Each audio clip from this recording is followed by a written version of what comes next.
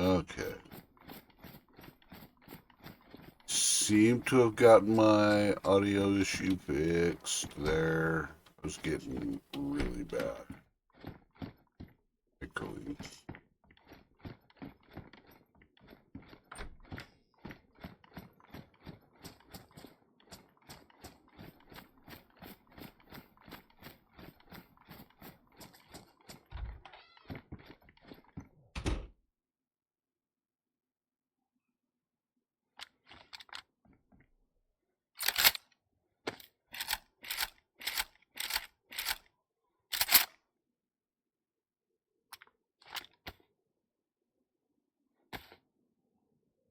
That's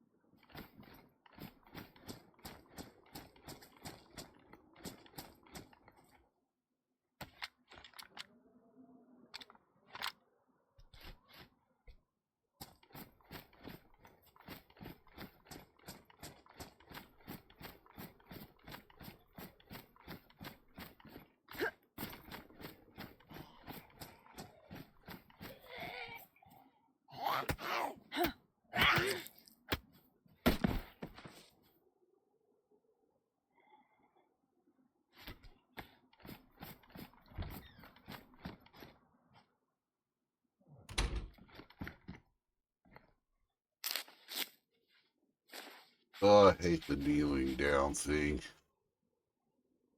But derp, derp, derp, derp. You don't have to kneel down to bandage your arm. I don't know who came up with that idea, but you'd see if it was your leg or something and you had to sit down.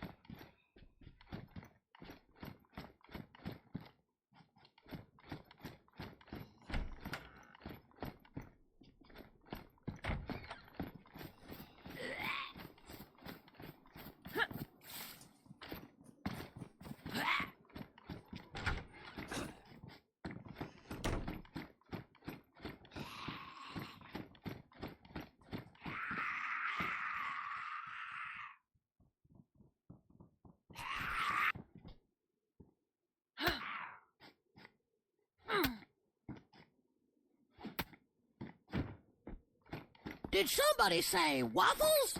No. Hi, Vincey. I have brain damage. How are you, buddy? How's it going? How's your day?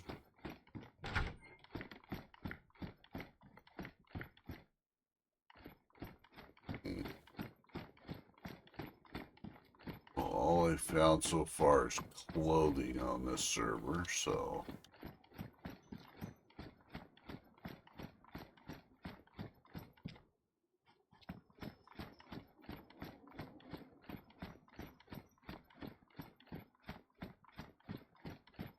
Test. Test? Is this a test? I don't know. Everything's a test of my patience. I am the master of the clit. Remember this fucking face. Whenever you see clit, you'll see this fucking face. I make that shit work. I am the clit commander. Good to know. Good to know.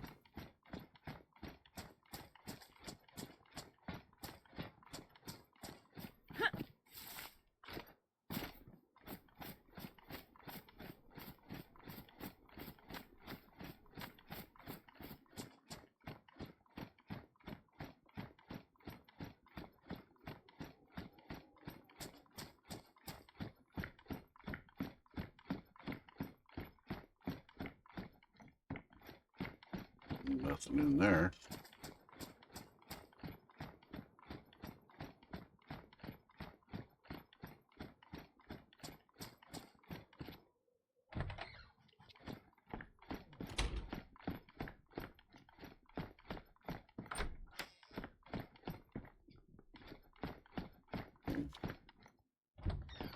I don't know if there's lowered loot on here. I don't know. I haven't seen much in the way of loot on any of the servers that I've been checking on. Forking hell, it worked. Hey Salt, doing good. Ran off woke lol. But what? Why is that not printing that shit in my chat?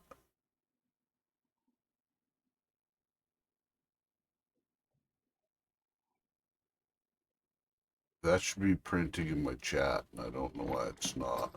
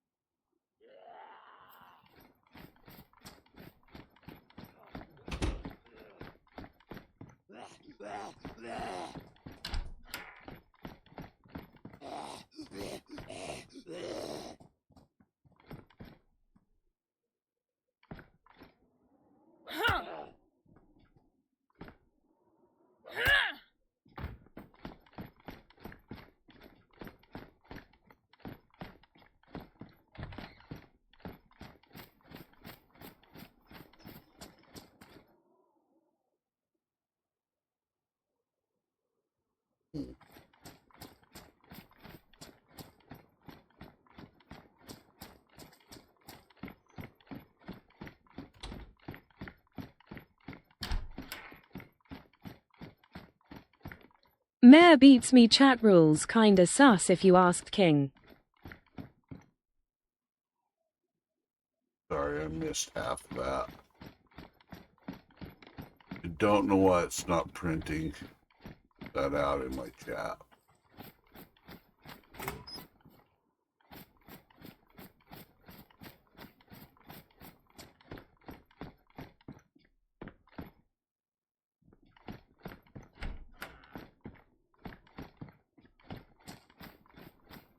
Figure out your two-step verification yet?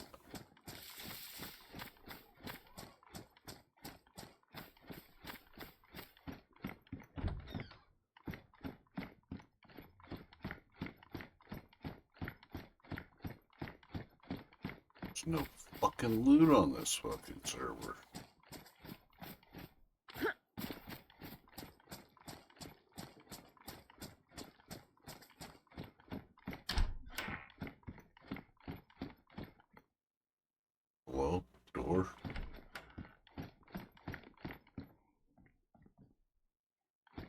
a glow stick.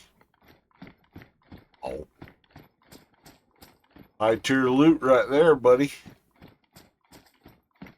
I found a glow stick and a pretty fake dress and some motorcycle helmets.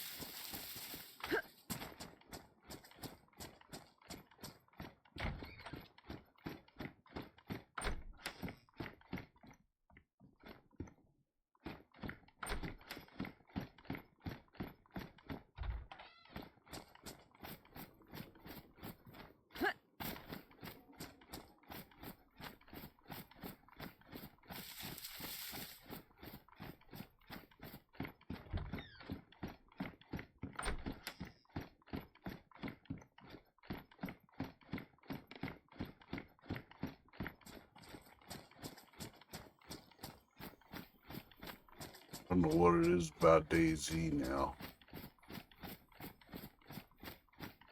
Not need a new number. Twitch being a holes. It's cool. King still lurks in the shadows. Okay.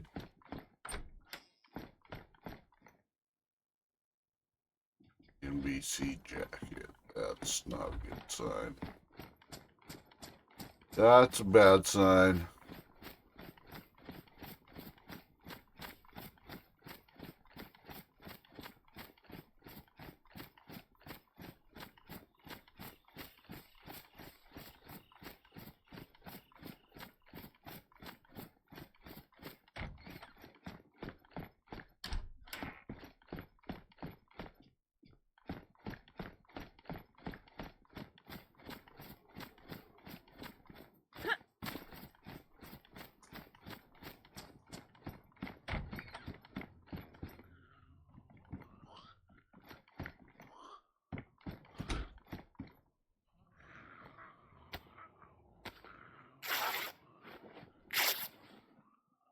Hi, Thuja.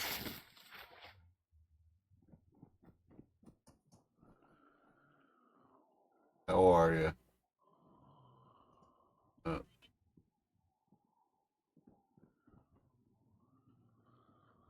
Well, it looks like... Hate this fucking backpack, though. I hate the marshmallow backpack. Like the 250 slots, but they could have done that with like a hunter bag or something.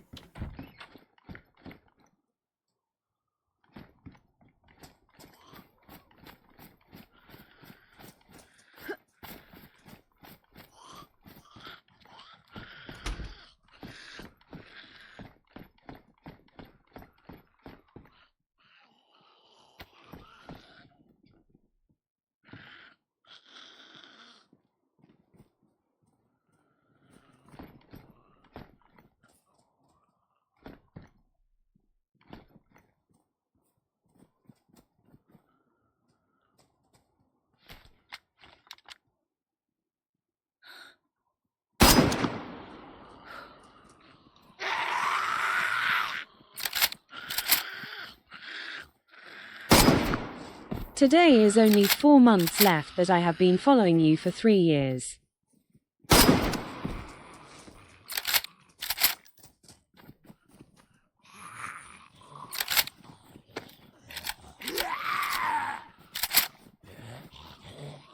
Four months. 4 months left.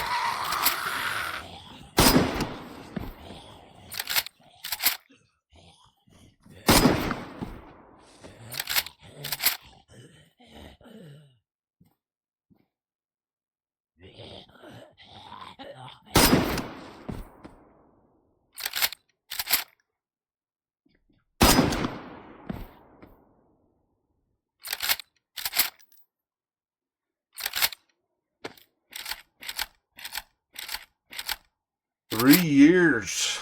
That's quite the milestone.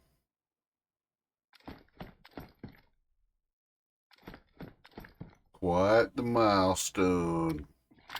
Yeah, coming up on I think it's my 3-year stream anniversary.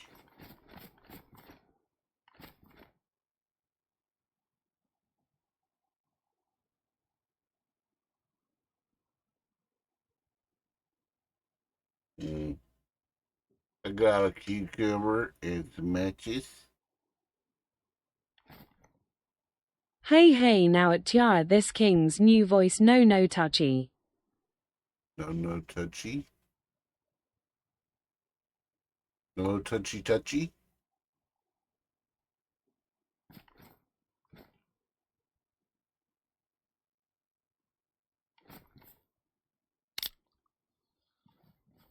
Drinking my soda.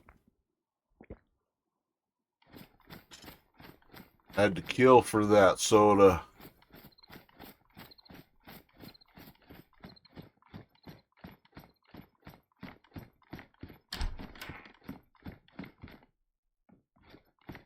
No, nothing's spawning around here.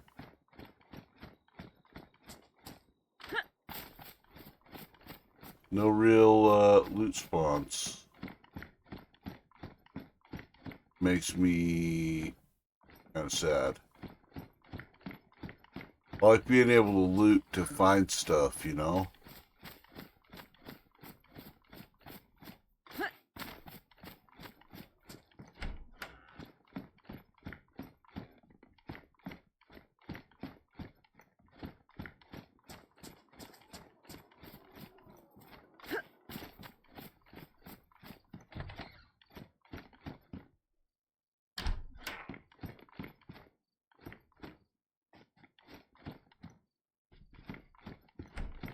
Better be some fucking loot on this goddamn server.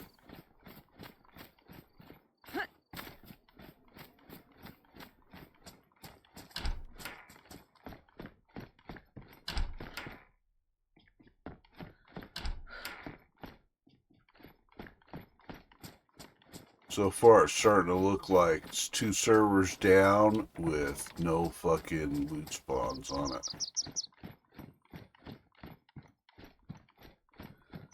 It's one of the glow sticks. What the fuck is that? I've found 2 fucking glow sticks. Pair of fucking sunglasses. Some clothing.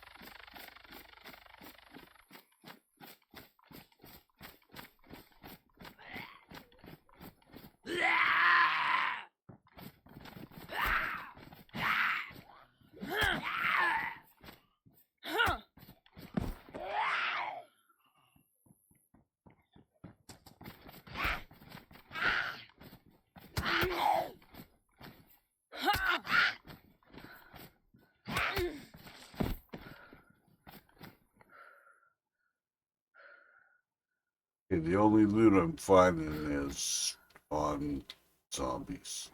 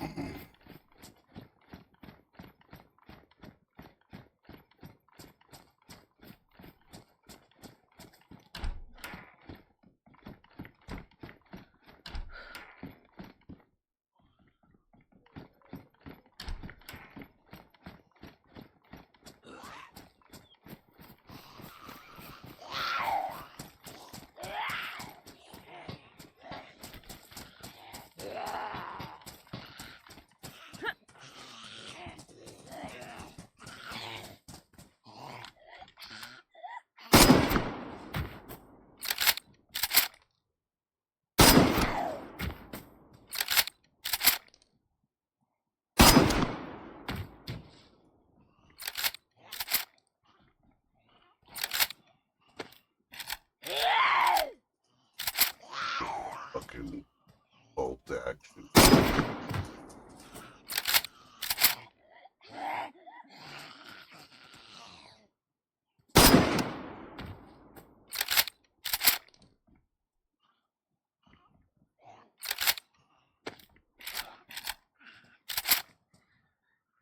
Come on, Tanky McFrankie.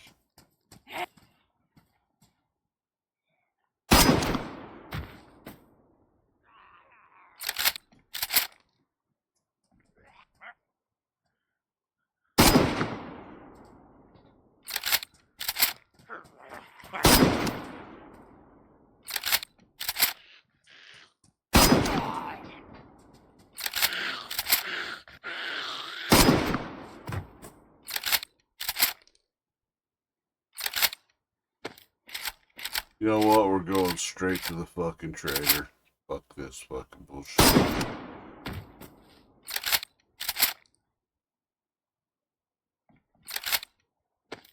So check these train cars, and then we're going straight to the fucking trader. We're gonna see what the fuck is what.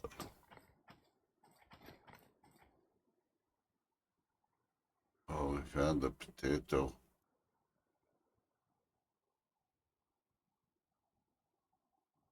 Wow, Granny had lots of stuff.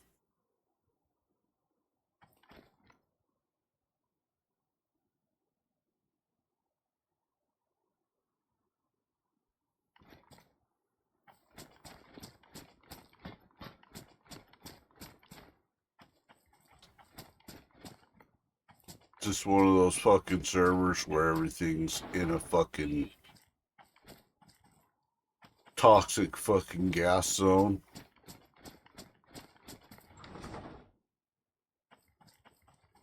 There's nothing in the fucking regular world. Only in the fucking modded area. Doubt this is.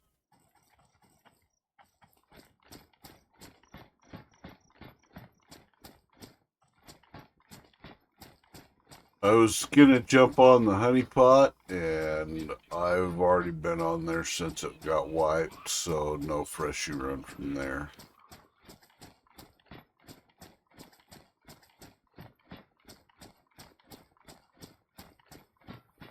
Yeah, we're going straight to the fucking...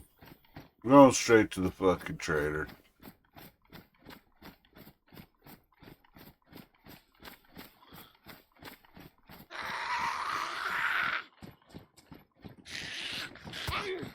Ow.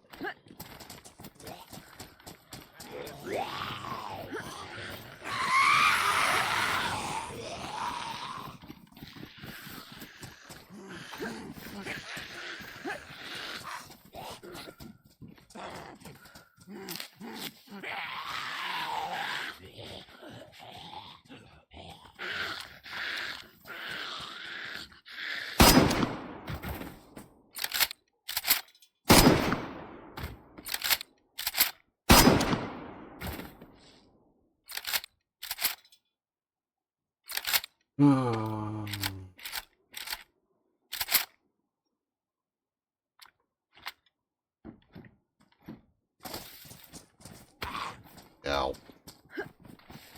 The fuck were you hiding at, douchebag?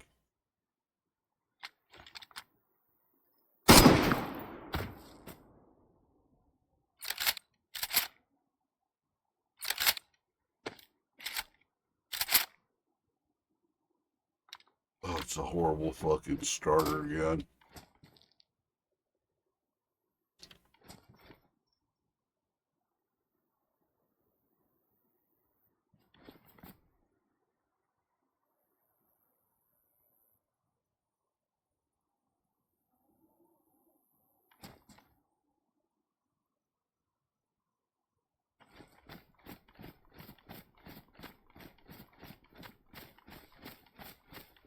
Everybody going to take a nap. What is that? Everybody's getting fucking knocked out.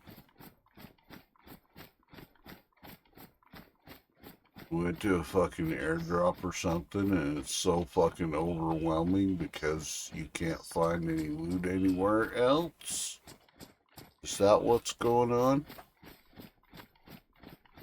See an awful lot of people going to take a nap.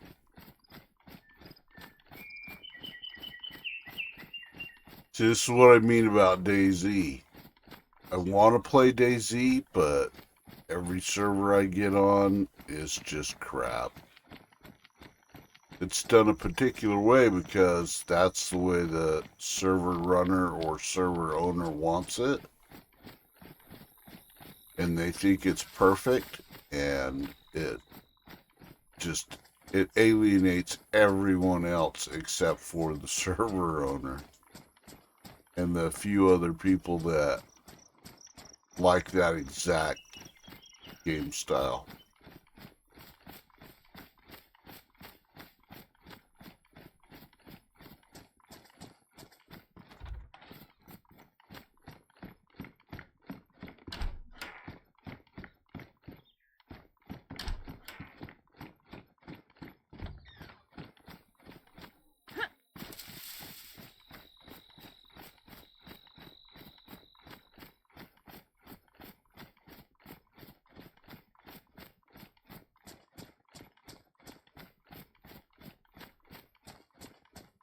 I like to loot. I like to find shit. I want to find stuff. I want to find loot. I want to have to look for loot in the game.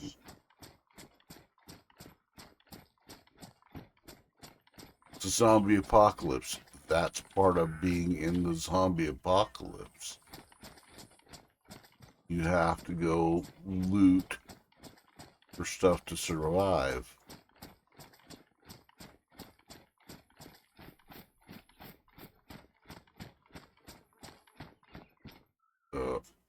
That's your loot.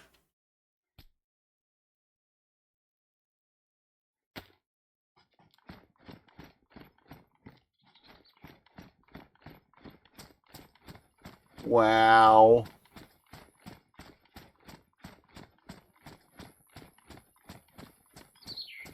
Some high value loot.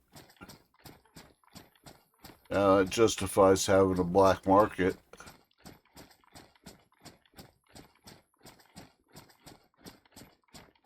See, everybody's going to take a nap. Why are they all going to take a nap?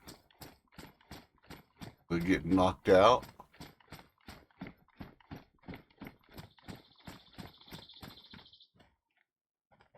Salt, you should try I'm a Beautiful Potato. Sakal if you haven't. I don't have Sakal and I never will, so sorry about your bad luck.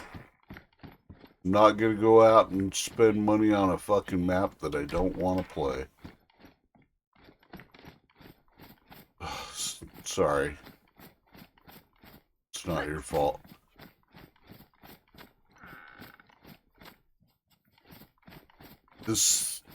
I've reached that point in hours where nothing really makes me happy about this game anymore.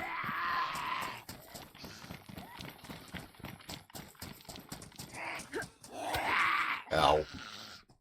Asshole.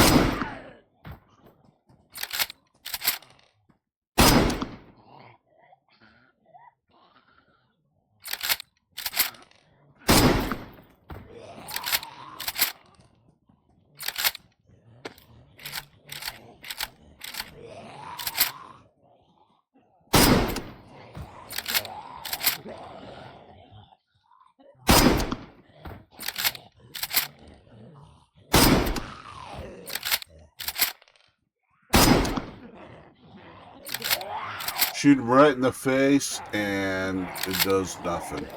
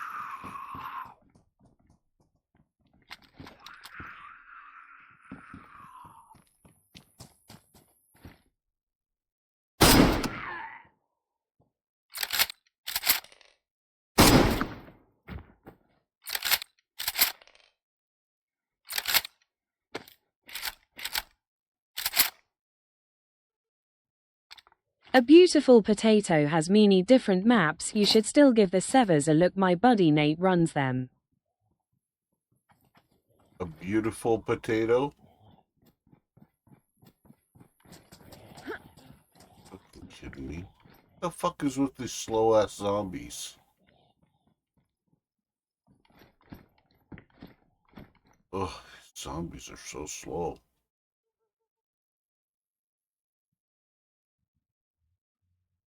Yeah.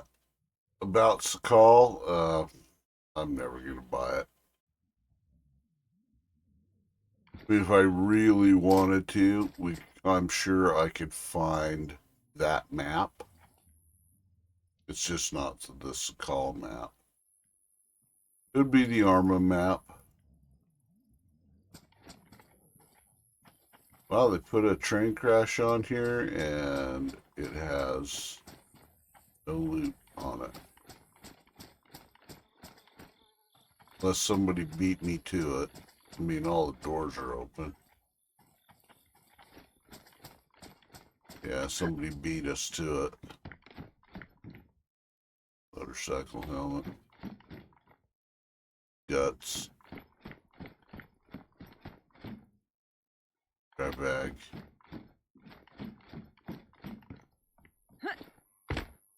Hello? I'm over, dickhead.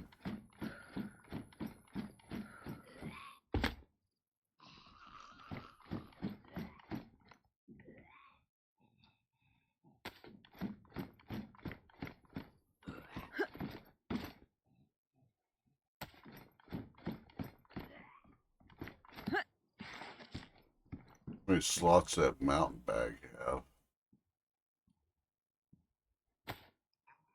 160? That's actually not bad.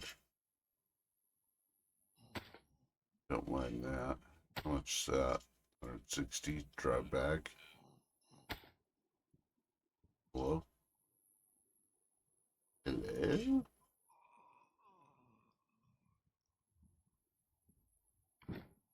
Ooh, 5 stream streak. Look at you running around streaking. Yeah, somebody's already been here. They already taken all the stuff out of here. Hey, you bunch of dumb fucks, over here. Hello? Over here. Bunch of fucking turd heads.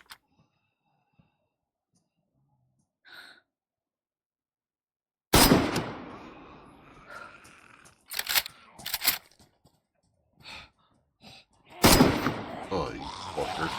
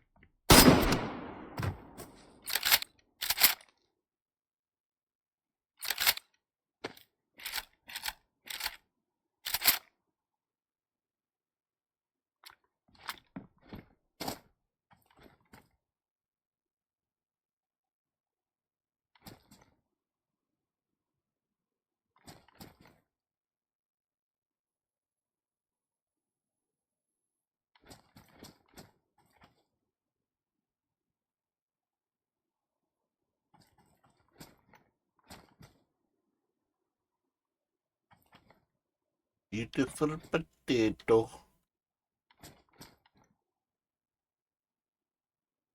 Are you sure it's a beautiful potato? What if it's kind of an ugly potato? That still qualify?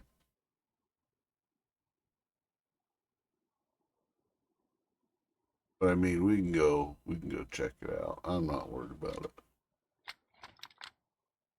I'm not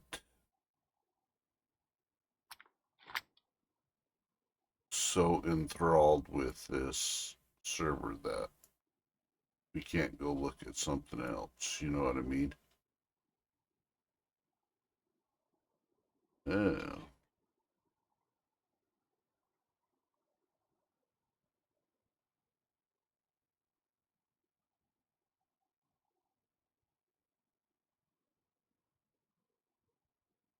I hate that yellow helmet.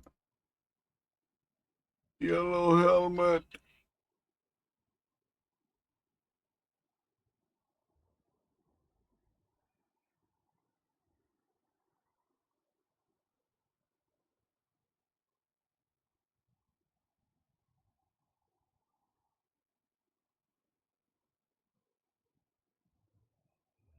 Well, at least now we found some food. A little bit, anyways. I like that they start you out with plenty of space, but it's shitty loot. It's crap. It's crap loot. Poopy loot.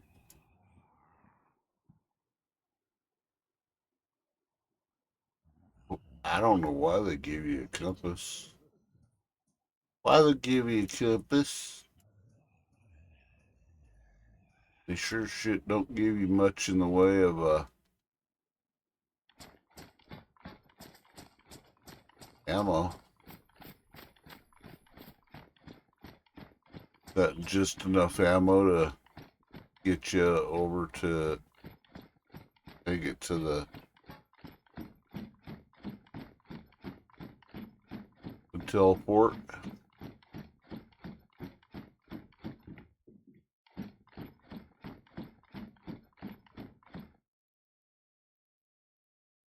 It's not the place. This is not the safe place to tab out. I think we'll go over to the guard shack. Then we'll tab out. And we'll look and see what a beautiful potato has.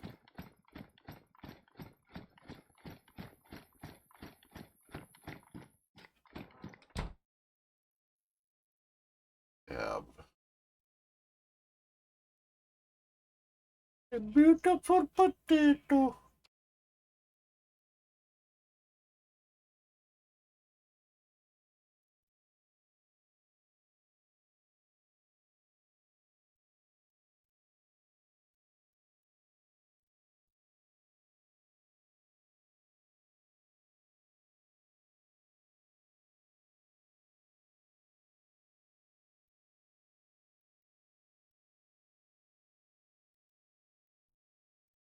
Beautiful potato. Livonia. Sakal. Bitterroot. Shooting range. Bitterroot. Pacific Northwest. Pakistan.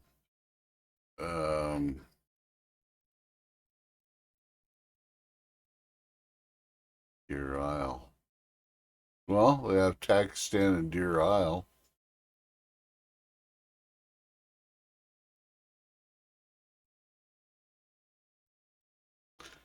The other ones, don't really give a shit about.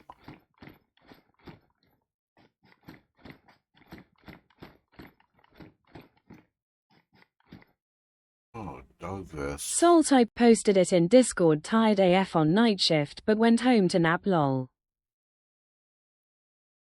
Ah. Alright. Are those PvE, the PvP? What are they? I didn't look to see, but... Oh, you can't tab out and look back at it, but... Just out of curiosity.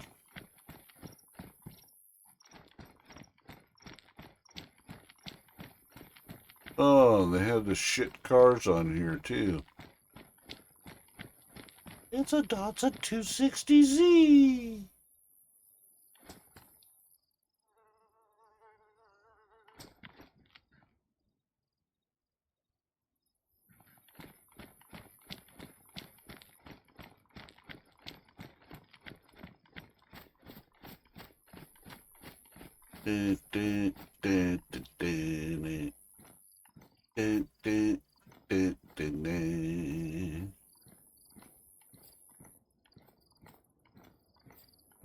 Oh, come on, you fucker. Beaver! See? I don't know what it is. When I go live, I can't hear my fucking alerts. I cannot hear my alerts. And if I'm not streaming, I can hear them just fine. But as soon as I go live, I can't hear the fucking alerts. I don't know why. Somebody tell me why.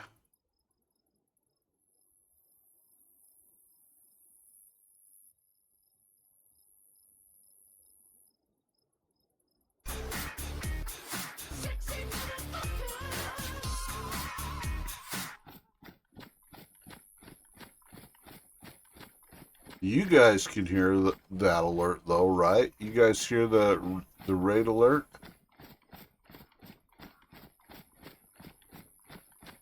Yeah, see, you guys hear them, but I can't hear it. But as soon as I'm not live, it comes through my fucking headset. I don't know why it does that. I don't think he came with us. He was in chat from his phone. Ah. Okay. It's alright. I mean, it's all good. I seen he was on. Welcome in, you and plebs. all of a Fancy sudden, meeting you guys here. He was gone, so. Hi, Travis. I don't know if you can hear me or see me.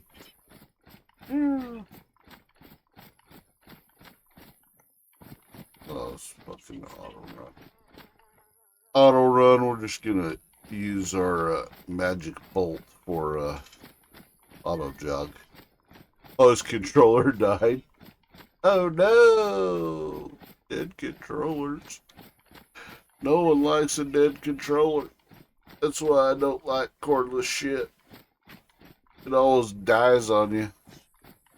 Usually right in the middle of something important. So I stopped using cordless headset and my wireless fucking mouse and keyboard. Cause that shit just dies on you right in the middle of fucking, doing something important.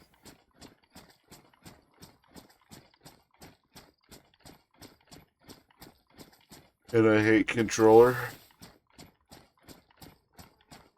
Yeah. I mean, some games are meant to use a controller on, and I get it. But wireless anything's fucking, it sucks.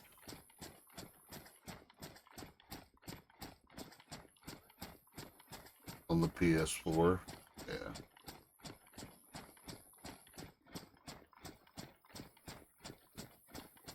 Yeah, wired mouse and keyboard, wired headsets.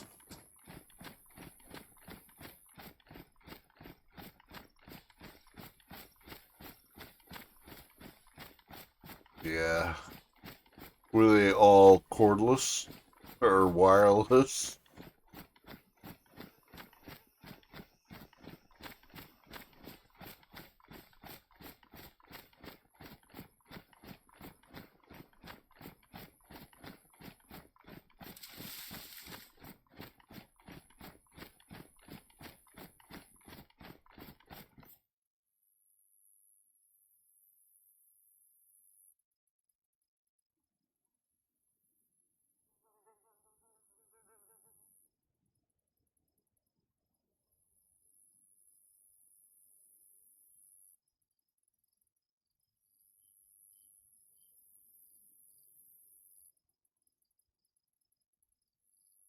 Ugh, fucking caps locks. Is there a way to disable your caps locks so it doesn't turn your fucking caps locks on?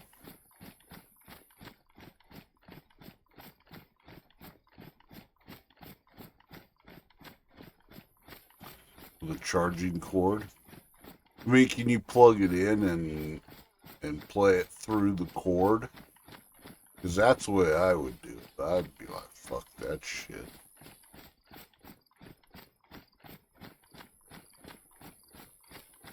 Later Salt sleep she calls Beaver welcome in bedtime for King. Lug. Bug.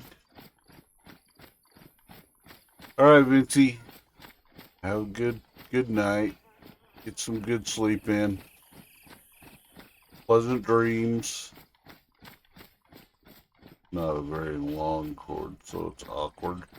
Awkward. Meh.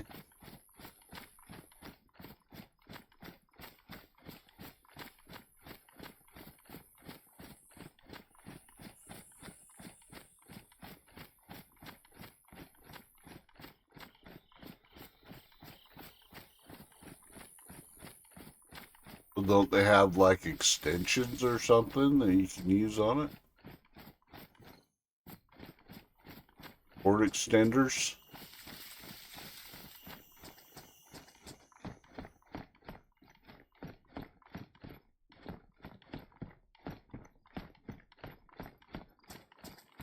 Because, I mean, I understand liking and using stuff that's Bluetooth and wireless and stuff. I like that kind of stuff, but battery life leaves a lot to be desired.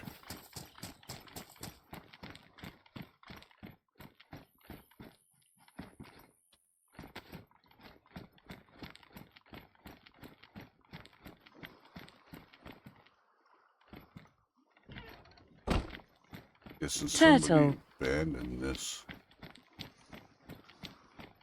Turtle.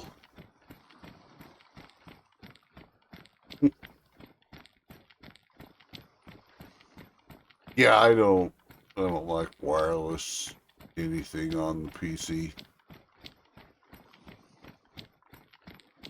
I mean, I have the one Xbox controller, but it's got a long cord on it.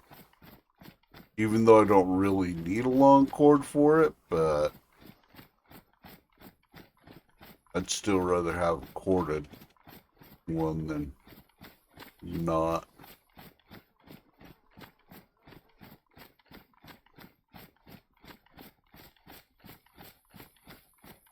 And I use that for like Deep Rock Galactic. I think that's all I really use it for. That's just because it's got that really distant camera view. So you just run around with it. Because there's not really a lot to do. It's just a joystick game.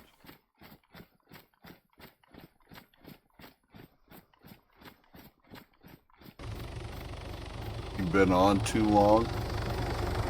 Yeah, but when the battery life becomes like, 20 minutes, that's too long.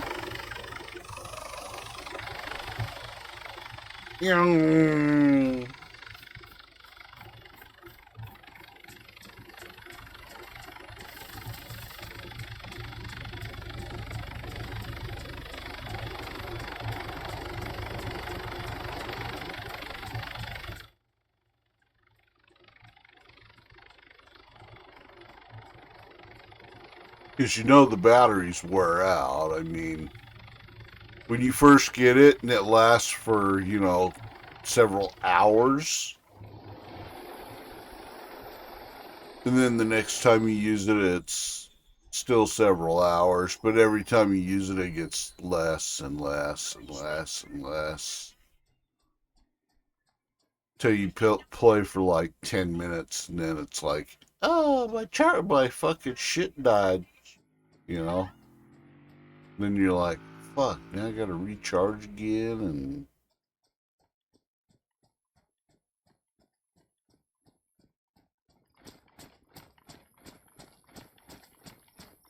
I missed what that said about Trader Island, but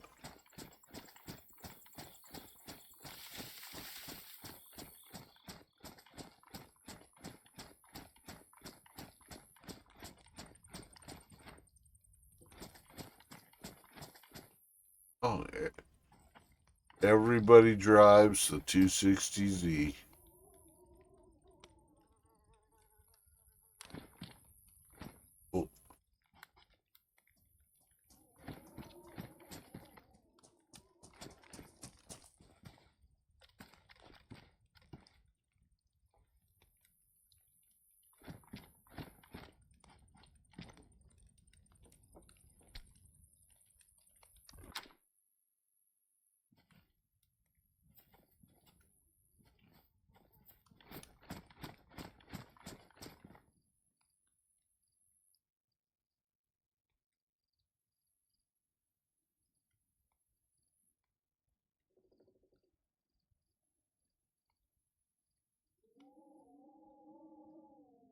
Oh, Trader. Oh, fuck. Clothes. Vehicles. Where am I at?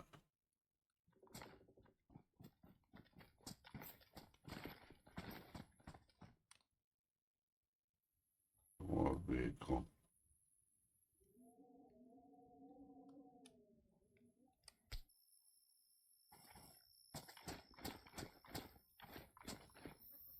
Jar of pickles.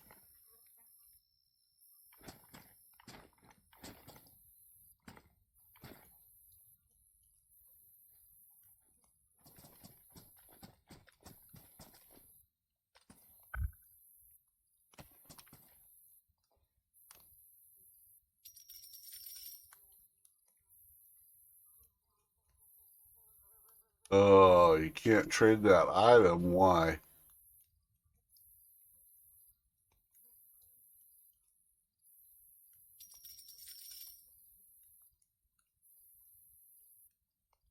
Like, yep. Always coming in with the logic. It's logic rules. Bring stuff to trade, but you can't trade it for some reason.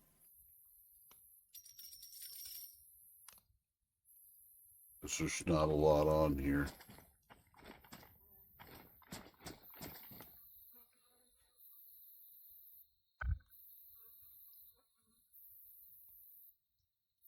Pack.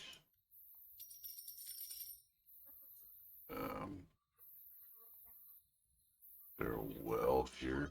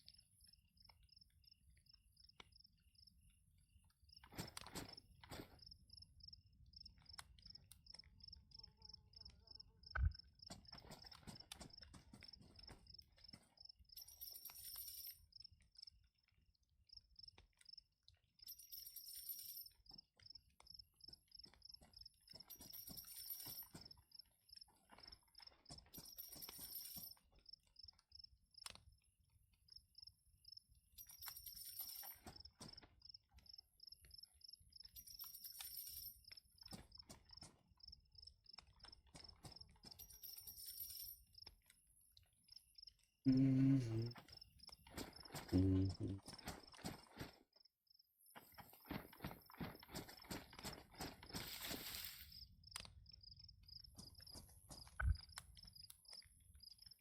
Ooh, 371,000 already. Get damn.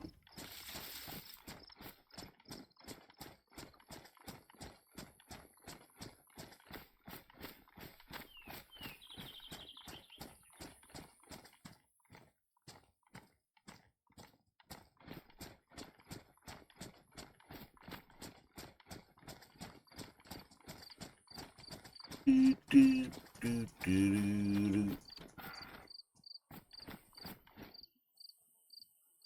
Oh, free car lock. It means I have to go to the auto trader.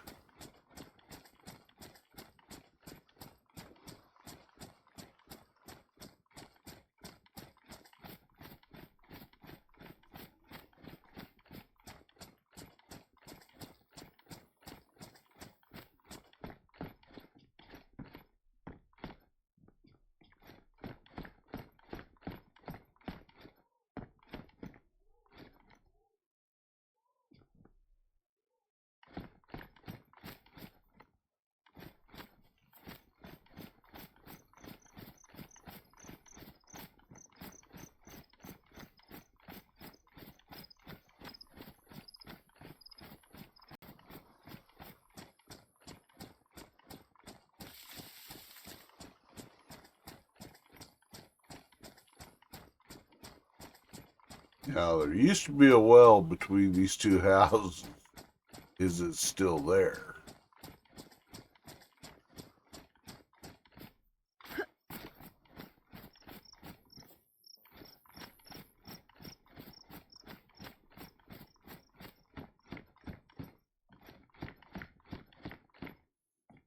This place was all probably picked over from here to breakfast.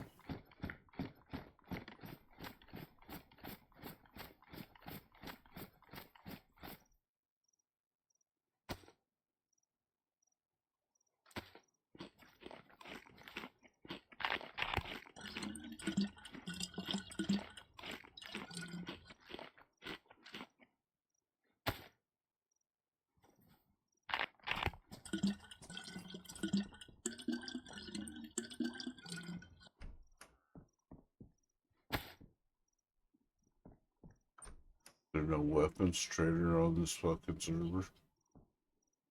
Probably not.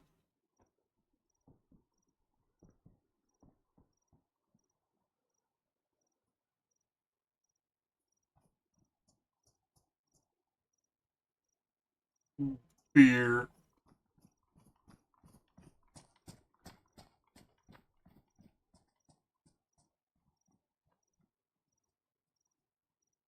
Hi, Anthony.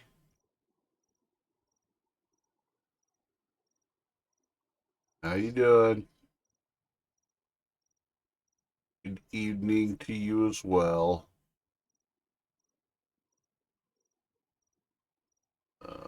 Lots of matches.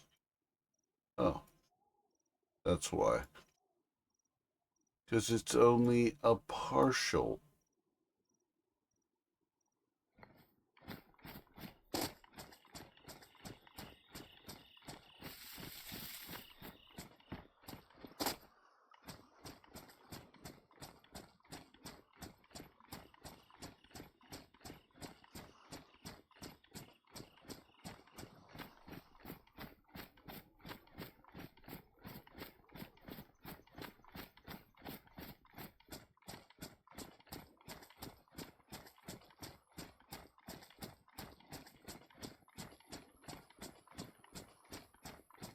Do, do, do, do, do.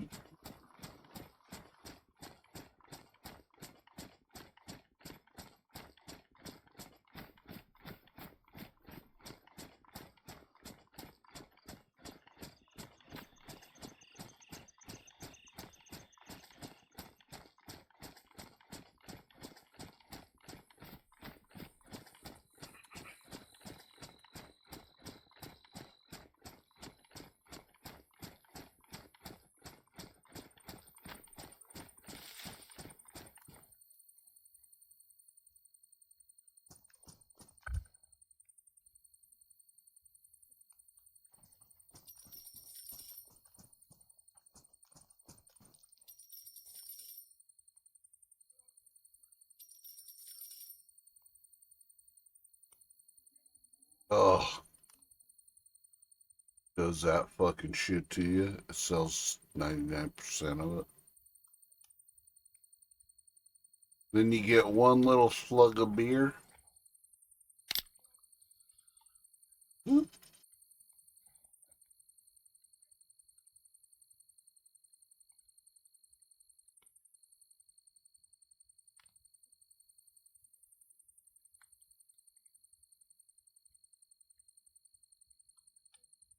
The mighty, mighty potato.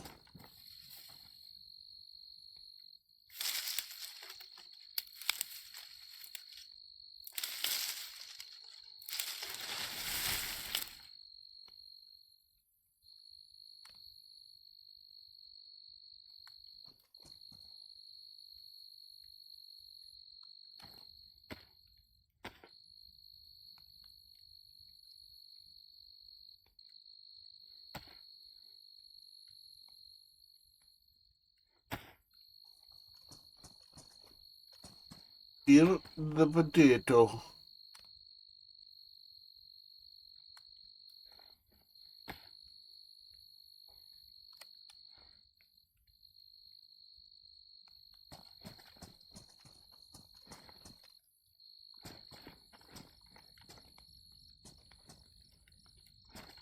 Oh, are you fucking kidding me? Wayne.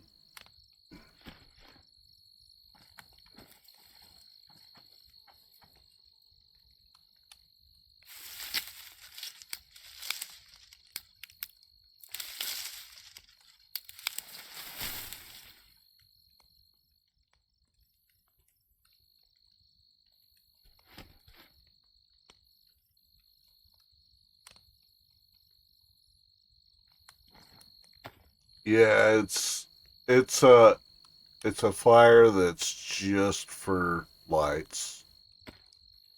It's just for light. It's the only reason they put it there, probably. So if I want to cook my potato, want to have baked potato, I have to go make a fire and actually cook a potato.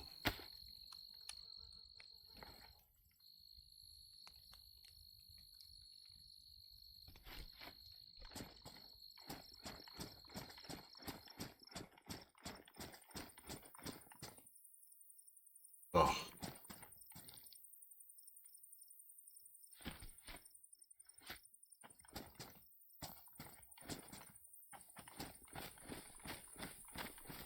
Aggravation. Aggravation. That's not what I want. You know what? Can collect firewood anyways. Fuck it. You know why? Because I feel like it.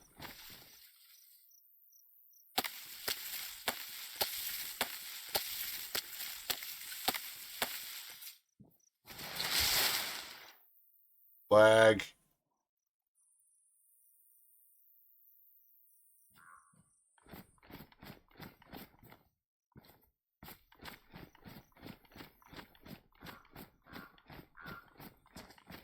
Can't collect any bark off the trees.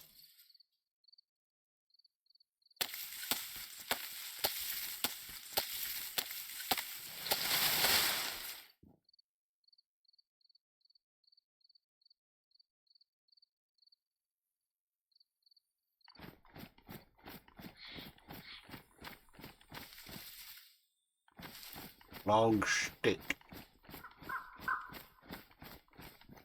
I have rags? I have rags, don't I? Yeah.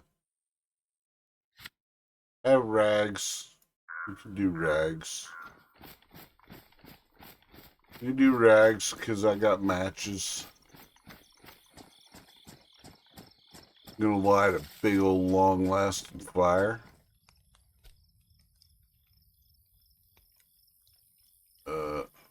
Well.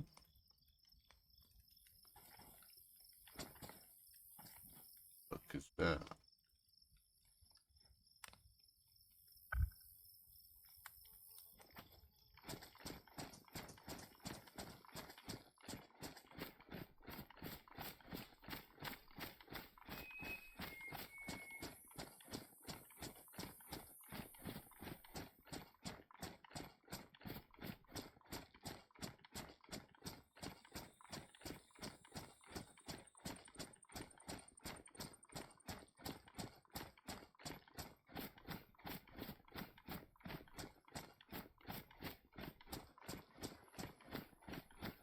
My phone is dying and I'm falling asleep. Have a good night and stream. Okay. Get some sleep, turtle. Ugh. There's no good fireplaces in this town. Guess we're making a fucking bitty fucking little fire.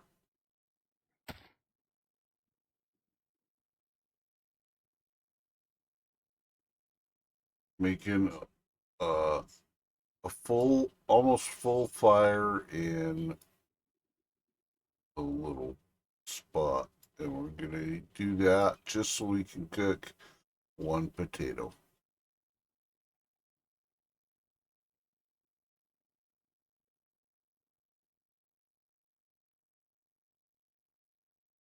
That's annoying too. There's room in my fucking inventory. There's no reason to put that shit on the floor.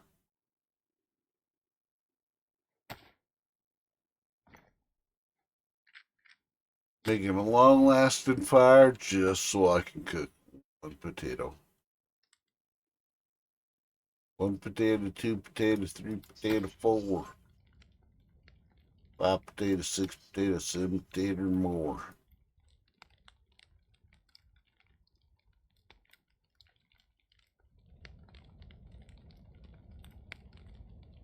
Do do do do do. Cooking the mighty potato. Last time I checked, though, you didn't have to skin a potato to make a baked potato.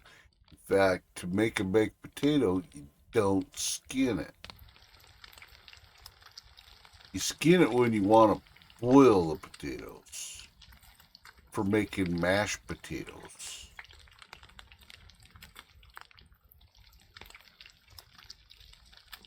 And if you skin your potatoes and you leave some of the peel on there, when you chop it up before you mash it, makes it taste really, really good. So that's where most of the vitamins are at, is in the potato or in the potato skins. Goofy. I'm surprised they don't make you skin a zucchini. Zucchini skin's no good for you. Nothing in the zucchini skin. Yet you don't have to skin that to eat it. Or chop it up into bits. So you can make deep fried whatever's.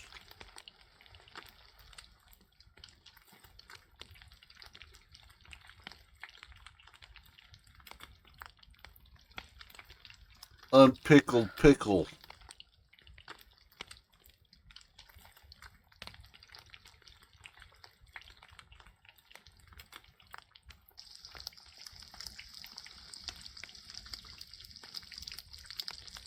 Hello? Oh.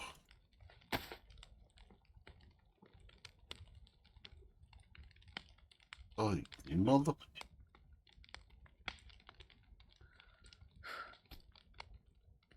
I wanted to open it. There you go. Now you attach it. Have to look at the fire to put it on top of the thing, though. It's weird.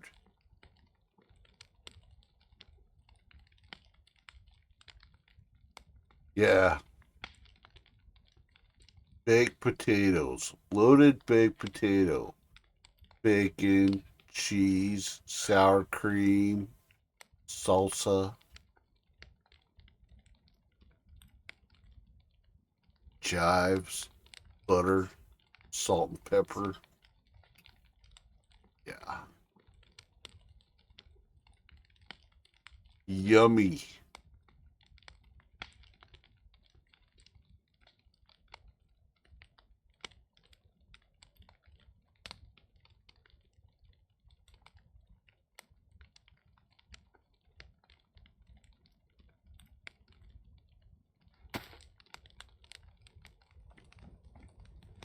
Okay, I don't know why they needed a teleport for getting over here.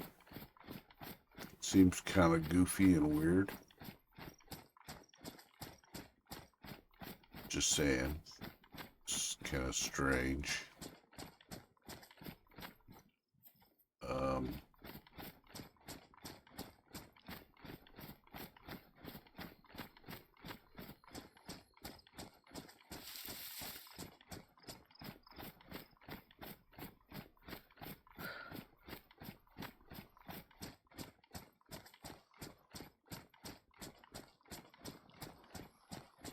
Nobody likes peeling potatoes. That's why it used to be a punishment job in the military, was to peel potatoes. Because it sucked.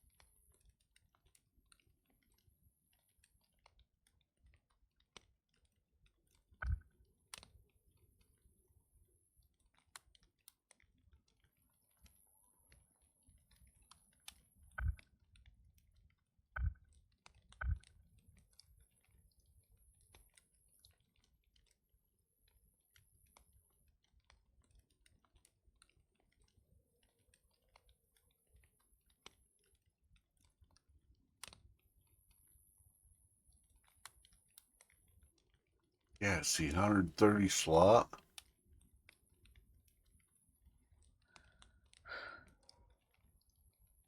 Hmm, 50. 100. Ugh. Little square bag.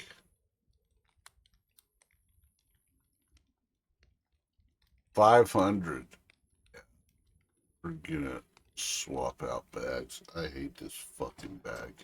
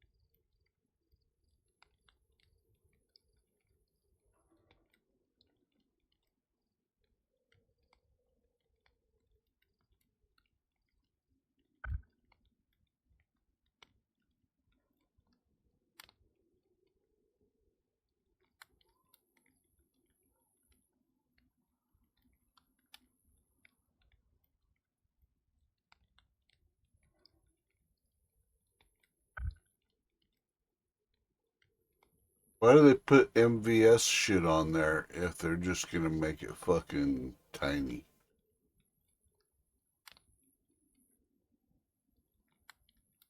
And they max out the fucking other shit.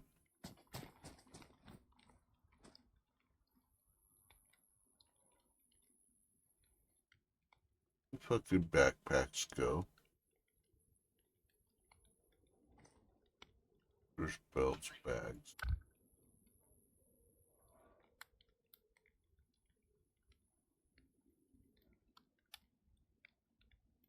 Oh, the assault backpack is 150 slots.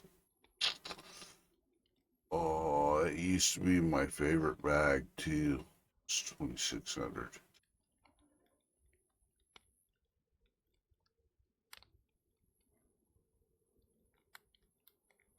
Mm.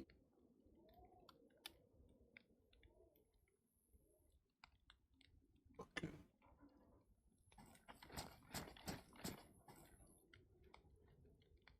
I can afford it.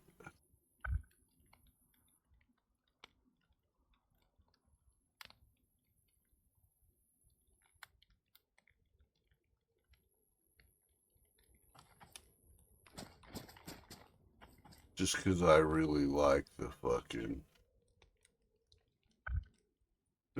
the assault backpack. I always did. Tiny bag.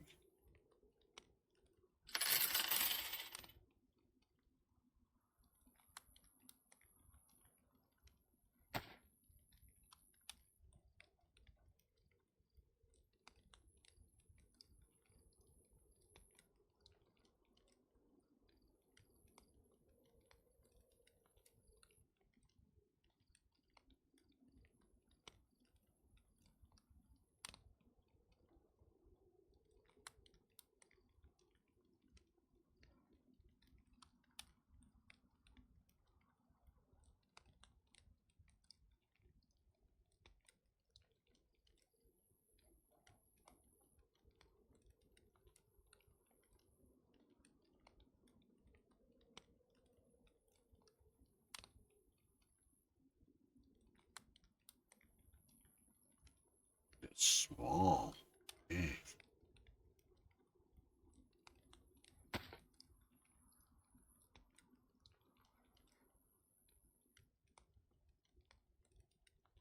Which slots does this fucking bag have?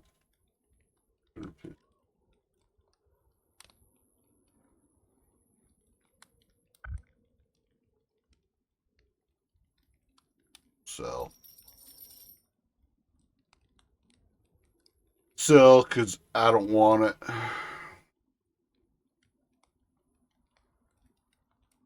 I also don't want this fucking anchor helmet. Get rid of that.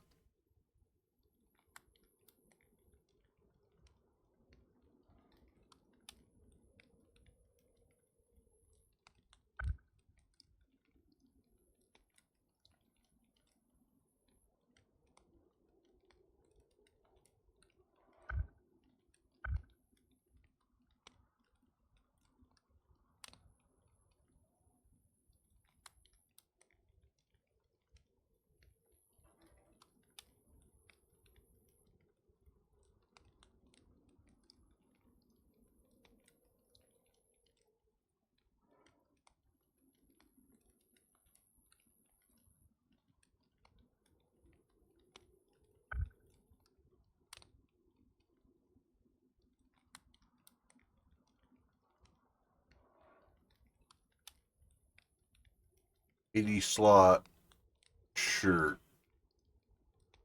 Yeah.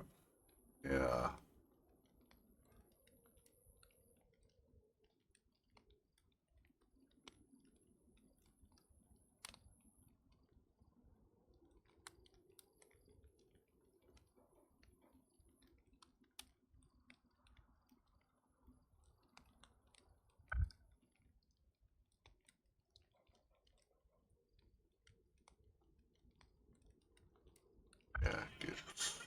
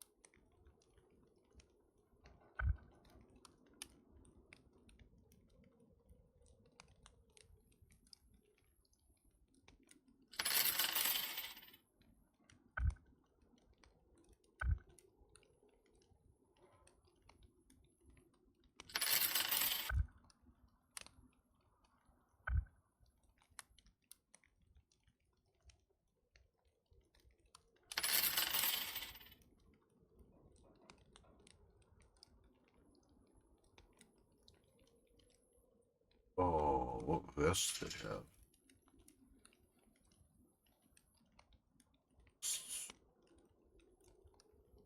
Belt.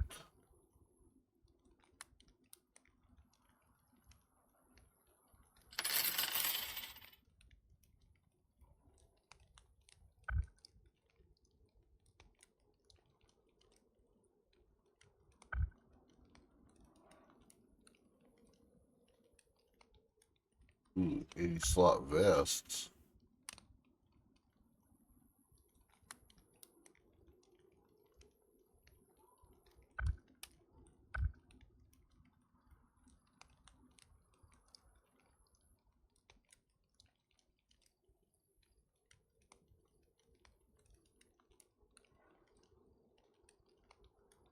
Belts, holsters.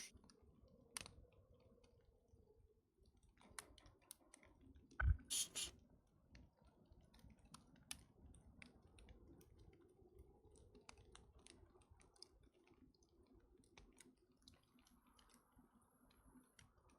$60 slot assault vest. Bags.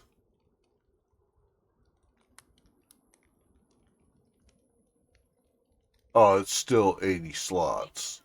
So, right? That was 50. Oh, 60. So that's 110. I wish they had it in black. That would be better.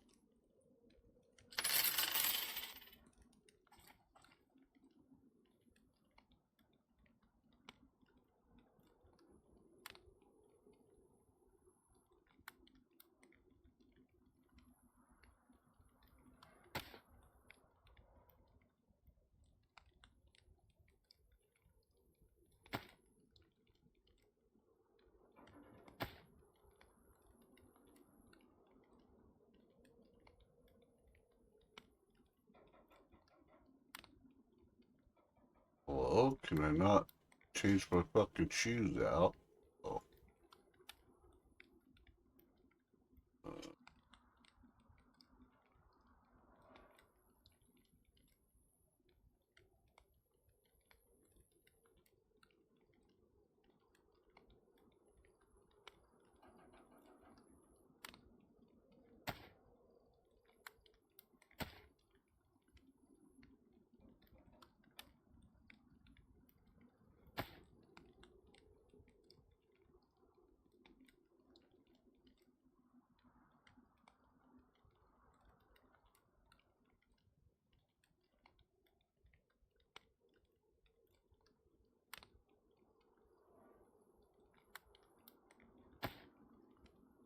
Fashion. It's all about the fashion. It's all about looking good. Okay, I need a holster and knife.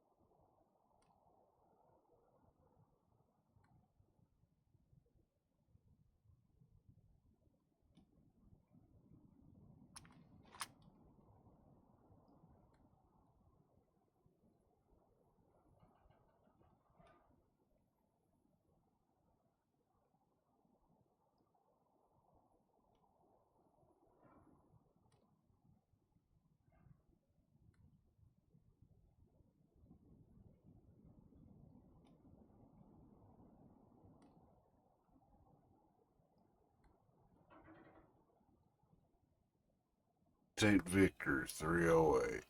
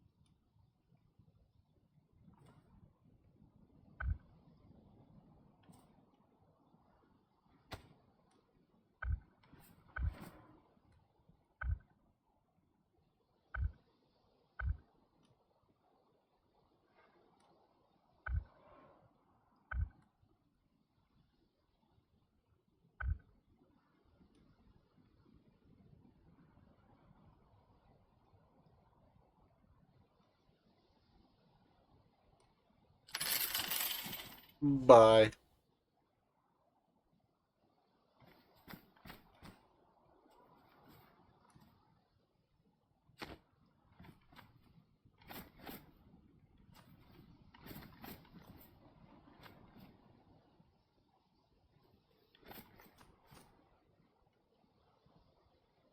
Don't want it.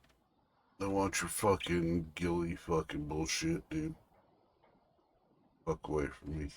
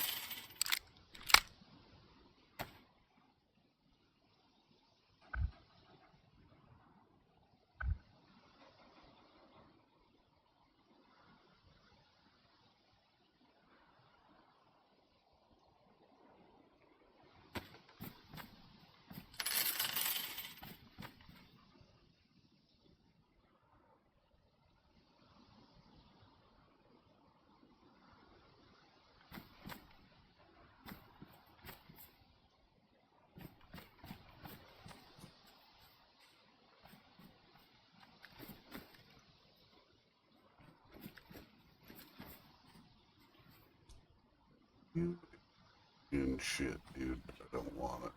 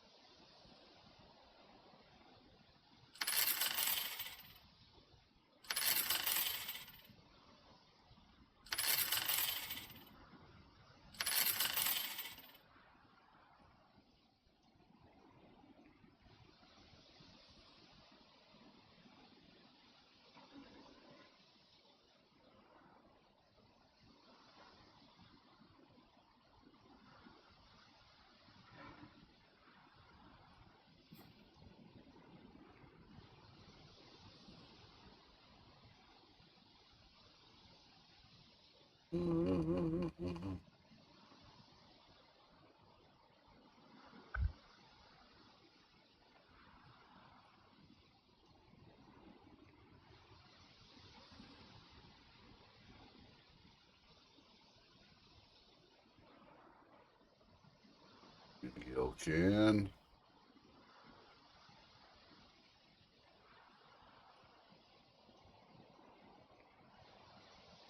Don't want any of those. Optics. Cheap optics.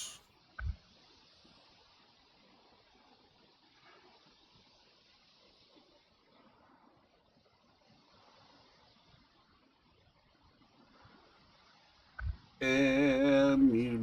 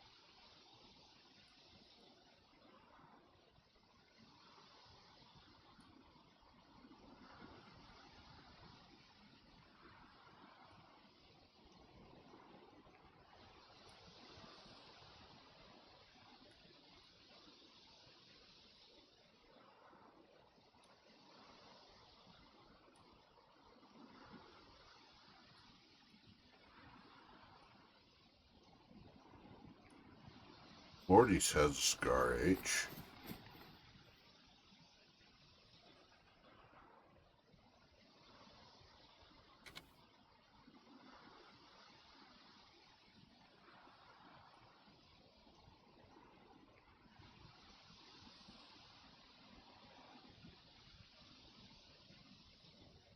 And they have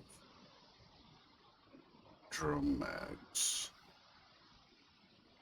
100-round drum mags, 10 grand each. To trade the St. Victor's.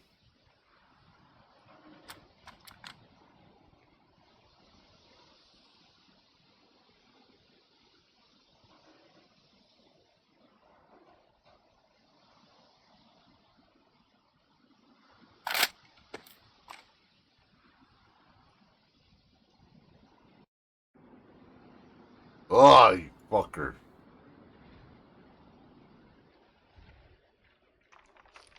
Ooh.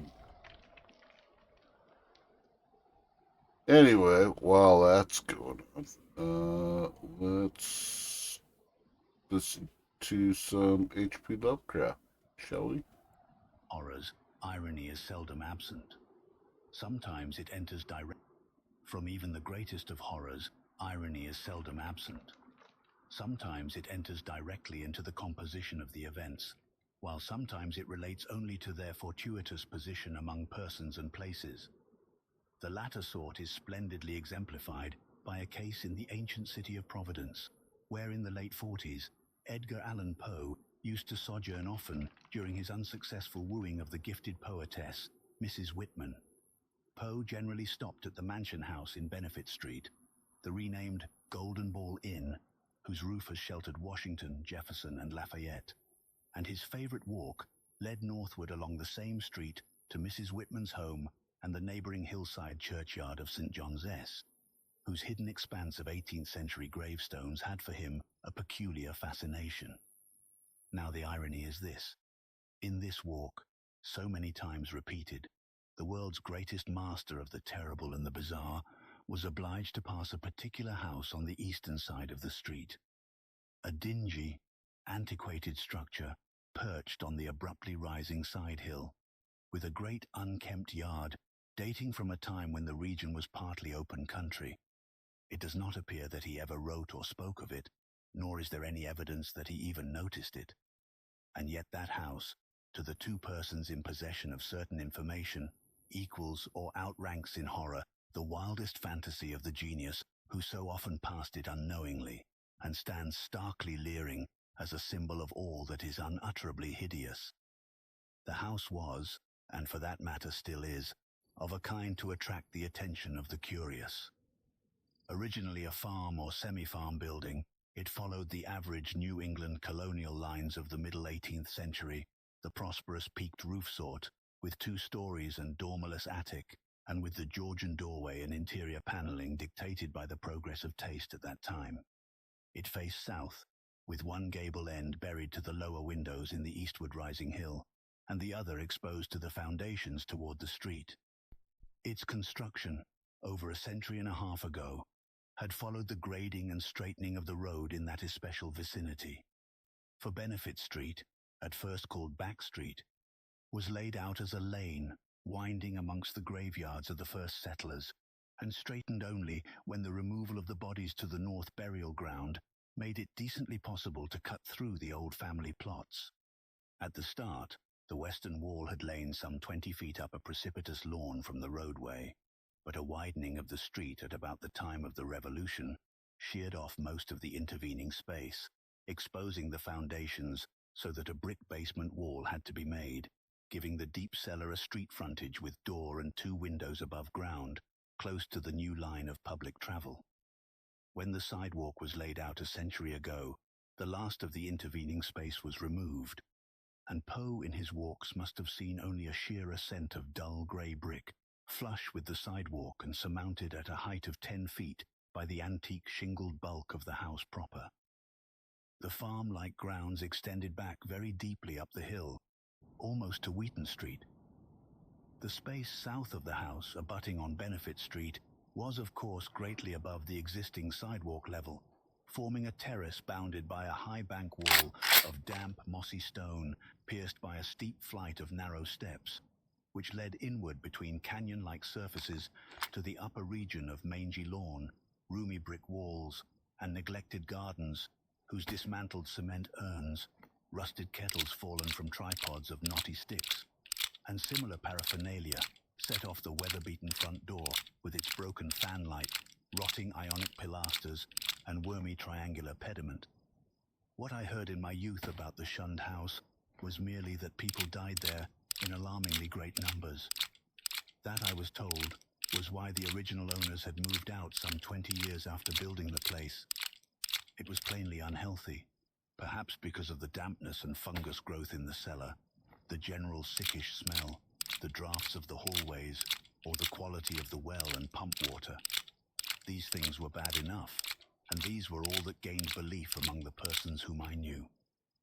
Only the notebooks of my antiquarian uncle, Dr. Elihu Whipple, revealed to me at length the darker, vaguer surmises which formed an undercurrent of folklore among old-time servants and humble folk.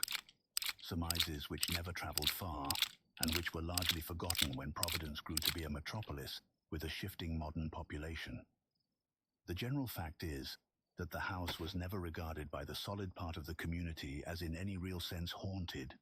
There were no widespread tales of rattling chains, cold currents of air, extinguished lights, or faces at the window.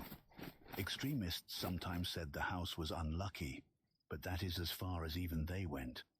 What was really beyond dispute is that a frightful proportion of persons died there, or more accurately, had died there, since after some peculiar happenings over 60 years ago, the building had become deserted through the sheer impossibility of renting it.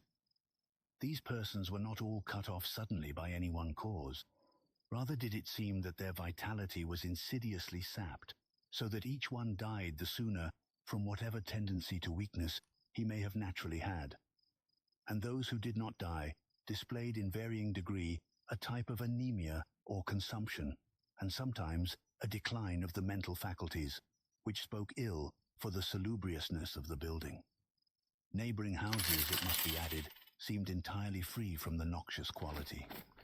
This much I knew before my insistent questioning led my uncle to show me the notes which finally embarked us both on our hideous investigation. In my childhood, the shunned house was vacant, with barren, gnarled, and terrible old trees, long, queerly pale grass, and nightmarishly misshapen weeds in the high terraced yard where birds never lingered. We boys used to overrun the place, and I can still recall my youthful terror not only at the morbid strangeness of this sinister vegetation, but at the eldritch atmosphere and odor of the dilapidated house, whose unlocked front door was often entered in quest of shudders. The small paned windows were largely broken, and a nameless air of desolation hung round the precarious panelling, shaky interior shutters, peeling wallpaper, falling plaster, rickety staircases, and such fragments of battered furniture as still remained. The dust and cobwebs added their touch of the fearful, and brave indeed was the boy who would voluntarily ascend the ladder to the attic, a vast raftered length lighted only by small blinking windows in the gable ends, and filled with a massed wreckage of chests, chairs, and spinning wheels, which infinite years of deposit had shrouded and festooned into monstrous and hellish shapes. But after all, the attic was not the most terrible part of the house. It was the dank, humid cellar, which somehow exerted the strongest repulsion on us, even though it was wholly above ground on the street side, with only a thin door and window-pierced brick wall to separate it from the busy sidewalk. We scarcely knew whether to haunt it in spectral fascination, or to shun it for the sake of our souls and our sanity. For one thing, the bad odor of the house was strongest there, and for another thing, we did not like the white fungus growths which occasionally sprang up in rainy summer weather from the hard earth floor. Those fungi, grotesquely like the vegetation in the yard outside, were truly horrible in their outlines, detestable parodies of toadstools and Indian pipes, whose like we had never seen in any other situation. They rotted quickly, and at one stage became slightly The phosphorescent, fuck? so that nocturnal passers-by sometimes spoke of witch fires glowing behind the broken panes of the fetor-spreading windows. We never, even in our wildest Halloween moods, visited this cellar by night, but in some of our daytime visits could detect the phosphorescence, especially when the day was dark and wet. There was also a subtler thing we often thought we detected, a very strange thing which was, however, merely suggestive at most. I refer to a sort of cloudy whitish pattern on the dirt floor, a vague, shifting deposit of mold or niter, which we sometimes thought we could trace amidst the sparse fungus growths near the huge fireplace of the basement kitchen. Once in a while, it struck us that this patch bore an uncanny resemblance to a doubled-up human figure, though generally no such kinship existed, and often there was no whitish deposit whatever. On a certain rainy afternoon when this illusion seemed phenomenally strong, and when in addition, I had fancied I glimpsed a kind of thin, yellowish, shimmering exhalation rising from the nitrous pattern toward the yawning fireplace. I spoke to my uncle about the matter. He smiled at this odd conceit, but it seemed that his smile was tinged with reminiscence. Later I heard that a similar notion entered into some of the wild, ancient tales of the common folk, a notion likewise alluding to ghoulish, wolfish shapes taken by smoke from the great chimney, and queer contours assumed by certain of the sinuous tree roots that thrust their way into the cellar through the loose foundation stones. Chapter 2. Not till my adult years did my uncle set before me the notes and data Why which the he had fuck collected does this concerning Scar the shunned H house. mag not Dr. Whipple fucking was a sane, conservative physician of work the with old the school, Scar H? and for all What his the interest in the fuck? place, was not eager to encourage young thoughts toward the abnormal. His own view, postulating simply a building and location of markedly unsanitary qualities, had nothing to do with abnormality. But he realized that the very picturesqueness which aroused his own interest would in a boy's fanciful mind take on all manner of gruesome imaginative associations. The doctor was a bachelor, a white-haired, clean-shaven, old-fashioned gentleman, and a local historian of note, who had often broken a lance with such controversial guardians of tradition as Sidney S. Ryder and Thomas W. Bicknell. He lived with one manservant in a Georgian homestead with knocker and iron-railed steps, balanced eerily on a steep ascent of North Unfucking Broad real. Street, Are you beside the fucking ancient kidding brick me? court and colony house, where his grandfather, a This cousin is of that fucking celebrated privateersman, bullshit. Captain Whipple, who burnt His Majesty's armed schooner Gaspee in They give you 1772, fucking Scar H voted in the mags which legislature on May don't 4th, fucking work. 1776, for the independence of the Rhode Island colony.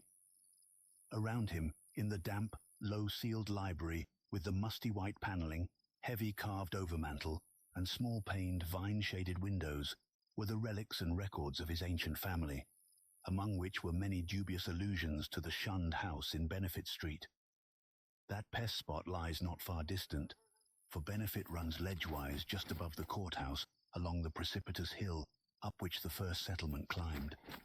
When, in the end, my insistent pestering and maturing years evoked from my uncle the hoarded lore I sought, there lay before me a strange enough chronicle, long-winded, statistical, and drearily genealogical as some of the matter was. There ran through it a continuous thread of brooding, tenacious horror and preternatural malevolence which impressed me even more than it had impressed the good doctor. Separate events fitted together uncannily, and seemingly irrelevant details held minds of hideous possibilities. A new and burning curiosity grew in me, compared to which my boyish curiosity was feeble and inchoate. The first revelation led to an exhaustive research, and finally to that shuddering quest, which proved so disastrous to myself and mine. For at last my uncle insisted on joining the search I had commenced, and after a certain night in that house, he did not come away with me.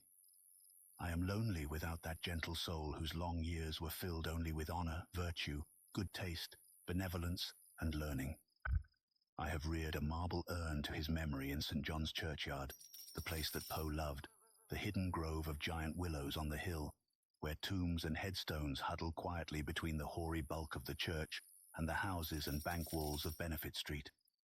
The history of the house, opening amidst a maze of dates, revealed no trace of the sinister either about its construction or about the prosperous and honorable family who built it. Yet from the first, a taint of calamity, soon increased to boding significance, was apparent. My uncle's carefully compiled record began with the building of the structure in 1763 and followed the theme with an unusual amount of detail. The shunned house, it seems, was first inhabited by William Harris and his wife Roby Dexter, with their children, Elkanah, born in 1755, Abigail, born in 1757, William Jr., born in 1759, and Ruth, born in 1761. Harris was a substantial merchant and seaman in the West India trade, connected with the firm of Obadiah Brown and his nephews. After Brown's death in 1761, the new firm of Nicholas Brown and Company made him master of the brig Prudence, Providence built, of 120 tons, thus enabling him to erect the new homestead he had desired ever since his marriage. The site he had chosen, a recently straightened part of the new and fashionable back street, which ran along the side of the hill above crowded Cheapside, was all that could be wished, and the building did justice to the location. It was the best that moderate means could afford, and Harris hastened to move in before the birth of a fifth child, which the family expected. That Let me child, guess, this is a boy, came in fucking December, but was still born. Morty. Nor was any child to be born alive in that house for a century and a half. And that's gonna The be next April sickness fucking occurred among the children, snafu. and Abigail and Ruth died before the month was over. Dr. Job Ives diagnosed the trouble as some infantile fever, though others declared it was more of a mere wasting away or decline. It seemed, in any event, to be contagious, for Hannah Bowen, one of the two servants, died of it in the following June. Eli Lydiason, the other servant, constantly complained of weakness, and would have returned to his father's farm in Rehoboth, but for a sudden attachment for Mehitabel Pierce, who was hired to succeed Hannah. He died the next year, a sad year indeed, since it marked the death of William Harris himself, enfeebled as he was by the climate of Martinique, where his occupation had kept him for considerable periods during the preceding decade. The widowed Roby Harris never recovered from the shock of her husband's death, and the You could passing have of her 100 first round daughter mags for 2 years one, later was the final blow to her reason. but you can't buy In the fucking 1768, gun. she fell victim to a mild form of insanity, and was thereafter confined to the upper part of the house, her elder maiden sister, Mercy Dexter, having moved in to take charge of the family. Mercy was a plain, raw-boned woman of great strength, but her health visibly declined from the time of her advent. She was greatly devoted to her unfortunate sister, and had an especial affection for her only surviving nephew William, who from a sturdy infant had become a sickly, spindling lad. In this year, the servant Mehitabel died, and the other servant, Preserve Smith, left without coherent explanation, or at least with only some wild tales and a complaint that he disliked the smell of the place. For a time, Mercy could secure no more help, since the 7 deaths and case of madness, all occurring within 5 years' space, had begun to set in motion the body of fireside rumor, which later became so bizarre. Ultimately, however, she obtained new servants from out of town. Anne White, a morose woman from that part of North Kingstown, now set off as the township of Exeter, and a capable Boston man named Zenas Lowe. It was Anne White who first gave definite shape to the sinister, idle talk. Mercy should have known better than to hire anyone from the Nooseneck Hill country, for that remote bit of backwoods was then, as now, a seat of the most uncomfortable superstitions. As lately as 1892, an Exeter community exhumed a dead body and ceremoniously burnt its heart in order to prevent certain alleged visitations injurious to the public health and peace, and one may imagine the point of view of the same section in 1768. Anne's tongue was perniciously active, and within a few months, Mercy discharged her, filling her place with a faithful and amiable Amazon from Newport, Maria Robbins. Meanwhile, poor Roby Harris, in her madness, gave voice to dreams and imaginings of the most hideous sort. At times her screams became insupportable, and for long periods she would utter shrieking horrors which necessitated her son's temporary residence with his cousin, Peleg Harris, in Presbyterian Lane near the new college building. The boy would seem to improve after these visits, and had Mercy been as wise as she was well-meaning, she would have let him live permanently with Peleg. Just what Mrs. Harris cried out in her fits of violence, tradition hesitates to say, or rather, presents such extravagant accounts that they nullify themselves through sheer absurdity. Certainly it sounds absurd to hear that a woman educated only in the rudiments of French often shouted for hours in a coarse and idiomatic form of that language, or that the same person, alone and guarded, complained wildly of a staring thing which bit and chewed at her. In 1772, the servant Zenas died, and when Mrs. Harris heard of it, she laughed with a shocking delight utterly foreign to her. The next year, she herself died, and was laid to rest in the North Burial Ground beside her husband. Upon the outbreak of trouble with Great Britain in 1775, William Harris, despite his scant 16 years and feeble constitution, managed to enlist in the Army of Observation under General Greene, and from that time on enjoyed a steady rise in health and prestige. In 1780, as a captain in Rhode Island forces in New Jersey under Colonel Angel, he met and married Phoebe Hetfield of Elizabethtown, whom he brought to Providence upon his honorable discharge in the following year. The young soldier's return was not a thing of unmitigated happiness. The house, it is true, was still in good condition, and the street had been widened and changed in name from Back Street to Benefit Street. But Mercy Dexter's once robust frame had undergone a sad and curious decay, so that she was now a stooped and pathetic figure with hollow voice and disconcerting pallor, qualities shared to a singular degree by the one remaining servant, Maria. In the autumn of 1782, Phoebe Harris gave birth to a stillborn daughter, and on the 15th of the next May, Mercy Dexter took leave of a useful, austere, and virtuous life. William Harris, at last thoroughly convinced of the radically unhealthful nature of his abode, now took steps toward quitting it and closing it forever. Securing temporary quarters for himself and his wife at the newly opened Golden Ball Inn, he arranged for the building of a new and finer house in Westminster Street, in the growing part of the town across the Great Bridge. There, I have in to be able to 1785, find his a son Dute was born. snafu scar H. Till the encroachments of commerce drove them back across the river and over the hill to Angel Street, in the newer East Side residence district, where the late Archer Harris built his sumptuous but hideous French-roofed mansion in 1876. William and Phoebe both succumbed to the yellow fever epidemic of 1797, but Dute was brought up by his cousin Rathbone Harris, Peleg's son. Rathbone was a practical man and rented the Benefit Street house despite William's wish to keep it vacant. He considered it an obligation to his ward to make the most of all the boy's property, nor did he concern himself with the deaths and illnesses which caused so many changes of tenants, or the steadily growing aversion with which the house was generally regarded. It is likely that he felt only vexation when, in 1804, the town council ordered him to fumigate the place with sulphur, tar, and gum camphor on account of the much-discussed deaths of 4 persons, presumably caused by the then diminishing fever epidemic. They said the place had a febrile smell. Dute himself thought little of the house, for he grew up to be a privateersman and served with distinction on the Vigilant under Captain Cahoon in the War of 1812. He returned unharmed, married in 1814, and became a father on that memorable night of September 23rd, 1815, when a great gale drove the waters of the bay over half the town and floated a tall sloop well up Westminster Street, so that its masts almost tapped the Harris windows in symbolic affirmation that the new boy, Welcome, was a seaman's son. Welcome did not survive his father, but lived to perish gloriously at Fredericksburg in 1862.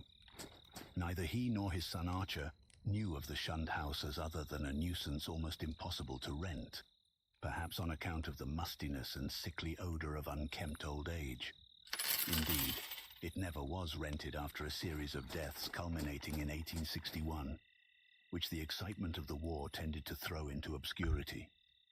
Carrington Harris, last of the male line, knew it only as a deserted and somewhat picturesque center of legend until I told him my experience.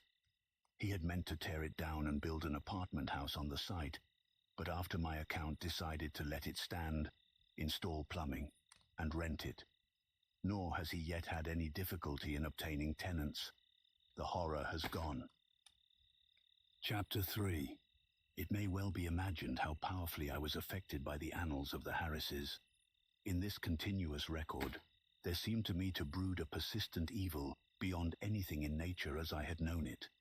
An evil clearly connected with the house and not with the family. This impression was confirmed by my uncle's less systematic array of miscellaneous data. Legends transcribed from servant gossip, cuttings from the papers, copies of death certificates by fellow physicians and the like. All of this material I cannot hope to give, for my uncle was a tireless antiquarian and very deeply interested in the shunned house, but I may refer to several dominant points which earn notice by their recurrence through many reports from diverse sources.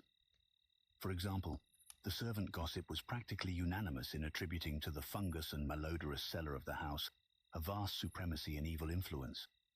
There had been servants, Anne White especially, who would not use the cellar kitchen, and at least 3 well-defined legends bore upon the queer quasi-human or diabolic outlines assumed by tree roots and patches of mold in that region. These latter narratives interested me profoundly on account of what I had seen in my boyhood, but I felt that most of the significance had in each case been largely obscured by additions from the common stock of local ghost lore. Anne White, with her Exeter superstition, had promulgated the most extravagant and at the same time most consistent tale, alleging that there must lie buried beneath the house one of those vampires, the dead who retain their bodily form and live on the blood or breath of the living, whose hideous legions send their preying shapes or spirits abroad by night. To destroy a vampire one must, the grandmothers say, exhume it and burn its heart, or at least drive a stake through that organ, and Anne's dogged insistence on a search under the cellar had been prominent in bringing about her discharge. Her tales, however, commanded a wide audience, and were the more readily accepted because the house indeed stood on land once used for burial purposes. To me, their interest depended less on this circumstance than on the peculiarly appropriate way in which they dovetailed with certain other things. The complaint of the departing servant Preserve Smith, who had preceded Anne and never heard of her, that something sucked his breath at night. The death certificates of fever victims of 1804, issued by Dr. Chad Hopkins, and showing the 4 deceased persons all unaccountably lacking in blood, and the obscure passages of Oh, it's Ruby got Harris's the old ravings, school where she charger on complained of the here. sharp teeth of a glassy-eyed, Psycho half-visible charger. presence. Free from unwarranted superstition though I am, these things produced in me an odd sensation, which was intensified by a Mustang. pair of widely separated newspaper cuttings relating to deaths in the shunned house, one from the Providence Gazette and Country Journal of April 12th, 1815, and the other from the Daily Transcript and Chronicle of October 27th, 1845, each of which detailed an appallingly grisly circumstance whose duplication was remarkable. It seems that in both instances, the dying person, in 1815, a gentle old lady named Stafford, and in 1845, a schoolteacher of middle age named Eleazar Durfee, became transfigured in a horrible way, glaring glassily and attempting to bite the throat of the attending physician. Even more puzzling, though, was the final case which put an end to the renting of the house, a series of anemia deaths preceded by progressive madnesses, wherein the patient would craftily attempt the lives of his relatives by incisions in the neck or wrist. This was in 1860 and 1861, when my uncle had just begun his medical practice. And before leaving for the front, he heard much of it from his elder professional colleagues. The really inexplicable thing was the way in which the victims, ignorant people for the ill-smelling and widely shunned house could now be rented to no others, would babble maledictions in French, a language they could not possibly have studied to any extent. It made one think of poor Roby Harris nearly a century before, and so moved my uncle that he commenced collecting historical data on the house after listening, sometime subsequent to his return from the war, to the first-hand account of Doctors Chase and Whitmarsh.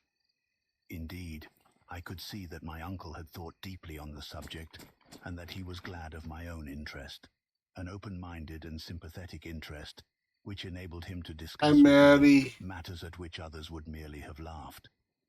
His fancy had not gone I'm so sure far we're as just mine, now but he felt not a that the place fan was of it. rare in its imaginative potentialities, Is and worthy of note as an inspiration in the field of the grotesque and macabre. FS? For my What is part, FS? I was disposed to take the whole Fuck's subject sakes. with profound seriousness, and began at once not only to review the evidence, but to accumulate as much more as I could. I talked with the elderly Archer Harris, then Yeah, owner of the it's house, many times before his death in 1916, and obtained from him and his still surviving maiden sister Alice the loot on an here is authentic not very compilation of great. all the family data my Yeah, uncle had full collected. send. Yeah, When, however, I this asked is them full what connection send. with France or I'm its not knowledge really the house digging could it. have, they confessed themselves as To frankly be baffled and honest, ignorant as not I. really digging it. Archer knew nothing, and all that Miss Harris could say was that an old illusion her grandfather, Duty Harris had heard of might have Not shaped really his life. feeling it, you know what I mean? Who had survived his son Welcome's death in battle by 2 years, had not himself known the legend, but recalled that his earliest nurse, the ancient Maria Robbins, seemed darkly aware of something that might have lent a weird significance to the French ravings of Roby Harris, which he had so often heard during the last days of that hapless woman. It's all good. Maria I don't had think lived I'm in going to Shun be House from staying on here. 1769 To be till the honest, removal of the to family be in fully honest, 1783, I don't think I'm and had sticking seen around on Lizzie this one. Dexter die. Once she hinted I was to the thinking, child oh, to cool, Jake they've of a got, somewhat you know, a peculiar bunch of the circumstance shit in on Lizzie's here. last moments, but he had I soon like forgotten their all about it, inventory save that sizing. it was I something mean, peculiar. The granddaughter salt was Rhoda, backpack with who can't 150 even listen slots. much I with like difficulty. that. She and her brother were not so much interested in the house as was Archer's son Carrington. But I'm a really pretty not with feeling whom this I talked server, you after know what my I mean? experience. Having exhausted the Harris family of all the information it could furnish, I turned my attention to early town records and deeds with a zeal more penetrating than that which my uncle had occasionally shown in the same work. What I wished was a comprehensive history of the site from its very settlement in 1636, or even before, if any Narragansett Indian legend could be unearthed to supply the data. Yeah, I get found at some the start sleep. that the land had been part No of the big long deal. strip of home lot, granted originally to John Throckmorton. I'm not Like really many feeling similar this strips server. beginning at the town street beside the river and extending up over the hill to a line roughly corresponding with the modern Hope Street. The Throckmorton lot had later, of course, been much subdivided, and I became very assiduous in tracing that section through which Back or Benefit We Street will was later run. probably It had, a rumor indeed said, been the jump Throckmorton over graveyard. to. But as I examined the records Someone more carefully, suggested a I found beautiful that the graves had all potato. been transferred at an early date to the North Burial Ground on the Pawtucket West Road. Then suddenly I came, by a rare piece of chance, since it was not in the main body of records and might easily have been missed, upon something which aroused my Potato. keenest eagerness, fitting in as it did with several of the queerest phases of the affair. Oh, It was the record of a lease, in 1697, of a small tract of ground to an Etienne Roulet and wife. At last, taco. the French element had appeared. That, and another deeper element of horror, which the name conjured up from And the they dark have recesses of my weird a and heterogeneous reading, and I feverishly studied the platting of the deserted. locality, as Why it do had they been call before it the cutting through deserted? and partial straightening of Back Street between 1747 and 1758. I found what I had half expected, that Yeah. where the shunned house now stood, the Roulets had laid out their graveyard behind a one-story and attic cottage, and that no record of any transfer of graves existed. The document, indeed, ended in much confusion, and I was forced to ransack both the Rhode Island Historical Society and Shepley Library before I could find a local door which the name Etienne Roulet Yeah, would unlock. I'm not really In the feeling end, I it did find something. because it just Something of seems such vague but monstrous it's so import that I set lackluster. about at once to examine the cellar of the shunned house itself with a new and excited minuteness. Grab The me a Roulets, it beer seemed, so I can see had the come in first 20 minutes 1696 of from the East server. Greenwich, down the Uh, west shore of Narragansett Bay. They not were full Huguenots from send, Cork, right? You're talking and had about encountered beautiful much potato. opposition before the Providence selectmen allowed them I to haven't settle played in on the town. Takistan in quite a Unpopularity while, had dogged them in East Greenwich. so Come I in mean, they have a 1686, Takistan server, and after I the haven't been on revocation of the one Edict of in a Nantes, long time. and So rumor said that the cause of dislike extended see how beyond much I mere have to racial and national download for prejudice, this. or the land Wow. disputes which involved other French settlers with the English, in rivalries which not even Governor Andros could quell.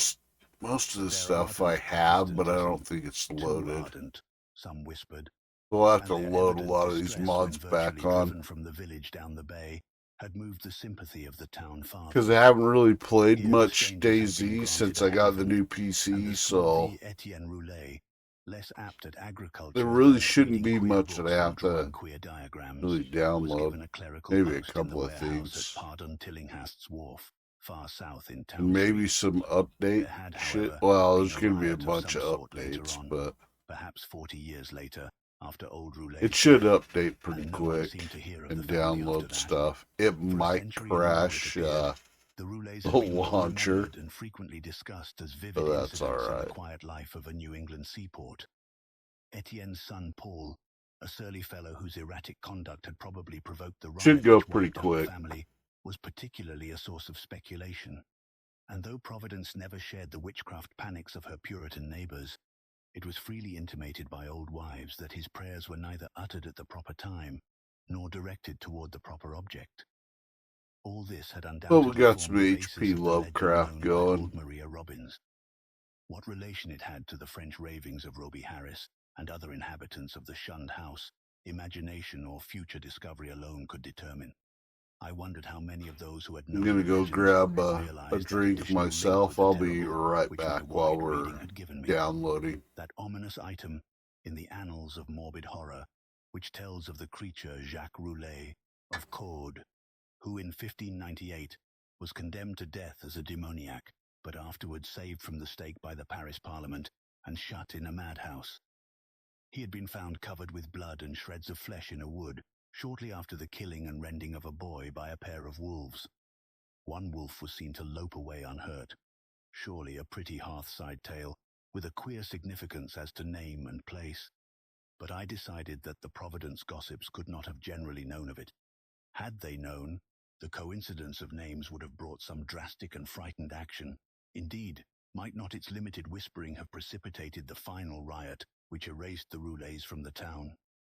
I now visited the accursed place with increased frequency, studying the unwholesome vegetation of the garden, examining all the walls of the building, and poring over every inch of the earthen cellar floor. Finally, with Carrington Harris's permission, I fitted a key to the disused door opening from the cellar directly upon Benefit Street, preferring to have a more immediate access to the outside world than the dark stairs, Haven't played on ground floor Takistan hall, in and front door could give. quite a while. There, where morbidity lurked most thickly, I searched and poked during long afternoons when the sunlight filtered in through the cobwebbed above-ground windows. Oh, it's a giant potato. Security glowed from the unlocked door, which placed me only a few feet from the placid sidewalk outside. The mighty potato. Only the same depressing mustiness and faint suggestions of noxious odors and nitrous outlines on the floor. And I fancy that many pedestrians must have watched me curiously through the broken panes. At length, upon a suggestion of my uncle's, I decided to try the spot nocturnally. Has a mod which is not the on the beams of an server. electric torch over the moldy floor with its uncanny shapes and launcher. distorted, half-phosphorescent fungi. The place had dispirited me curiously that evening, and I was almost prepared when I saw, or thought I saw, amidst the whitish deposits, a particularly sharp definition of the huddled form I had suspected from boyhood. Its clearness was astonishing and unprecedented, and as I watched, I seemed to see again the thin, yellowish, shimmering exhalation which had startled me on that rainy afternoon so many years before. Above the anthropomorphic patch of mold by the fireplace it rose, a subtle, sickish, almost luminous vapor, which as it hung trembling in the dampness, seemed to develop vague and shocking suggestions of form, gradually trailing off into nebulous decay and passing up into the blackness of the great chimney, with a fetor in its wake. It was truly horrible, and the more so to me because of what I knew of the spot. Refusing to flee, I watched it fade. 350 mods. I felt that it was in turn watching me greedily with eyes more imaginable than visible. When I told my uncle about it, he was greatly aroused, and after a tense hour of reflection, arrived at a definite and drastic decision. Weighing in his mind the importance of the matter and the significance of our relation to it, I didn't want to do he that. insisted I that we wanted both servers. test, and if possible destroy, the horror of the house by a joint night or nights of aggressive vigil in that musty and fungus-cursed cellar. Chapter 4. On Wednesday, June 25th, 1919, after a proper notification of Carrington Harris, which did not include surmises as to what we expected to find, my uncle and I conveyed to the shunned house 2 camp chairs and a folding camp cot, together with some scientific mechanism of greater weight and intricacy. These we placed in the cellar during the day, screening the windows with paper, and planning to return in the evening for our first vigil.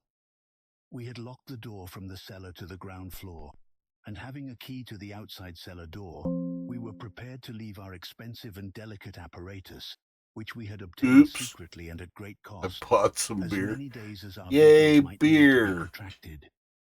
It was our design to sit up together till very late, and then watch singly till dawn in 2-hour stretches, myself first, and then my companion, the inactive member resting on the cot. The natural leadership with which my uncle procured the instruments from the laboratories of Brown University and the Cranston Street Armory, and instinctively assumed direction of our venture, was a marvelous Beautiful commentary on the potential potato. vitality and resilience of a man of 81. Elihu Whipple had lived according to the hygienic laws he had preached as a physician, and but for what happened later would be here in full vigor today. Ugh. Only This two is why I persons suspect what don't did like happen, this Carrington fucking Harris and myself. vanilla I launcher. had to tell Harris because he owned the It house takes and deserved so to know what had come long. out of it. Then, too, we had spoken to him in advance of our quest, and I felt after my uncle's going that he would understand and assist me in some vitally necessary public explanations. He turned very pale, but agreed to help me, and decided that it would now be safe to rent the house. To declare that we were not nervous on that rainy night of watching would be an exaggeration both gross and ridiculous. We were not, as I have said, in any sense childishly superstitious, but scientific study and reflection had taught us that the known universe of 3 dimensions embraces the merest fraction of the whole cosmos of substance and energy. In this case, an overwhelming preponderance of evidence from numerous authentic sources pointed to the tenacious existence of certain forces of great power, and so far as the human point of view is concerned, exceptional malignancy. To say that we actually believed in vampires or werewolves would be a carelessly inclusive statement.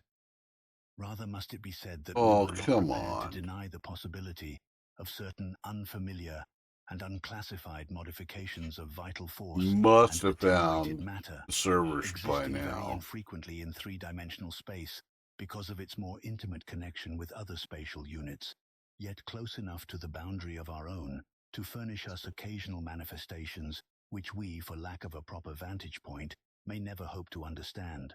In short, it seemed to my uncle and me that an incontrovertible array of facts pointed to some lingering influence in the shunned house, traceable to one or another of the ill-favored French settlers of 2 centuries before, and still operative through rare and unknown laws of atomic and electronic motion. That the family of Roulet had possessed my an abnormal gosh. affinity for outer circles of entity, dark spheres which for normal folk hold only repulsion and terror, their recorded history seemed to prove. Had not then the riots of those bygone Really? You 1730s can't find set it moving in certain 2000 genetic patterns in the servers? morbid brain of one or more of them, notably the sinister Paul Roulet, which obscurely survived the bodies murdered and buried by the mob, and continued to function in some multiple dimension space along the original lines of force determined by a frantic hatred of the encroaching community.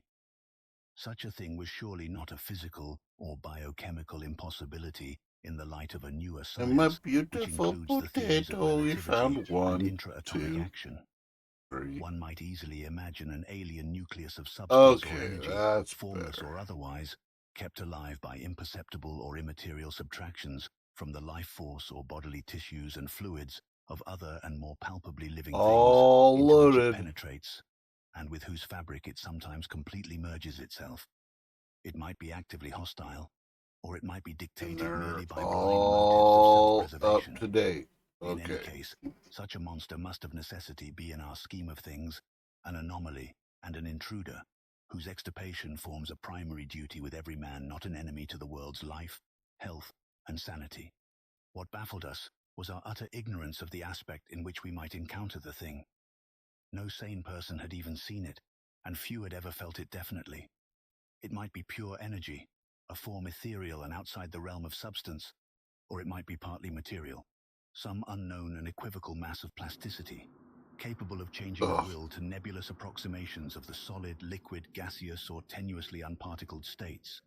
The anthropomorphic patch of mold on the floor, the form of the yellowish vapor, and the curvature of the tree roots in some of the old tales all argued at least a remote and reminiscent connection Are with the you human fucking shape. kidding me? But how representative or permanent that similarity might be, none could say with any kind of certainty. The We fuck had does devised that 2 mean? weapons to fight it. a large and specially fitted Crookes tube operated by powerful storage batteries and provided with peculiar screens and reflectors in case it proved intangible and opposable only by vigorously destructive ether radiations, and a pair of military flamethrowers of the sort used in the World War, in case it proved partly material and susceptible of mechanical destruction. For like the superstitious Exeter rustics, we were prepared to burn the thing's heart out, if heart existed to burn. All this aggressive mechanism we set in the cellar, in positions carefully arranged with reference to the cot and chairs, and to the spot before the fireplace where the mold had taken strange shapes. That suggestive patch, by the way, was only faintly visible when we placed our furniture and instruments, and when we returned that evening for the actual vigil. That should For a moment I half only doubted that I load had ever seen it in the more those definitely limbed mods, form. But then I thought of the legend. right? Our cellar vigil began at 10 p.m., daylight saving time, and as it continued, we found no promise of pertinent developments. A weak, filtered glow from the rain-harassed street lamps outside, and a feeble phosphorescence from the detestable fungi within, showed the dripping stone of the walls, from which all traces of whitewash had vanished.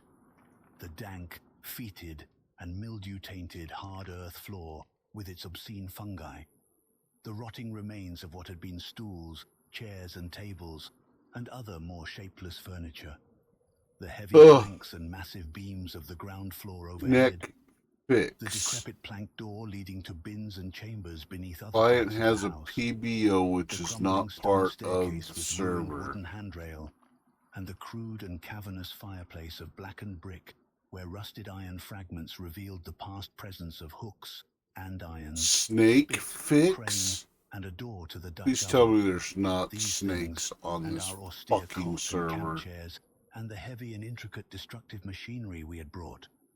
We had, as in my own former explorations, left the door to the street unlocked, so that a direct and practical path of escape might lie open in case of manifestations beyond our power to deal with. It was our idea that our continued nocturnal presence would call forth whatever malign entity lurked there, and that being prepared, we could dispose of the thing with one or the other of our provided means as soon as we had recognized and observed it sufficiently. How long it might require to evoke and extinguish the thing, we had no notion. It occurred to us, too, that our venture was far from safe, for in what strength the thing might appear no one could tell. But we deemed the game worth the hazard, and embarked on it alone and unhesitatingly, conscious that the seeking of outside aid would only expose us to ridicule and perhaps defeat our entire purpose. Such was our frame of mind as we talked, far into the night, till my uncle's growing drowsiness made me remind him to lie down for his 2-hour sleep. Something like fear chilled me as I sat there in the small hours alone. I say alone, for one who sits by a sleeper is indeed alone, perhaps more alone than he can realize. My uncle breathed heavily, his deep inhalations and exhalations accompanied by the rain outside, and punctuated by another nerve-wracking sound of distant That means it's dripping water been within, removed? for the house was repulsively And damp even in what the dry fuck weather, just happened? and It in this just storm closed it positively on me? swamp-like. I studied the loose, antique masonry of the walls in the Cancel. fungus light, and the feeble rays which stole in from the street through the screened windows. And once, when the noisome atmosphere of the place seemed about to sicken me, I opened the door and looked up and down the street, feasting my eyes on familiar sights and my nostrils on the wholesome air. Still, nothing occurred to reward my watching, and I yawned repeatedly, fatigue getting the better of apprehension. Then the stirring of my uncle in his sleep attracted my notice. See what it does. He had turned restlessly on the cot several times during the latter half of the first hour, but now he was breathing with unusual irregularity, occasionally heaving a sigh which held more than a few of the qualities of a choking moan. I turned my electric flashlight on him and found his face averted. So rising and crossing to the other side of the cot, I again flashed the light to see if he seemed in any pain.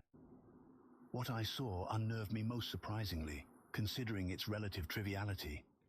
It must have been merely the association of any odd circumstance with the sinister nature of our location and mission, for surely the circumstance was not in itself frightful, or unnatural. It was merely that my uncle's facial expression, disturbed no doubt by the strange dreams which our situation prompted, betrayed considerable agitation, and seemed not at all characteristic of him. His habitual expression was one of kindly and well-bred calm, whereas now a variety of emotions seemed struggling within him. I think, on the whole, that it was this variety which chiefly disturbed me. My uncle, as he gasped and tossed in increasing perturbation, and with eyes that had now started open, seemed not one but many men. Yeah, Suggested a curious quality of alienage from himself. this is another Once he reason commenced why to I mutter, and I did don't not like the look of his do mouth and teeth as he DayZ spoke. much anymore. The words were at first indistinguishable. That's probably Then, why this with a is tremendous 0. start, I recognized something about Why them there's nobody which filled on me it with an is icy because fear, it's till I got recalled the breadth issues. of my uncle's education and the So interminable we'll try translations he had their made from Dear anthropological Isle. and antiquarian articles in the Revue des Deux Mondes. For the venerable Elihu Whipple was muttering in French, and the few phrases I could distinguish seemed connected with the darkest myths I he can had wait ever for adapted from the famous Paris 2 magazine. mods. Yeah. Suddenly, a perspiration broke out on the sleeper's forehead, and he leapt abruptly up, half awake. The jumble of French changed to a cry in English, and the hoarse voice shouted excitedly, "My breath! My breath!" Then the awakening became complete, and with a subsidence of facial expression to the normal state, my uncle seized my hand and began to relate a dream whose nucleus of significance I could only surmise with a kind of awe. He had, he said, floated off from a very ordinary series of dream pictures into a scene whose Kind of strangeness looking was forward to related playing on nothing he had ever Takistan, read. but It was of this world, and yet not of it. A shadowy geometrical confusion, in which could be seen elements of familiar things, in most unfamiliar and perturbing combinations. There was a suggestion of queerly disordered pictures, superimposed one upon another, an arrangement in which the essentials of time, oh, as well as well, of space, seemed got right on dissolved and Deer mixed in Isle. the most illogical fashion. In this Are you kaleidoscopic fucking vortex of kidding me? phantasmal images were occasional snapshots, if one might use the term, First person of only. singular clearness but unaccountable Fucking. heterogeneity. Once my uncle thought he lay Are in they a all like carelessly dug this? open pit, with a crowd of angry faces framed by straggling locks and three-cornered hats frowning down on him. Again he seemed to be in the interior of a house. Well, now you An know old why I house, don't apparently, fucking play but on the it. details and inhabitants were constantly changing, and he could never be certain of the Because faces it's or fucking the first furniture, person. or even of the room itself, since doors and windows seemed in just as great a state of flux as the more presumably mobile objects. It was queer, damnably queer, and my uncle spoke almost sheepishly, To have as if any half expecting fucking not to be decent believed, mods on when it. he declared that of the strange faces many had unmistakably borne the features of the Harris family, and all the while there was a personal sensation of choking, as if some pervasive presence had spread itself through his body and sought to possess itself of his vital processes. I shuddered at the thought of those vital processes, worn as they were by 81 years of continuous functioning, in conflict with unknown forces I know of where which I'm the at. youngest and strongest system might well be afraid. But in another moment reflected that dreams are only dreams, and that these uncomfortable visions could be at most no more than my uncle's reaction to the investigations and expectations which had lately filled our minds to the exclusion of all else. Conversation also soon tended to dispel my sense of strangeness, and in time I yielded to my yawns and took my turn at slumber. My uncle seemed now very wakeful, and welcomed his period of watching, even though the nightmare had aroused him far ahead of his allotted 2 hours. Sleep seized me quickly, and I was at once haunted with dreams of the most disturbing kind. I felt in my visions a cosmic and abysmal loneness, with hostility surging from all sides upon some prison where I lay confined. I seemed bound and gagged, and taunted by the echoing yells of distant multitudes who thirsted for my blood. My uncle's face came to me with less pleasant associations than in waking hours, and I recall many futile struggles and attempts to scream. It was not a pleasant sleep, and for a second I was not sorry for the echoing shriek which clove through the barriers of dream and flung me to a sharp and startled awakeness, in which every actual object before my eyes... First person shone with only. unnatural clearness I don't and know if this reality. is PvP, Chapter PvE. I had been lying with my face away from my uncle's chair, so that in this sudden flash of awakening, I saw only the door to the street, the more northern. Yes! Lady Corgi! North of the room, Welcome in. He's a friend from work. in a light brighter We than the glow of just fungi jumped on rays here. from the street outside. It was not a strong or even a fairly strong light, certainly not nearly strong enough to read an average book by.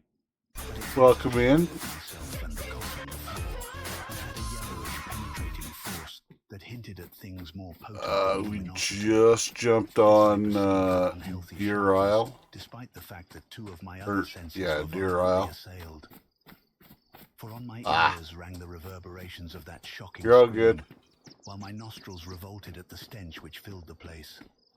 My mind, as alert as my senses, No recognized the in-game gravity map. unusual, There's, and almost automatically I leaped up and turned about to grasp I'm the already destructive disliking instruments this which we fucking had left server. trained on the moldy spot before the fireplace. Welcome in, Lady As I Corgi. turned, I dreaded what I was to see. Oh, it's For you're the all scream good. had been in my uncle's You're all good. voice, and I knew not against Thank what you for the menace I should raid. have to defend him and myself.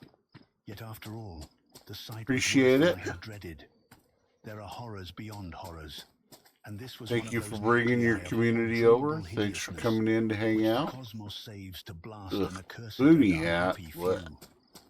Out of the I have fungus-ridden come earth here to steamed chew up a vaporous bubblegum corpse and light. kick ass. Welcome in. All Dang it, Shark. And lapped to a gigantic height, in vague outlines, half human and half Welcome in, monstrous, Raiders. through which I could see the I chimney will and try to be fireplace beyond. entertaining, as It was all entertaining eyes, as I can be, wolfish and mocking, I and the guess. rugose insect-like head dissolved at the top to a thin stream of mist, which Okay, curled this putridly interacts. about No. and finally vanished up the chimney.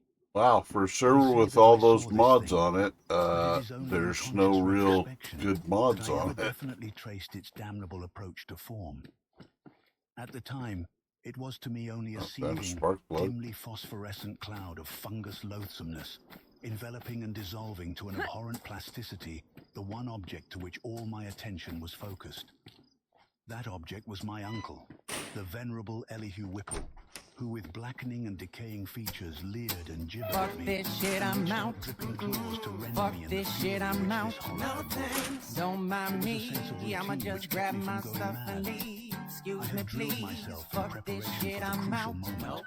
and blind Fuck training this was shit, saving I'm me. out. Alright then. Recognizing that I don't know what the evil fuck has no just substance happened, but I don't reachable by really matter or care. I'ma material get the fuck chemistry, up out of and here. therefore Shit, ignoring I'm the out. flamethrower which loomed on my left. Wow, that I dance threw loses on a the lot coat of in the Christ-tuned translation when you apparatus can't see what's and going focused on. toward that scene of immortal blasphemousness, It's the not. strongest ether radiation I hate which to say man's it, art but can arouse it's from the not. spaces and fluids of Daisy nature. is not There was a treating me bluish haze all that and well. a frenzied sputtering, and the yellowish phosphorescence grew dimmer to my eyes. But I saw the dimness was only that of contrast, and that the waves from the machine Someone had suggested no I effect try whatever. these Then, in the servers, midst of that and I demoniac already spectacle, hate I them. saw a fresh horror which brought cries to my lips I and sent me already fumbling and hate them. staggering toward that unlocked door to the quiet street, careless of what abnormal terrors I loosed upon the world, or what thoughts or judgments of men I brought down upon my head. I hate first-person only Blend of blue and servers. yellow, the form of my uncle It had bugged the commenced hell a out of merciless me. liquefaction, whose essence eludes all description, and in which there played across his vanishing face such I changes don't of know identity what the as rules only are madness can for it. conceive. I He like was at once the a devil and a modded multitude, a servers, charnel house and a pageant. and it's Lit got by a mixed laundry encircled list of beams, mods that on it, gelatinous face assumed a dozen, but no a good score, ones. 100 So aspects, grinning as it sank to the oh, ground on a body that melted now I like can make tallow some in the rags. caricatured likeness of legions strange and yet not strange. I saw the features of the highest line, Spot the game. masculine and feminine. Any adult good and servers? infantile, There's and other lots and features lots old of and good young, servers out there. coarse and refined, It depends familiar and on unfamiliar. what your For a second, gameplay there style flashed a is, degraded but yeah, counterfeit of a there's miniature of poor lots man of Roby Harris that I had lots seen of in the good School of servers Disney out there. Museum. And another time, I thought I caught the raw-boned image of Mercy Dexter. as I Lots of recalled good her servers, from a lots of painting good in server Carrington Harris's groups. house. It was One I far highly beyond recommend conception, is Bear toward the Garden, last, when a curious but blend of you're servant and gonna ogre visages want flickered close to the to fungus floor, where a pool learn of how to greenish play the grease was game. spreading. It seemed as though the before shifting you go features on fought that one. against themselves and strove to form contours like those of my uncle's kindly face. I like to think that he existed at that moment and that he tried to bid me farewell. It seems to me I hiccuped a farewell from my We're own listening parched to a throat bit as I of lurched out into H.P. the street, Lovecraft in the a thin background stream of while we're grease following me through the door to the running rain-drenched around on sidewalk. here. I don't think I'm The going to be rest on was this shadowy server and very long monstrous. because it's There was first no one person in the only. soaking street, and in all the world there was no one I dared tell. I walked aimlessly south past College Hill and the Athenaeum, down Hopkins Street, and over the bridge to the business section where tall buildings seem to guard me as modern material things guard the world from ancient and unwholesome wonder. Then Have a grey good dawn night. unfolded wetly from the east, silhouetting the Are you archaic going to hill bed? and its venerable steeples, and You beckoning get me to ready the place for where my bed, terrible work was but still I hope you unfinished. have a But in great the end I went. rest of your Gazed stream. in the morning Well, light, I'm going to do my and entered best. an awful door in Benefit Street, which I had left ajar, and which still swung cryptically in full sight of the early householders to whom I dared not speak. The grease was gone, and the mouldy floor was porous, and in front of the fireplace was no vestige of the giant doubled-up form in nitre. I looked at the cot, the chairs, the instruments, my neglected hat, and the yellowed straw hat of my uncle. Dazedness was uppermost, and I could scarcely recall what was dream and what was Pleasant reality. dreams. Thank you again The for report the trickled back, raid. and I knew that I had witnessed things Appreciate more it. horrible than I had dreamed.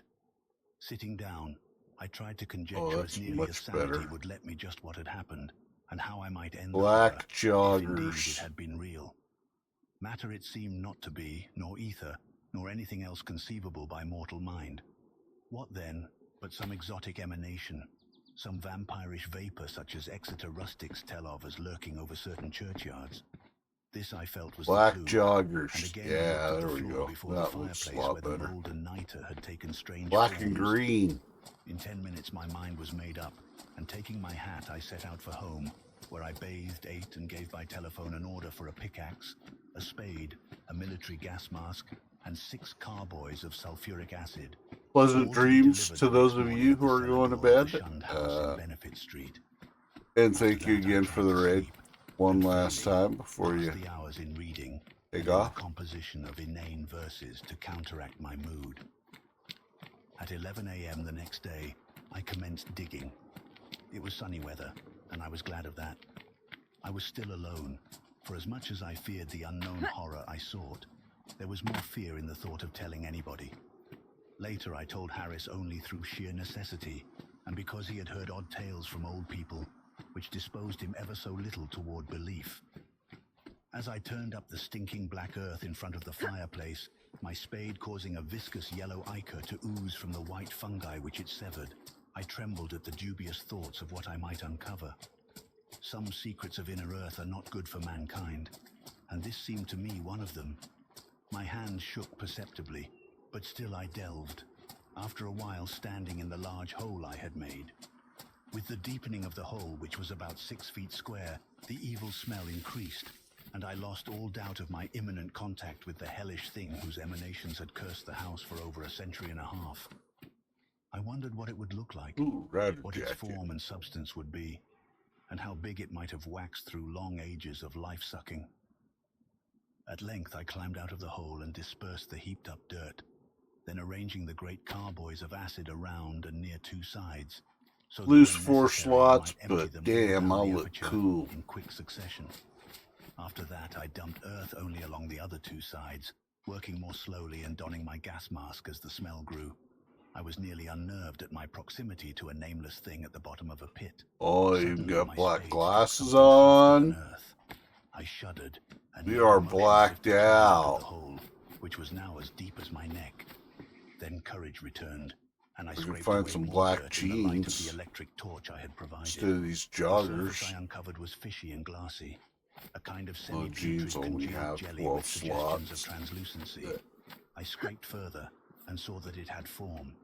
There was a rift where a part of the substance was folded over. The exposed area was huge and roughly cylindrical. I'm like a mammoth 3 soft foot blue-white tall stovepipe doubled in zombie 2. apocalypse Its largest part some 2 survivor. feet in diameter. Still more I scraped, and then abruptly I leapt out of the hole and away from the filthy thing. frantically unstopping and tilting the heavy carboys and precipitating their corrosive contents one after another down that charnel gulf and upon the unthinkable abnormality whose titan elbow I had seen.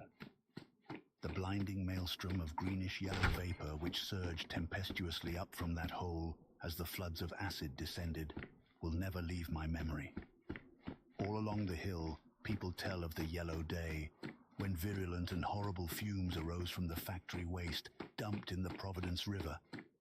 But I know how mistaken they are as to the source. They tell, too, of the hideous roar which at the same time came from some disordered water pipe or gas main underground. But again, I could correct them if I dared. It was unspeakably shocking, and I do not see how I lived through it. I did faint after emptying the fourth carboy, which I had to handle after I get the feeling this is probably a PvP server. But when I recovered, I saw that the hole was emitting no fresh vapors. The 2 remaining carboys I emptied down without particular result, and after a time, I felt it safe to shovel the earth back into the pit. It was twilight before I was done, but fear had gone out of the place. The dampness was less fetid, and all the strange fungi had withered to a kind of harmless greyish powder which blew ash-like along the floor. One of Earth's nethermost terrors had perished forever, and if there be a hell, it had received at last the demon soul of an unhallowed thing. And as I patted down the last spadeful of mold, I shed the first of the many tears. Ooh, it's a sidewalk turd. To my beloved uncle's memory. The next spring, no more pale grass, and strange weeds came up in the shunned house's terraced garden. And shortly afterward, Carrington Harris rented the place. It is still spectral, but its strangeness fascinates me, and I shall find mixed with my relief a queer regret when it is torn down to make way for a tawdry shop or vulgar apartment building. The barren old trees in the yard have begun to bear small, sweet apples, and last year the birds nested in their gnarled boughs.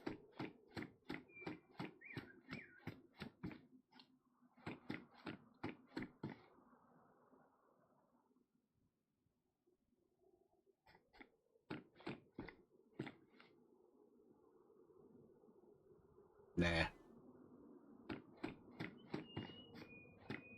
Cheeseburger.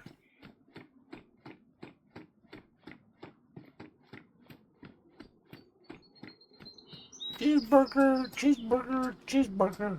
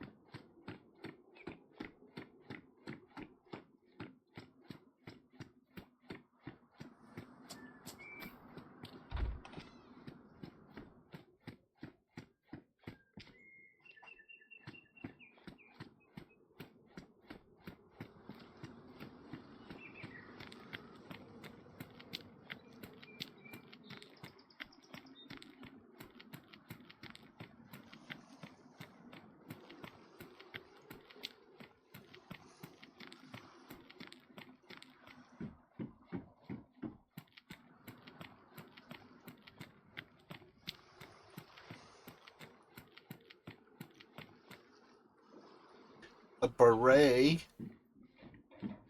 A blueberry beret. Backpack? Dry bag? Oh, it's an axe. And everything on here is going to be all fucked up and damaged when you find it.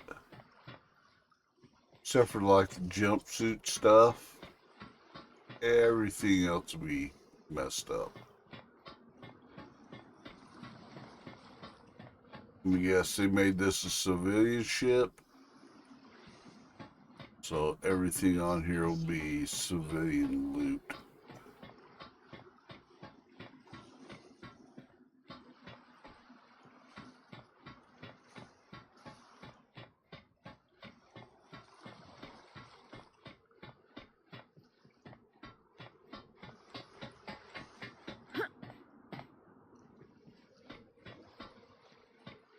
Parkour, parkour.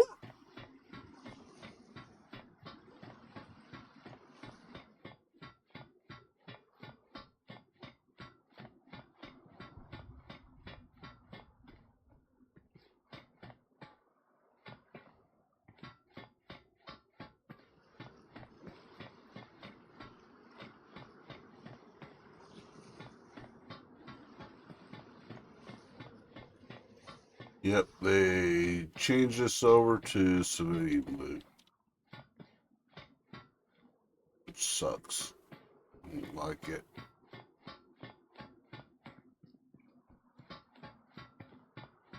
Well, if I'd known this was what it was like, I may have to scold someone for recommending this.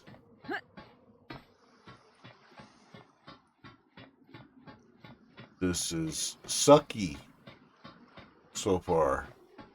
Sucky, sucky. Not recommended. At least not for people with my playstyle.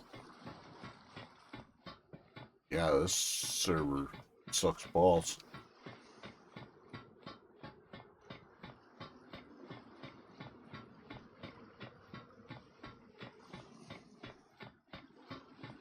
Yeah, this steer aisle.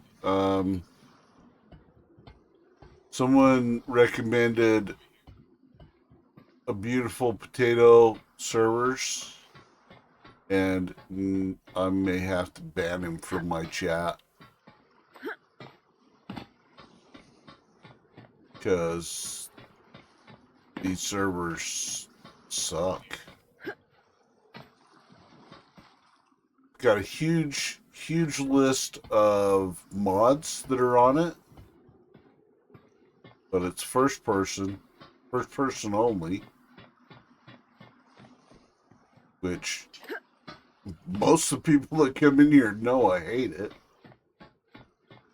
Why I don't play first person fucking shit. I don't like it. The limited view bothers me, and I'll probably wind up with a fucking migraine, which will knock me down for a couple of days.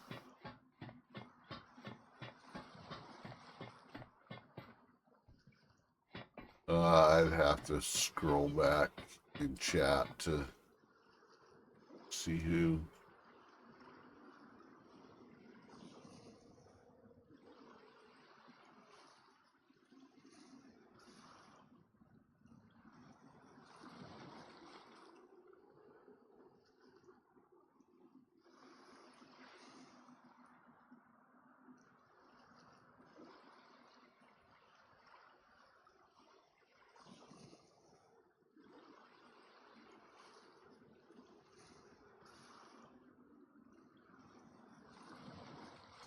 Scroll back and see if I can see where it said that.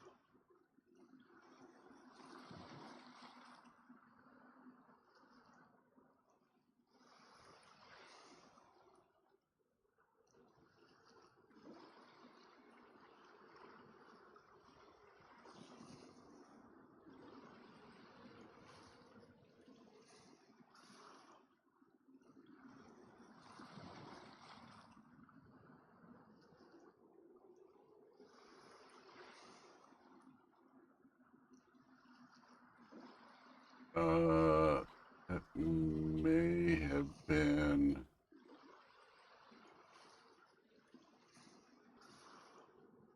May have been Vinci that fucking recommended it.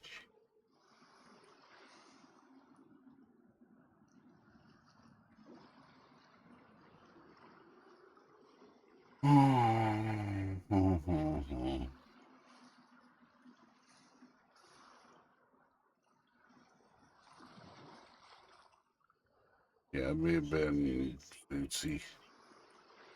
May have been Vinci. There's an evil server tonight as well. It was hard. The zombies would not die. I just gave up. Yeah, I was on the first server that I jumped on tonight. 2 hits from a zombie and it killed you. Or no, 2 hits knocked you down to flashing red health, and then a 3rd hit killed you. So I went, yeah, no. Not playing that. I mean, I liked a lot of the stuff that they had on there, but the Zeds were way too OP. And you can't get away from them. You climb on top of something and they jump up on wherever you're at. And they could reach you from way down below too.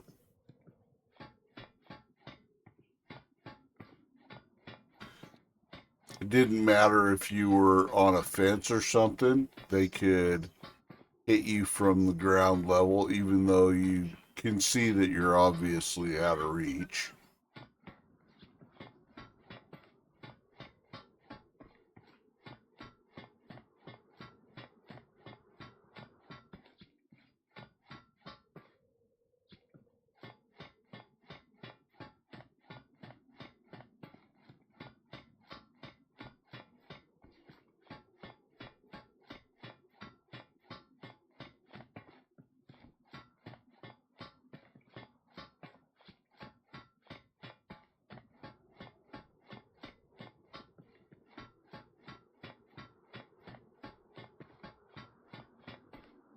I'm sorry, this is really starting to hurt my eyes.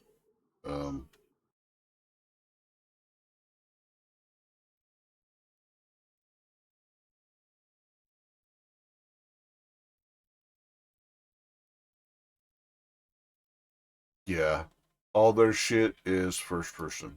So, yeah, it's going to be a no for them. No for them. I want something that's just fun and playful, and this is not it.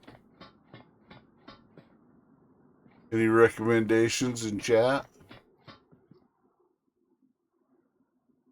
50 times. Yeah.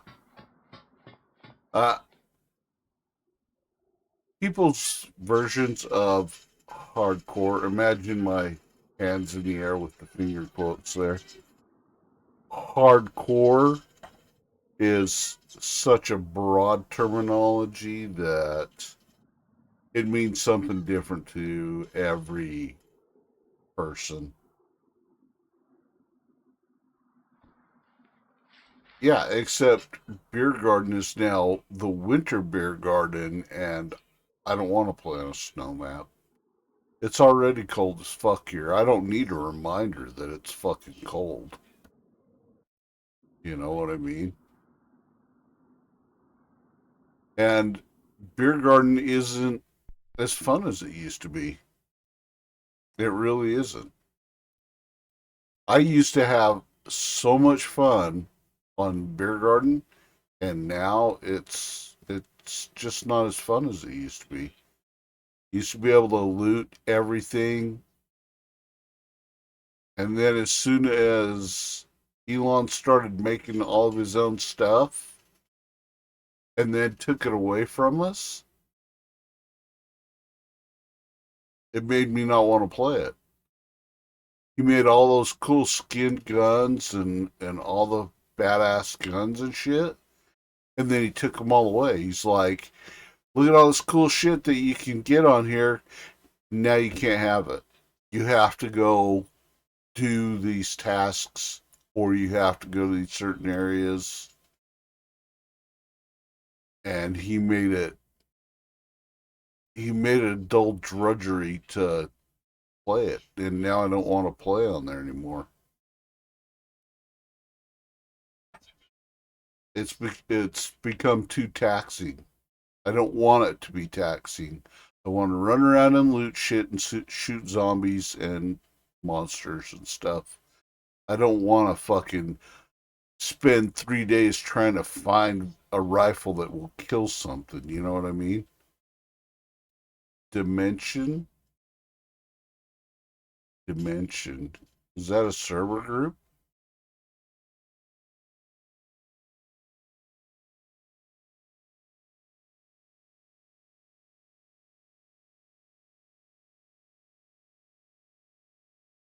Dimension Afterlife Sci-Fi Invasion. Who's that?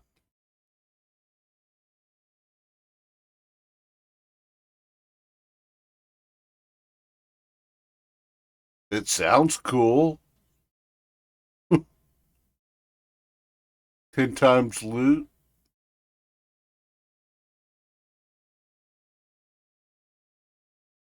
A lot of DAG stuff on here. We'll give it a shot.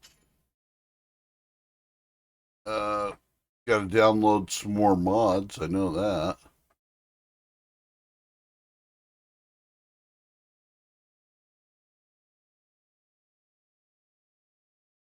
I like it better when they take their entire mod list and they put it into one mod, and then you just download that one mod and you're done. Instead of having all these little tiny mods. I mean, either way, it's still have to download all their shit, but it's alright. We'll sit here and chat for a bit. Hopefully everybody's doing well. Oh, Looney, I downsized my gaming screen, by the way. I don't know if I told you that. I went down to 27-inch. Hooked that up last night. A little easier on my eyes, and I can actually see everything that's going on at the same time. Pretty good resolution on it. I like it. It would probably be better if it was a curved screen, but those are out of my price range. They're a little too expensive.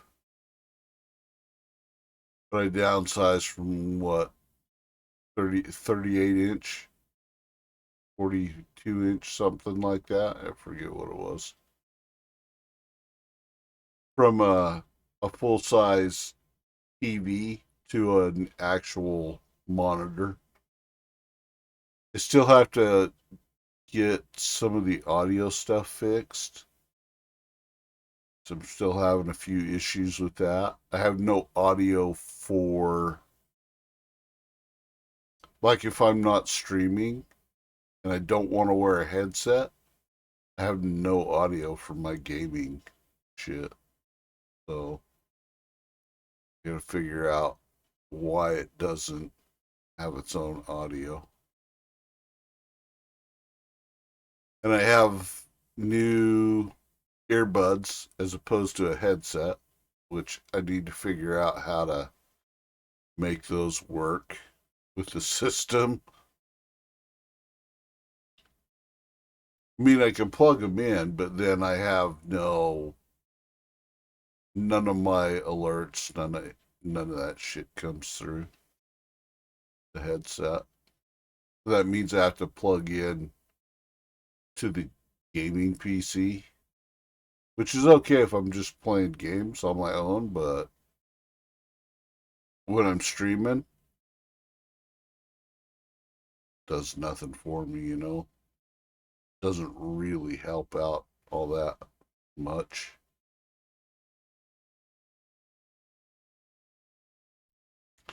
Back over to Cherno.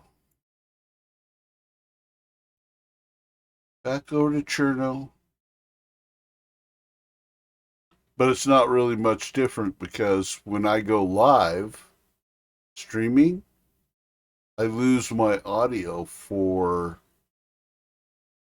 OBS for the alerts. I don't get it. I don't know why it does that.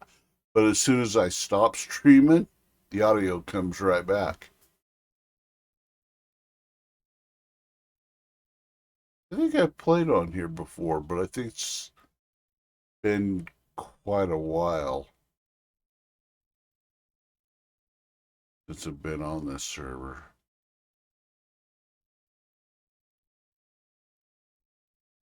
But yeah, the newer earbuds, so much more comfortable. And I can wear my beanie, so like when I get cold, because I shave my head, when I get cold, I can be wearing the earbuds. Well, I call them earbuds, but they're not really earbuds. But I can put those on and still put my beanie on. So you may have authentication, player login state, what? Something. Let's try it this way. Servers. Wait, what? Did they change this? Oh, no, they didn't change it. Let's see.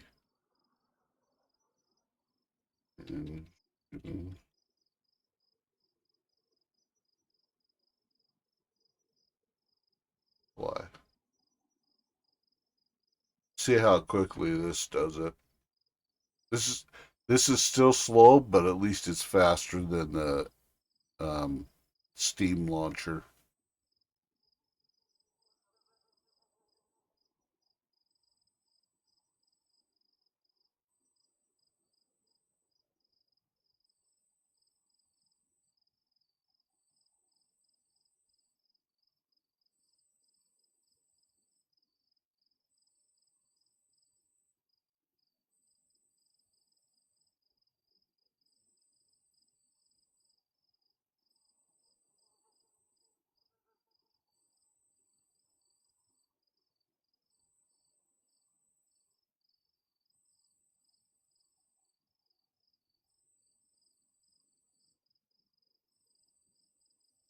Hi, welcome back to Cosmic and Body Horror. If you enjoy my content, please consider hitting the like button. Chapter 1. The horror came to Partridgeville in a blind fog. Cosmic All that Eaters. afternoon, thick vapors from the sea had swirled and eddied about the farm, and the room in which we sat swam with We'll see if moisture. it actually The fog loads ascended in in spirals decent. from beneath the door, and its long, moist fingers caressed my hair until it dripped. The square 3, pane 2, windows 1. were coated with a thick, dew-like moisture. The air was heavy and dank and unbelievably cold. Oh, I stared gloomily at my friend. that's He had cool turned his back to the looking. window and was writing furiously. He was a tall, slim man with a slight stoop and abnormally broad shoulders. In profile, his face was impressive. He had an extremely broad forehead, long nose, and slightly protuberant chin. A strong, sensitive face, which suggested a wildly imaginative nature, held in restraint by a skeptical and truly extraordinary intellect. My friend wrote short stories. Whoa, what? He wrote to please himself, in defiance of contemporary taste, and his tales were unusual. They would have delighted Poe. They would have delighted Hawthorne, or Ambrose Bierce, or Villiers de l'Isle Adam. They were studies of abnormal. Oh, I life, have played on abnormal this. beasts, Didn't we play abnormal on this plants. with He wrote of remote realms of imagination Travis? and horror, and the colors, sounds, and odors I think which we he played dared on to this with evoke were never Travis. seen, heard, or smelt on the familiar side of the moon. He projected his creations against mind-chilling backgrounds.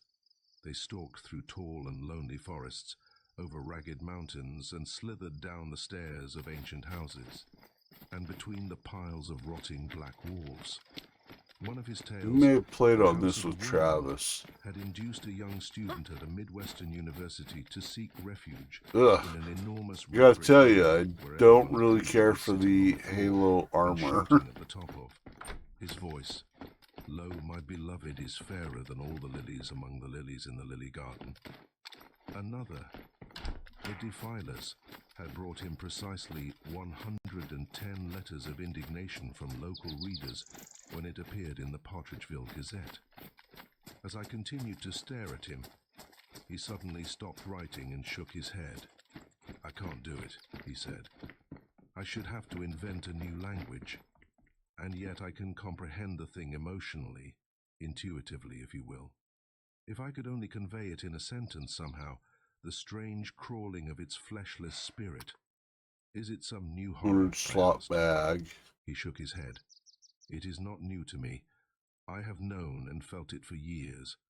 A horror utterly beyond anything your Islanders prosaic brain Halo can suit. conceive." "Thank you," I said. So "Oh, bulky human looking brains are and I, prosaic," ugh. he elaborated. "I meant no offense. And It I is have the to shadow say, of the terrors that lurk orange behind and above them, is just mysterious and awful. hideous. Our little brains. What can they know of vampire-like entities which may lurk in dimensions higher than Earth, or beyond the universe of stars? I think sometimes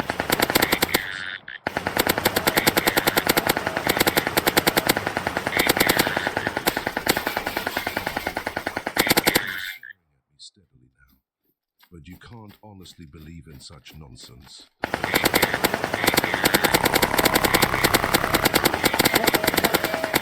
Skeptical to believe in anything. I have merely outlined a poet's reactions to the universe. If a man wishes to write ghostly stories and actually convey a sensation of horror, he must believe in everything and anything. That is,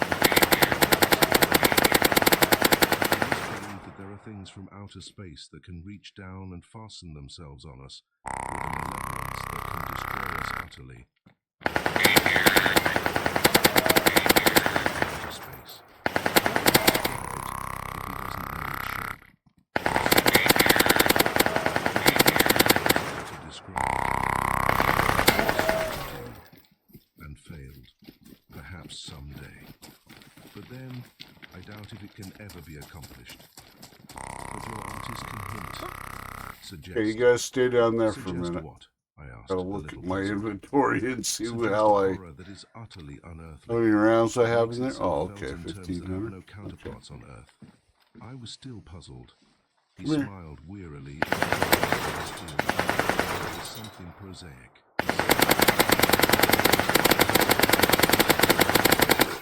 Mrs. Radcliffe, with her hidden vaults and bleeding ghosts.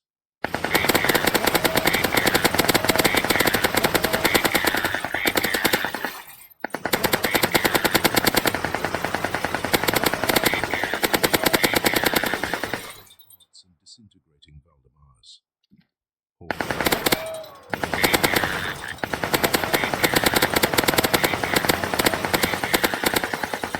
Sins were of any significance to a coldly malign intelligence from beyond the stars.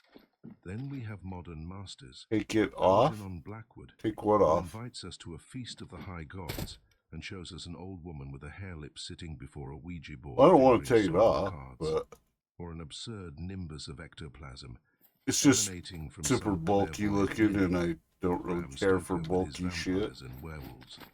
Mere conventional myths.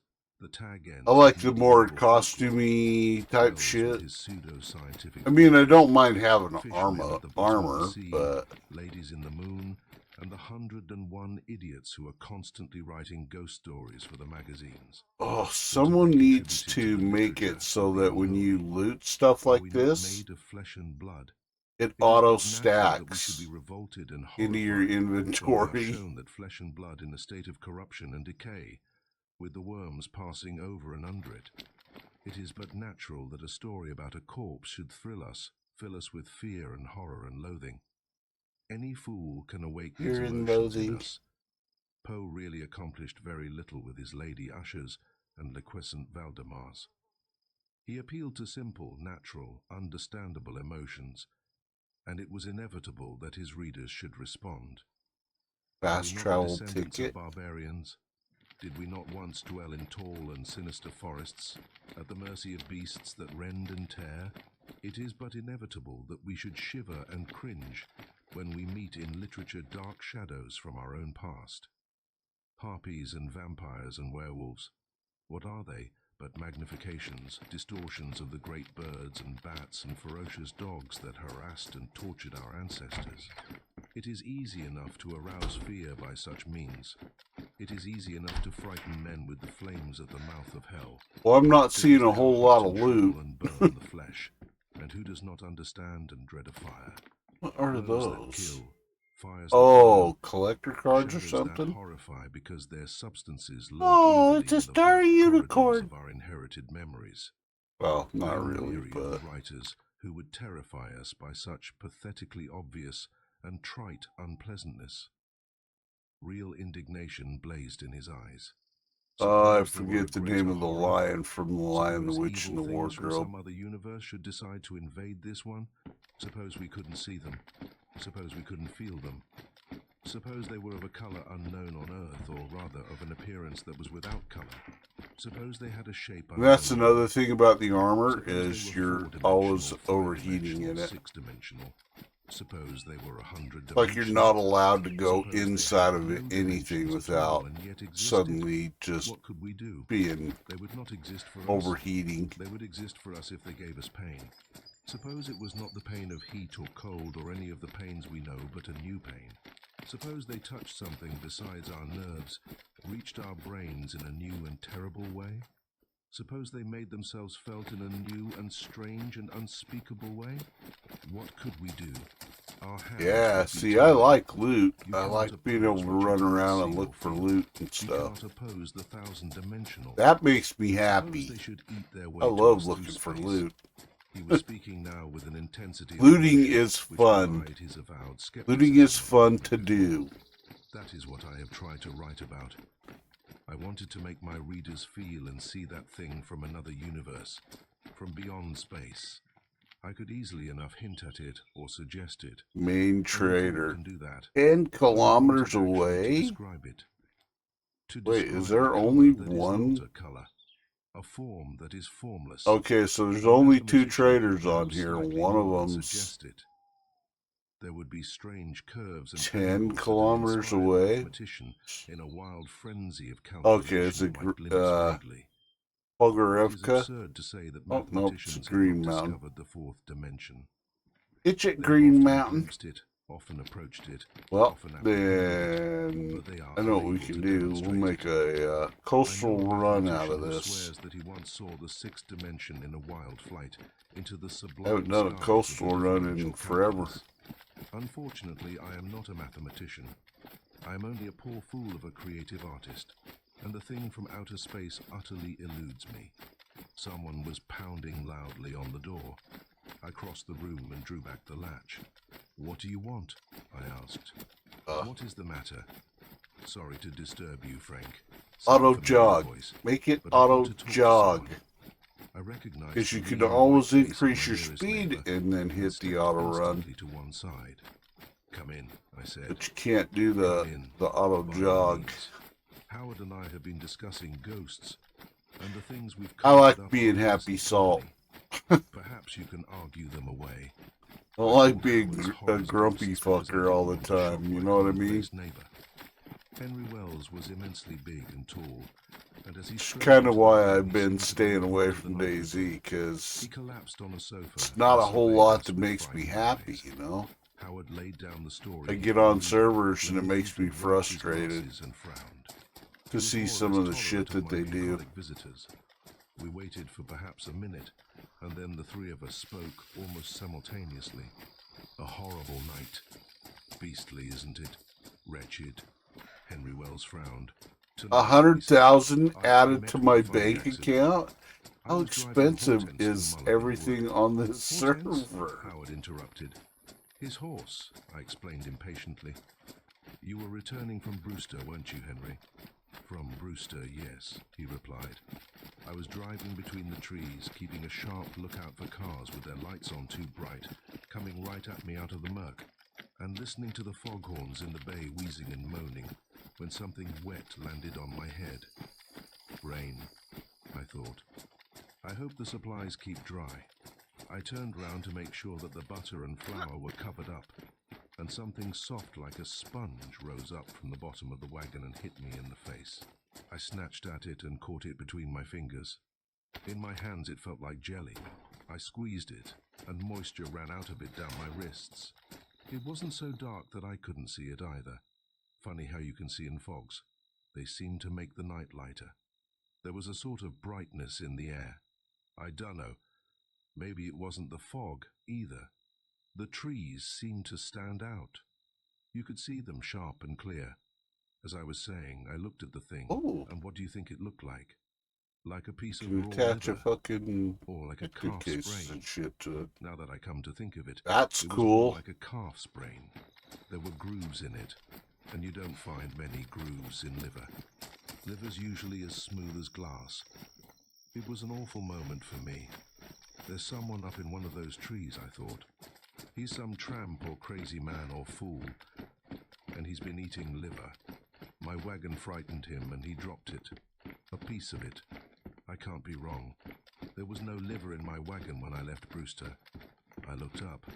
You know how tall all of the trees are in Mulligan Wood? You can't see the tops of some of them from the wagon road on a clear day. And you know how crooked and queer-looking some of the trees are. It's funny, but I've always thought of them as old men. Tall old men, you understand. Tall and crooked and very evil. Have I've food or always thought of anything? them as wanting to work mischief. Oh, this There's shit something is unwholesome about trees that grow Jolly- very close together. Jolly and grow Beans. crooked. I looked up. At first I didn't see anything but the tall trees, all white and glistening with the fog, and above them a thick white mist that hid the stars. And then something long white ran quickly down the trunk of one of the trees. It ran so quickly down the tree that I couldn't see it clearly, and it was so thin anyway that there wasn't much to see. But it was like an arm. It was like a long, white, and very Yeah, thin like arm. it But of feeds you. course it wasn't an arm. Guess Whoever maybe had we an ought arm as tall to as a check tree. and see, huh? I don't know what made me compare it to an arm, because it was really nothing but a thin line, like a wire, a string. I'm not sure that I saw it at all. Maybe I imagined it. I'm not even sure that it was as wide as a string, Yep.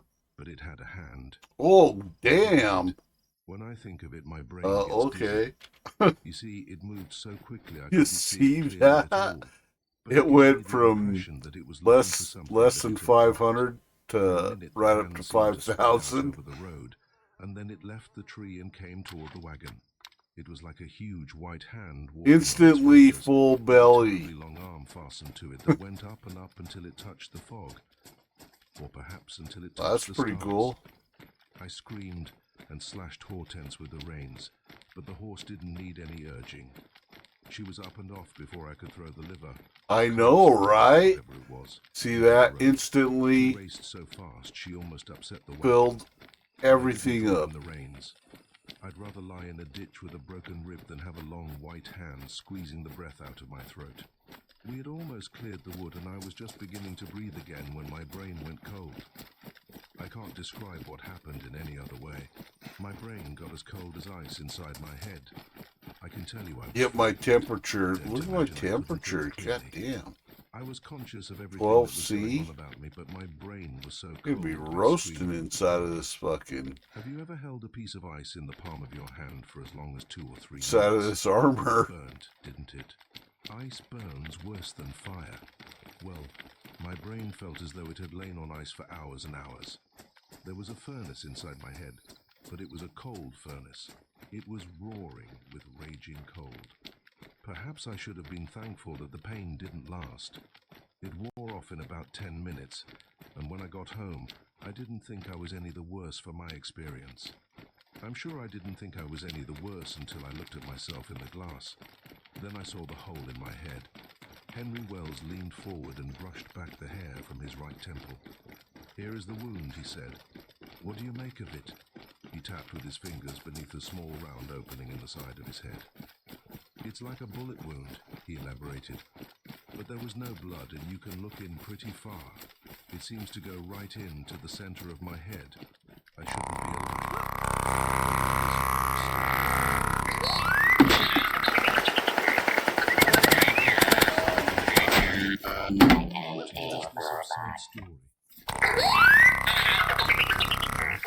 I dropped And yet you see would have sweated blood. Oi, motherfuckers! Know it for a moment.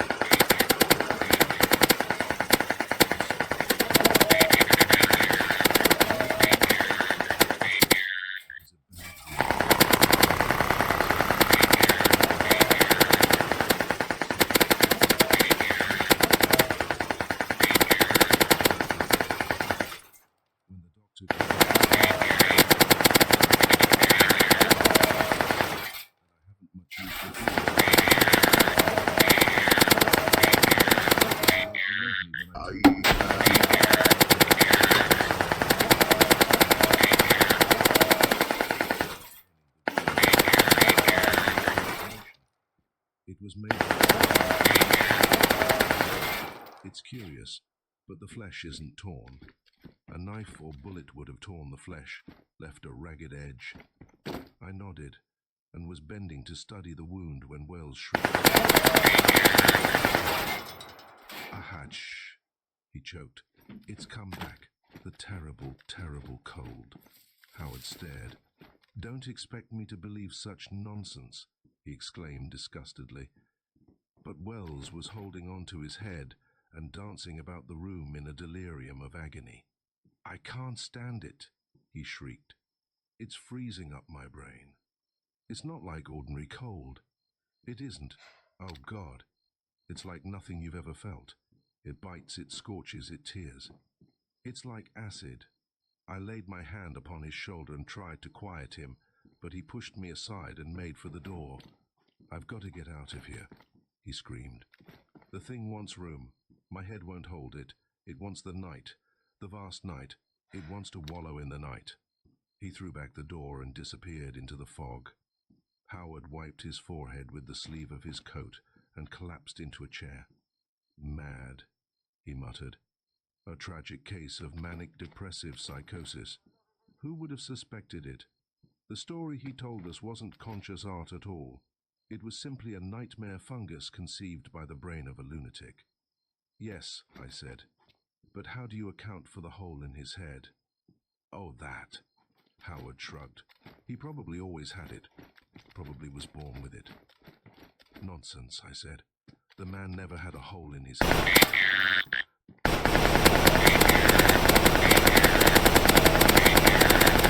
Medical attention.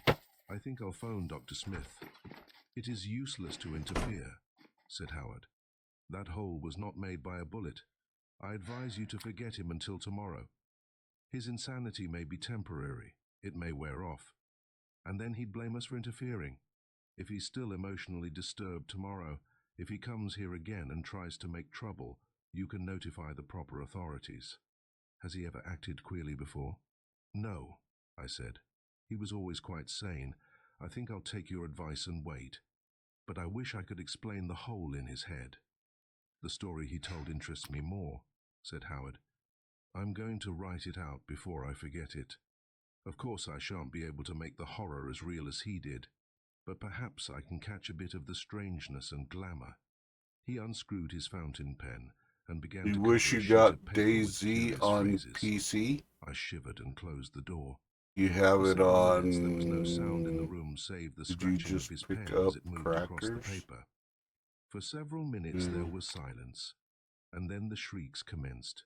Or were they... Yeah, I know, Maddie. I'm the closed door.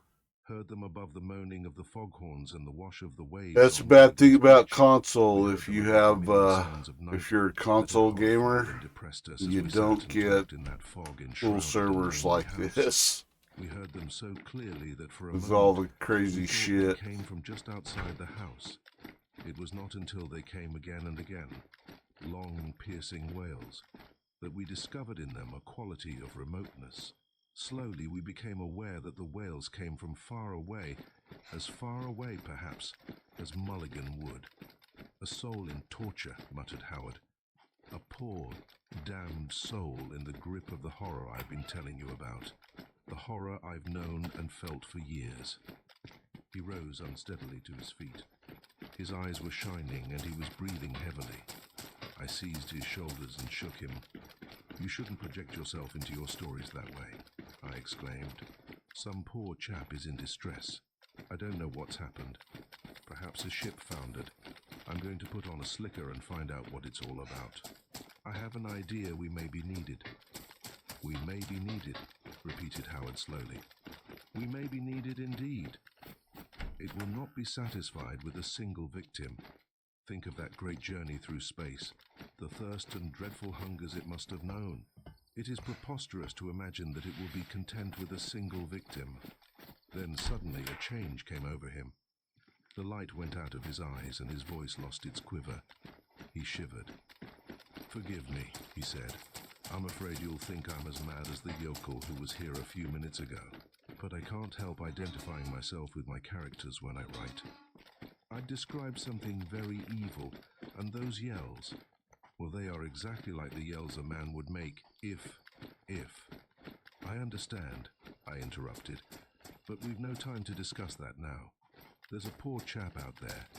I pointed vaguely toward the door, with his back against the wall. He's fighting off something. I don't know what. We've got to help him. Of course, he agreed, and followed me into the kitchen. Without a word, I took down a slicker and handed it to him. I also handed him an enormous rubber hat. Get into these as quickly as you can, I said. The chap's desperately in need of us. I'd gotten my own slicker down from the rack and was forcing my arms through its sticky sleeves. In a moment, we were both pushing our way through the fog. Korean Cowboy. The fog was like a living thing. Its long fingers reached up and You slapped us console relentlessly in gamer? the face.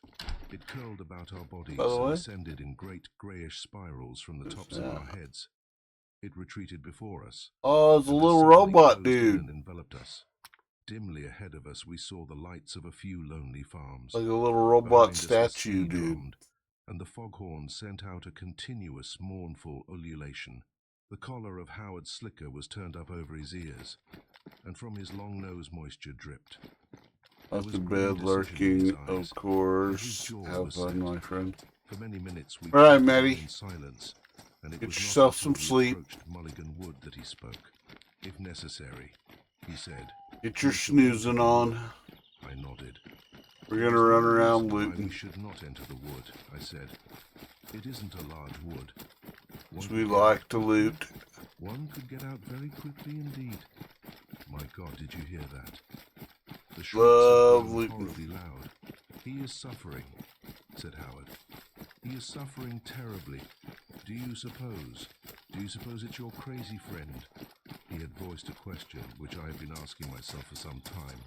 It's conceivable, I said, but we'll have to interfere if he's as mad as that. I wish I'd brought some of the neighbors with me. Why in heaven's name didn't you? Howard shouted. It may take a dozen men to handle him. He was staring at the tall trees that towered before us, and I didn't think he really gave Henry Wells so much as a thought. That's Mulligan Wood, I said. I swallowed to keep my heart from rising to the top of my mouth. It isn't a big wood, I added idiotically. Oh my God. Out of the fog there came the sound of a voice in the last extremity of pain. They're eating up my brain. Oh my God. I was at that moment in deadly fear that I might become as mad as the man in the woods. I clutched Howard's arm. Let's go back, I shouted. Let's go back. We refuse to come. There is nothing here but madness and suffering and perhaps death. That may be, said Howard, but we're going on. His face was ashen beneath his dripping hat, and his eyes were thin blue slits. Very well, I said grimly. We'll go on. Slowly we moved among the trees. They towered above us, and the thick fog so distorted them and merged them together that they seemed to move forward with us. From their twisted branches the fog hung in ribbons. Ribbons, did I say? Rather were they snakes of fog, writhing snakes with venomous tongues and leering eyes. Through swirling clouds of fog we saw the scaly, gnarled boles of the trees, and every bole resembled the twisted body of a man. Only cast on my electric torch protected me.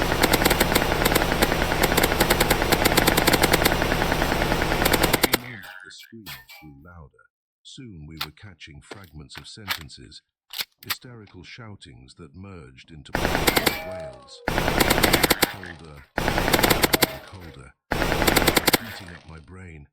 Colder, R.H. Howard gripped my arm. We'll find him, he said. We can't turn back now. When we found him, he was lying. His hands were clasped about his head, and his head was bent double. The knees were up so tight they almost touched his chest. He was silent. We bent no sound. Is he dead? I choked out. I wanted desperately to turn and run. The trees were very close to us. I don't know, said Howard. I don't know. I hope that he is dead. I saw him kneel and slide his hand under the poor devil's shirt. For a moment, his face was a mask. Then he got up quickly and shook his head. He is alive, he said. We must get him into some dry clothes as quickly as possible. I helped him. Together we lifted the bent figure from the ground and carried it forward between the trees. Twice we stumbled and nearly fell, and the creepers tore at our clothes. The creepers were little malicious hands grasping and tearing under the malevolent guidance of Orange the trees. keycard. Without a star to guide us, without a light except the little pocket lamp which was growing dim, we fought our way out of Mulligan Wood. The droning did not commence Mulligan until we had Wood. left the wood. At first we scarcely heard it was so low, like the purring of gigantic engines far down in the earth. But slowly, as we stumbled forward with our burden, it grew so loud that we could not ignore it. What is that? Muttered Howard, and through the wraiths of fog, I saw that his face had a green... Alien from I LV-426. mumbled. It's something horrible. I never heard anything like it. Can't you walk faster? So far we had been fighting familiar horrors, but the droning and humming that rose behind us was like nothing that I had ever heard on earth. In excruciating fright, I shrieked aloud. Faster, Howard, faster. For God's sake, let's get out of this. As I spoke, the body that we were Slaughter. carrying squirmed, and from its cracked lips issued a torrent of gibberish. I was walking between the trees looking up. I couldn't see their tops. I was looking up, and then suddenly I looked down and the thing landed on my shoulders. It was all legs, all long, crawling legs. It went right into my head. I wanted to get away from the trees, but I couldn't. I was alone in the forest with the thing on my back, in my head, and when I tried to run, the trees reached out and tripped me. It made a hole so it could get in. It's my brain it wants. Today it made a hole, and now it's crawled in and it's sucking and sucking and sucking. It's as cold as ice, and it makes a noise like a great big fly. But it isn't a fly, and it isn't a hand. I was wrong when I called it a hand. You can't see it. I wouldn't have seen or felt it if it hadn't made a hole and got in. You almost see it, you almost feel it, and that means that it's getting ready to go in. Can you walk, Wells? Can you walk? Howard had dropped Wells's legs, and I could hear the harsh intake of his breath as he struggled to rid himself of his slicker. I think so, Wells sobbed. But it doesn't matter. It's got me now. Put me down and save yourselves. We've got to run, I yelled. It's our one chance, cried Howard. Wells, you follow us. Follow us, do you understand? They'll burn up your brain if they catch you. We're going to run, lad. Follow us. He was off through the fog. Wells shook himself free and followed like a man in a trance. I felt a horror more terrible than death. The noise was dreadfully loud. It was right in my ears, and yet for a moment I couldn't move. The wall of fog was growing thicker. Frank will be lost. It was the voice of Wells, raised in a despairing shout. We'll go back. It was Howard shouting now. It's death, or worse, but we can't leave him. Keep on, I called out. They won't get me. Save yourselves. In my anxiety to prevent them from sacrificing themselves, I plunged wildly forward. In a moment I had joined Howard and was clutching at his arm. What is it? I cried. What have we to fear? The droning was all about us now, but no louder. Come quickly or we'll be lost, he urged frantically. They've broken down all barriers. That buzzing is a warning. We're sensitives. We've been warned, but if it gets louder, we're lost. They're strong near Mulligan Wood, and it's here they've made themselves felt. They're experimenting now, feeling their way. Later, when they've learned, they'll spread out. If we can only reach the farm. We'll reach the farm, I shouted as I clawed my way through the fog. Heaven help us if we don't, moaned Howard. He had thrown off his slicker, and his seeping wet shirt clung tragically to his lean body. He moved through the blackness with long, furious strides. no ammo? Far ahead we heard the shrieks of Henry Wells. Ceaselessly the foghorns moaned. Ceaselessly the fog swirled and eddied about us. And the droning continued. It seemed incredible that we should ever have found a way to the farm in the blackness. But find the farm we did, and into it we stumbled with glad cries. Shut the door, shouted Howard. I shut the door. We are safe here, I think, he said. They haven't reached the farm yet. What has happened to Wells? I gasped, and then I saw the wet tracks leading into the kitchen. Howard saw them too. His eyes flashed with momentary relief. I'm glad he's safe, he muttered. I feared for him. Then his face darkened. The kitchen was unlighted, and no sound came from it. Without a word, Howard walked across the room and into the darkness beyond. I sank into a chair, flicked the moisture from my eyes, and brushed back my hair, which had fallen in soggy strands across my face. For a moment I sat, breathing heavily, and when the door creaked, I shivered. But I remembered Howard's assurance. They haven't reached the farm yet. We're safe here. Somehow, I had confidence in Howard. He realized that we were threatened by a new and unknown horror, and in some occult way he had grasped its limitations. I confess, though, that when I heard the screams that came from the kitchen, my faith in my friend was slightly shaken. There were low growls, such as I could not believe came from any human throat, and the voice of Howard raised in wild expostulation. Let go, I say. Are you quite mad? Man, we have saved you. Don't, I say. Let go of my leg. Ah! As Howard staggered into the room, I sprang forward and caught him in my arms. He was covered with blood from head to foot, and his face was ashen. He's gone raving mad, he moaned. He was running about on his hands and knees like a dog. He sprang at me and almost killed me. I fought him off, but I'm badly bitten. I hit him in the face, knocked him unconscious. I may have killed him. He's an animal. I had to protect myself. I laid Howard on the sofa and knelt beside him, but he scorned my aid. Don't bother with me, he commanded. Get a rope quickly and tie him up. If he comes to, we'll have to fight for our lives. What followed was a nightmare. I remember vaguely that I went into the kitchen with a rope and tied poor Wells to a chair. Then I bathed and dressed Howard's wounds and lit a fire in the grate. I remember also that I telephoned for a doctor, but the incidents are confused in my memory, and I have no clear recollection of anything until the arrival of a tall, grave man with kindly and sympathetic eyes and a presence that was as soothing as an opiate. He examined Howard, nodded, and explained that the wounds were not serious. He examined Wells. He explained slowly. His pupils don't respond to light, he said. An immediate operation will be necessary. I tell you frankly, I don't think we can save him. That wound in his head, Doctor, I said. Was it made by a bullet? The doctor frowned. It puzzles me, he said. Of course it was made by a bullet, but it should have partially closed up. To the brain. I know nothing about it.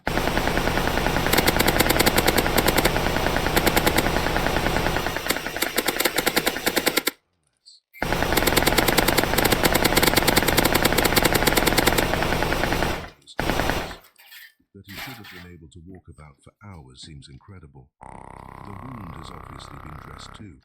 No clotted blood at all. He paced slowly back and forth. Wait here, once. There is a slight pause. I we must clear this. If you could hold it for me.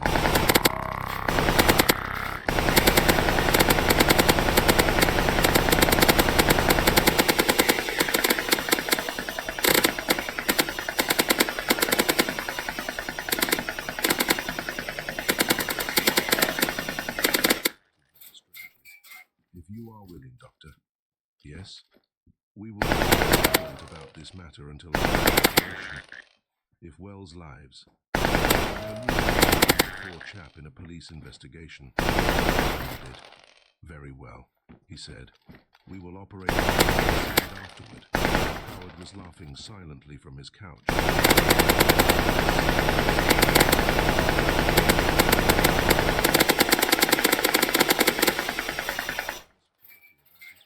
Disturbed me. The horrors that we had known. Scientific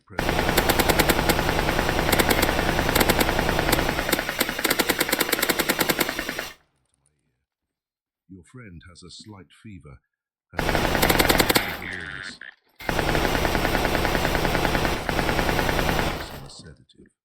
I raced to secure a glass, and in a moment we had Howard sleeping soundly. Now then.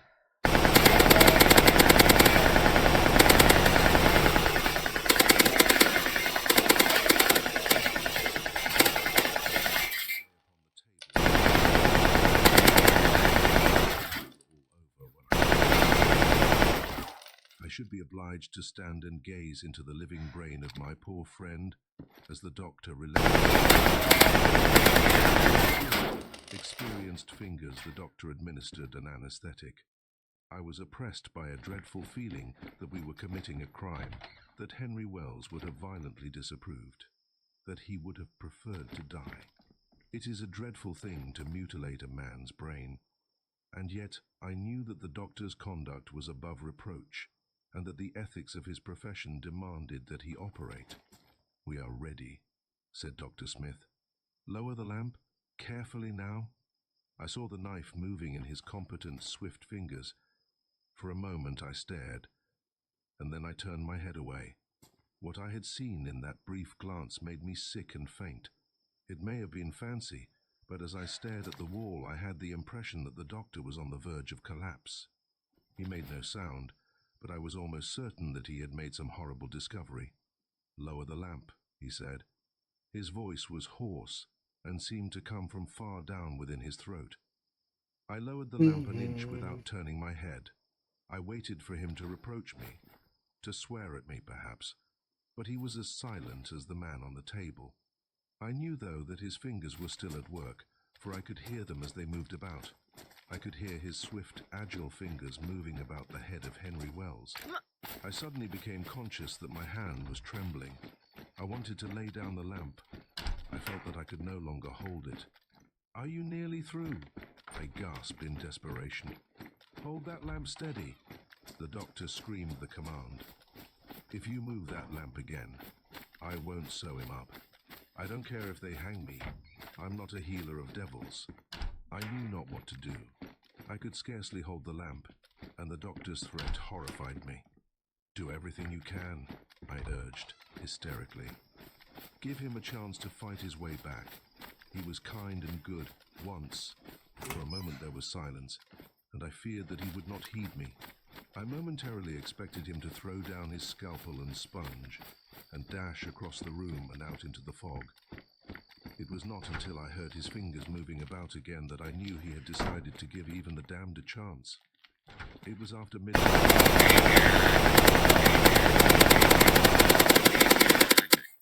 encountered a face that I shall never forget.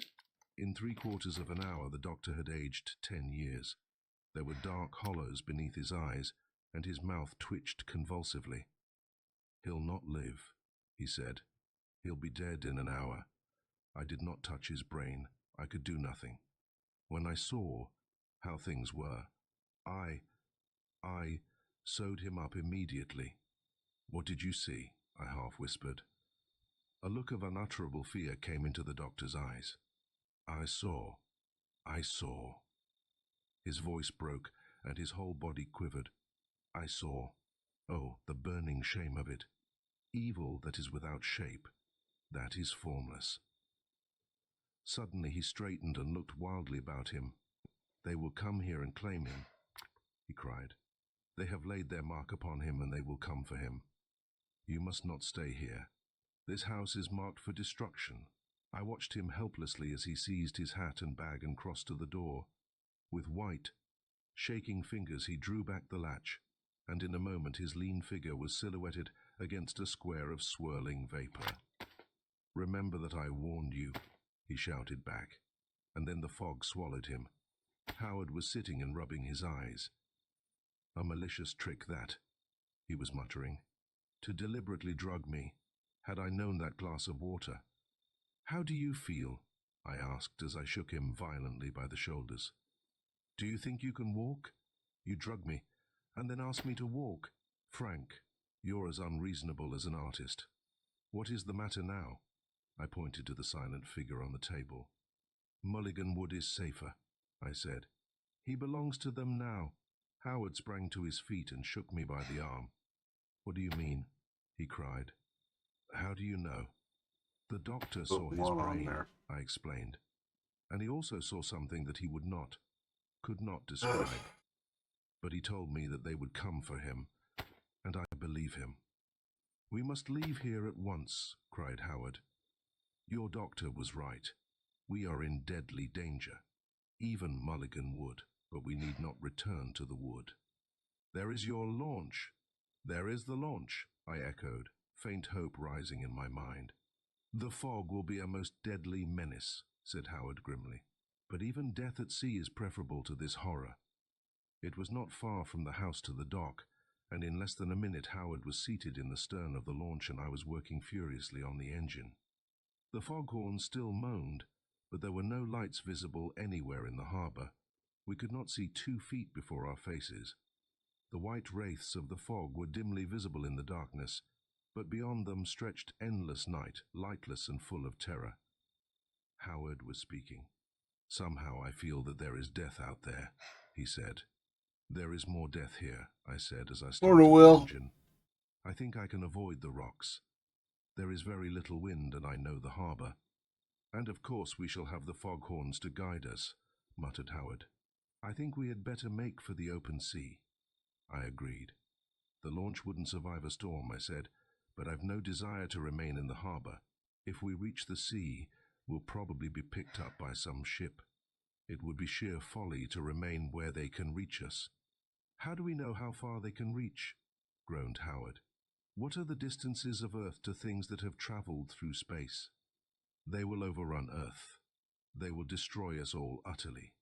"We'll discuss that later," I cried as the engine roared into life. "We're going to get as far away from them as possible. Perhaps they haven't learned yet. While they've still limitations, we may be able to escape." We moved slowly into the channel, and the sound of the water splashing against the sides of the launch soothed us strangely. At a suggestion from me, Howard had taken the wheel and was slowly bringing her about. "Keep her steady," I shouted. "There isn't any danger until we get into the Narrows."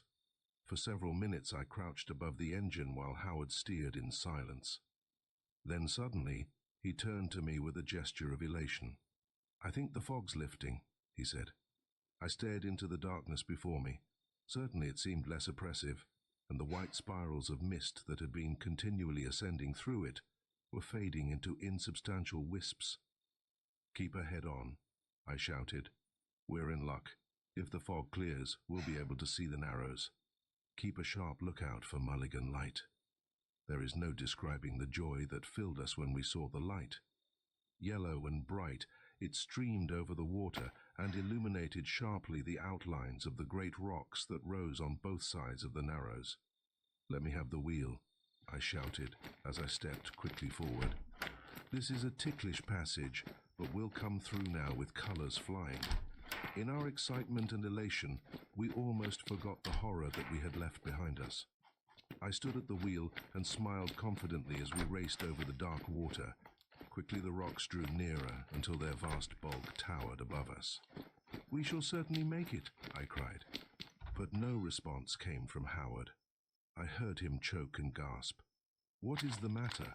I asked suddenly, and turning, saw that he was crouching in terror above the engine. His back was turned toward me, but I knew instinctively in which direction he was gazing. The dim shore that we had left shone like a flaming sunset. Mulligan Wood was burning. Great flames shot up from the highest of the tall trees, and a thick curtain of black smoke rolled slowly eastward, blotting out the few remaining lights in the harbour.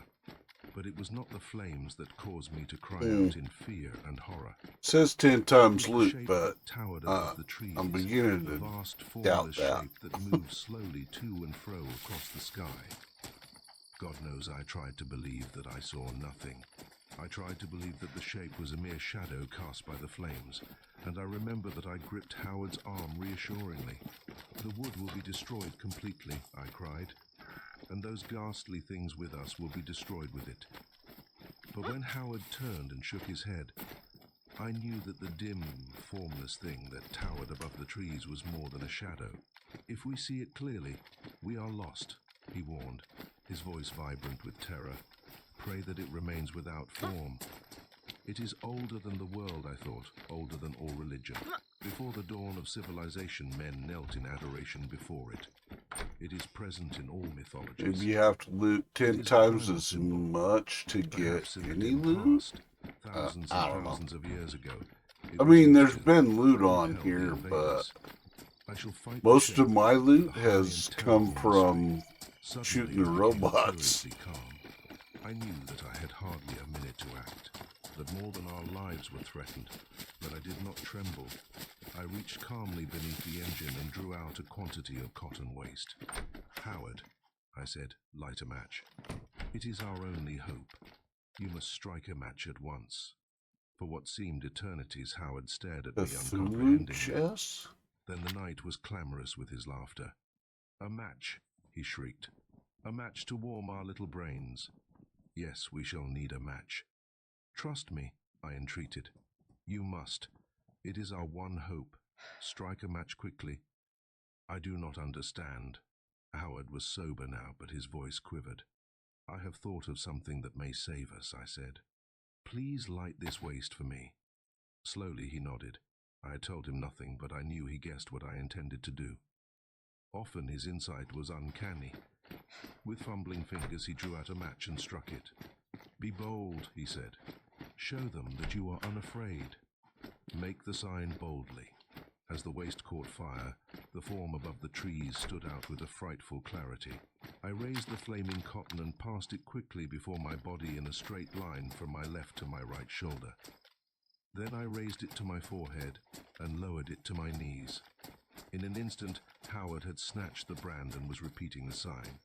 He made 2 crosses, one against his body and one against the darkness with the torch held at arm's length. For a moment I shut my eyes, but I could still see the shape above the trees. Then slowly its form became less distinct, became vast and chaotic, and when I opened my eyes it had vanished. I saw nothing but the flaming forest and the shadows cast by the tall trees. The horror had passed, but I did not move. I stood like an image of stone staring over the black water. Then something seemed to burst in my head.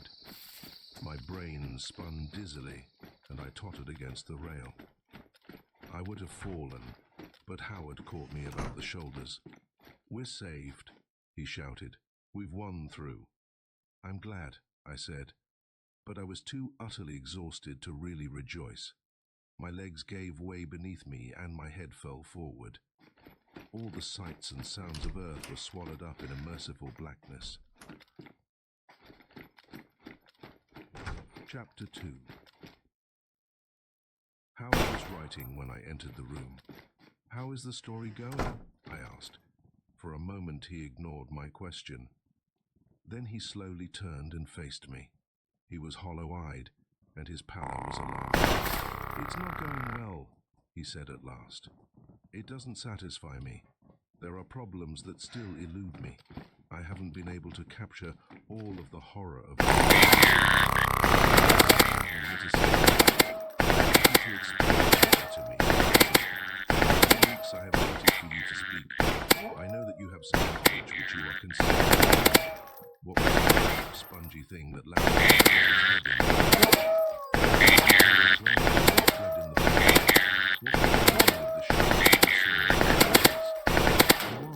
his name? Didn't the horror spread as I feared it might? What stopped it? Howard, what do you think really happened to Wells's brain?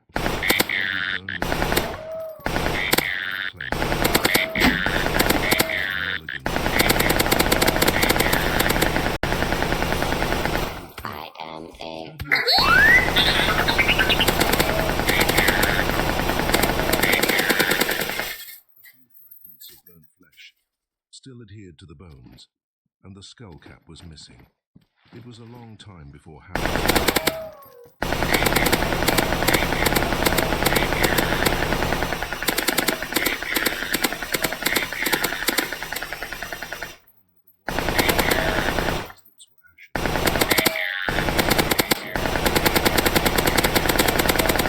Dance, motherfucker! To speak of it, it seemed too awful to I shall never rest in peace until I have woven it into my readers feel and see that dreadful, unspeakable thing. And I cannot write of it until I am convinced it may happen. You have asked me what it was that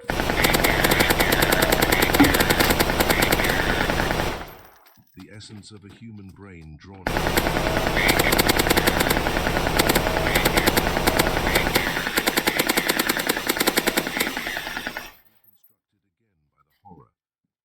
I believe that for some purpose of its own, it used human brains. Perhaps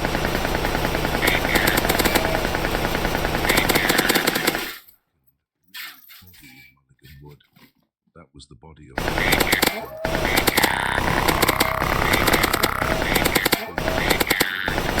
the trees helped. I think the horror endowed them with a strange life. The poor chap lost his brain. Hey! The horror took Rock it, throwing robot. with it, and then accidentally dropped it. It dropped it on Wells's head. Wells said that the long, thin, and very white arm he saw was looking for something that it had dropped. Of course, Wells didn't really see the arm objectively, but the horror that is without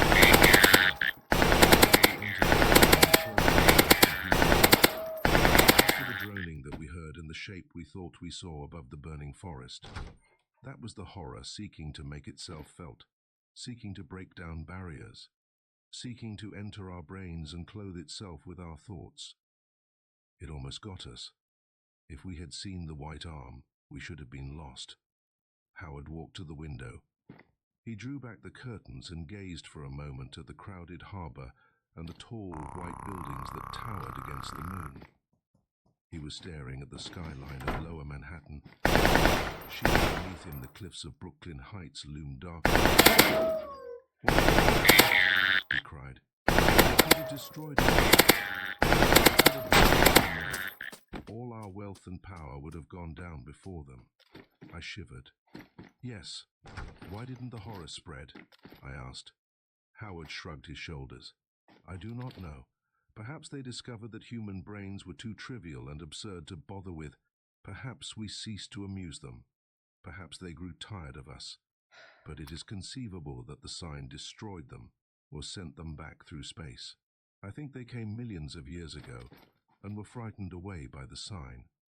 When they discovered that we had not forgotten the use of the sign, they may have fled in terror. Certainly there has been no manifestation for 3 weeks. I think that they are gone. And Henry Wells? I asked. Well, his body was not found. I imagine they came for him. And you honestly intend to put this obscenity into a story? Oh my God. The whole thing is so incredible, so unheard of, that I can't believe it. Did we not dream it all? Were we ever really in Partridgeville? Did we sit in an ancient house and discuss frightful things while the fog curled about us? Did we walk through that unholy wood? Were the trees really alive? And did Henry Wells run about on his hands and knees like a wolf? Howard sat down quietly and rolled up his sleeve. He thrust his thin arm toward me. "Can you argue away that scar?" he said. "There are the marks of the beast that attacked me, the man-beast that was Henry Wells. A dream? I would cut off this arm immediately at the elbow if you could convince me that it was a dream." I walked to the window and remained for a long time staring at Manhattan. There, I thought, is something substantial. It is absurd to imagine that anything could destroy it. It is absurd to imagine that the horror was really as terrible as it seemed to us in Partridgeville. I must persuade Howard not to write about it. We must both try to forget it. I returned to where he sat and laid my hand on his shoulder. "You'll never give up the idea of putting it into a story?" I urged gently. "Never." He was on his feet, and his eyes were blazing. "Do you think I would give up now when I've almost captured it? I shall write a story that will penetrate to the inmost core of a horror that is without form and substance, but more terrible than a plague-stricken city when the cadences of a tolling bell sound an end to all hope. I shall surpass Poe. I shall surpass all the masters. Surpass them and be damned then," I said angrily. "That way madness lies. But it is useless to argue with you. Your egoism is too colossal." I turned and walked swiftly out of the room. It occurred to me as I descended the stairs that I had made an idiot of myself with my fears. But even as I went down, I looked fearfully back over my shoulder, as though I expected a great stone weight to descend from above and crush me to the earth. He should forget the horror, I thought. He should wipe it from his mind. He will go mad if he writes about it. 3 days passed before I saw Howard again. Good luck. He said in a curiously I hoarse found a voice when I knocked good on his door. luck. I found him in dressing gown and slippers, and I knew as soon as I saw him that he was terribly exultant. "I have triumphed, Frank," he cried. "I have reproduced the form that is formless, the burning shame that man has not looked upon, the crawling, fleshless obscenity that sucks at our brains." Before I could so much as gasp, he placed a bulky manuscript in my hands. "Read it, Frank," he commanded. "Sit down at once and read it." I crossed to the window and sat down on the lounge. I sat there oblivious to everything but the typewritten sheets before me. I confess that I was consumed with curiosity. I had never questioned Howard's power. With words he wrought miracles. Breaths from the unknown blew always over his pages, and things that had passed beyond earth returned at his bidding. But could he even suggest the horror that we had known? Could he even so much as hint at the loathsome, crawling thing that had claimed the brain of Henry Wells? I read the story through. I read it slowly, and clutched at the pillows beside me in a frenzy of loathing. As soon as I had finished it, Howard snatched it from me. He evidently suspected that I desired to tear it to shreds. "What do you think of it?" he cried exultantly. "It is indescribably foul," I exclaimed. "It violates privacies of the mind that should never be laid bare. But you will concede that I have made the horror convincing." I nodded and reached for my hat. "You have made it so convincing that I cannot remain and discuss it with you. I intend to walk until morning. I intend to walk until I am too weary to care or think or remember." "It is a very great story," he shouted at me, but I passed down the stairs and out of the house without replying. Chapter 3. It was past midnight when the telephone rang. I laid down the book I was reading and lowered the receiver. "Hello," Who is there? I asked. Frank, this is Howard. The voice was strangely high-pitched. Come as quickly as you can. They've come back. And Frank, the sign is powerless. I've tried the sign, but the droning is getting louder and a dim shape. Howard's voice trailed off disastrously. I fairly screamed into the receiver. Courage, man. Do not let them suspect that you are afraid. Make the sign again and again. I will come at once. Howard's voice came again, more hoarsely this time. The shape is growing clearer and clearer, and there is nothing I can do. Frank, I have lost the power to make the sign. I have forfeited all right to the protection of the sign. I've become a priest of the devil.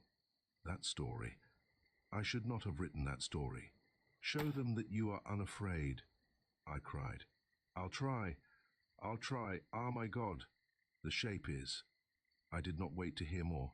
Frantically seizing my hat and coat, I dashed down the stairs and out into the street. As I reached the curb, a dizziness seized me.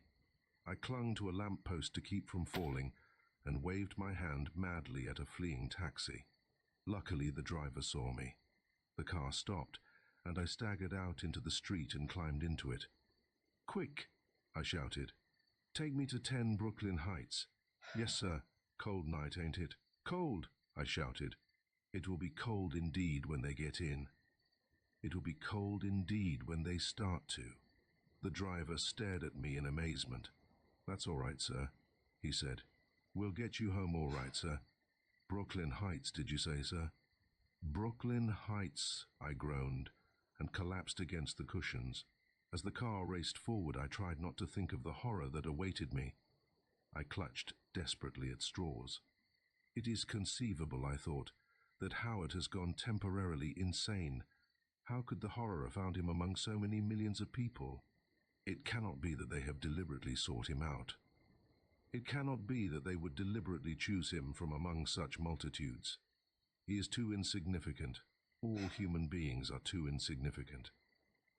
They would never deliberately angle for human beings. They would never deliberately trawl for human beings. But they did seek Henry Wells. And what did Howard say? I have become a priest of the devil. Why not their priest? What if Howard has become their priest on earth? What if his story has made him their priest?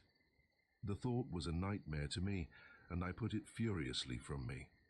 He will have courage to resist them, I thought. He will show them that he is not afraid. Here we are, sir. Shall I help you in, sir? The car had stopped, and I groaned as I realized that I was about to enter what might prove to be my tomb. I descended to the sidewalk and handed the driver all the change that I possessed. He stared at me in amazement. You've given me too much, he said. Here, sir. But I waved him aside and dashed up the stoop of the house before me. As I fitted a key into the door, I could hear him muttering, Craziest drunk I ever seen. He gives me $4 to drive him 10 blocks and doesn't want no thanks or nothing. The lower hall was unlighted. Yep. I stood at the foot of the stairs and shouted, I'm here, Howard. Can you come down? There was no answer. I waited for perhaps 10 seconds, but not a sound came from the room above. I'm coming up, I shouted in desperation and started to climb the stairs. I was trembling all over. They've got him, I thought. I'm too late. Perhaps I had better not. Great God, what was that? I was unbelievably terrified. There was no mistaking the sounds. In the room above, someone was volubly pleading and crying aloud in agony. Was it Howard's voice that I heard? I caught a few words indistinctly. Crawling. Ugh. Crawling. Ugh. Oh, have pity. Cold and clear. Crawling. Ugh. God in heaven. I had reached the landing, and when the pleadings rose to hoarse shrieks, I fell to my knees and made against my body, and upon the wall beside me, and in the air, the sign. I made the primal sign that had saved us in Mulligan Wood, but this time I made it crudely, not with fire, but with fingers that trembled and caught at my clothes, and I made it without courage or hope, made it darkly, with a conviction that nothing could save me. and then I got up quickly and went on up the stairs. My prayer was that they would take me quickly, that my suffering should be brief under the stars. The door of Howard's room was ajar. By a tremendous effort I stretched out my hand and grasped the knob.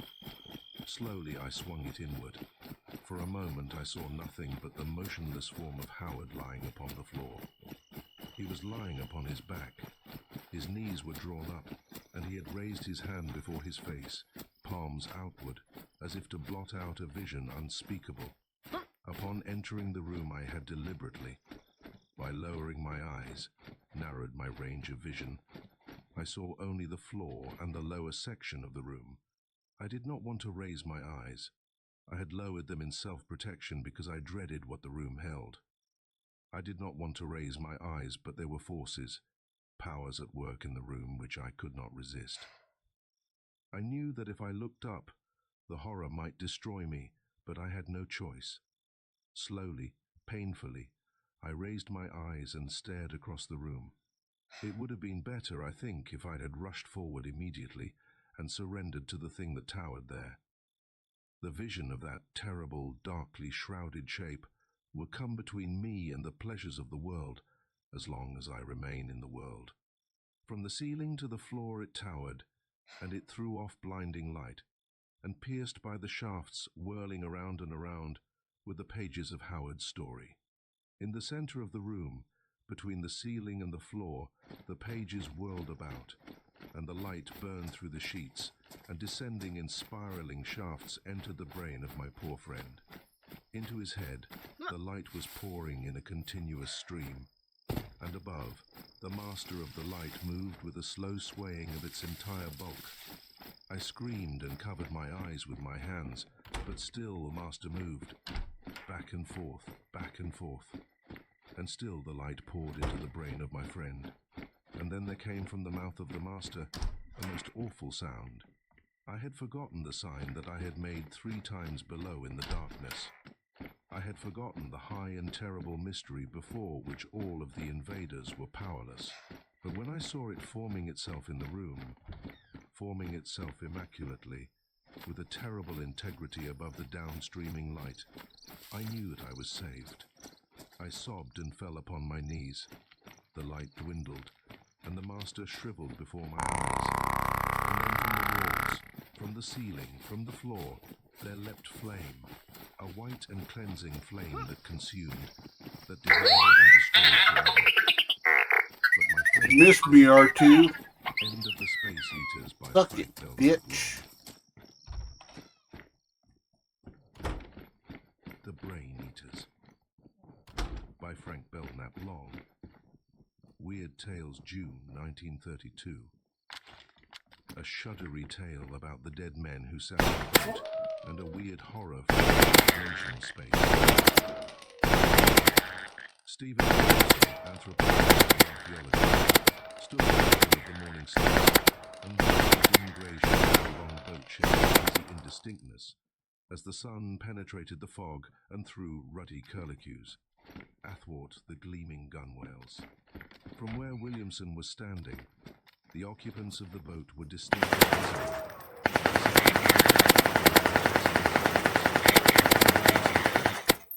They made no response. Williamson crawled forward over the rail, studying tense, and a cold horror descended upon him. He turned abruptly, cupping his hands, and shouted out a frantic warning to the first mate, who was standing rather nonchalantly So with close. his hands thrust deep into I his only need trousers 5 pockets. more kills, Keep away and from I her. get another Ease her off. reward. For God's sake, what's that? Yeah, see, Strode this to the rail and armor's glanced so anxiously over the bulky. side. But from where he was It standing, kind of the boat blocks was not everything visible. out. He was obliged to repeat his query to Williamson, who occupied, for the moment, Don't get me the wrong. ship's guardian. Below in his I cabin, love the my captain was modded raving servers. impotently, his brain unhinged by liquor and fever. What did you say, Steve? I said, stay clear of her. Why, cholera, I think, anyhow, it's awful. I'm gonna go use the restroom. I will be right back. In a moment, the mate was by Stephen's side, staring with horror at the boat and its contents. It was drifting aimlessly in a long swell, its rudder askew and trailing sea moss, its oarlocks sodden with caked salt and a darker, more disturbing ingredient that looked, from a distance, like caked blood. The mate gripped Williamson's arm. "They've been dead for weeks," he muttered hoarsely. "Every man of 'em. They're nothing more than skeletons." He spat to conceal his emotion. "Every man of 'em. God, Steve, look there." Williamson had raised his arm and was pointing excitedly at the tallest of the 7 skeletons. The mate grew dizzy with horror. A choking, gurgling sound issued from his throat, and his hand tightened on his companion's arm till the latter cried out in shrill protest. "Steady, Jim." Then, after a pause, "It was cannibalism, nothing else. But I can understand it, Jim. If the poor devils were insane crazed. But his head," the mate protested hysterically. "They couldn't eat that. Why did they cut off his head?" The headless man sat bolt upright in the boat. He was clothed in stained grey trousers of woolen texture and a coarse seaman's shirt of alternating black and white stripes open to the waist. His feet were bare and sun-scorched. One arm, severed at the wrist, dangled forlornly beside the oarlocks, rising and falling with the slow, oily swell. The other was outstretched, as though it had been endeavouring, at the instant of death, to ward off the attack of something malign and unspeakable. On several parts of the hairy, exposed chest were dark and ominous stains. The muscles of the torso stood out so rigidly in the half-light that they were discernible at a distance of 50 feet. But despite his mutilations and imperfections, the headless man was easily the most commanding figure in the boat. The other occupants were pitiable in the extreme. They sprawled against the gunwales in attitudes of abject despair, mere husks of flabby skin over protruding bones, with skull-like faces and rigid, immobile arms. The sea had had its way with them. They were not merely dead, they were beginning, slowly, to blacken and shrivel and putrefy. "It isn't cholera," said Stephen grimly. The mate nodded. "You're right, I guess." His voice sounded hollow and unfamiliar even to his own ears. The strangeness of its timbre appalled him. He glanced almost hysterically at his companion. How, he wondered, could the man remain so cool? He had hitherto been so emotional, so easily upset.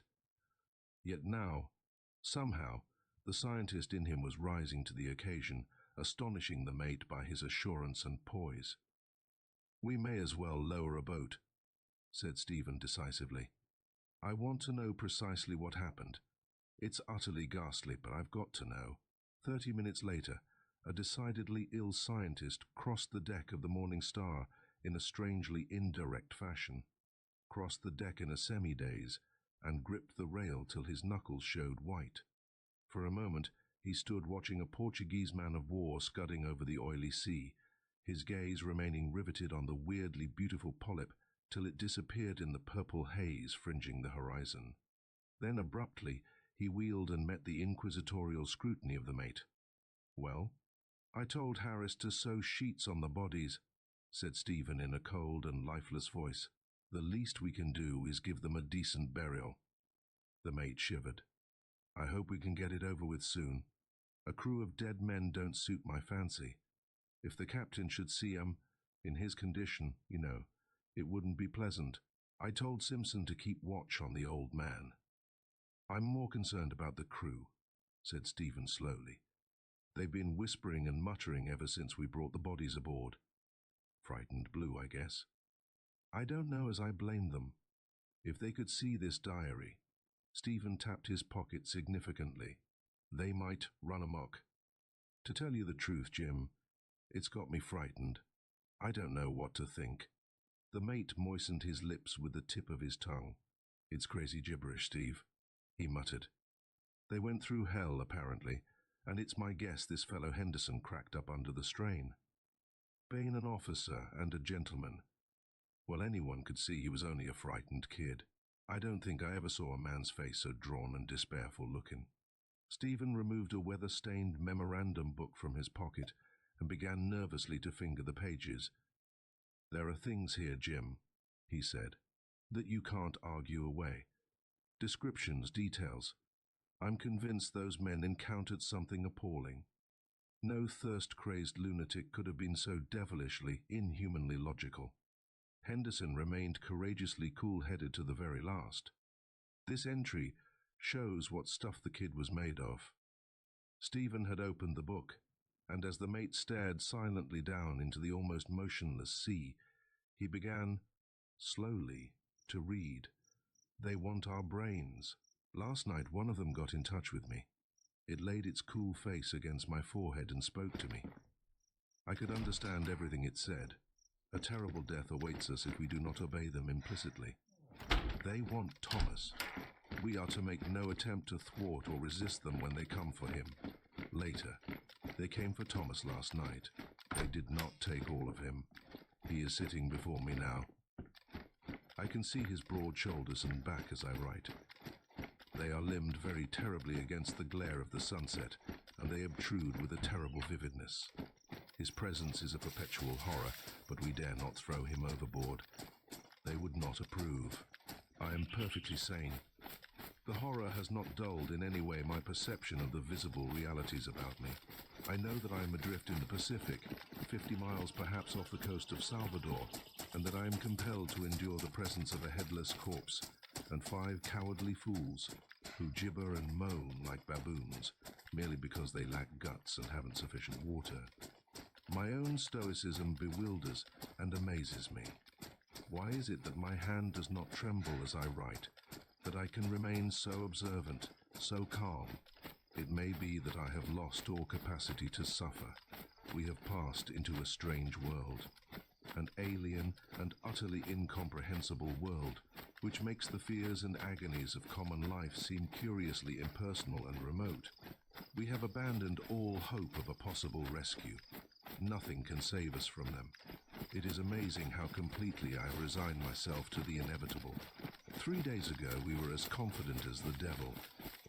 Why, we actually jested when the Mary O'Brien went down. Red Taylor called it a natty dive. She went down bow first. It was an enormously impressive spectacle. The water about her was a white maelstrom for fully 5 minutes. It's only a few miles to the coast, I told them, and we've enough water to last a fortnight. We'll row in relays. They are squat and slimy, with long gelatinous arms and hideous, bat-like faces. But I have reason to suspect they can change their form at will. For hours our ears were assailed by a horrible, maddening droning, and then we saw them. We saw them glistening in the moonlight. All about us, the sea was carpeted with their luminous, malignant faces. There was nothing we could do. We were helpless, stunned. They are not animals. They are endowed with a cold, unearthly intelligence. We have drifted into strange waters. Our compass revolves so maddeningly that it is useless as a guide. I have a theory, incredible, fantastic, which would account for all that has occurred, but I dare not confide it to the others. They would not understand. They are convinced, even now, that the things are fantastic fishes. They do not know that I have communicated with them. They did not see me last night when I left the boat and went with them into the abyss.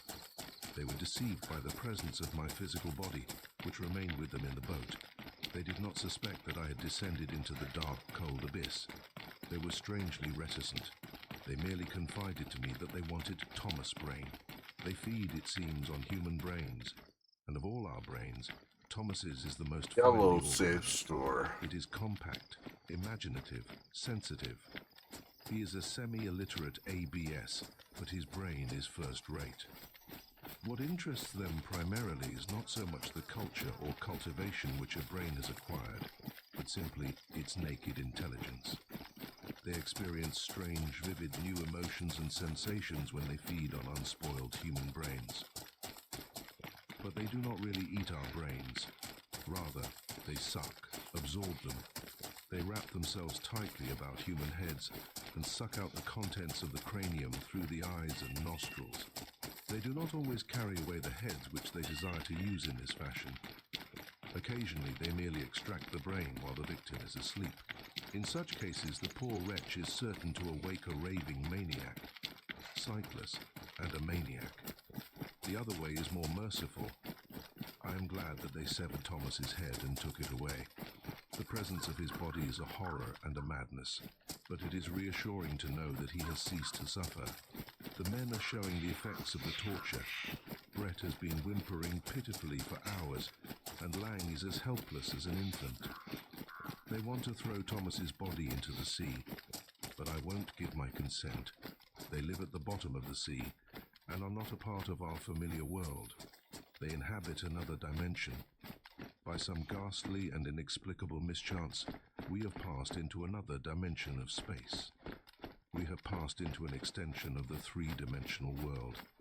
The existence of these creatures confirms the wildest speculations of theosophists and mystics, who have persistently maintained that man is not the only intelligent inhabitant of the globe, that there are other worlds impinging on ours. Above the familiar seas of the world are imposed other invisible seas, inhabited by strange and hideous shapes, utterly unlike anything with which we are familiar. There is not one Pacific Ocean merely. Occupying the same space in another dimension are invisible Pacifics inhabited by strange shapes with hidden malevolent powers. We have, unaccountably, sailed into one of these invisible worlds. We have passed from the coast of Salvador to the seacoast of an alien world. It is a very terrible world. Its denizens are more malignant than vampires. They raven on the brains of lost travelers from the three-dimensional Pacific. I had fallen asleep in sheer exhaustion, which compelled me to follow them down through the blue depths to the blue-lit city on the seas.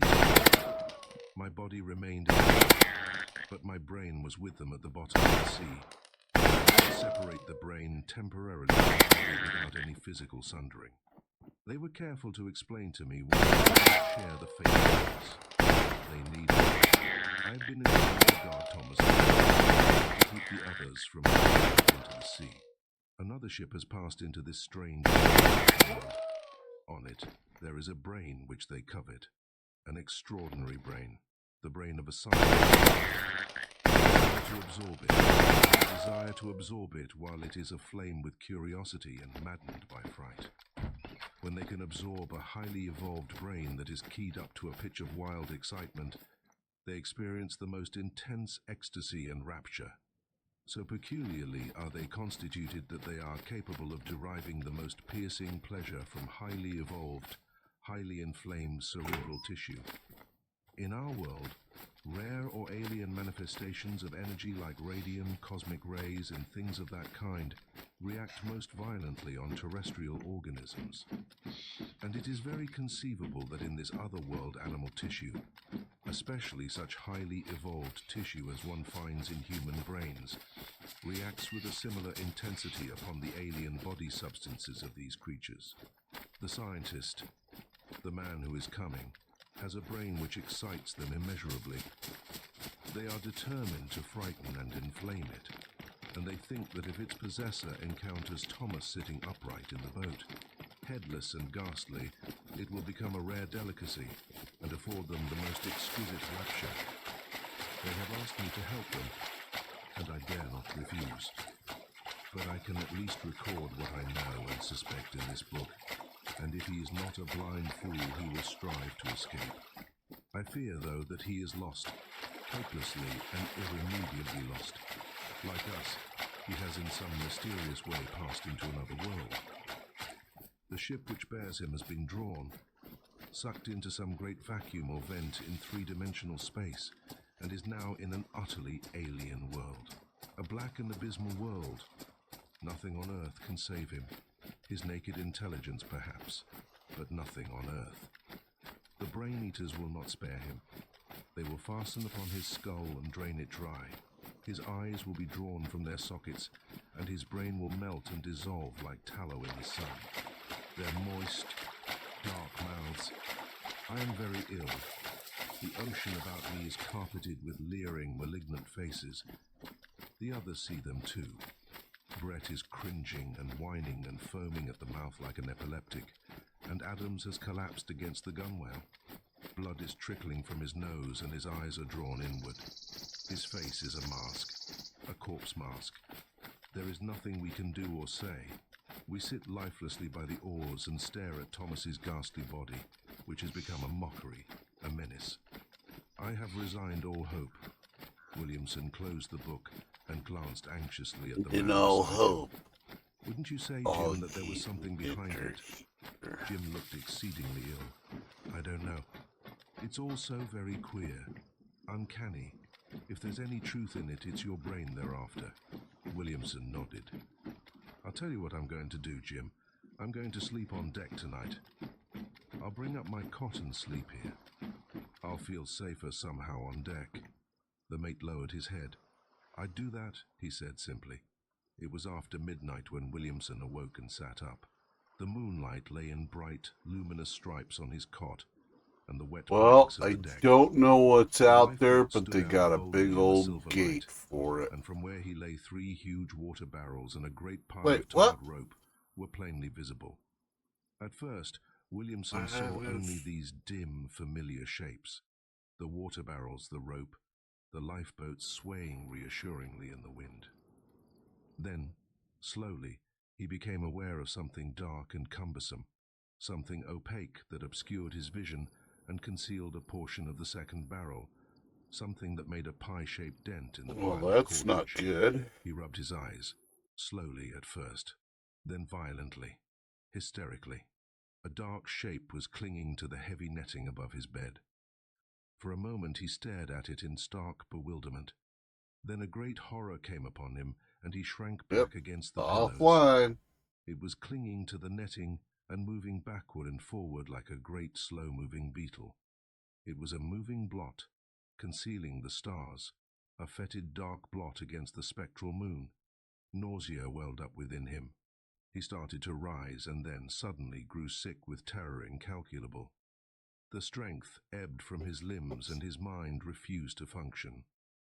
He lay supine upon the coarse sheets, too stricken to move or cry out. The thing was slowly changing its shape. It was assuming a more definite contour, was waxing more malignant and agile.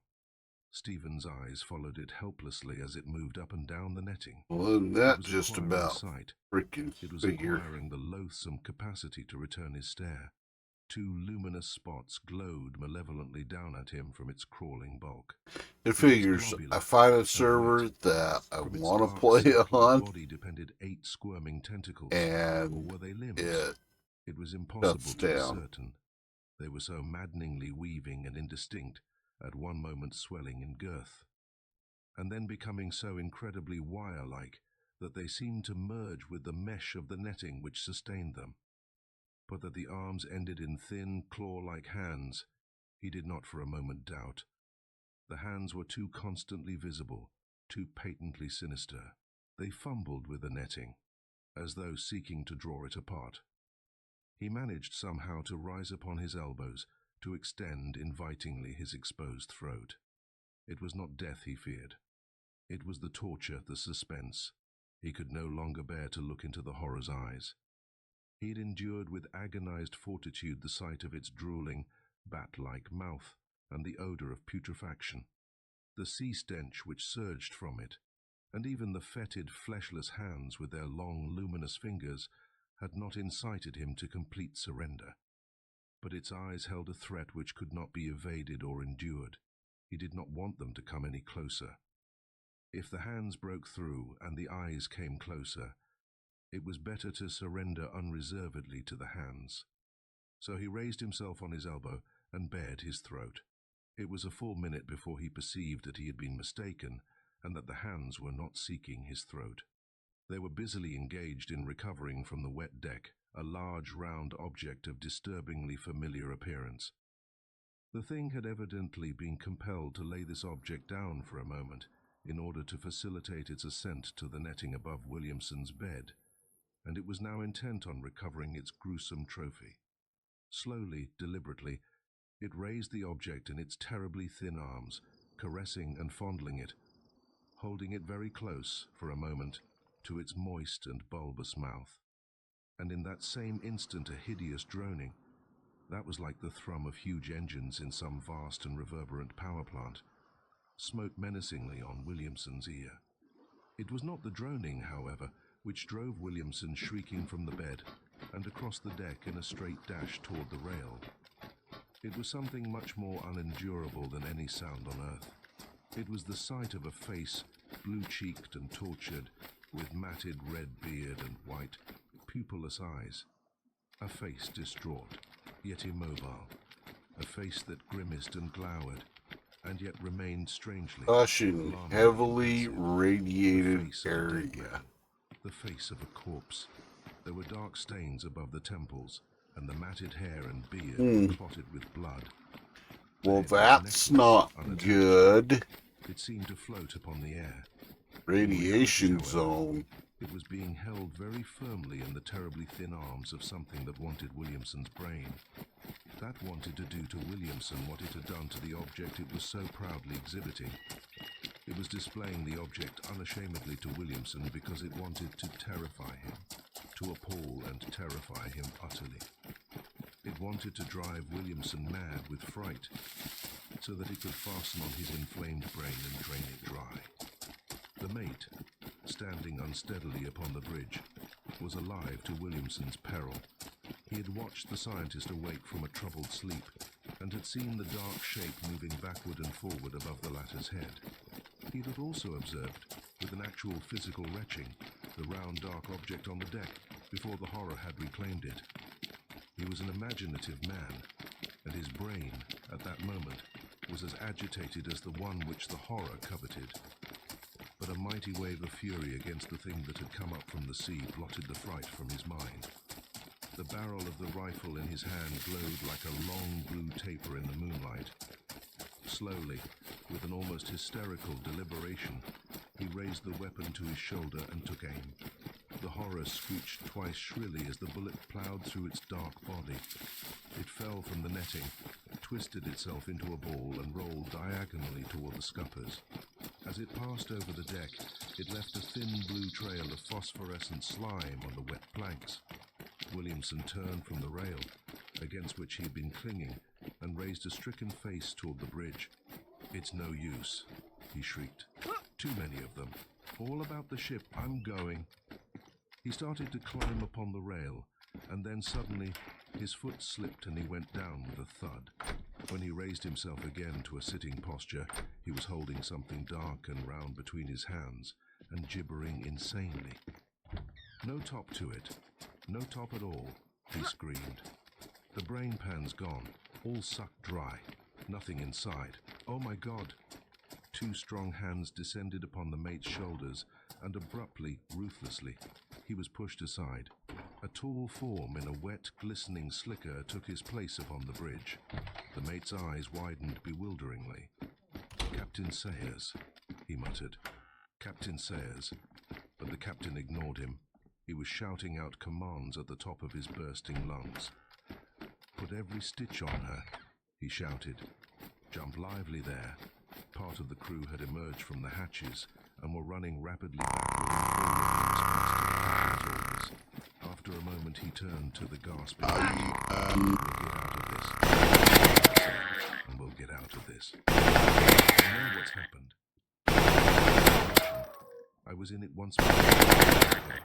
Nothing to fear. Do as I say. I know how to steer her. 5 tacks to the right, a twist to the left, and we'll be out of it. I know. I've been in touch with them for years. I'm psychic.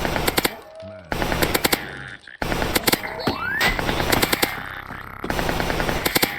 And we'll go practically toward it. Keep it. He shook over his shoulder. Tell them to stop. Do you hear? Well, follow me. Nothing to do. Easy people are sorry. He raised it. For God's sake. It's our only chance. Destruction. He trembled ominously. The breeze in the ocean there rose a scream such as no sane man.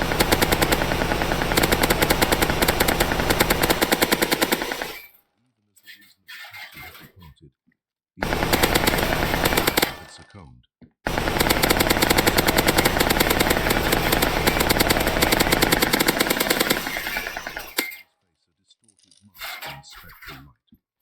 But eventually they won through.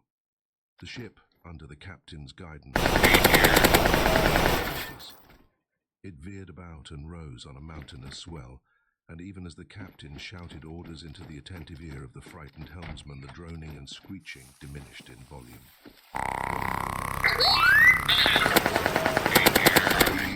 The wind went down, and the ship floated serenely.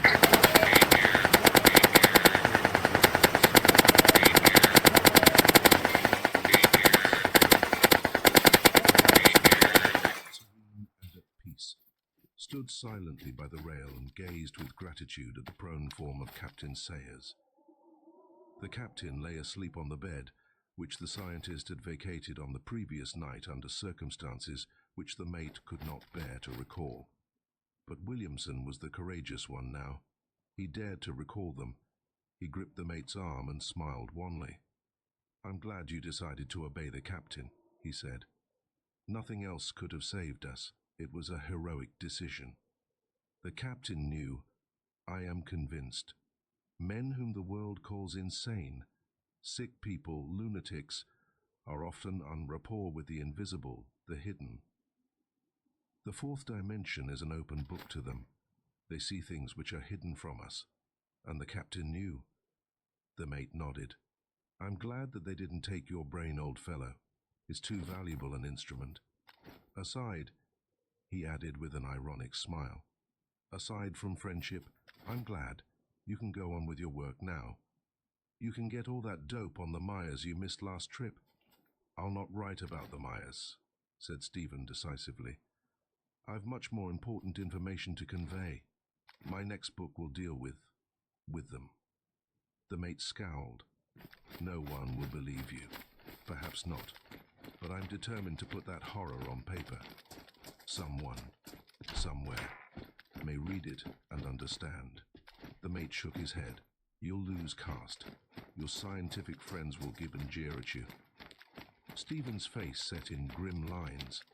"Let them jeer," he muttered. "The knowledge that I'm in the right will sustain me." He drew himself up. "God, but it was a great experience. It nearly did for me, but I know now that the world isn't the pretty little affair we've always thought it. Out beyond are wetters of cosmic appetites.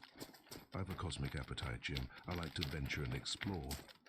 Perhaps someday they'll get my brain, but in the meantime," the mate smiled sympathetically. "I can guess how it is," he said. "There ain't any sailor this side of the Horn wouldn't understand.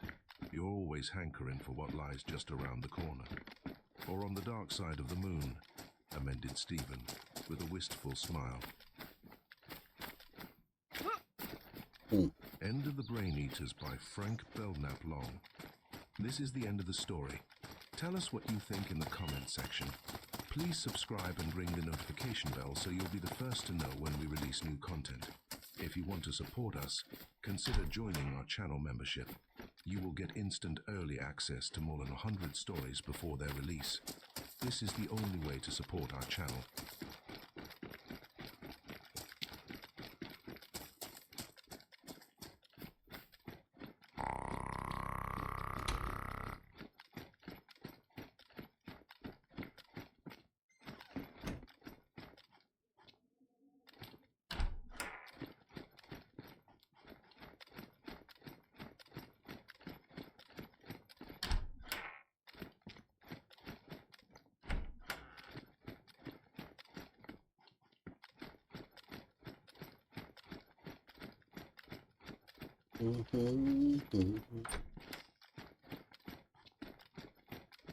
What was in my reward? I wonder.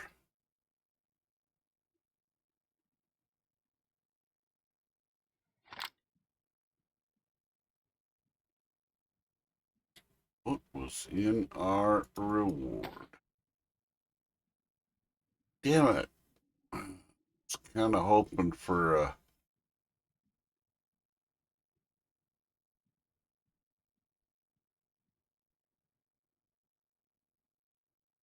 ammo or something.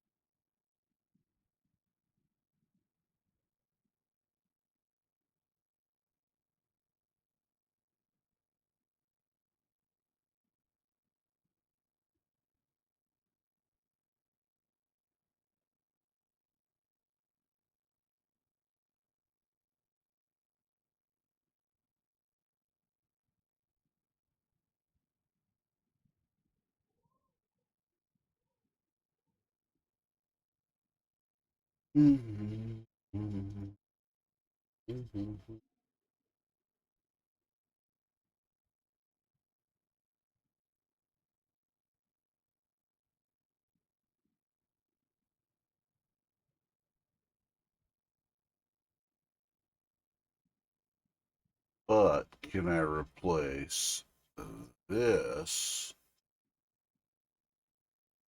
with this? Yeah. Mucho Betero. I like it.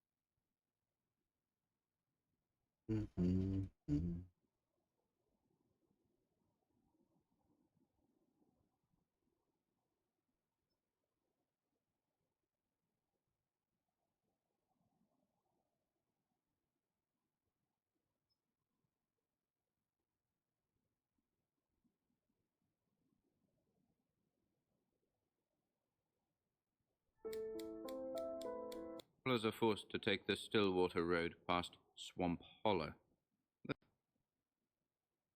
When the state highway to Rutland is closed, travelers are forced to take the Lovecraft and Hazel Heald.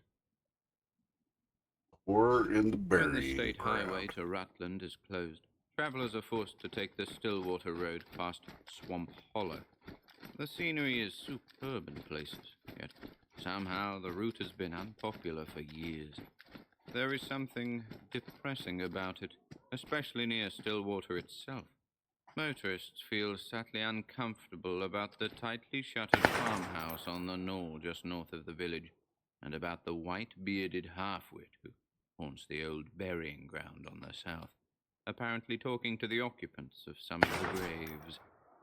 Not much is left of Stillwater now. The soil is played out, and most of the people have drifted to the towns across the distant river, or to the city beyond the distant hills. The steeple of the old white church has fallen down, and half of the 20-odd straggling houses are empty and in various stages of decay. Normal life is found only around the Axe General Store and filling station, and it is here that the curious stop now to ask about the shadows and the mutters. Has come up with a touch of taste and quiet. The shabby lounge is oddly unpleasant, and unnamed hints speaking of the events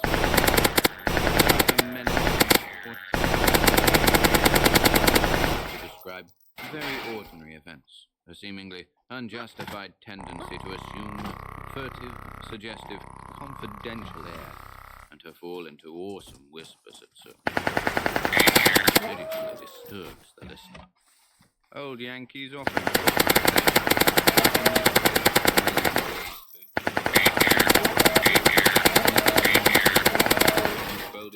give these gloomy, secretive mannerisms an added significance. One feels lurks behind the isolated, Puritan and his strange repressions, feels it and longs to escape precipitately into clearer air. The loungers whisper impressively that the shuttered house is that of old Miss Sprague, Sophie Sprague, whose brother Tom was buried on the 17th of June back in '86. After that funeral, that and the other thing, which was on the same day, and in the end she took to staying in all the time. Won't even be seen now, but leaves notes under the back door mat and other things brought from the store by Ned Pack's boy. Afraid of something. The old Swamp Hollow burying ground since her brother and the other one were laid away. Not much wonder, though, seeing the way crazy Johnny Dow rants. He hangs around the burying ground all day and sometimes at night, and claims he talks with Tom and the other. Then he marches by Sophie's house and shouts things at her. That's why she began to keep the shutters closed. He says things are coming from somewhere to get her sometime. Ought to be stopped, but one can't be too hard on poor Johnny.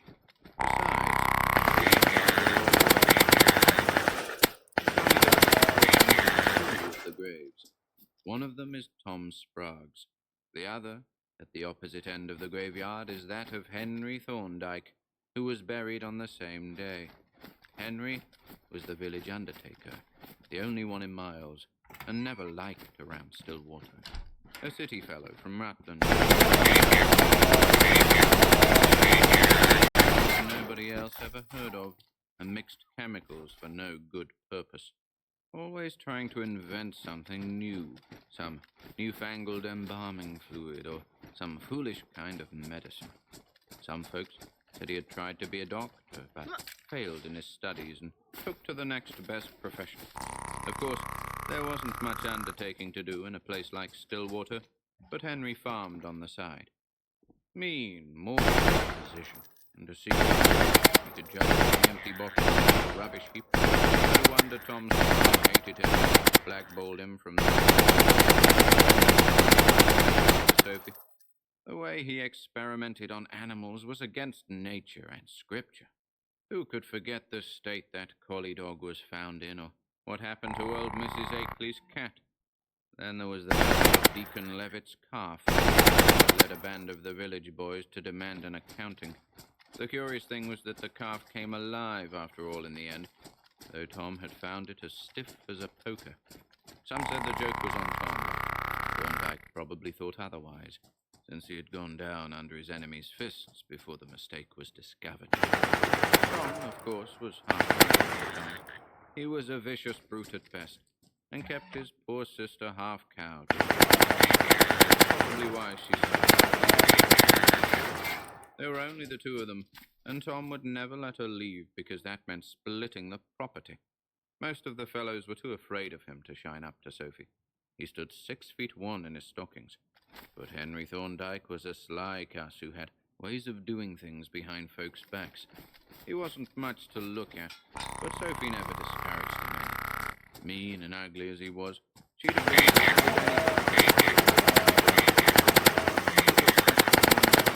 get clear of him after he got her clear of Tom. Well, that was the way things stood in June of '86. Up to this point, the whispers of the loungers at Peck's store are not so unbearably portentous, but as they continue, the element of secretiveness and malign tension grows. Tom Sprague, it appears, used to go to Rutland on periodic sprees, his absences being Henry Thorndyke's great opportunities. He was always in bad shape when he got back, and old Dr. Pratt, deaf and half-blind though he was, used to warn him about his heart and about the danger of delirium tremens. Folks could always tell by the shouting and cursing when he was home again. It was on the 9th of June, on a Wednesday, the day after young Joshua Goodenough finished building his newfangled silo, that Tom started out on his last and longest spree. He came back the next Tuesday morning. Weather forecast, clear skies for 21 meters. Whiskey had a hold of him. Then there came shouts and shrieks and oaths from the Sprague house. And the first thing anybody knew, Sophie was running over to old Dr. Pratt's at top speed. The doctor found Thorndyke at Sprague's when he got there, and Tom was on the bed in his room, with eyes staring and foam around his mouth. Old Pratt fumbled around and gave the usual tests, then shook his head solemnly, and told Sophie she had suffered a great bereavement, that her nearest and dearest had passed through the pearly gates to a better land, just as everybody knew he would if he didn't let up on his drinking. Sophie kind of sniffled the lounger's whisper, but didn't seem to take on much.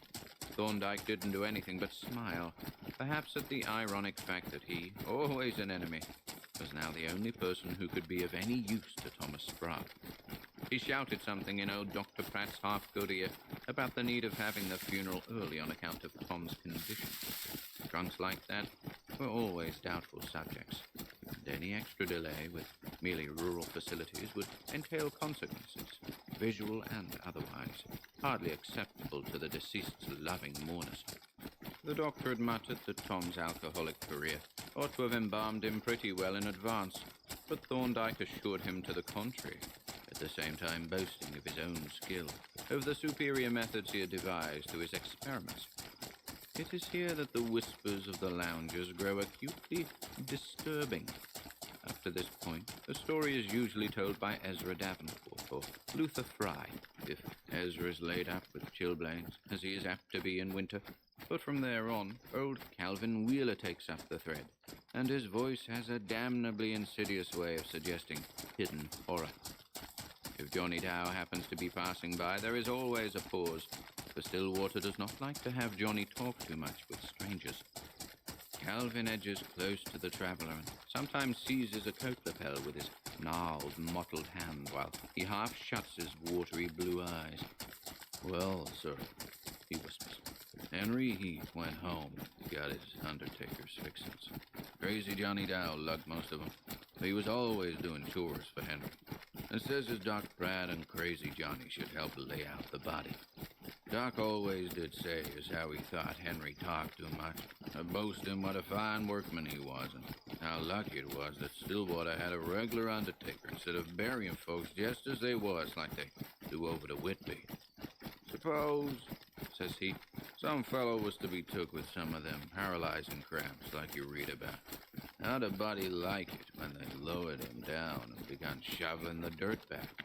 How'd he like it when he was choking down there under the new headstone, scratching and tearing every chance to get back the power, but all the time knowing it wasn't no use? No, sir. I tell you, it's a blessing Stillwater's got a smart doctor who knows when a man's dead and when he ain't. Trained undertaker who can fix a corpse so he'll stay put without no trouble." That was the way Henry went on talking, most like he was talking of poor Tom's remains. And old Doc Pratt, he didn't like what he was able to catch of it, even though Henry did call him a smart doctor.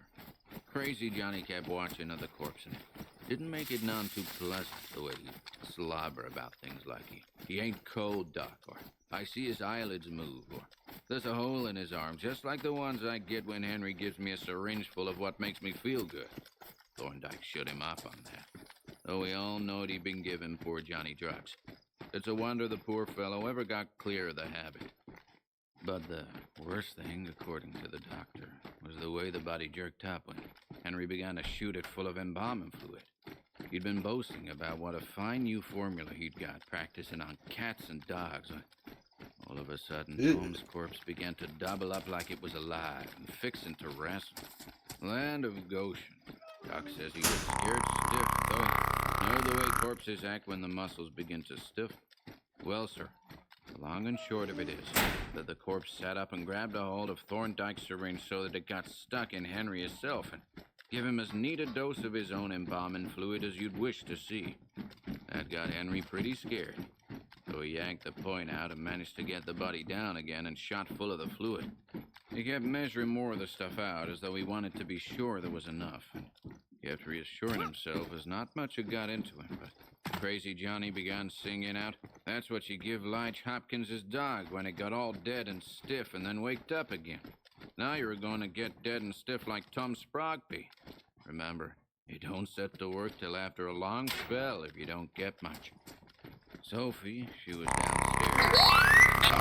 My wife Matilda, she's dead and gone this 30 years. One of them. They were all trying to find out whether Thorndyke was open when Tom came home. Whether finding him there was what set poor Tom off.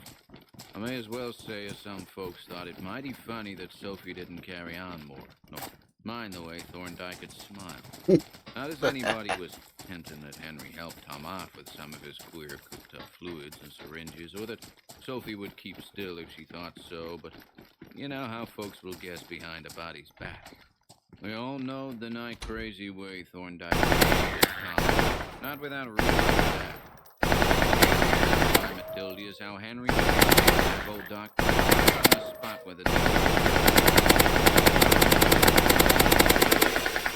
old Calvin gets to this point, he usually begins to mumble indistinguishably in his straggling, dirty white beard. Most of them try to edge away from him, and he seldom appears to heed the gesture. It is generally Fred Peck, who was a very small boy at the time of the who continues the tale. Thomas Sprague's funeral was held on Thursday, June 17th, only 2 days after his death. Such haste was thought almost indecent in remote and inaccessible Stillwater, long distance to be covered by those named, but it insisted that the peculiar condition of the deceased demanded it. The undertaker had seemed rather nervous since preparing the body, and could be seen frequently feeling his pulse. Pratt thought he must be worrying about the accidental dose of embalming fluid. Naturally, the laying out had spread. It a double zest to mourners who would glut their curiosity and morbid interest. Thorndyke, though he was probably upset, seemed intent on doing his professional duty in magnificent style. Sophie and others who saw the body were most startled by its utter lifelikeness, and the mortuary virtuoso made doubly sure of his job by repeating certain injections at stated intervals. He almost wrung a sort of reluctant admiration from the townsfolk and visitors, though he tended to spoil that impression by his boastful and tasteless talk. Whenever he administered to his silent charge, he would repeat that eternal rambling about the I don't know what the orange cards go to. What, he would say, as if directly addressing the They body. gotta be just some kind of regular fucking shit, I guess. The way I he don't know. harped on the horrors of premature burial was truly barbarous and sickening. Services were held in the stuffy best room, open for the first time since Mrs. Sprague died. The tuneless little parlor organ groaned disconsolately, and the coffin, supported on trestles near the hall door, was covered with sickly-smelling flowers. It was obvious that a record-breaking crowd was assembling from far and near, and Sophie endeavored to look properly grief-stricken for their benefit. Unguarded moments, she seemed both puzzled and uneasy, dividing her scrutiny between the feverish-looking undertaker and the lifelike body of her brother. Slow disgust at Thorndyke seemed to be brewing within her. Her neighbors whispered freely that she would soon send him about his business now that Tom was out of the way. That is, if she could. Such a slick customer was sometimes hard to deal with. But with her money and remaining looks, she might be able to get another fellow, and he'd probably take care of Henry well enough. As the organ wheezed into beautiful Isle of Somewhere, the Methodist church choir added their lugubrious voices to the gruesome cacophony, and everyone looked piously at Deacon Levitt. Everyone, that is, except crazy Johnny Dow, who kept his eyes glued to the still form beneath the glass of the coffin. He was muttering softly to himself. Stephen Barber, from the next farm, was the only one who noticed Johnny. He shivered as he saw that the idiot was talking directly to the corpse and even making foolish signs with his fingers as if to taunt the sleeper beneath the plate glass. Tom, he reflected, had kicked poor Johnny around on more than one occasion, though probably not without provocation. Something about this whole event was getting on Stephen's nerves. There was a suppressed tension and brooding abnormality in the air for which he could not account. Johnny ought not to have been allowed in the house, and it was curious what an effort Thorndyke seemed to be making not to look at the body. Every now and then the undertaker would feel his pulse with an odd air. The Reverend Silas Atwood droned on in a plaintive monotone about the deceased, about the striking of death's sword in the midst of this little family, breaking the earthly tie between this loving brother and sister.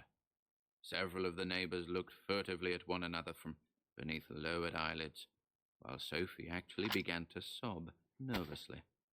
Thorndyke moved to her side and tried to reassure her, but she seemed to shrink curiously away from him. His motions were distinctly uneasy, and he seemed to feel acutely the abnormal tension permeating the air. Finally, conscious of his duty as master of ceremonies, he stepped forward and announced in a sepulchral voice that the body might be viewed for the last time.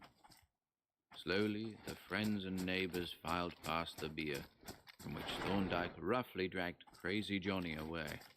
Tom seemed to be resting peacefully. That devil had been handsome in his day. A few genuine sobs and many feigned ones were heard, though most of the crowd were content to stare curiously and whisper afterward. Steve Barber lingered long and attentively over the still face and moved away shaking his head. His wife, Emily, following after him, whispered that Henry Thorndyke had better not boast so much about his work, for Tom's eyes had come open. They had been shut when the services began, for she had been up and looked, but they certainly looked natural, not the way one would expect after 2 days. When Fred Peck gets this far, he usually pauses as if he did not like to continue. The listener, too, tends to feel that something unpleasant is ahead, but Peck reassures his audience with the statement that what happened isn't as bad as folks like to hint. Even Steve never put into words what he may have thought, and Crazy Johnny, of course, can't be counted at all. It was Luella Morse, the nervous old maid who sang in the choir, who seems to have touched things off. She was filing past the coffin like the rest, but stopped to peer a little closer than anyone else except the Barbers had peered. And then, without warning, she gave a shrill scream and fell in a dead faint. Naturally, the room was at once a chaos of confusion. Old Dr. Pratt elbowed his way to Luella and called for some water to throw in her face, and others surged up to look at her and at the coffin. Johnny Dow began chanting to himself, he knows, he can hear all we're a-saying and see all we're a-doing, and they'll bury him that way." But no one stopped to decipher his mumbling, except Steve Barber. In a very few moments, Luella began to come out of her faint, and could not tell exactly what had startled her. All she could whisper was, "The way he looked, the way he looked." But to other eyes, the body seemed exactly the same. It was a gruesome sight, though, with those open eyes and that high coloring. And then the bewildered crowd noticed something which put both Luella and the body out of their minds for a moment. It was Thorndyke, on whom the sudden excitement and jostling crowd seemed to be having a curiously bad effect. He had evidently been knocked down in the general bustle, and was on the floor trying to drag himself to a sitting posture. The expression on his face was terrifying in the extreme, and his eyes were beginning to take on a glazed, fishy expression. He could scarcely speak aloud, but the husky rattle of his throat held an ineffable desperation, which was obvious to all. "Get me home, quick, and let me be. That fluid I got in my arm by mistake. Hard action. This damned excitement. Too much. Wait. Don't think I'm dead if I seem to... Only the fluid. Just get me home and wait. I'll come to later. Don't know how long. All the time I'll be conscious and know what's going on. Don't be deceived." As his words trailed off into nothingness, old Dr. Pratt reached him and felt his pulse, watching a long time and finally shaking his head. "No use doing anything. He's gone. Heart no good, and that fluid he got in his arm must have been bad stuff. I don't know what it is." A kind of numbness seemed to fall on all the company. New death in the chamber of death. Only Steve Barber thought to bring up Thorndyke's last choking words. Was he surely dead when he himself had said he might falsely seem so? Wouldn't it be better to wait a while and see what would happen? And for that matter, what harm would it do if Dr. Pratt were to give Tom Sprague another looking over before burial? Crazy Johnny was moaning and had flung himself on Thorndyke's body like a faithful dog. Don't you bury him. Don't you bury him. He ain't dead no more nor Lige Hopkins' dog, nor Deacon Levitt's calf was when he shot him full.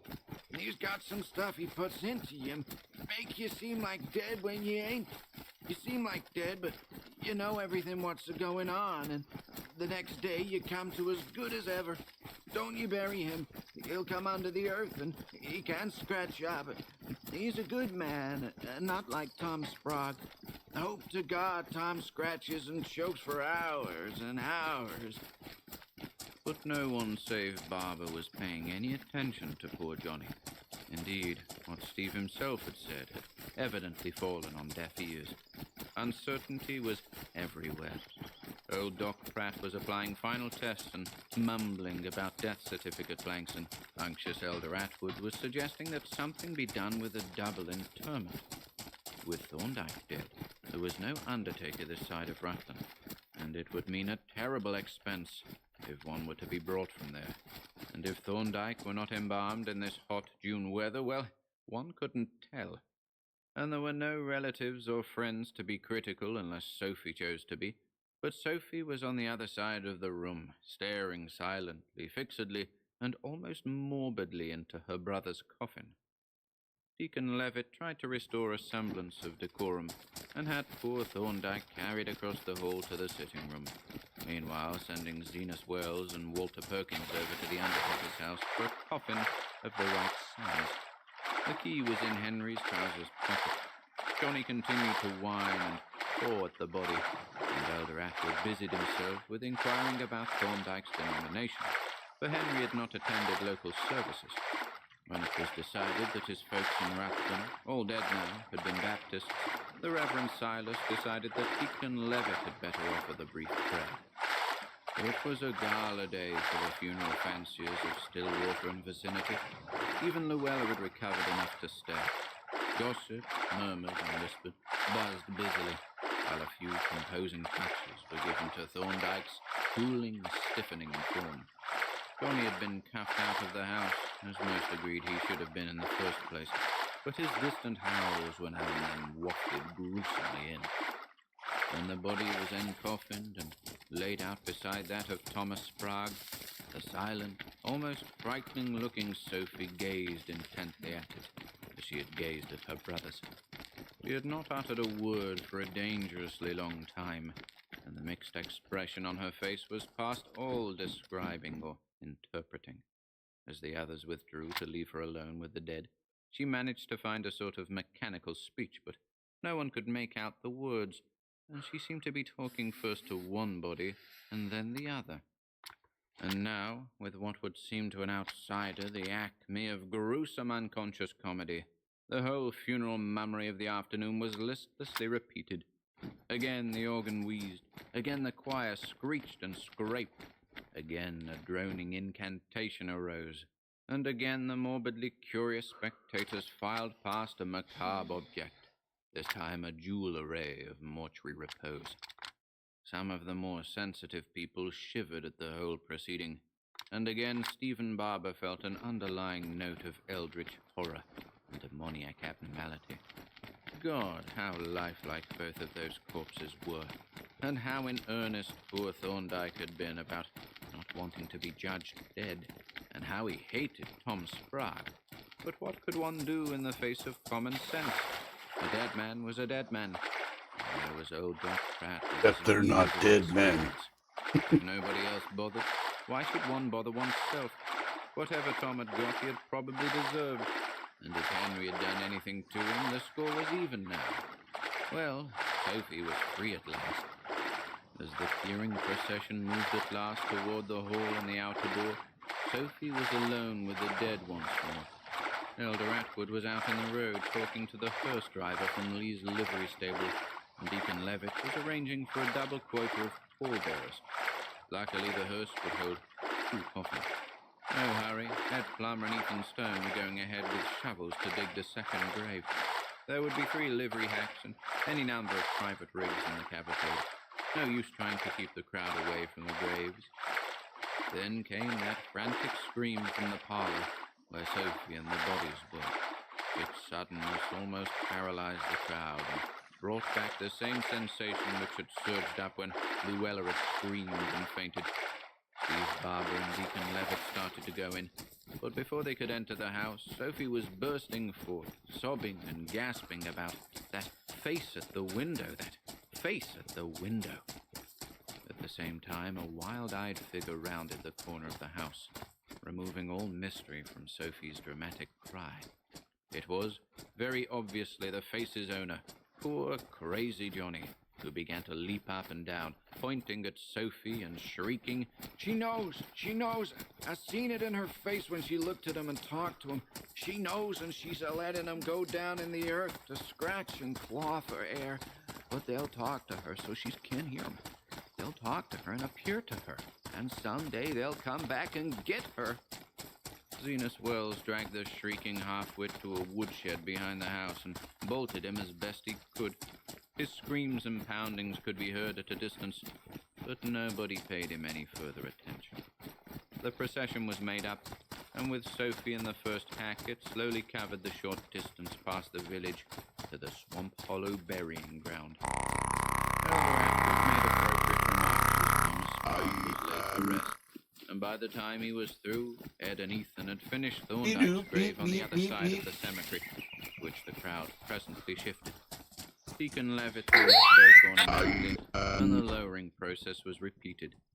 People had begun to drift off in knots, and the clatter of receding buggies and carrioles was quite universal, and the shovels began to fly again. As the earth thudded down the coffin lids, Thorndyke's first, Steve Barber noticed the queer expressions flitting across Sprague's face. He couldn't keep track of them all, but behind the rest there seemed to lurk a sort of wry, perverse, look of vague. He shuddered. Zenas had run back and crazy Johnny out of the woodshed before the poor fellow at once quickly for the grave. He arrived before the shovel, and while many of the curious were still lingering, he shouted into Tom Sprague's quickly filled grave how he clawed at the loose earth of Thorndyke's fresh Spanish mound across the road. Surviving spectators still shudder to recall. Jotham Blake, the constable, had to take him back to the town farm by force, and his screams waked dreadful echoes. This is where Fred Peck usually leaves off the story. What more, he asks, is there to tell? It was a gloomy tragedy, and one can scarcely wonder that Sophie grew queer after that. That is all one hears if the hour is so late that old Calvin Wheeler is tottered home. But when he is still around, he breaks in again with that damnably suggestive and insidious whisper. Sometimes those who hear him dread to pass either the shuttered house or the graveyard afterward, especially after dark. Fred was only a little shaver then, and don't remember no more than half of what was going on. You want to know why Sophie keeps her house shuttered, and why crazy Johnny still keeps a-talking to the dead and a-shouting at Sophie's windows? Well, sir, I don't know as I know all there is to know, but I hear what I hear. Here, the old man ejects his cut of tobacco and leans forward to buttonhole the listener. That same night, or morning, 8 hours after the woke us all up. Steve and Emily Barber and me and Matilda goes over hotfoot. Sophie all dressed and dead fainted on the setting room floor. Lucky she hadn't locked the door. When we got her to, she was shaking like a leaf and wouldn't let on. Matilda and Emily done what they could to quiet her down. Steve whispered things to me as didn't make me none too easy. Come about home soon that Sophie, she began to one side like she was necessary. Honestly, she screamed again and keeled over in another. Well, sir, tell him what I'm telling you. Won't do no guessing. Barber would have done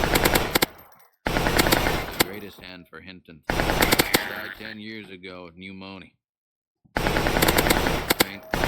Just poor crazy Take more than a mile to the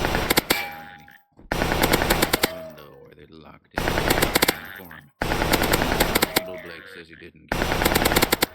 From there, hangs around them cussing and kicking and putting poses and things. Doing that, he's hanging out the shuttered windows.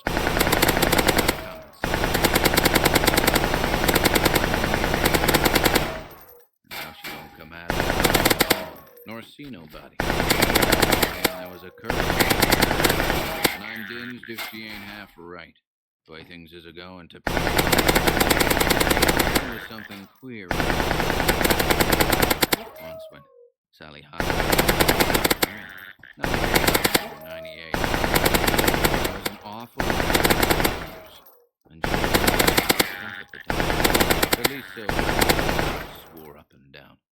But I ain't no stock in their stories about noises on the 17th of June, about faint shining on Sophie's door and every black morning about 2 o'clock.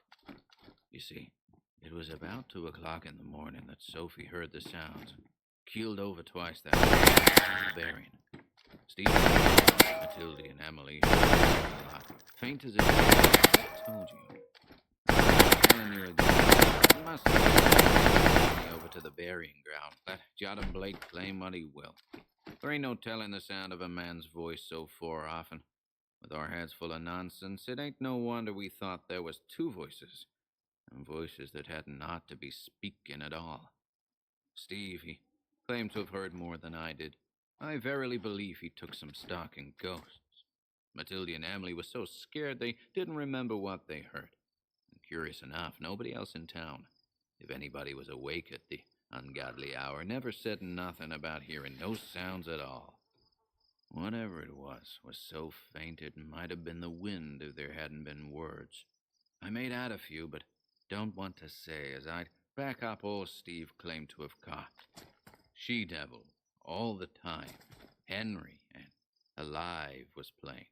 And so was, you know, said you'd stand by, get rid of him and bury me, in a kind of changed voice. And there was that awful coming again someday, and a death-like squawk, but you can't tell me Johnny couldn't have made those sounds. Hey, you, what's taking you off in such a hurry? Maybe there's more I could tell you if I had a mind.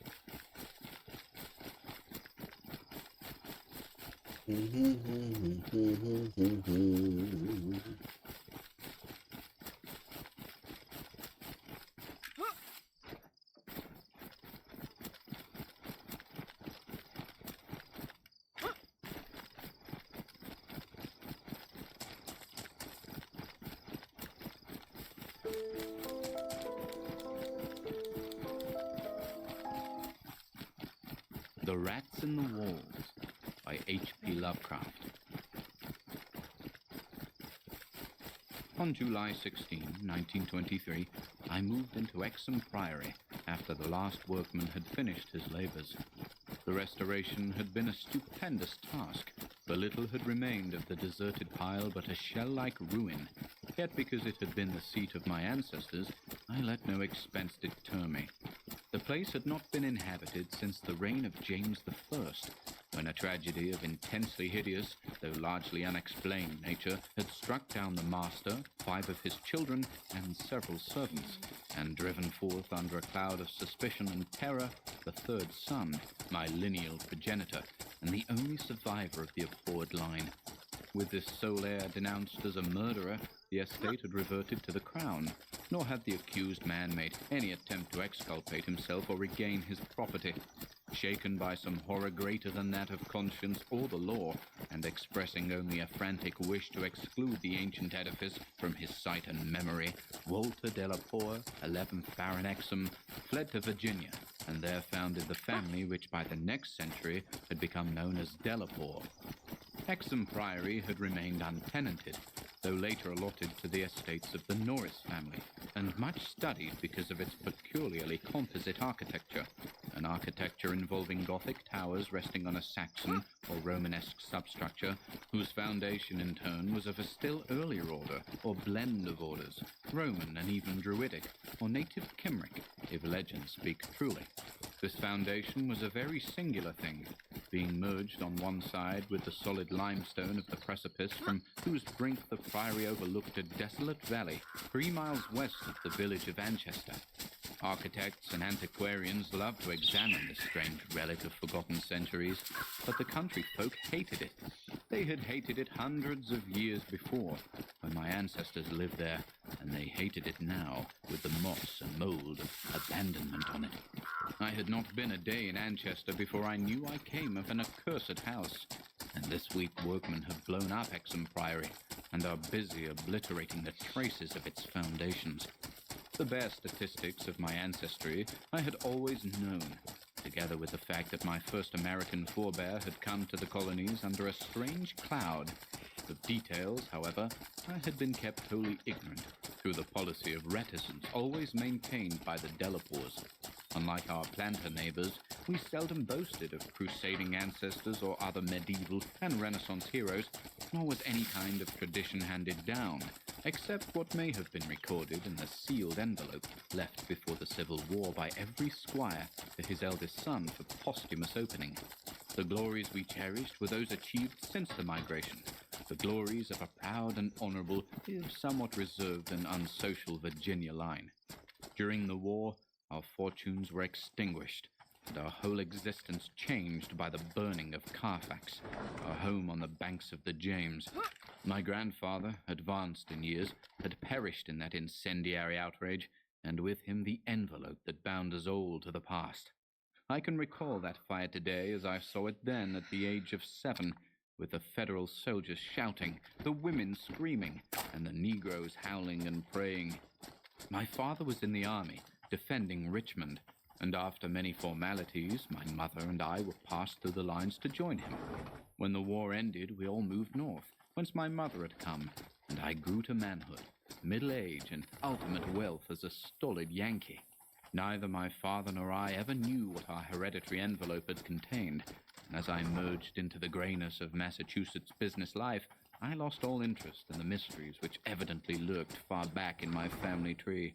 Had I suspected their nature, how gladly I would have left Hexham Priory to its moss, bats, and cobwebs. My father died in 1904, but without any message to leave me, or to my only child, Alfred, a motherless boy of 10. It was this boy who reversed the order of family information, for although I could give him only jesting conjectures about the past, he wrote me of some very interesting ancestral legends when the late war took him to England in 1917 as an aviation officer. Apparently, the Delapoers had a colourful and perhaps sinister history, for a friend of my son's, Captain Edward Norris of the Royal Flying Corps, dwelt near the family seat at Anchester, and related some peasant superstitions which few novelists could equal for wildness and incredibility. Norris himself, of course, did not take them seriously, but they amused my son and made good material for his letters to me. It was this legendary which definitely turned my attention to my transatlantic heritage, and made me resolve to purchase and restore the family seat, which Norris shewed to Alfred in its picturesque desertion, and offered to get for him at a surprisingly reasonable figure, since his own uncle was the present owner. I bought Hexham Priory in 1918, but was almost immediately distracted from my plans of restoration by the return of my son as a maimed invalid. During the 2 years that he lived, I thought of nothing but his care, having even placed my business under the direction of partners. In 1921, as I found myself bereaved and aimless, a retired manufacturer no longer young, I resolved to divert my remaining years Hey, with my Nate. new possession.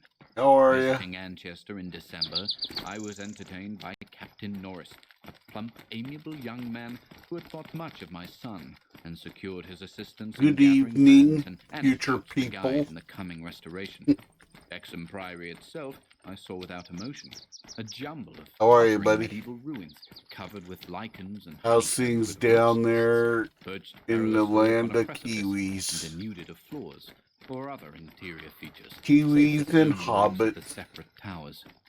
As I gradually recovered the image of the edifice as it had been when my ancestor left it over 3 centuries before, I began to hire workmen for the reconstruction.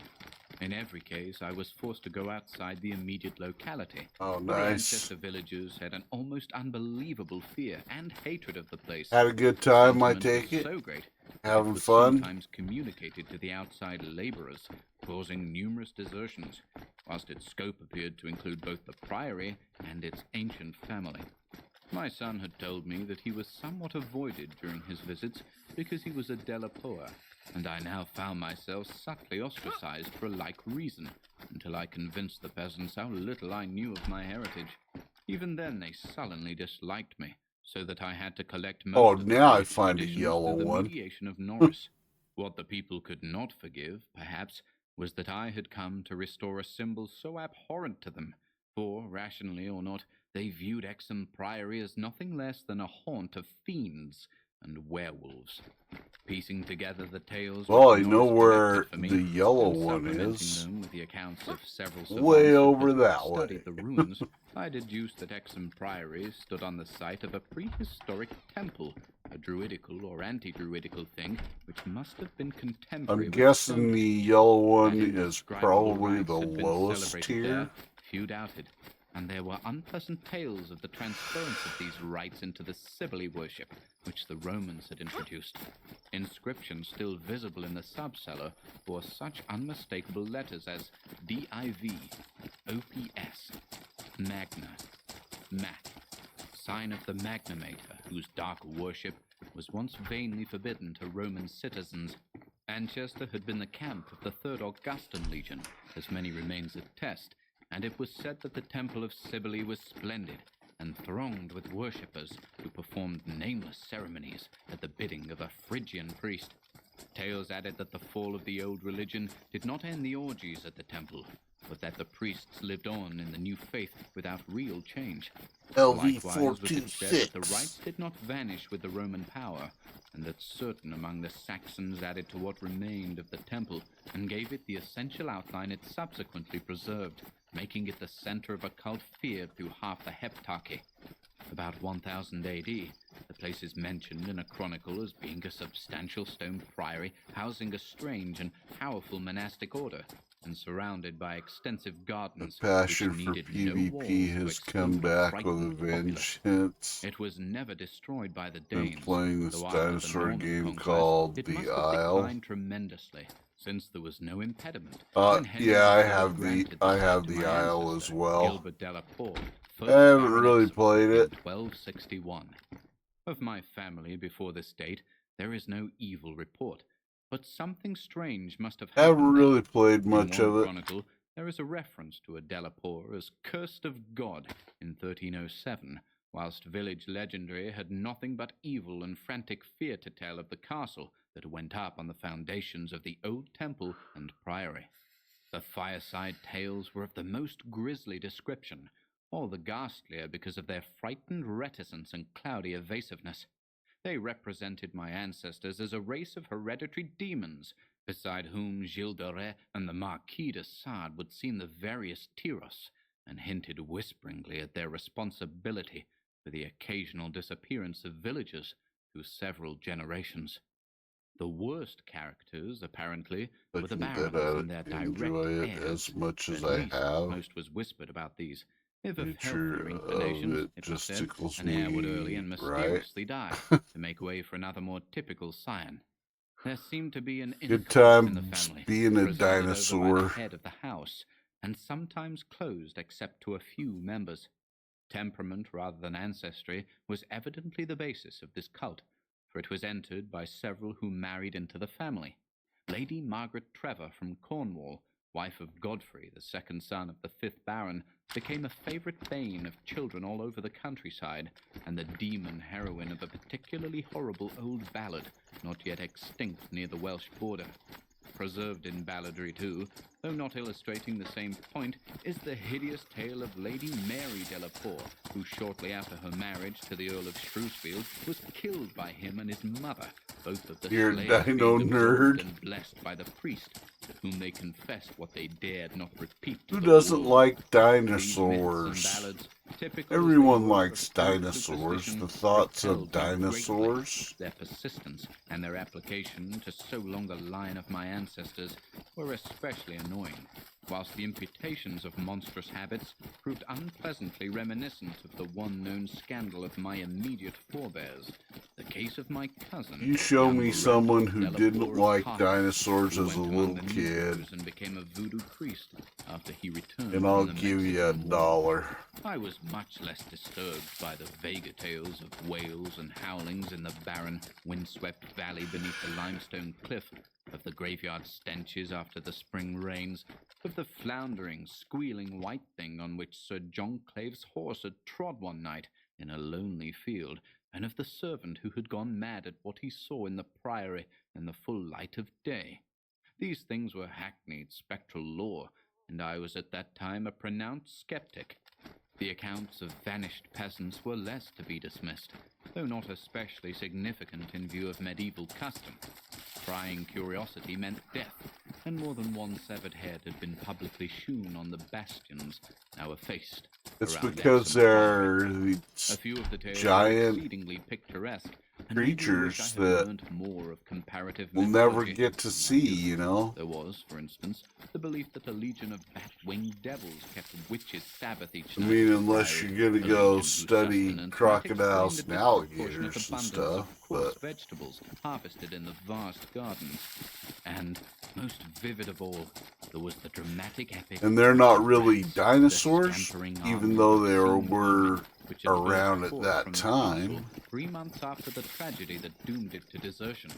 A lean, They're nowhere filthy, near ravenous the army, which had monstrous swept all before it and sizes devoured that fowl, dinosaurs cats, were. dogs, hogs, sheep, and even 2 hapless human beings before its fury was spent.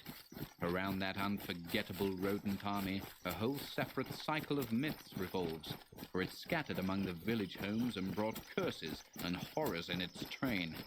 Such was the lore that assailed me as I pushed to completion, with an elderly obstinacy, the work of restoring my ancestral home. It must not be imagined for a moment that these tales formed my principal psychological environment. On the other hand, I was constantly praised and encouraged by Captain Norris and the antiquarians who surrounded and aided me. When the task was done, over 2 years after its commencement, I viewed the great rooms, wainscoted walls, vaulted ceilings, mullioned windows, and broad staircases with a pride which fully compensated for the prodigious expense of the restoration.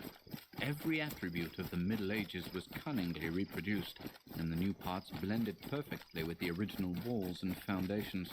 The seat of my fathers was complete, and I looked forward to redeeming at last the local fame of the line, which ended in me. I would reside here permanently, and prove that a Delacour, for I had adopted again the original spelling of the name, need not be a fiend. My comfort was perhaps augmented by the fact that, although Epsom Priory was medievally fitted, its interior was in truth wholly new and free from old vermin and old ghosts alike. As I have said, I moved in on July 16, 1923. My household consisted of 7 servants and 9 cats, of which latter species I am particularly fond. My eldest cat, Niggerman, was 7 years old and had come with me from my home in Bolton, Massachusetts. The others I had accumulated whilst living with Captain Norris's family during the restoration of the priory. For 5 days our routine proceeded with the utmost placidity, my time being spent mostly in the codification of old family data. I had now obtained some very circumstantial accounts of the final tragedy and flight of Walter de la Poer, which I conceived to be the probable contents of the hereditary paper lost in the fire at Carfax. It appeared that my ancestor was accused with much reason of having killed all the other members of his household, except 4 servant confederates, in their sleep, about 2 weeks after a shocking discovery which changed his whole demeanor, but which, except by implication, he disclosed to no one, save perhaps the servants who assisted him and afterward fled beyond reach. This deliberate slaughter, which included a father, 3 brothers, and 2 sisters, was largely condoned by the villagers, and so slackly treated by the law that its perpetrator escaped honored, unharmed, and undisguised to Virginia, the general whispered sentiment being that he had purged the land of an immemorial curse. What discovery had prompted an act so terrible, I could scarcely even conjecture. Walter de la Poer must have known for years the sinister tales about his family, so that this material could have given him no fresh impulse. Had he, then, witnessed some appalling ancient rite, or stumbled upon some frightful and revealing symbol in the priory or its vicinity? He was reputed to have been a shy, gentle youth in England. In Virginia, he seemed not so much hard or bitter as harassed and apprehensive.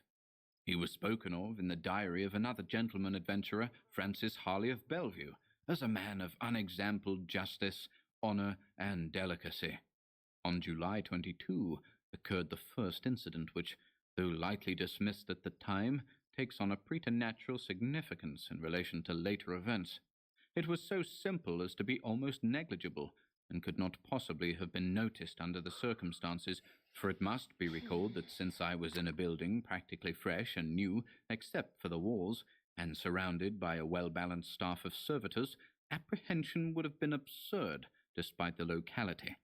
What I afterward remembered is merely this, that my old black cat, whose moods I know so well, was undoubtedly alert and anxious to an extent wholly out of keeping with his natural character. He roved from room to room, restless and disturbed, and sniffed constantly about the walls which formed part of the old Gothic structure. I realize how trite this sounds, like the inevitable dog in the ghost story, which always growls before his master sees the sheeted figure, yet I cannot consistently suppress it. The following day, a servant complained of restlessness among all the cats in the house.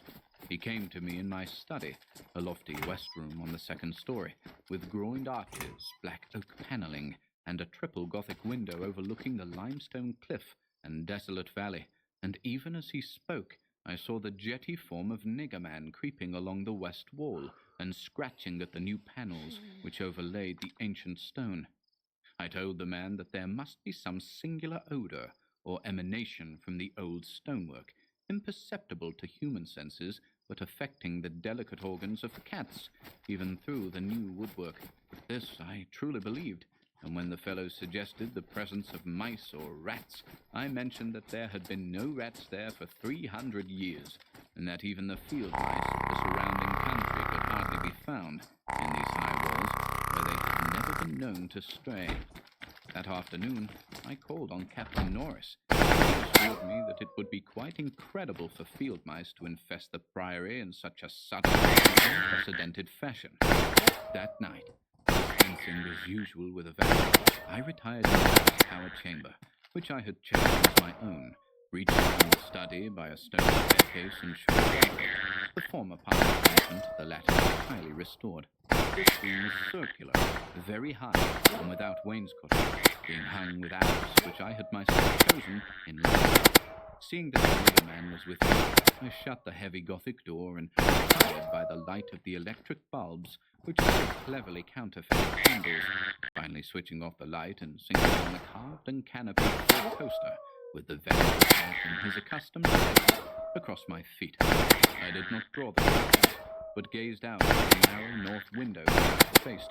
There was a suspicion of aurora in the sky, and the delicate traceries of the window were pleasantly silhouetted. At some time I must have fallen quietly asleep, for I recall a distinct sense of leaving strange dreams, when the cat started violently from his placid position. I saw him in the faint auroral glow, head strained forward, 4 feet on my ankles, and hind feet stretched behind. He was looking intensely at a point on the wall, somewhat west of the window, a point which to my eye had nothing to mark it, but toward which all my attention was now directed. And as I watched, I knew that Nigger Man was not vainly excited. Whether the arrows actually moved, I cannot say. I think it did, very slightly. But what I can swear to is that behind it I heard a low, distinct scurrying, as of rats or mice. In a moment, the cat had jumped bodily on the screening tapestry, bringing the affected section to the floor with his weight, and exposing a damp, ancient wall of stone, patched here and there by the restorers, and devoid of any trace of rodent prowlers. Nigger Man raced up and down the floor by this part of the wall, clawing the fallen arras, and seemingly trying at times to insert a paw between the wall and the oaken floor. He found nothing, and after a time returned wearily to his place across my feet. I had not moved, but I did not sleep again that night. In the morning I questioned all the servants, and found that none of them had noticed anything unusual, save that the cook remembered the actions of a cat which had rested on her windowsill. This cat had howled at some unknown hour of the night, awaking the cook in time for her to see him dart purposefully out of the open door down the stairs. I drowsed away the noontime, and in the afternoon called again on Captain Norris, who became exceedingly interested in what I told him. The odd incidents, so slight yet so curious, appealed to his sense of the picturesque, and elicited from him a number of reminiscences of local ghostly lore. We were genuinely perplexed at the presence of rats, and Norris lent me some traps and Paris green, which I had the servants place in strategic localities when I returned. I retired early, being very sleepy, but was harassed by dreams of the most horrible sort.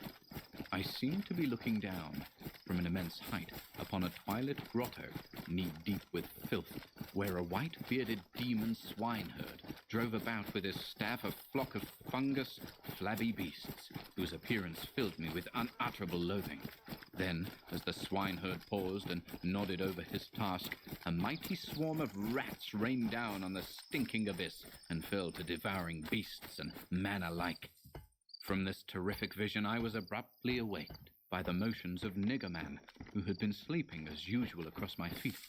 This time I did not have to question the source of his snarls and hisses, and of the fear which made him sink his claws into my ankle, unconscious of their effect, for on every side of the chamber the walls were alive with nauseous sound, the verminous slithering of ravenous, gigantic rats. There was now no aurora to shew the state of the arras, the fallen section of which had been replaced, but I was not too frightened to switch on the light. As the bulbs leapt into radiance, I saw a hideous shaking all over the tapestry, causing the somewhat peculiar designs to execute a singular dance of death. This motion disappeared almost at once, and the sound with it. Springing out of bed, I poked at the arras with the long handle of a warming pan that rested near, and lifted one section to see what lay beneath. There was nothing but the patched stone wall, and even the cat had lost his tense realization of abnormal presences. When I examined the circular trap that had been placed in the room, I found all of the openings sprung, though no trace remained of what had been caught and had escaped. Further sleep was out of the question, so, lighting a candle, I opened the door and went out in the gallery toward the stairs to my study, Nigger Man following at my heels. Before we had reached the stone steps, however, the cat darted ahead of me and vanished down the ancient flight. As I descended the stairs myself, I became suddenly aware of sounds in the great room below. Need more Sounds of a ammo. nature which could not be mistaken. The oak-paneled walls were alive with rats, scampering and milling, whilst Nigger Man was racing about with the fury of a baffled hunter. Reaching the bottom, I switched on the light, which did not this time cause the noise to subside. The rats continued their riot, stampeding with such force and distinctness that I could finally assign to their motions a definite direction. These creatures, in numbers apparently inexhaustible, were engaged in one stupendous migration from inconceivable heights to some depth conceivably or inconceivably below. I now heard steps in the corridor, and in another moment 2 servants pushed open the massive door.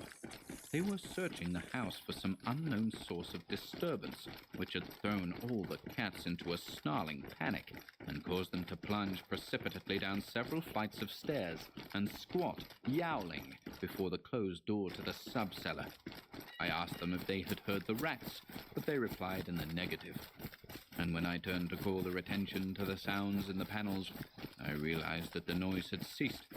With the 2 men, I went down to the door of the sub-cellar, but found the cats already dispersed. Later, I resolved to explore the crypt below, but for the present I merely made a round of the traps. All were sprung, yet all were tenantless. Satisfying myself that no one had heard the rats, save the felines and me, I sat in my study till morning, thinking profoundly and recalling every scrap of legend I had unearthed concerning the building I inhabited. I slept some in the forenoon, leaning back in the one comfortable library chair which my medieval plan of furnishing could not banish. Later I telephoned to Captain Norris, who came over and helped me explore the sub-cellar. Absolutely nothing untoward was found. Shadow although he could not Sonic. repress a thrill at the knowledge that this vault was built by Roman hands. Every low arch and massive pillar was Roman, not the debased Romanesque of the bungling Saxons, but the severe and harmonious classicism Very of the age of the stiff-looking Caesars. Sonic. Indeed, the walls abounded with inscriptions familiar to the antiquarians who had repeatedly explored the place. Things like Higitai, Prop, Temp, Dona, and El Prac, vs. Pontifi, Attis. The reference to Attis made me shiver, for I had read Catullus and knew something of the hideous rites of the Eastern god, whose worship was so mixed with that of Cybele. Norris and I, by the light of lanterns, tried to interpret the old and nearly effaced designs on certain irregularly rectangular blocks of stone, generally held to be altars, but could make nothing of it. He remembered that one of them, a sort of rayed sun, was held by students to imply non-Roman origin, suggesting that these altars had merely been erected by the Roman priests from some older and perhaps aboriginal temple on the same site. On one of these blocks were some brown stains, which made me wonder. The largest, in the center of the room, had certain features on the upper surface which indicated its connection with fire, probably burnt offerings. Such were the sights in that crypt, before whose door the cats had howled, and where Norris and I now determined to pass the night. Couches were brought down by the servants, who were told not to mind any nocturnal actions of the cats, and Niggerman was admitted as much for help as for companionship. We decided to keep the great oak door, a modern replica with slits for ventilation, tightly closed, and, with this attended to, we retired with lanterns still burning to await whatever might occur. The vault was very deep in the foundations of the priory, and undoubtedly far down on the face of the beetling limestone cliff overlooking the waste valley. That it had been the goal of the scuffling and unexplainable rats, I could not doubt, though why, I could not tell. As we lay there expectantly, I found my vigil occasionally mixed with half-formed dreams, from which the uneasy motions of the cat across my feet would rouse me. These dreams were not wholesome, but horribly like the one I had had the night before. I saw again the twilit grotto, and the swineherd with his unmentionable fungus beasts wallowing in filth, and as I looked at these things they seemed nearer and more distinct, so distinct that I could almost observe their features. Then I did observe the flabby features of one of them, and awaked with such a scream that Niggerman started up, whilst Captain Norris, who had not slept, laughed considerably. Norris might have laughed more, or perhaps less, had he known what it was that made me scream. But I did not remember myself till later. Ultimate horror often paralyzes memory in a merciful way. Norris waked me when the phenomena began. Out of the same frightful dream I was called, by his gentle shaking and his urging to listen to the cats. Indeed, there was much to listen to, for beyond the closed door at the head of the stone steps was a veritable nightmare of feline yelling and clawing, whilst Niggerman, unmindful of his kindred outside, was running excitedly around the bare stone walls, in which I heard the same babble of scurrying rats that had troubled me the night before. An acute terror now rose within me, for here were anomalies which nothing normal could well explain. These rats, if not the creatures of a madness which I shared with the cats alone, must be burrowing and sliding in Roman walls I had thought to be of solid limestone blocks, unless perhaps the action of water through more than 17 centuries had eaten winding tunnels, which rodent bodies had worn clear and ample. But even so, the spectral horror was no less, for if these were living vermin, why did not Norris hear their disgusting commotion? Why did he urge me to watch Niggerman and listen to the cats outside? And why did he guess wildly and vaguely at what could have aroused them?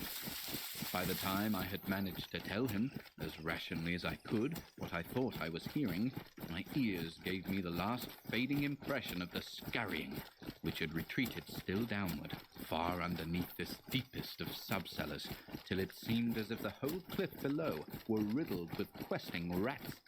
Norris was not as skeptical as I had anticipated, but instead seemed profoundly moved. He motioned to me to notice that the cats at the door had ceased their clamour, as if giving up the rats for lost, whilst Niggerman had a burst of renewed restlessness and was clawing frantically around the bottom of the large stone altar in the centre of the room, which was nearer Norris's couch than mine. My fear of the unknown was at this point very great. Something astounding had occurred, and I saw that Captain Norris, a younger, stouter, and presumably more naturally materialistic man, was affected fully as much as myself, perhaps because of his lifelong and intimate familiarity with local legend. We could for the moment do nothing but watch the old black cat as he pawed with decreasing fervour at the base of the altar, occasionally looking up and mewing to me in that persuasive manner which he used when he wished me to perform some favour for him. Norris now took a lantern close to the altar and examined the place where Niggerman was pawing, silently kneeling and scraping away the lichens of centuries which joined the massive pre-Roman block to the tessellated floor. He did not find anything, and was about to abandon his effort when I noticed a trivial circumstance which made me shudder, even though it implied nothing more than I had already imagined. I told him of it, and we both looked at its almost imperceptible manifestation with a fixedness of fascinated discovery and acknowledgement. It was only this, that the flame of the lantern set down near the altar was slightly but certainly flickering from a draught of air which it had not before received, and which came indubitably from the crevice between floor and altar, where Norris was scraping away the lichens. We spent the rest of the night in the brilliantly lighted study, nervously discussing what we should do next. The discovery that some vault, deeper than the deepest known masonry of the Romans, underlay this accursed pile, some vault unsuspected by the curious antiquarians of 3 centuries, would have been sufficient to excite us without any background of the sinister.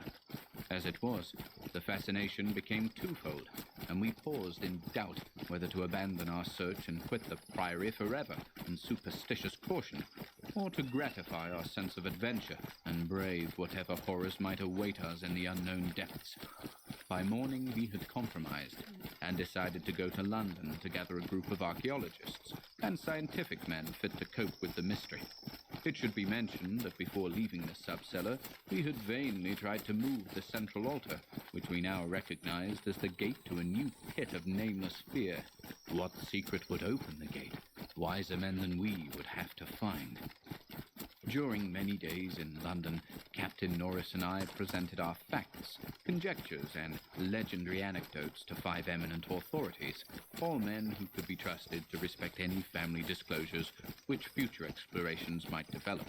We found most of them little disposed to scoff, but instead intensely interested and sincerely sympathetic. It is hardly necessary to name them all, but I may say that they included Sir William Brinton, whose excavations in the Troad excited most of the world in their day, As we all took the train for Anchester, I felt myself poised on the brink of frightful revelations, a sensation symbolized by the air of mourning among the many Americans at the unexpected death of the president on the other side of the world. On the evening of August 7th, we reached Exham Priory, where the servants assured me that nothing unusual had occurred. The cats, even old Niggerman, had been perfectly placid, and not a trap in the house had been sprung. We were to begin exploring on the following day, awaiting which I assigned well-appointed rooms to all my guests. I myself retired in my own tower chamber, with Niggerman across my feet. Sleep came quickly, but hideous dreams assailed me.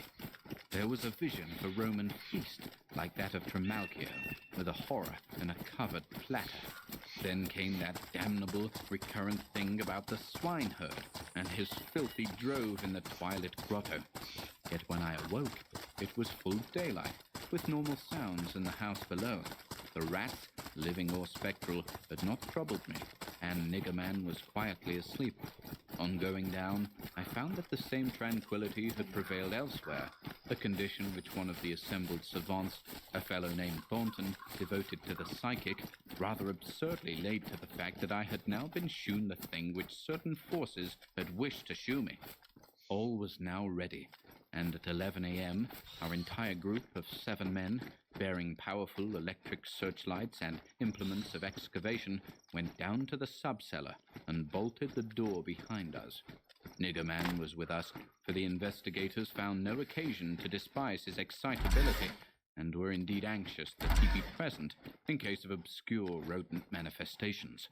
We noted the Roman inscriptions and unknown altar designs only briefly, for 3 of the savants had already seen them, and all knew their characteristics. Prime attention was paid to the momentous central altar, and within an hour, Sir William Brinton had caused it to tilt backward, balanced by some unknown species of counterweight. There now lay revealed such a horror as would have overwhelmed us had we not been prepared. Through a nearly square opening in the tiled floor, sprawling on a flight of stone steps so prodigiously worn that it was little more than an inclined plane at the center, was a ghastly array of human or semi-human bones. Those which retained their collocation as skeletons shewed attitudes of panic fear, and over all were the marks of rodent gnawing. The skulls denoted nothing short of utter idiocy, cretinism, or primitive semi-apedom. Above the hellishly littered steps arched a descending passage, seemingly chiseled from the solid rock and conducting a current of air. This current was not a sudden and noxious rush as from a closed vault, but a cool breeze with something of freshness in it. We did not pause long, but shiveringly began to clear a passage down the steps. It was then that Sir William, examining the hewn walls, made the odd observation that the passage, according to the direction of the strokes, must have been chiseled from beneath. I must be very deliberate now, and choose my words. After ploughing down a few steps amidst the gnawed bones, we saw that there was light ahead, not any mystic phosphorescence, but a filtered daylight, which could not come except from unknown fissures in the cliff that overlooked the waste valley. That such fissures had escaped notice from outside was hardly remarkable, for not only is the valley wholly uninhabited, but the cliff is so high and beetling that only an aeronaut could study its face in detail. A few steps more, and our breaths were literally snatched from us by what we saw, so literally that Thornton, the psychic investigator, actually fainted in the arms of the dazed man who stood behind him. Norris, his plump face utterly white and flabby, simply cried out inarticulately, whilst I think that what I did was to gasp or hiss and cover my eyes. The man behind me, the only one of the party older than I, croaked the hackneyed, "My God!" in the most cracked voice I ever heard. Of 7 cultivated men, only Sir William Brinton retained his composure, a thing more to his credit because he led the party and must have seen the sight first. It was a twilit grotto of enormous height, stretching away farther than any eye could see, a subterraneous world of limitless mystery and horrible suggestion. There were buildings and other architectural remains, In one terrified glance, I saw a weird pattern of tumuli, a savage circle of monoliths, a low domed Roman ruin, a sprawling Saxon pile, and an early English edifice of wood. But all these were dwarfed by the ghoulish spectacle presented by the general surface of the ground. For yards about the steps extended an insane tangle of human bones, or bones at least as human as those on the steps. Like a foamy sea they stretched, some fallen apart, but others wholly or partly articulated as skeletons, these latter invariably in postures of demoniac frenzy, either fighting off some menace or clutching other forms with cannibal intent. When Dr. Trask, the anthropologist, stooped to classify the skulls, he found a degraded mixture which utterly baffled him. They were mostly lower than the Piltdown man in the scale of evolution, but in every case definitely human. Many were of higher grade, and a very few were the skulls of supremely and sensitively developed types. All the bones were gnawed, mostly by rats, but somewhat by others of the half-human drove. Mixed with them were many tiny bones of rats, fallen members of the lethal army which closed the ancient epic.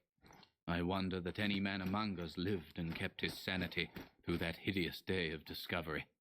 Not Hoffman or Huysmans could conceive a scene more wildly incredible, more frenetically repellent, Wrapped more in gothically emerald. grotesque than the twilight grotto through which we seven staggered, each stumbling on revelation after revelation, and trying to keep for the nonce from thinking of the events which must have taken place there 300 years, or 1,000, or 2,000, or 10,000 years ago.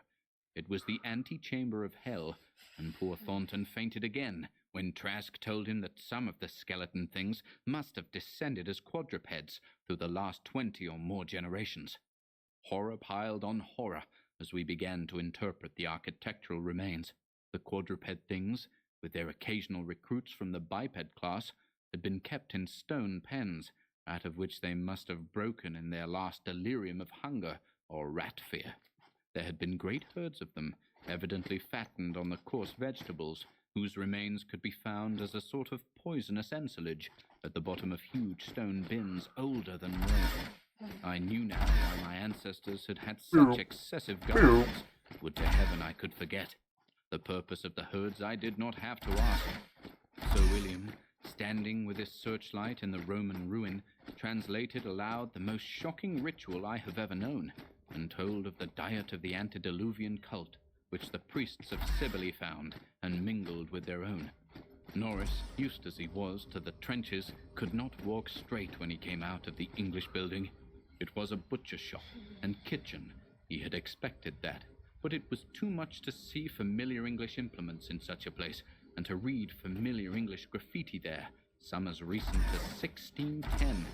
I could not go in that building whose demon activities were stopped only by the dagger of my ancestor, Walter Delapour. What I did venture to enter was the low Saxon building, whose oaken door had fallen, and there I found a terrible row of 10 stone cells with rusty bars. 3 had tenants, all skeletons of high grade, and on the bony forefinger of one I found a seal ring with my own coat of arms.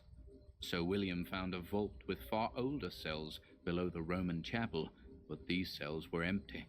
Below them was a low crypt with cases of formally arranged bones, some of them bearing terrible parallel inscriptions carved in Latin, Greek, and the tongue of Phrygia.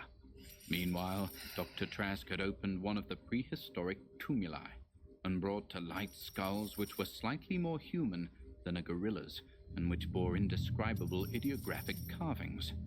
Through all this horror, my cat stalked unperturbed. Once I saw him monstrously perched atop a mountain of bones, and wondered at the secrets that might lie behind his yellow eyes. Having grasped to some slight degree the frightful revelations of this twilight area, an area so hideously foreshadowed by my recurrent dream, we turned to that apparently boundless depth of midnight cavern, where no ray of light from the cliff could penetrate. We shall never know what sightless Stygian worlds yawn beyond the little distance we went, for it was decided that such secrets are not good for mankind. But there was plenty to engross us close at hand, for we had not gone far before the searchlight shewed that accursed infinity of pits in which the rats had feasted, and whose sudden lack of replenishment had driven the ravenous rodent army first to turn on the living herds of starving things, and then to burst forth from the priory in that historic orgy of devastation which the peasants will never forget. God, those carrion black pits of sword, picked bones and open skulls, those nightmare chasms choked with the pithecanthropoid, Celtic, Roman, and English bones of countless unhallowed centuries. Some of them were full, and none can say how deep they had once been. Others were still bottomless to our searchlights, and peopled by unnameable fancies.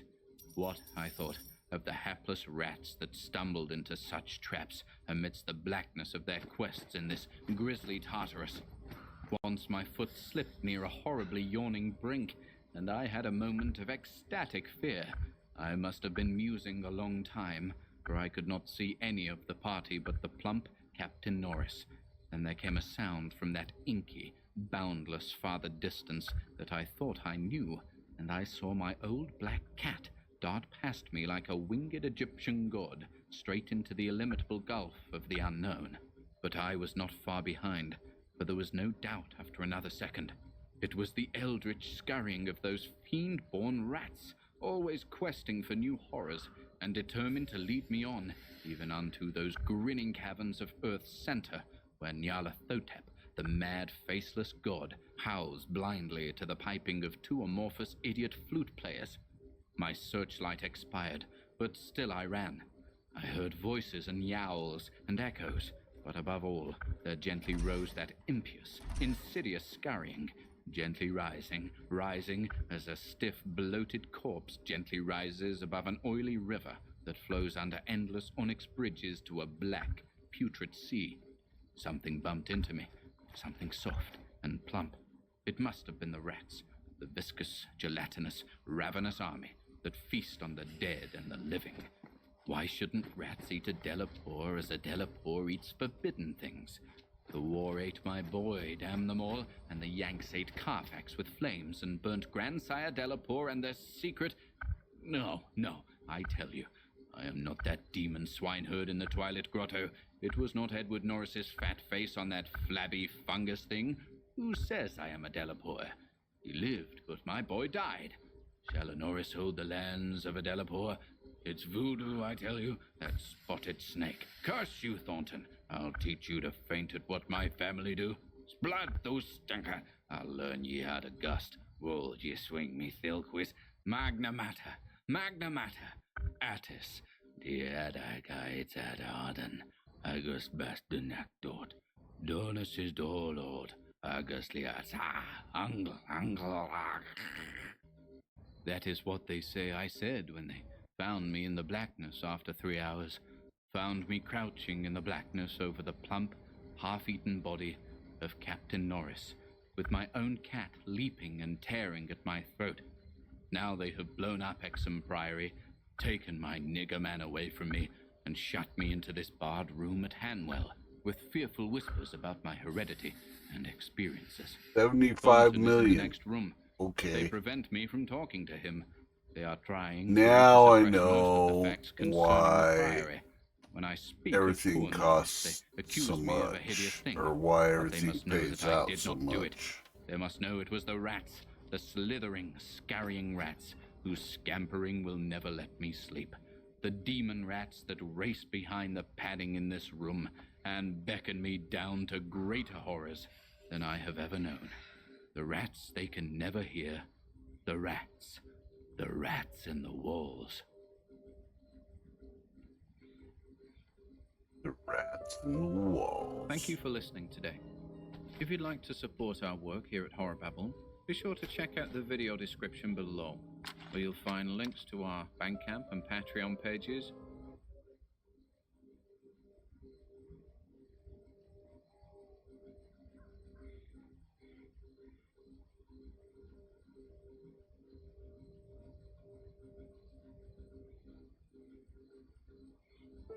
Robert E. Howard.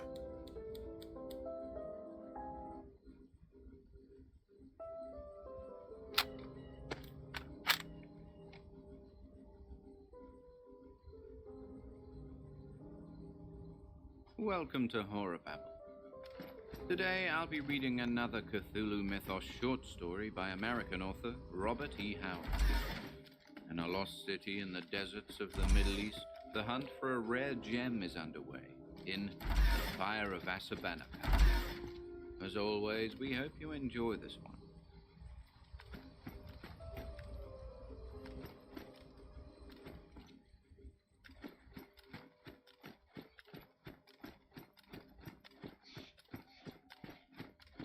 The Fire of Ashurbanipal by Robert E. Howard.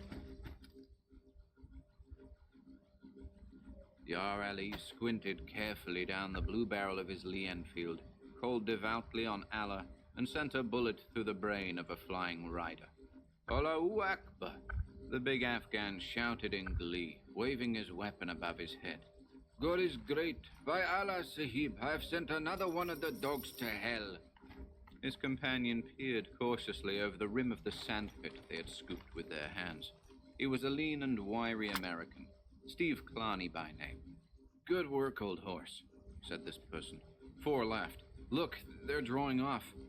The white-robed horsemen were indeed reining away, clustering together just out of accurate rifle range, as if in council. There had been 7 when they had first swooped down on the comrades, but the fire from the 2 rifles in the sandpit had been deadly. Look, Sahib, they abandoned the fray. Yar Ali stood up boldly and shouted taunts at the departing riders, one of whom whirled and sent a bullet that kicked up sand 30 feet in front of the pit. They shoot like the sons of dogs, said Yar Ali in complacent self-esteem. By Allah, did you see that rogue plunge from his saddle as my lead went home? Up, Sahib, let us run after them and cut them down. Paying no attention to this outrageous proposal, for he knew it was but one of the gestures Afghan nature continually demands, Steve rose, dusted off his breeches, and gazing after the riders, now white specks far out on the desert, said musingly, "Those fellows ride as if they had some set purpose in mind, not a bit like men running from a licking." "Aye," agreed Yar Ali promptly, and seeing nothing inconsistent with his present attitude and recent bloodthirsty suggestion. "They ride after more of their kind. They are hawks who give up their prey not quickly. We'd best move our position quickly, Steve Sahib. They will come back, maybe in a few hours, maybe in a few days. It all depends on how far away lies the oasis of their tribe. But they will be back. We have guns and lives. They want both. And behold..." The Afghan levered out the empty shell and slipped a single cartridge into the breech of his rifle. "My last bullet, Sahib." Steve nodded. "I've got 3 left." The raiders whom their bullets had knocked from the saddle had been looted by their own comrades. No use searching the bodies which lay in the sand for ammunition. Steve lifted his canteen and shook it. Not much water remained. He knew that Yar Ali had only a little more than he, though the big Afridi, bred in a barren land, had used and needed less water than did the American, although the latter, judged from a white man's standards, was hard and tough as a wolf. As Steve unscrewed the canteen cap and drank very sparingly, he mentally reviewed the chain of events that had led them to their present position.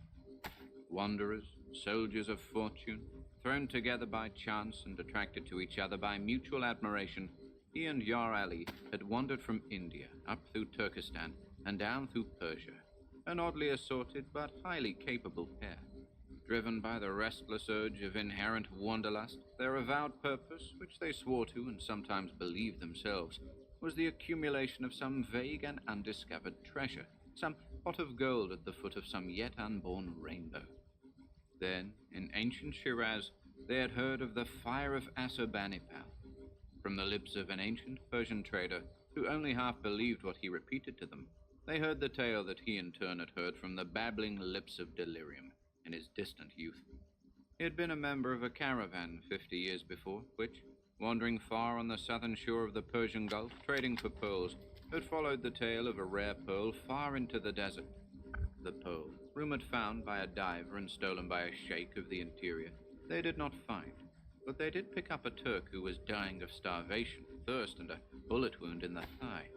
As he died in delirium, he babbled a wild tale of a silent, dead city of black stone, set in the drifting sands of the desert far to the westward, and of a flaming gem, clutched in the bony fingers of a skeleton on an ancient throne. He had not dared bring it away with him because of an overpowering, brooding horror that haunted the place, and thirst had driven him into the desert again, where Bedouins had pursued and wounded him. Yet he had escaped, riding hard until his horse fell under him. He died without telling how he had reached the mythical city in the first place, but the old trader thought he must have come from the northwest, a deserter from the Turkish army, making a desperate attempt to reach the Gulf. The men of the caravan had made no attempt to plunge still further into the desert in search of the city, for, said the old trader, they believed it to be the ancient city of evil spoken of in the Necronomicon of the mad Arab Al-Hazri, the city of the dead on which an ancient curse rested. Legends named it vaguely. The Arabs called it Beled el-Jinn, the city of devils, and the Turks, Karashir, the Black City. And the gem was that ancient and accursed jewel belonging to a king of long ago, whom the Grecians called Sardanapalus, and the Semitic peoples Assurbanipal. Steve had been fascinated by the tale, admitting to himself that it was doubtless one of the 10,000 cock and bull myths mooted about the East. Still, there was a possibility that he and Yar Ali had stumbled onto a trace of that pot of rainbow gold for which they searched. And Yar Ali had heard hints before of a silent city of the sands. Tales had followed the eastbound caravans over the high Persian uplands and across the sands of Turkestan, into the mountain country and beyond. Vague tales, whispers of a black city of the jinn, deep in the hazes of a haunted desert. So, following the trail of the legend, the companions had come from Shiraz to a village on the Arabian shore of the Persian Gulf, and there had heard more from an old man who had been a pearl diver in his youth. The loquacity of age was on him, and he told tales repeated to him by wandering tribesmen who had them in turn from the wild nomads of the deep interior. And again Steve and Yar Ali heard of the still black city with giant beasts carved of stone, and the skeleton sultan who held the blazing gem. And so, mentally swearing at himself for a fool, Steve had made the plunge, and Yar Ali, secure in the knowledge that all things lay on the lap of Allah, had come with him. Their scanty supply of money had been just sufficient to provide riding camels and provisions for a bold flying invasion of the unknown. Their only chart had been the vague rumors that placed the supposed location of Karashir. There had been days of hard travel, pushing the beasts and conserving water and food. Then, deep in the desert they invaded, they had encountered a blinding sand wind in which they had lost the camels. After that came long miles of staggering through the sands, battered by a flaming sun, subsisting on rapidly dwindling water from their canteens and food Yar Ali had in a pouch. No thought of finding the mythical city now. They pushed on blindly, in hope of stumbling upon a spring. They knew that behind them no oases lay within a distance they could hope to cover on foot. It was a desperate chance, but their only one. Then white-clad hawks had swooped down on them, out of the haze of the skyline, and from a shallow and hastily scooped trench the adventurers had exchanged shots with the wild riders who circled them at top speed. The bullets of the Bedouins had skipped through their makeshift fortifications, knocking dust into their eyes and flicking bits of cloth from their garments. But by good chance, neither had been hit. Their one bit of luck, reflected Clarny, as he cursed himself for a fool. What a mad venture it had been anyway. To think that two men could so dare the desert and live, much less wrest from its abysmal bosom the secrets of the ages. And that crazy tale of a skeleton hand gripping a flaming jewel in a dead city? Bosh! What utter rot. He must have been crazy himself to credit it, the American decided, with the clarity of view that suffering and danger bring. Well, old horse, said Steve, lifting his rifle, let's get going. It's a toss-up if we die of thirst or get sniped off by the Desert Brothers. Anyway, we're doing no good here. God gives, agreed Yar Ali cheerfully. The sun sinks westward. Soon the coolness of night will be upon us. Perhaps we shall find water yet, Sahib. Look, the terrain Sahib? changes to the south. Clarny shaded his eyes against the dying sun. Beyond a level, barren expanse of several miles width, the land had indeed become more broken. Aborted hills were in evidence. The American slung his rifle over his arm and sighed. Eve ahead. We're food for the buzzards anyhow. The sun sank and the moon rose, flooding the desert with weird silver light. Drifted sand glimmered in long ripples, as if a sea had suddenly been frozen into immobility. Steve, parched fiercely by a thirst he dared not fully quench, cursed beneath his breath. The desert was beautiful beneath the moon, with the beauty of a cold marble Lorelei to lure men to destruction. What a mad quest, his weary brain reiterated. The fire of Assurbanipal retreated into the mazes of unreality with each dragging step.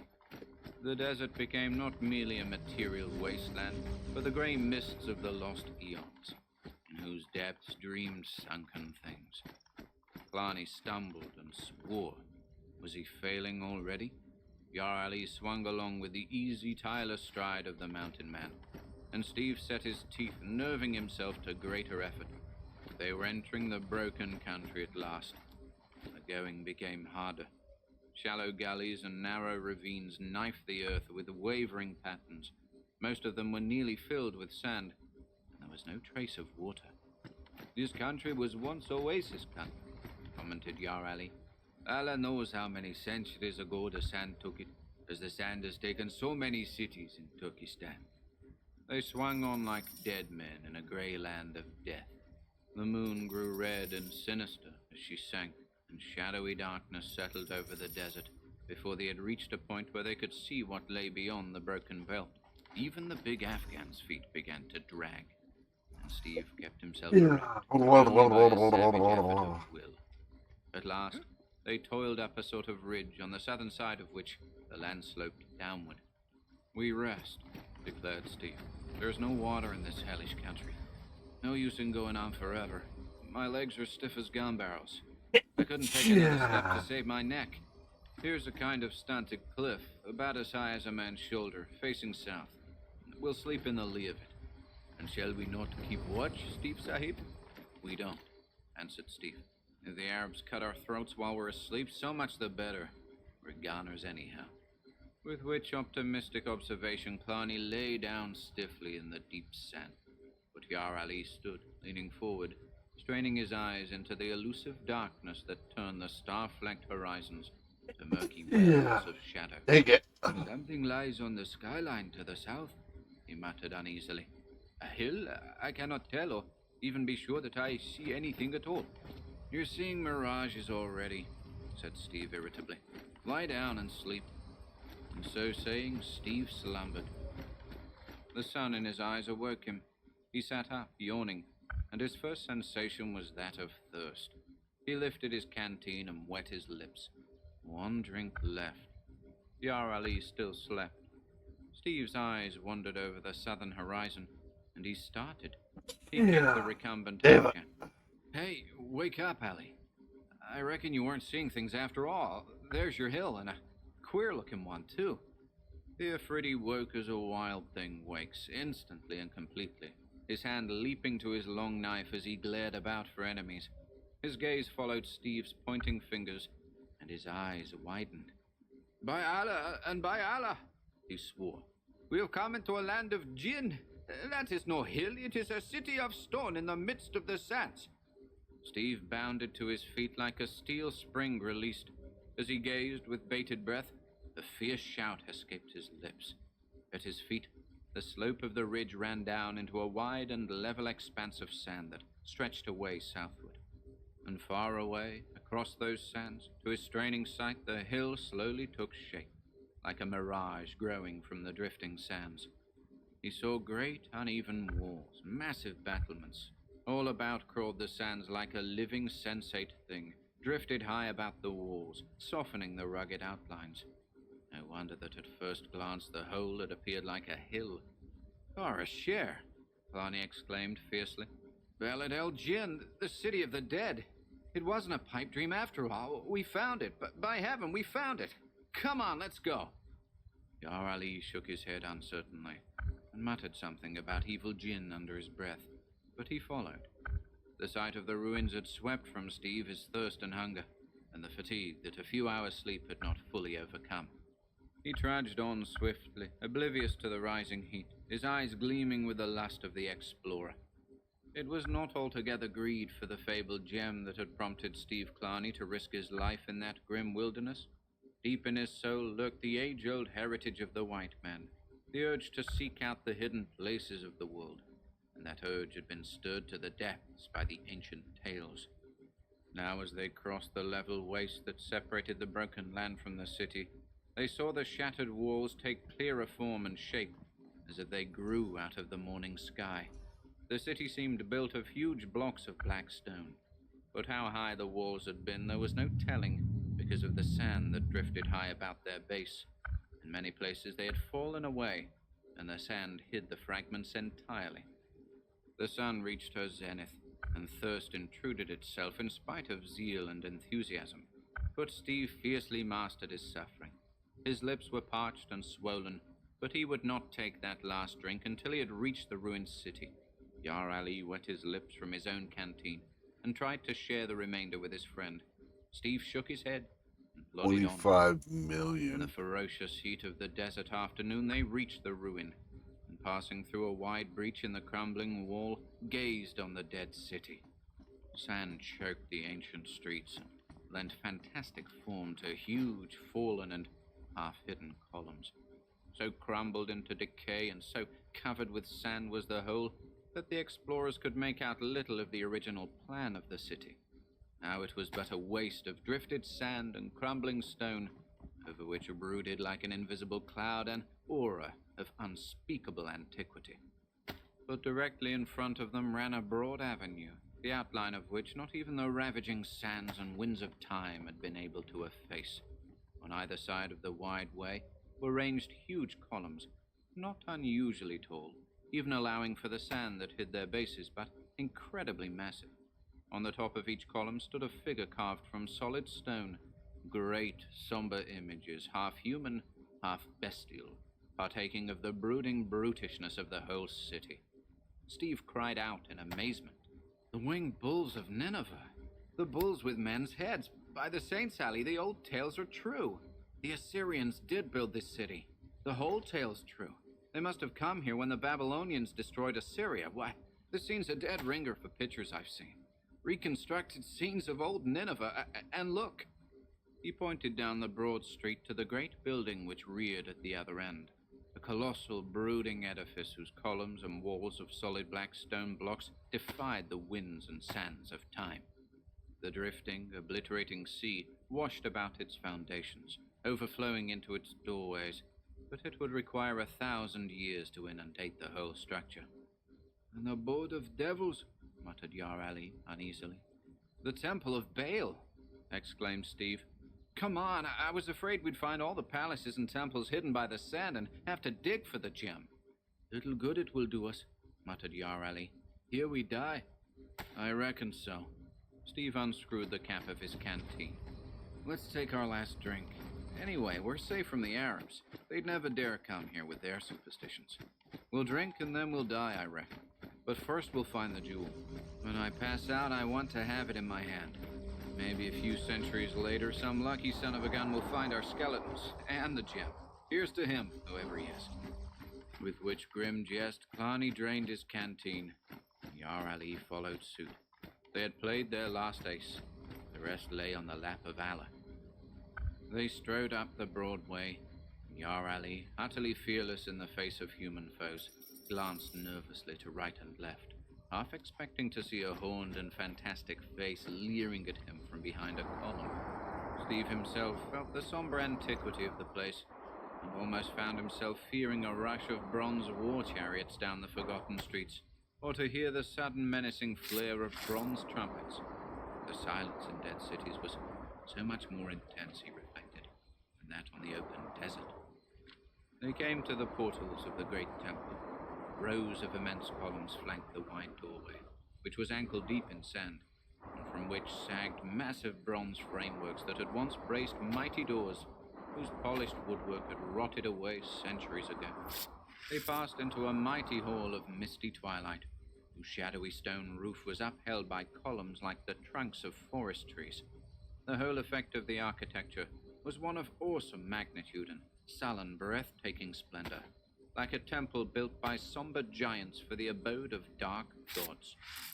Yar Ali walked fearfully, as if he expected to awake sleeping gods, and Steve, without the Afridi superstitions, yet felt the gloomy majesty of the place lay somber hands on his soul. No trace of a footprint showed in the deep dust on the floor. Half a century had passed since the affrighted and devil-ridden Turk had fled these silent halls. As for the Bedouins, it was easy to see why those superstitious sons of the desert shunned this haunted city. And haunted it was, not by actual ghosts, perhaps, but by the shadows of lost splendors. As they trod the sands of the hall, which seemed endless, Steve pondered many questions. How did these fugitives from the wrath of frenzied rebels build this city? How did they pass through the country of their foes? For Babylonia lay between Assyria and the Arabian desert, yet there had been no other place for them to go. Westward lay Syria and the sea, and north and east swarmed the dangerous Medes, those fierce Ions whose aid had stiffened the arm of Babylon to smite her foe to the dust. Possibly, thought Steve, Karashir, whatever its name had been in those dim days, had been built as an outpost border city before the fall of the Assyrian Empire, where the survivors of that overthrow fled. At any rate, it was possible that Karashir had outlasted Nineveh by some centuries. A strange hermit city, no doubt, cut off from the rest of the world. Surely, as Yarali had said, this was once fertile country, watered by oases, and doubtless in the broken country they had passed over the night before, there had been quarries that furnished the stone for the building of the city. Then what caused its downfall? Did the encroachment of the sands and the filling up of the springs cause the people to abandon it? Or was Karashir a city of silence before the sands crept over the walls? Did the downfall come from within or without? Did civil war blot out the inhabitants? Or were they slaughtered by some powerful foe from the desert? Kalani shook his head in baffled chagrin. The answers to those questions were lost in the maze of forgotten ages. Allahu Akbar! They had traversed the great shadowy hall, and at its further end they came upon a hideous black stone altar, behind which loomed an ancient god, bestial and horrific. Steve shrugged his shoulders as he recognized the monstrous aspect of the image. Aye, that was Baal, on whose black altar in other ages many a screaming, writhing, naked victim had offered up its naked soul. The idol embodied in its utter, abysmal, and sullen bestiality the whole soul of this demoniac city.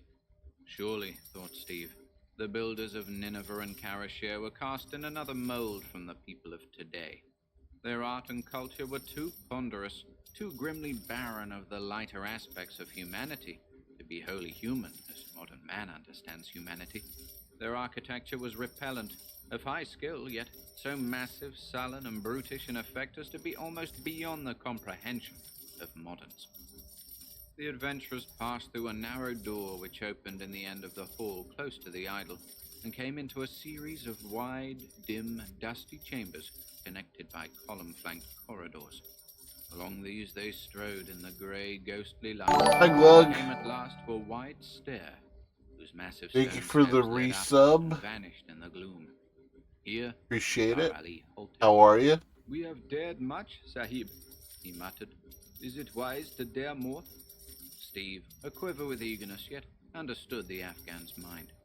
You mean we shouldn't go up those stairs? They have an evil look. To what chambers of silence and horror may they lead? When jinn haunt deserted buildings, they lurk in There the upper we go. chambers. At any moment, a Okay. demon may bite Now our heads. we're getting We're dead men somewhere. anyhow, These, grunted though, Steve. But I tell you, you go on back through the hall and watch for don't the know arrows where pointing upstairs. those get Watch sold for a at. wind on the horizon. Responded the Afghan gloomily, shifting his rifle and loosening his long knife in its scabbard. No Bedouin comes here. Lead on, Sahib. Thou art mad after the manner of all Franks, but I would not leave thee to face the jinn alone. So the companions mounted the massive stairs, their feet sinking deep into the accumulated dust of centuries at each step. Up and up they went, to an incredible height, till the depths below merged into a vague gloom. We walk blind to our doom, Sahib, Muttered Yar Ali. Allah il Allah, and Muhammad is his prophet. Nevertheless, I feel the presence of slumbering evil, and never again shall I hear the wind blowing up the Khyber Pass. Steve made no reply. He did not like the breathless silence that brooded over the ancient temple, nor the grisly grey light that filtered from some hidden source. Now above them, the gloom lightened somewhat, and they emerged into a vast circular chamber, greyly illumined by light that filtered in through the high, pierced ceiling. But another radiance lent itself to the illumination. A cry Long burst from weekend. Steve's I'm lips, tired, echoed ready by to be Yara back Ali. at work. Standing on the top step of the broad stone stair, they looked directly across the broad chamber, with its dust-covered heavy tile floor and bare black stone walls. From about the center of the chamber, massive steps led up to a stone dais, and on this dais stood a marble throne. About this throne glowed and shimmered an uncanny light. The awestruck adventurers gasped as they saw its Should source. be able On the to throne slumped a sell human the skeleton, food. an almost shapeless mass of moldering bones. A fleshless hand sagged Tools, outstretched on the broad consumables. marble throne arm, and in its grisly clasp there pulsed and throbbed like a living thing a great crimson stone. The Fixed the fire of toilet. Ashurbanipal. Replaced Even all after the they had kitchen found the lost appliances. city, Steve had Oh, not that's a really allowed big himself job. to believe that they would find the gem, or that it even existed in reality. Yet he could not doubt the evidence of his eyes, dazzled by that evil, incredible glow. With a fierce shout, he sprang across the chamber and up the steps. Yara Ali was at his heels, but when Steve would have seized the gem, the Afghan laid a hand on his arm. "Wait!" exclaimed the big Mohammedan. "Touch it not yet, Sahib. A curse lies on ancient things, and surely this is a thing triply accursed. Else why has it lain here untouched in a country of thieves for so many centuries? It is not well to disturb the possessions of the dead." "Bosh!" snorted the American. "Superstitions. The Bedouins were scared by the tales that have come down to them from their ancestors. Being desert dwellers, they mistrust cities anyway, and no doubt this one had an evil reputation in its lifetime. And nobody except Bedouins have seen this place before, except that Turk who was probably half demented with suffering. These bones may be those of the king mentioned in the legend. The dry desert air preserves such things indefinitely, but I doubt it. Maybe Assyrian, most likely Arab. Some beggar that got the gem and then died on that throne for some reason or other." The Afghan scarcely heard him. He was gazing in fearful fascination at the great stone, as a hypnotized bird stares into a serpent's eye. "Look at it, Sahib," he whispered. "What is it? No such gem as this was ever cut by mortal hands. Look how it throbbs. 3 million Like the heart of a cobra." and change. Steve was looking, and he was aware of a strange, undefined feeling of uneasiness. Well versed in the knowledge of precious stones, he had never seen a stone like this. At first glance, he had supposed it to be a monster ruby, as told in the legends. Now he was not sure, and he had a nervous feeling that Yara Ali was right, that this was no natural, normal gem. He could not classify the style in which it was cut, and such was the power of its lurid radiance that he found it difficult to gaze at it closely for any length of time. The whole setting was not one calculated to soothe restless nerves. 8 The deep dust on million. the floor suggested an unwholesome antiquity. The grey light For evoked a sense of unreality. 1,000 The heavy slots. black walls towered grimly, hinting at hidden things. "Let's take the stone and go," muttered Steve, an unaccustomed, panicky dread rising in his bosom. "Wait!" Yara Ali's eyes were blazing, and he gazed not at the gem, but at the sullen stone walls. "We are flies in the lair of the spider. Sahib, as Allah lives, it is more than the ghosts of old fears that lurk over this city of horror. I feel the presence of peril as I have felt it before, as I felt it in a jungle cavern where a python lurked unseen in the darkness, as I felt it in the temple of Thagi where the hidden stranglers of Shiva crouched to spring upon us, as I feel it now, tenfold." Steve's hair prickled. He knew that Yara Ali was a grim veteran, not to be stampeded by silly fear or senseless panic. He well remembered the incidents referred to by the Afghan, as he remembered other occasions upon which Yara Ali's oriental telepathic instinct had warned him of danger before that danger was seen or heard. "What is it, Yara Ali?" he whispered. The Afghan shook his head, his eyes filled with a weird, mysterious light as he listened to the dim occult promptings of his subconsciousness. "I know not. I know it is close to us, and that it is very ancient and very evil. I think—" Suddenly he halted and wheeled, the eerie light vanishing from his eyes to be replaced by a glare of wolf-like fear and suspicion. "Hark, Sahib," he snapped. "Ghosts or dead men mount the stair." Steve stiffened as the stealthy pad of soft sandals on stone reached his ear. "By Judas, Alley," he rapped. "Something's out there." The ancient walls re-echoed to a chorus of wild yells as a horde of savage figures flooded the chamber. For one dazed, insane instant, Steve believed wildly that they were being attacked by re-embodied warriors of a vanished age, and the spiteful crack of a bullet past his ear and the acrid smell of powder told him that their foes were material enough. Killarney cursed. In their fancied security, they had been caught like rats in a trap by the pursuing Arabs. Even as the American threw up his rifle, Yar Ali fired point blank from the hip with deadly effect, hurled his empty rifle into the hood, and went down the steps like a hurricane, his 3-foot Khyber knife shimmering in his hairy hand. Into his gusto for battle went real relief that his foes were human. A bullet ripped the turban from his head, but an Arab went down with a split skull beneath the hillman's first shearing stroke. A tall Bedouin clapped his gun muzzle to the Afghan's side, but before he could pull the trigger, Killarney's bullet scattered his brains. The very number of the attackers hindered their onslaught on the big Afridi, whose tigerish quickness made shooting as dangerous to themselves as to him. The bulk of them swarmed about him, striking with scimitar and rifle stock, while others charged up the steps after Steve. At that range there was no missing. The American simply thrust his rifle muzzle into a bearded face and blasted it into a ghastly ruin. The others came on, screaming like panthers. And now, as he prepared to expend his last cartridge, Killarney saw two things in one flashing instant. A wild warrior who, with froth on his beard and a heavy scimitar uplifted, was almost upon him, and another who knelt on the floor, drawing a careful bead on the plunging Yar Ali. Steve made an instant choice and fired over the shoulder of the charging swordsman, killing the rifleman, and voluntarily offering his own life for his friends, for the scimitar was swinging at his own head. But even as the Arab swung, grunting with the force of the blow, his sandaled foot slipped on the marble steps, and the curved blade, veering erratically from its arc, clashed on Steve's rifle barrel. In an instant, the American clubbed his rifle. As the Bedouin recovered his balance and again heaved up the scimitar, Killarney struck with all his rangy power, and stock and skull shattered together. Then a heavy ball smacked into his shoulder, sickening him with the shock. As he staggered dizzily, a Bedouin whipped a turban cloth about his feet and jerked viciously. Killarney pitched headlong down the steps to strike with stunning force. A gun stock in a brown hand went up to dash out his brains, but an imperious command halted the blow. Slay him not, but bind him hand and foot. As Steve struggled dazedly against many gripping hands, it seemed to him that somewhere he had heard that imperious voice before. The American's downfall had occurred in a matter of seconds.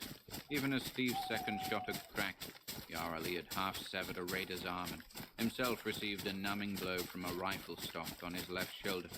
His sheepskin coat, worn despite the desert heat, saved his hide from half a dozen slashing knives. A rifle was discharged so close to his face that the powder burnt him fiercely, bringing a bloodthirsty yell from the maddened Afghan. As Yar Ali swung up his dripping blade, the rifleman, ashy-faced, lifted his rifle above his head in both hands to parry the downward blow, whereat the Afridi, with a yelp of ferocious exultation, shifted as a jungle cat strikes and plunged his long knife into the Arab's belly. But at that instant, a rifle stock, swung with all the hearty ill will its wielder could evoke, crashed against the giant's head, laying open the scalp and dashing him to his knees. With the dogged and silent ferocity of his breed, Yar Ali staggered blindly up again, slashing at foes he could scarcely see, but a storm of blows battered him down again, nor did his attackers cease beating him until he lay still. They would have finished him in short order then, but for another peremptory order from their chief, whereupon they bound the senseless knife man and flung him down alongside Steve, who was fully conscious and aware of the savage hurt of the bullet in his shoulder. He glared up at the tall Arab who stood looking down at him. "Well, Sahib," said this one, and Steve saw he was no Bedouin. Do you not remember me? Steve scowled. A bullet wound is no aid to concentration. You look familiar. By Judas, you are. Nureddin El Mekru. I am honored. The Sahib remembers. Nureddin salaamed mockingly. And you remember, no doubt, the occasion on which you made me a present of this? The dark eyes shadowed with bitter menace, and the sheikh indicated a thin white scar on the angle of his jaw. I remember, snarled Thani, whom pain and anger did not tend to make docile. It was in Somaliland years ago. You were in the slave trade then. A wretch of a nigger escaped from you and took refuge with me. You walked into my camp one night in your high-handed way, started a row and an ensuing scrap. You got a butcher and you had your chance. And so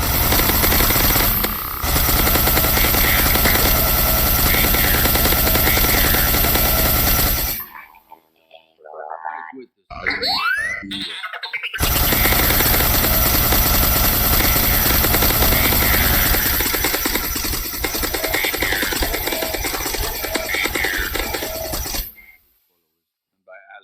wild men nearly slit my throat at first, but I overcame their suspicions, and now I lead more men than have followed me in years. They whom you fought off yesterday were my men. Scouts I had sent out ahead. My oasis lies far to the west. We have ridden for many days. Man, that's a lot of orange cards, and I still have no idea what they go to. For I had business first in Beled El Jin. We rode into the city from the west and saw your tracks in the sand. We followed them. You were blind buffalo who heard not our coming. Steve snarled. You wouldn't have caught us so easy. Only we thought no Bedouin would dare come into Karashir. Nureddin nodded. But I am no Bedouin.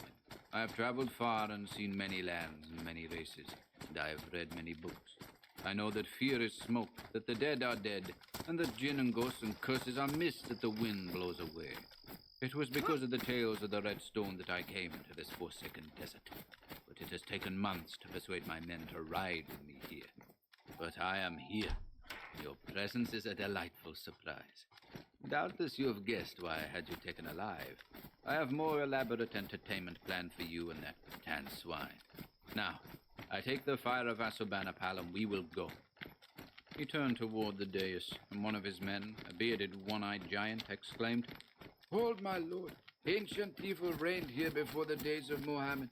The jinn howl through these halls when the winds blow, and men have seen ghosts dancing on the walls beneath the moon.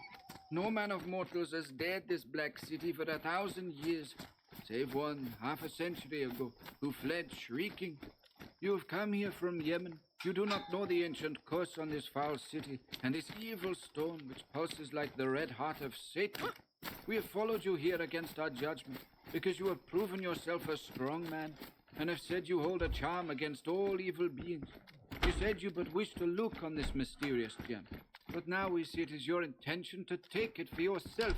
Do not offend the jinn. Nay, Nureddin, do not offend the jinn, chorused the other Bedouins.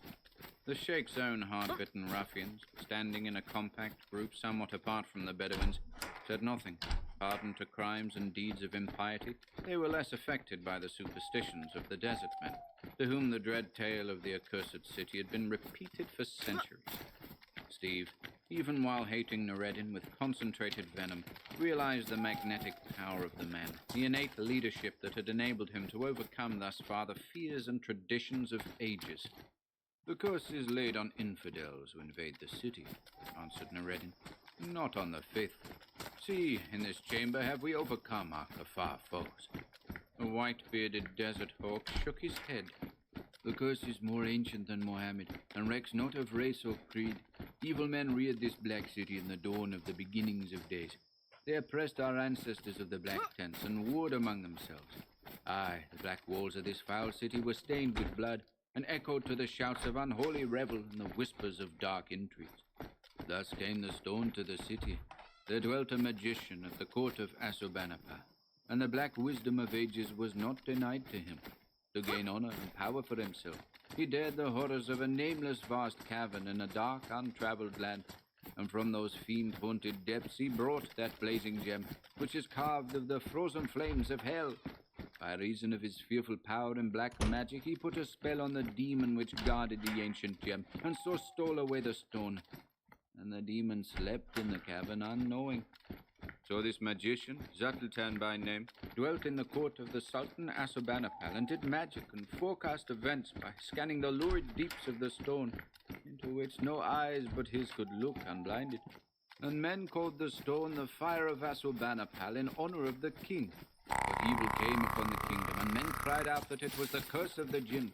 And the Sultan in great fear bade Zutltan take the gem and cast it into the cavern from which he had taken it, lest worse ill befall them. Yet it was not the magician's will to give up the gem, for he read strange secrets of Priadamite, and he fled to the rebel city of Karashir, where soon civil war broke out and men strove with one another to possess the gem. Then the king who ruled the city, coveting the stone, seized the magician and put him to death by torture. And in this very room he watched him die. With the gem in his hand, the king sat upon the throne, even as he has sat throughout the centuries, even as now he sits. The Arabs the catching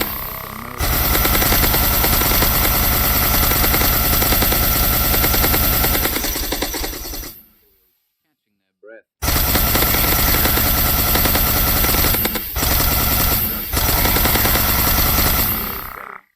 He cursed the stone.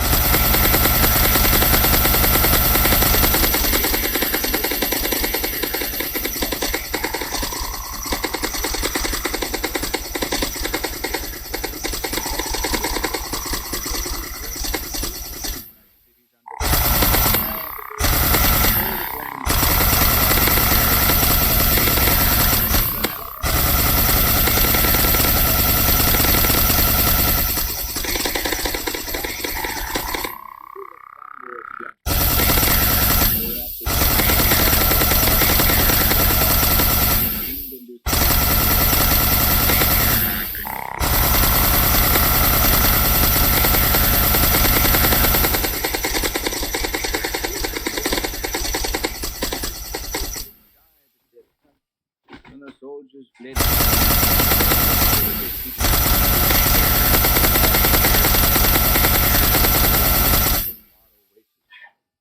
Karashir lay silent and deserted, the haunt of the lizard and the jackal. They found the king, but he dared not lay hand upon him. All the ages he learned.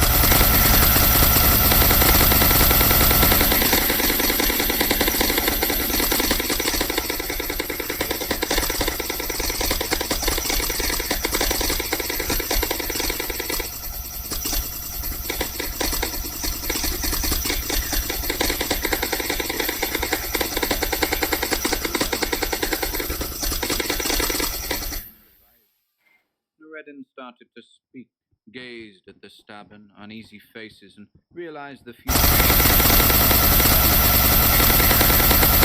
I am master.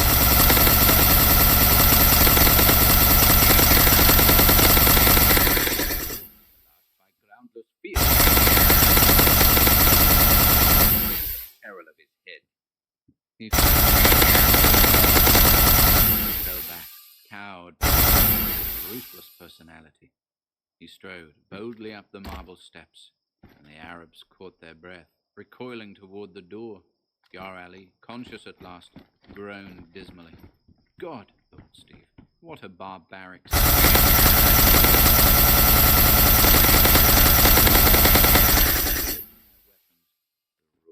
acrid scent of blood and burnt powder still fouling the air, corpses strewn in a horrid welter of blood, brains and entrails. And on the dais, the hawk-faced sheikh, oblivious to all except the evil crimson glow in the skeleton fingers that rested on the marble throne. A tense silence gripped all as Nureddin stretched forth his hand slowly, as if hypnotized by the throbbing crimson light, and in Steve's subconsciousness there shuddered a dim echo, as of something vast and loathsome waking suddenly from an age-long slumber. The American's eyes moved instinctively toward the grim Cyclopean walls. The jewel's glow had altered strangely. It burned a deeper, darker red, angry and menacing. Heart of all evil, murmured the sheikh, how many princes died for thee in the beginnings of happenings? Surely the blood of kings throbs in thee. The sultans and the princesses and the generals who wore thee, they are dust and are forgotten. But thou blazest with majesty undimmed, fire of the world. Noureddin seized the stone. A shuddery wail broke from the Arabs, cut through by a sharp, inhuman cry. To Steve it seemed, horribly, that the great jewel had cried out like a living thing. The stone slipped from the sheikh's hand. Noureddin might have dropped it. To Steve it looked as though it leaped convulsively, as a live thing might leap. It rolled from the dais, bounding from step to step, with Noureddin springing after it, cursing as his clutching hand missed it. It struck the floor, veered sharply, and despite the deep dust, rolled like a revolving ball of fire toward the back wall. Noureddin was close upon it. It struck the wall. The sheikh's hand reached for it. A scream of mortal fear ripped the tense silence. Without warning, the solid wall had opened. Out of the black wall that gaped there, a tentacle shot and gripped the sheikh's body as a python girdles its victim, and jerked him headlong into the darkness. And then the wall showed blank and solid once more. Only from within sounded a hideous, high-pitched, muffled screaming that chilled the blood of the listeners. Howling wordlessly, the Arabs stampeded, jammed in a battling, screeching mass in the doorway, tore through and raced madly down the wide stairs. Steve and Yar Ali, lying helplessly, heard the frenzied clamor of their flight fade away into the distance, and gazed in dumb horror at the grim wall. The shrieks had faded into a more horrific silence. Holding their breath, they heard suddenly a sound that froze the blood in their veins, the soft sliding of metal or stone in a groove. At the same time, the hidden door began to open, and Steve caught a glimmer in the blackness that might have been the glitter of monstrous eyes. He closed his own eyes. He dared not look upon whatever horror slunk from that hideous black well. He knew that there are strains the human brain cannot stand, and every primitive instinct in his soul cried out to him that this thing was nightmare and lunacy. He sensed that Yar Ali likewise closed his eyes, and the two lay like dead men. Kalani heard no sound, but he sensed the presence of a horrific evil too grisly for human comprehension, of an invader from outer gulfs and far black reaches of cosmic being. A deadly cold pervaded the chamber, and Steve felt the glare of inhuman eyes sear through his closed lids and freeze his consciousness. If he looked, if he opened his eyes, he knew stark black madness would be his instant lot. He felt a soul-shakingly foul breath against his face, and knew that the monster was bending close above him, but he lay like a man frozen in a nightmare. He clung to one thought: neither he nor Yar Ali had touched the jewel this horror guarded. Then he no longer smelled the foul odor. The coldness in the air grew appreciably less, and he heard again the secret door slide in its groove. The fiend was returning to its hiding place. Not all the legions of hell could have prevented Steve's eyes from opening a trifle. He had only a glimpse as the hidden door slid to, and that one glimpse was enough to drive all consciousness from his brain. Steve Clarny, iron-nerved adventurer, fainted for the only time in his checkered life. How long he lay there, Steve never knew, but it could not have been long, for he was roused by Yar Ali's whisper. "Lie still, Sahib. A little shifting of my body, and I can reach thy cords with my teeth." Steve felt the Afghan's powerful teeth at work on his bonds, and as he lay with his face jammed into the thick dust, and his wounded shoulder began to throb agonizingly, he had forgotten it until now. He began to gather the wandering threads of his consciousness, and it all came back to him. How much, he wondered dazedly, had been the nightmares of delirium, born from suffering and the thirst that caked his throat.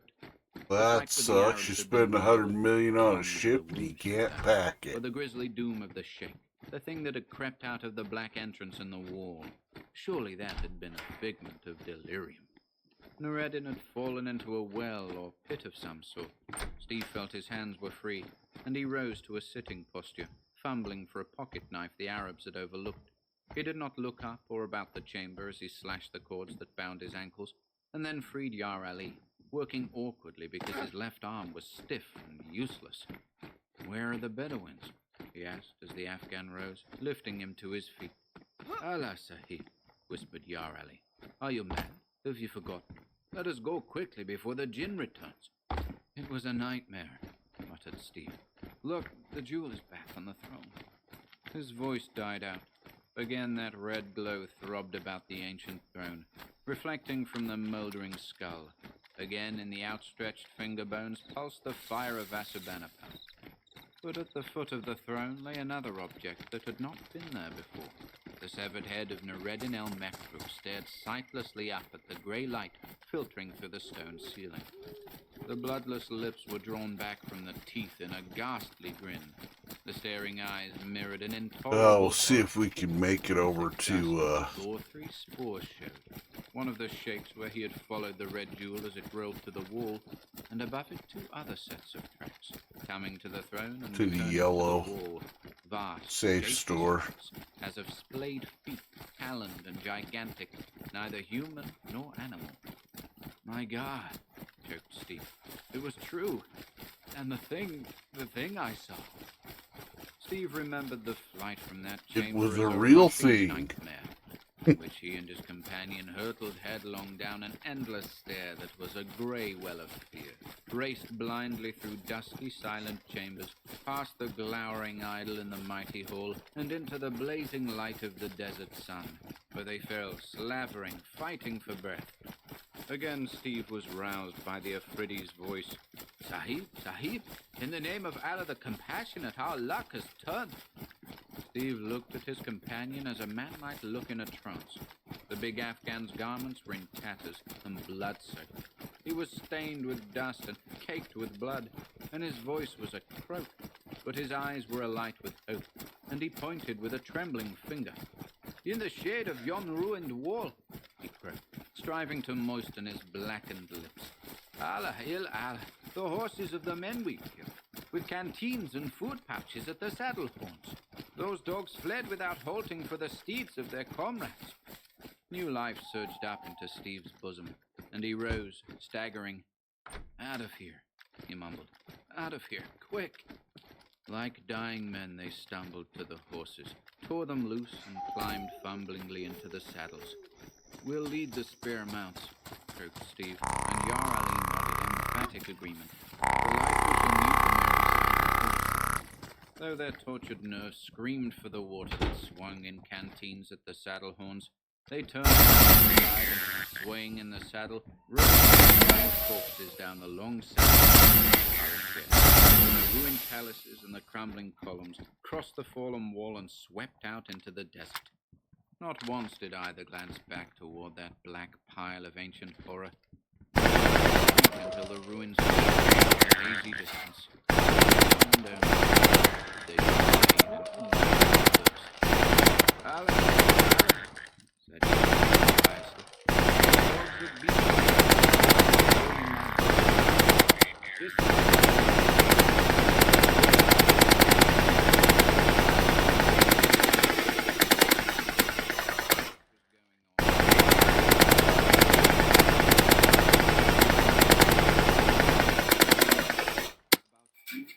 What saw ye in Allah's name?"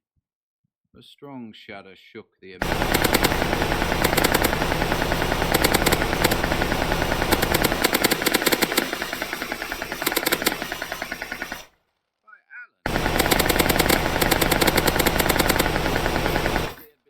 together by the molten irons of Satan. Swung into the saddle and started on their long trek for the coast, which, with spare horses, food, water, and weapons, they had a good chance.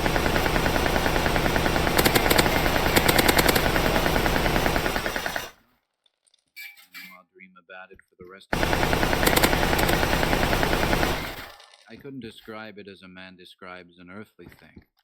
God help me, it wasn't earthly or sane either. Mankind isn't the first owner of the Earth. There were beings here before his coming. And now, survivals of hideously ancient epochs. Maybe spheres of alien dimensions press unseen on this material universe today. Sorcerers have called up sleeping devils before now and controlled them with magic. It is not unreasonable to suppose an Assyrian magician could invoke an elemental demon out of the earth to avenge him and guard something that must have come out of hell in the first place. I'll try to tell you what I glimpsed, then we'll never speak of it again. It was gigantic and black and shadowy. It was a hulking monstrosity that walked upright like a man, but it was like a toad, too, and it was winged and tentacled. I saw only its back. If I'd seen the front of it, its face, I'd have undoubtedly lost my mind. The old Arab was right. God help us, it was the monster that Zuddletan called up out of the dark, blank caverns of the earth to guard the fire of Assurbanipal.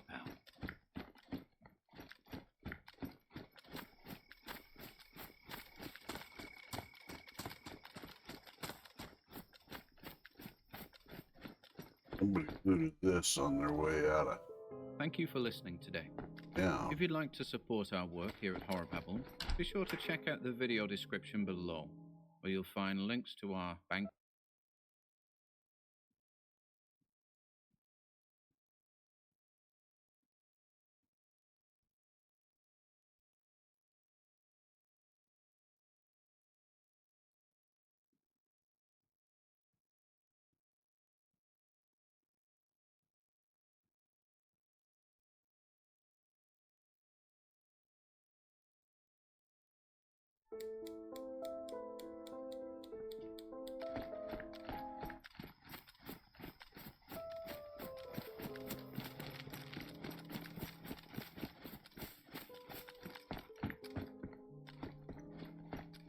Welcome once again to Horror Babble. Today, finally, we're thrilled to present a recording of H.P. Lovecraft's In the Walls of Eryx. Co-written with the American physician Kenneth Sterling, the tale revolves around the experiences of a prospector on Venus who becomes trapped within an invisible, maze-like structure. We hope you enjoy this one.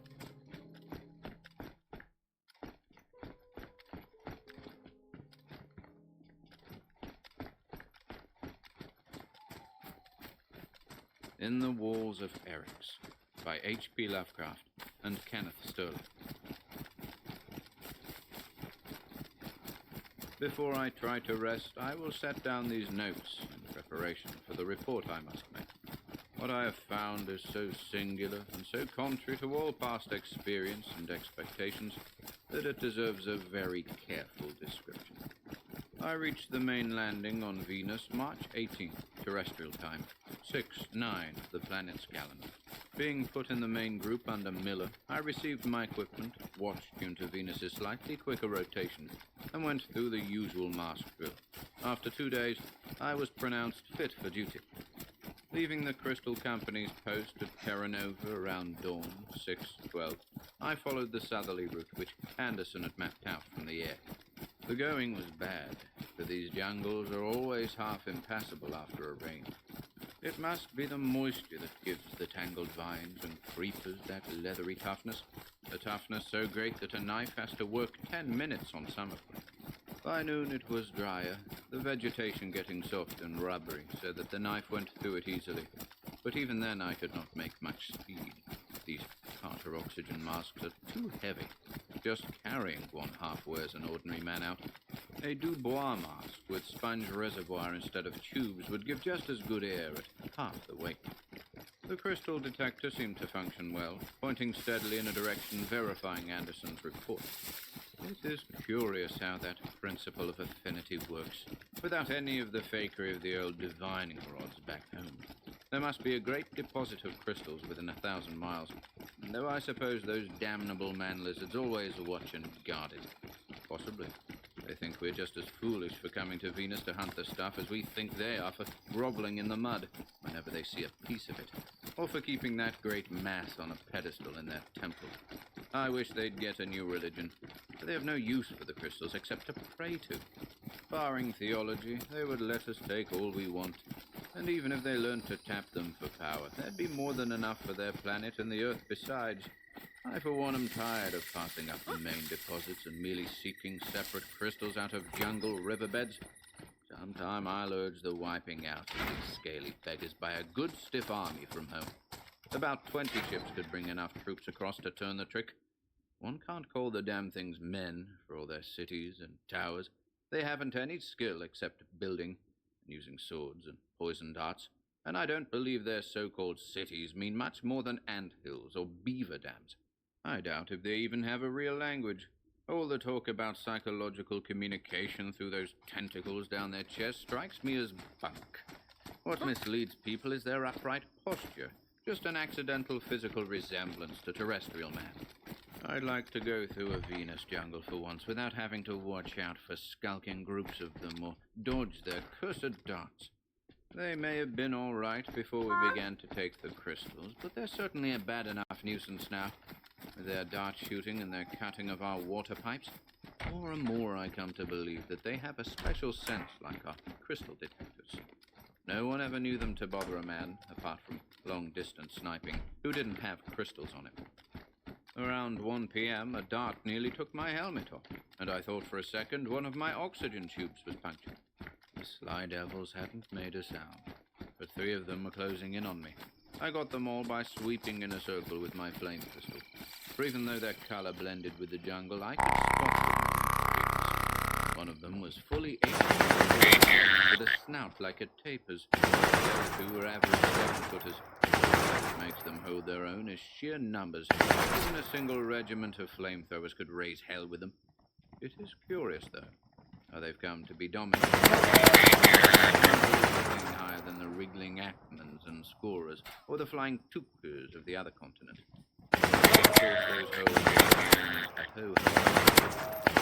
About 2 o'clock, my detective veered westward, taking isolated crystals ahead on the right.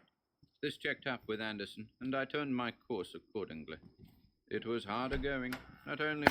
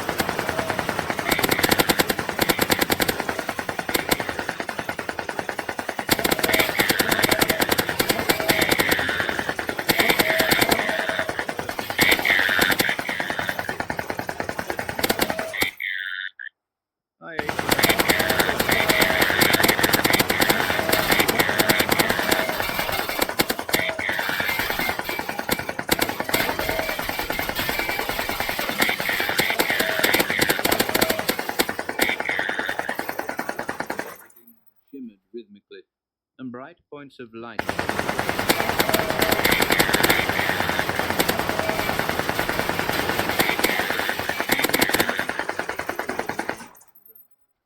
The whole universe. Regular pulsation.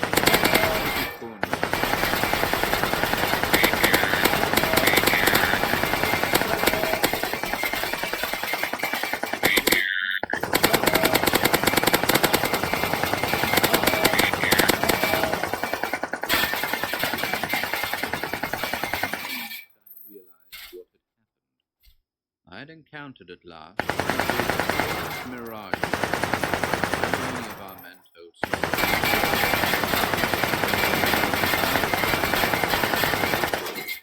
the shaggy stalks, the spiky leaves, and the mottled blossoms whose gaseous, dream-breeding exhalations penetrate every existing make of mask. Son of a... Recalling what happened to Bailey 3 years ago, I fell into a momentary panic. And that I began about to dash figure. and stagger about in the crazy, chaotic world which the plant's exhalations had woven around me.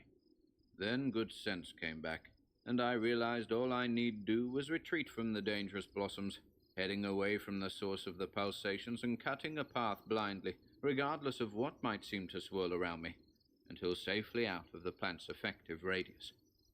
Although everything was spinning perilously, I tried to start in the right direction and hack my way ahead. My route must have been far from straight, for it seemed hours before I was free of the Mirage plant's pervasive influence. Gradually, the dancing lights began to disappear, and the shimmering spectral scenery began to assume the aspect of solidity. When I did get wholly clear, I looked at my watch and was astonished to find that the time was only 4:20. Though eternities, it seemed to me. 420. The whole experience could have consumed little more than a half hour.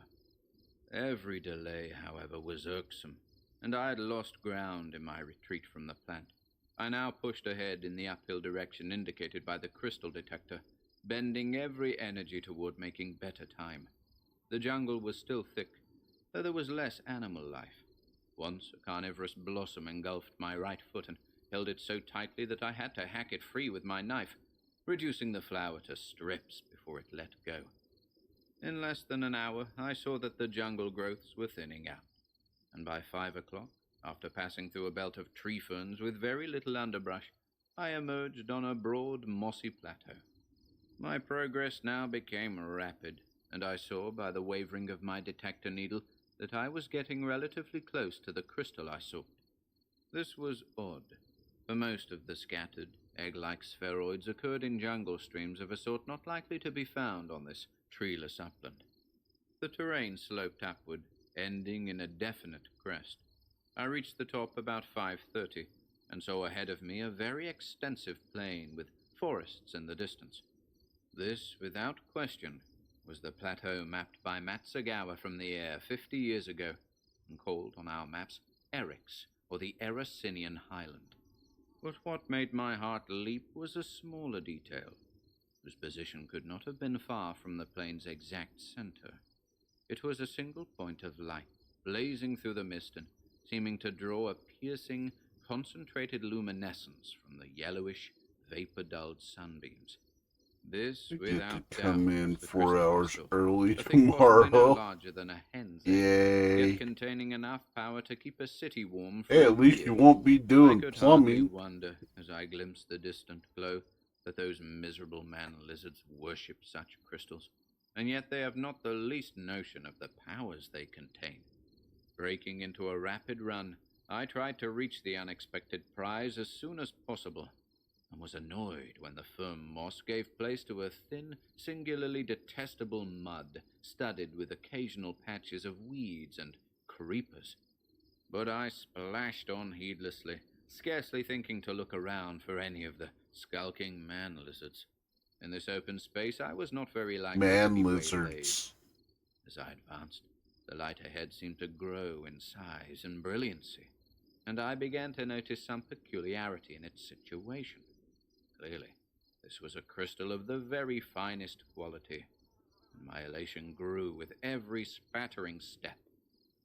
It is now that I must begin to be careful in making my report, since what I shall henceforward have to say involves unprecedented, though fortunately verifiable, matters. I was racing ahead with mounting eagerness, and had come within 100 yards or so of the crystal, whose position on a sort of raised place in the omnipresent slime seemed very odd, when a sudden, overpowering force struck my chest and the knuckles of my clenched fists, and knocked me over backward into the mud. The splash of my fall was terrific, nor did the softness of the ground and the presence of some slimy weeds and creepers save my head from a bewildering jarring. For a moment I lay supine, too utterly startled to think. Then I half mechanically stumbled to my feet and began to scrape the worst of the mud and scum from my leather suit. Of what I'd encountered, I could not form the faintest idea. I had seen nothing which could have caused the shock, and I saw nothing now. Had I, after all, merely slipped in the mud? My sore knuckles and aching chest forbade me to think so. Or was this whole incident an illusion brought on by some hidden mirage plant? It hardly seemed probable, since I had none of the usual symptoms, and since there was no place nearby where so vivid and typical a growth could lurk unseen. Had I been on the earth, I would have suspected a barrier of enforce laid down by some government to mark a forbidden zone. but in this humanless region, such a notion would have been absurd. Finally, pulling myself together, I decided to investigate in a cautious way, holding my knife as far as possible ahead of me, so that it might be first to feel the strange force. I started once more for the shining crystal, preparing to advance step by step with the greatest deliberation. At the third step, I was brought up short by the impact of the knife point on an apparently solid surface where my eyes saw nothing. After a moment's recoil, I gained boldness. Extending my gloved left hand, I verified the presence of invisible solid matter, or a tactile illusion of solid matter, ahead of me. Upon moving my hand, I found that the barrier was of substantial extent and of an almost glassy smoothness, with no evidence of the joining of separate blocks. Nerving myself for further experiments, I removed a glove and tested the thing with my bare hand. It was indeed hard and glassy, and of a curious coldness as contrasted with the air around. I strained my eyesight to the utmost in an effort to glimpse some trace of the abstracting substance, but could discern nothing whatsoever. There was not even any evidence of refractive power, as judged by the aspect of the landscape ahead. Absence of reflective power was proved by the lack of a glowing image of the sun at any point. Burning curiosity began to displace all other feelings, and I enlarged my investigations as best I could. Exploring with my hands, I found that the barrier extended from the ground to some level higher than I could reach, and that it stretched off indefinitely on both sides. It was, then, a wall of some kind, though all guesses as to its materials and its purpose were beyond me. Again, I thought of the mirage plant and the dreams it induced, but a moment's reasoning put this out of my head. Knocking sharply on the barrier with the hilt of my knife and kicking at it with my heavy boots, I tried to interpret the sounds thus made. There was something suggestive of cement or concrete in these reverberations, though my hands had found the surface more glassy or metallic in feel. Certainly, I was confronting something strange beyond all previous experience. The next logical move was to get some idea of the wall's dimensions. The height problem would be hard, if not insoluble, but the length and shape problem could perhaps be sooner dealt with. Stretching out my arms and pressing close to the barrier, I began to edge gradually to the left, keeping very careful track of the way I faced. After several steps, I concluded that the wall was not straight, but that I was following part of some vast circle or ellipse, and then my attention was distracted by something wholly different. Something connected with the still distant crystal which had formed the object of my quest. I've said that even from a greater distance, the shining object's position seemed indefinably queer, on a slight mound rising from the slime. Now, at about 100 yards, I could see plainly, despite the engulfing mist, just what that mound was. It was the body of a man. I am a robot. Suits, lying on his back, and with his oxygen in his right hand, crushed convulsively around his chest, was the crystal.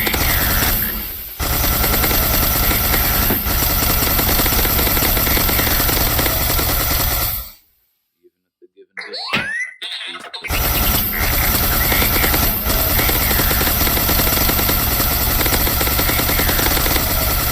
see not more than a day before. Soon, the hateful Farnath flies would begin to cluster about the corpse. I wondered who the man was. Surely no one I had seen on this trip. It must have been one of the old-timers absent on a long roving commission who had come to this especial region independently of Anderson's survey. There he lay, past all trouble, with the rays of the great crystal streaming out from between his stiffened fingers. For fully 5 minutes I stood there, staring in bewilderment and apprehension. A curious dread assailed me, and I had an unreasonable impulse to run away. It could not have been done by those slinking man-lizards, for he still held the crystal he had found. Was there any connection with the invisible wall? Where had he found the crystal? Anderson's instrument had indicated one in this quarter well before this man could have perished. I now began to regard the unseen barrier as something sinister, and recoiled from it with a shudder. Yet I knew I must probe the mystery all the more quickly and thoroughly because of this recent tragedy. Suddenly, wrenching my mind back to the problem I faced, I thought of a possible means of testing the wall's height, or at least of finding whether or not it extended indefinitely upward. Seizing a handful of mud, I let it drain until it gained some coherence, and then flung it high in the air toward the utterly transparent barrier. At a height of perhaps 14 feet, it struck the invisible surface with a resounding splash, disintegrating at once and oozing downward in disappearing streams with surprising rapidity. Plainly, the wall was a lofty one. A second handful, hurled at an even sharper angle, hit the surface about 18 feet from the ground, and disappeared as quickly as the first. I now summoned up all my strength and prepared to throw a third handful as high as I possibly could. Letting the mud drain and squeezing it to maximum dryness, I flung it up so steeply that I feared it might not reach the obstructing surface at all. It did, however, and this time it crossed the barrier and fell in the mud beyond with a violent spattering. At last, I had a rough idea of the height of the wall. The crossing had evidently occurred some 20 or 21 feet aloft. With a 19 or 20-foot vertical wall of glassy flatness, ascent was clearly impossible. I must, then, continue to circle the barrier in the hope of finding a gate, an ending, or some sort of interruption. Did the obstacle form a complete round or other closed figure, or was it merely an arc or semicircle? Acting on my decision, I resumed my slow leftward circling, moving my hands up and down over the unseen surface on the chance of finding some window or other small aperture. Before starting, I tried to mark my position by kicking a hole in the mud, but found the slime too thin to hold any impression. I did, though, gauge the place approximately by noting the tall cycad in the distant forest, which seemed just on a line with the gleaming crystal 100 yards.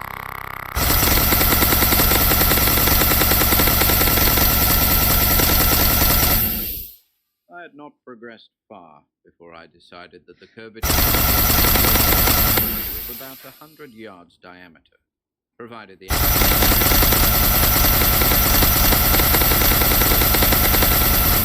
region where I had started,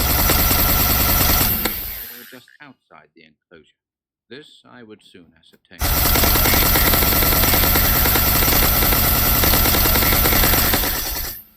decided that the body was lying within. On closer view, the features of the dead man seemed vaguely disturbing. I found something alarming in his expression, and in the way the glassy eyes stared. By the time I was very near, I believed I recognized him as Dwight, a veteran whom I had never known, but who was pointed out to me at the post last year. The crystal he clutched was certainly a prize, the largest single specimen I'd ever seen. I was so near the body that I could, but for the barrier, have touched it, and my exploring left hand encountered a corner in the unseen surface. In a second I had learned that there was an opening about 3 feet wide, extending from the ground to a height greater than I could reach. There was no door, nor any evidence of hinge marks bespeaking a former door. Without a moment's hesitation, I stepped through and advanced 2 paces to the prostrate body, which lay at right angles to the hallway I'd entered, in what seemed to be an intersecting doorless corridor. It gave me a fresh curiosity to find that the interior of this vast enclosure was divided by partitions. Bending to examine the corpse, I discovered that it bore no wounds. This scarcely surprised me, since the continued presence of the crystal argued against the pseudo-reptilian natives. Looking about for some possible cause of death, my eyes lit upon the oxygen mask lying close to the body's feet. Here, indeed, was something significant. Without this device, no human being could breathe the air of Venus for more than 30 seconds. And Dwight, if it were he, had obviously lost his. Probably it had been carelessly buckled. Oh, The so weight we of can the take tubes body broke the parts straps too, loose. huh? A thing which could not happen with a Dubois sponge reservoir mask. Okay. The half-minute of grace had been too short to allow the man That's to why slip we without its have protection, or else the cyanogen content of the atmosphere was abnormally high at the time. such large Probably inventories. He had been busy admiring the crystal, wherever he We may gotta have found run a it. He generator. had, apparently, just taken it from the pouch in his suit, for the flap was unbuttoned. I now proceeded to extricate the huge crystal from the dead prospector's fingers, a task which the body's stiffness made very difficult. The spheroid was larger than a man's fist, and glowed as if alive in the reddish rays of the western sun. As I touched the gleaming surface, I shuddered involuntarily, as if by taking this precious object I transferred to myself the doom which had overtaken its earlier bearer. However, my qualms soon passed, and I carefully buttoned the crystal into the pouch of my leather suit. Superstition has never been one of my favorites.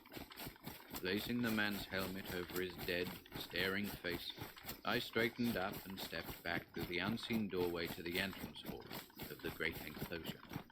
All my curiosity about the strange edifice now returned, and I racked my brain with speculations regarding its material, origin, and purpose. That the hands of men had reared it, I could not for a moment believe. Our ships first reached Venus only 72 years ago, and the only human beings on the planet have been those at Terra Nova. Nor does human knowledge include any perfectly transparent, non-refractive solid such as the substance of this building. Prehistoric human invasions of Venus can be pretty well ruled out, so that one must turn to the idea of native construction. Did a forgotten race of highly evolved beings precede the man lizards as masters of Venus? Despite their elaborately built cities, it seemed hard to credit the pseudo-reptiles with anything of this kind. There must have been another race, eons ago, of which this is perhaps the last relic, or will other ruins of kindred origin be found by future expeditions? The purpose of such a structure passes all conjecture, but its strange and seemingly non-practical material suggests a religious use. Realizing my inability to solve these problems, I decided that all I could do was to explore the invisible structure itself. That various rooms and corridors extended over the seemingly unbroken plain of mud, I felt convinced, and I believed that a knowledge of their plan might lead to something significant. So, feeling my way back through the doorway, edging past the body, I began to advance along the corridor toward those interior regions whence the dead man had presumably come. Later on, I would investigate the hallway I had left. Groping like a blind man, despite the misty sunlight, I moved slowly onward. Soon, the corridor turned sharply and began to spiral in toward the center in ever-diminishing curves. Now and then, my touch would reveal a doorless intersecting passage, and I several times encountered junctions with 2, 3, or 4 diverging avenues. In these latter cases, I always followed the inmost route, which seemed to form a continuation of the one I had been traversing. There would be plenty of time to examine the branches after I had reached and returned from the main regions. I can scarcely describe the strangeness of the experience, threading the unseen ways of an invisible structure reared by forgotten hands on an alien planet. At last, still stumbling and groping, I felt the corridor end in a sizable open space. Fumbling about, I found I was in a circular chamber about 10 feet across. From the position of the dead man against certain distant forest landmarks, I judged that this chamber lay at or near the center of the edifice. Out of it opened 5 corridors besides the one through which I'd entered, but I kept the latter in mind by sighting very carefully past the body to a particular tree on the horizon, as I stood just within the entrance. There was nothing in this room to distinguish it, merely the floor of thin mud, which was everywhere present. Wondering whether this part of the building had any roof, I repeated my experiment with an upward-flung handful of mud, and found at once that no covering existed. if there had ever been one, it must have fallen long ago, for not a trace of debris or scattered blocks ever halted my feet. As I reflected, it struck me as distinctly odd that this apparently primordial structure should be so devoid of tumbling masonry, gaps in the walls, and other common attributes of dilapidation. What was it? What had it ever been? Of what was it made? Why was there no evidence of separate blocks in the glassy, bafflingly homogeneous walls? Why were there no traces of doors, either interior or exterior? I knew only that I was in a round, roofless, doorless edifice of some hard, smooth, perfectly transparent, non-refractive and non-reflective material, 100 yards in diameter, with many corridors, and with a small circular room at the center. More than this I could never learn from a direct investigation. I now observed that the sun was sinking very low in the west, a golden, ruddy disk floating in a pool of scarlet and orange above the mist-clouded trees of the horizon. Plainly, I would have to hurry if I expected to choose a sleeping spot on dry ground before dark. I had long before decided to camp for the night on the firm, mossy rim of the plateau near the crest, whence I had first spied the shining crystal, trusting to my usual luck to save me from an attack by the man-lizards. It has always been my contention that we ought to travel in parties of 2 or more, so that someone can be on guard during sleeping hours. But the really small number of night attacks makes the company careless about such things. Those scaly wretches seem to have difficulty in seeing at night, even with curious glow torches. Having picked out again the Glow hallway through which I had torches. come, I started to return to the structure's entrance. Additional exploration could wait for another day.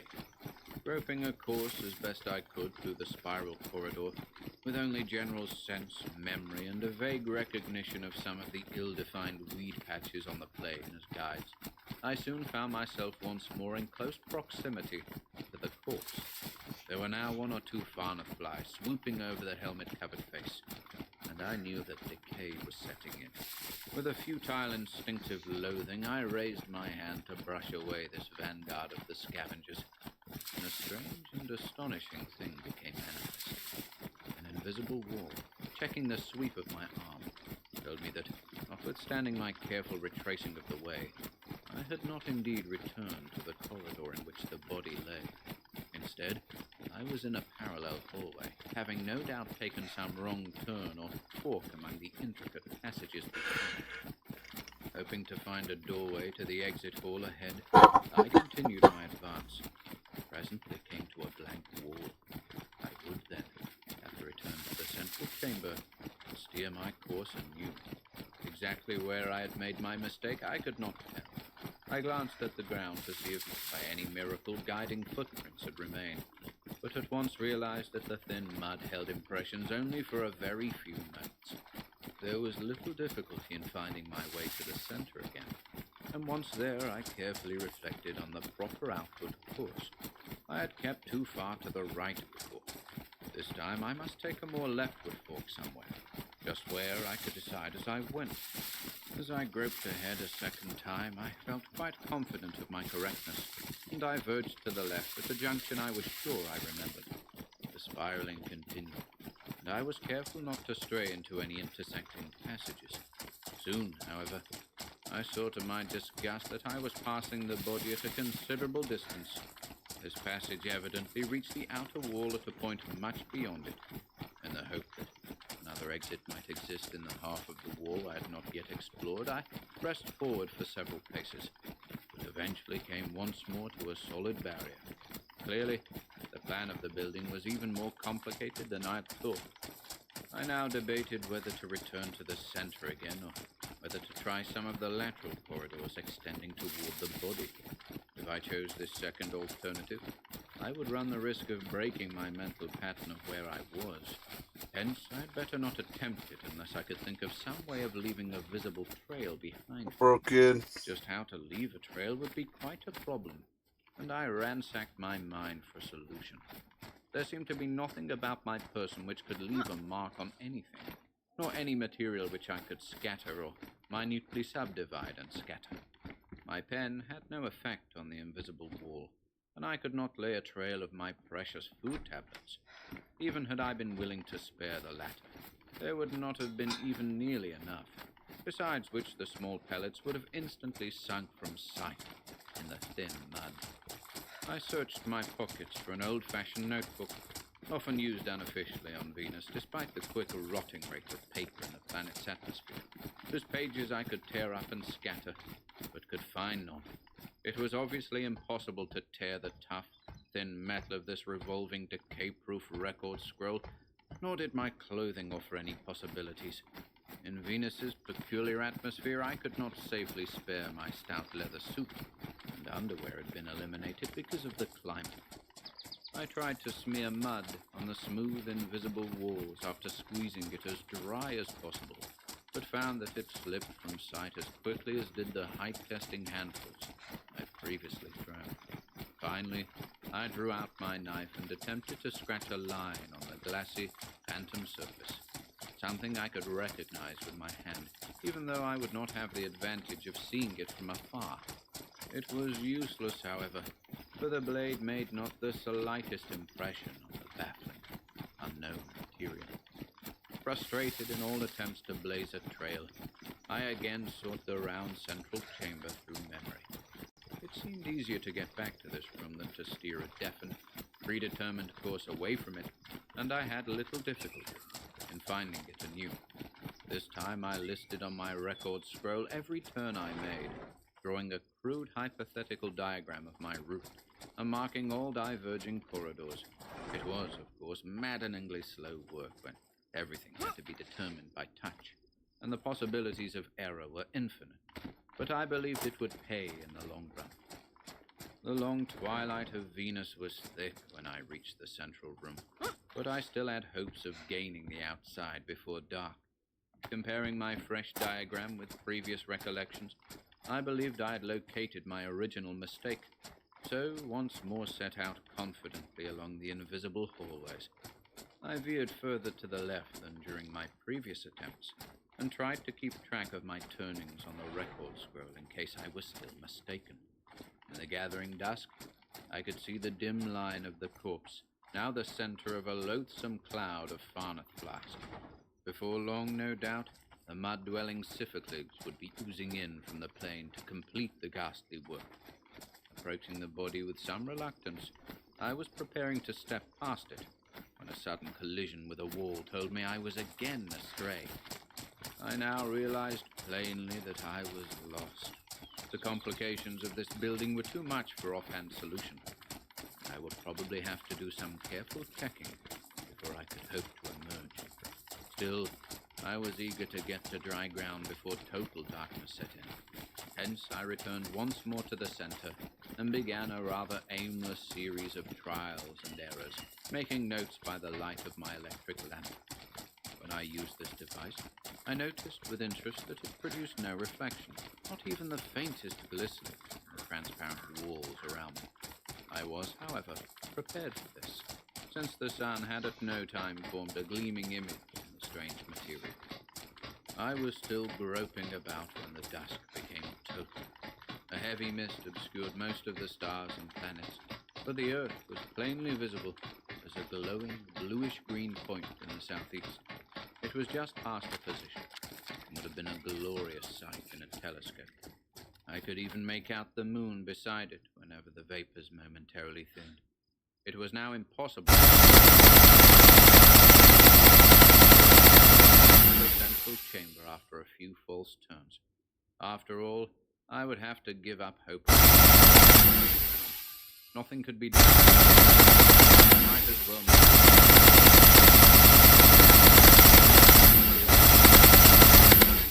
could be done. On former expeditions, I had slept under even worse conditions, and now sheer exhaustion would help to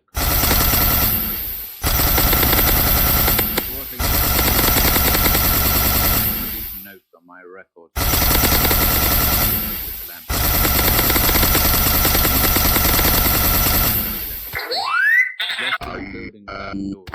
The building which I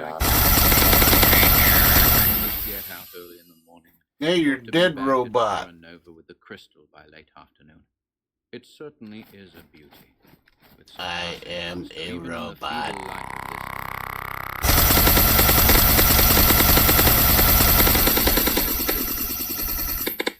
I find myself writing with great love. I must stop now. Not much danger of being bothered by that.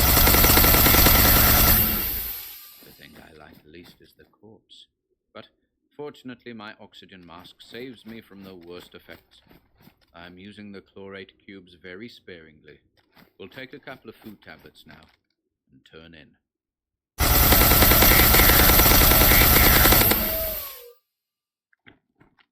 Later, afternoon, 6:13. There has been more trouble than I expected. I'm still in the building, and will have to work quickly and wisely if I expect to rest on dry ground tonight. It took me a long time to get to sleep, and I did not wake till almost noon today. As it was, I would have slept longer but for the glare of the sun through the haze. The corpse was a rather bad sight, wriggling with siphiclids and with a cloud of Farnath flies around it. Something had pushed the helmet away from the face, and it was better not to look at it. I was doubly glad of my oxygen mask when I thought of the situation. At length I shook and brushed myself dry, took a couple of food tablets, and put a new potassium chlorate cube in the electrolyzer of the mask. I am using these cubes slowly, but wish I had a larger supply. I felt much better after my sleep and expected to get out of the building very shortly. Consulting the notes and sketches I had jotted down, I was impressed by the complexity of the hallways, and by the possibility that I had made a fundamental error. Of the 6 openings leading out of the central space, I had chosen a certain one as that by which I had entered, using a sighting arrangement as a guide. When I stood just within the opening, the corpse 50 yards away was exactly in line with a particular lepidodendron in the far-off forest. Now it occurred to me that this sighting might not have been of sufficient accuracy, the distance of the corpse making its difference of direction in relation to the horizon comparatively slight when viewed from the openings next to that of my first ingress. Moreover, the tree did not differ as distinctly as it might from other lepidodendra on the horizon. Putting the matter to a test, I found to my chagrin that I could not be sure which of 3 openings was the right one. Had I traversed a different set of windings at each attempted exit? This time I would be sure. It struck me that, despite the impossibility of trailblazing, there was one marker I could leave. Though I could not spare my suit, I could, because of my thick head of hair, spare my helmet, and this was large enough and light enough to remain visible above the thin mud. Accordingly, I removed the roughly hemispherical device and laid it at the entrance of one of the corridors, the right-hand one of the 3 I must try. I would follow this corridor on the assumption that it was correct, repeating what I seemed to recall as the proper terms, and constantly consulting and making notes. If I did not get out, I would systematically exhaust all possible variations. If these failed, I would proceed to cover the avenues extending from the next opening in the same way, continuing to the 3rd opening, if necessary. Sooner or later, I could not avoid hitting the right path to the exit, but I must use patience. Even at worst, I could scarcely fail to reach the open plain in time for a dry night's sleep. Immediate results were rather discouraging. They helped me eliminate the right-hand opening in little more than an hour. Only a succession of blind alleys, each ending at a great distance from the corpse, seemed to branch from this hallway, and I saw very soon that it had not figured at all in the previous afternoon's wanderings. As before, however, I always found it relatively easy to grope back to the central chamber. About 1 p.m., I shifted my helmet marker to the next opening.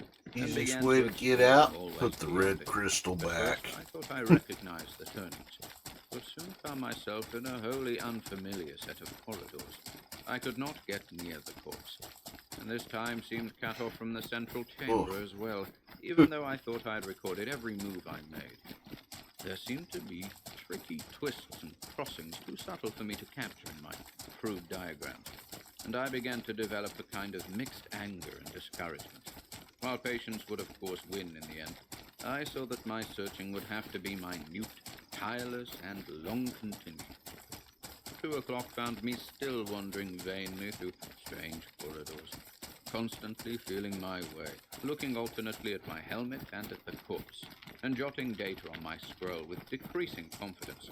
I cursed the stupidity and idle curiosity which had drawn me into this tangle of unseen wars, reflecting that if I had let the thing alone and headed back as soon as I had taken the crystal from the body, I would even now be safe at Terra Nova.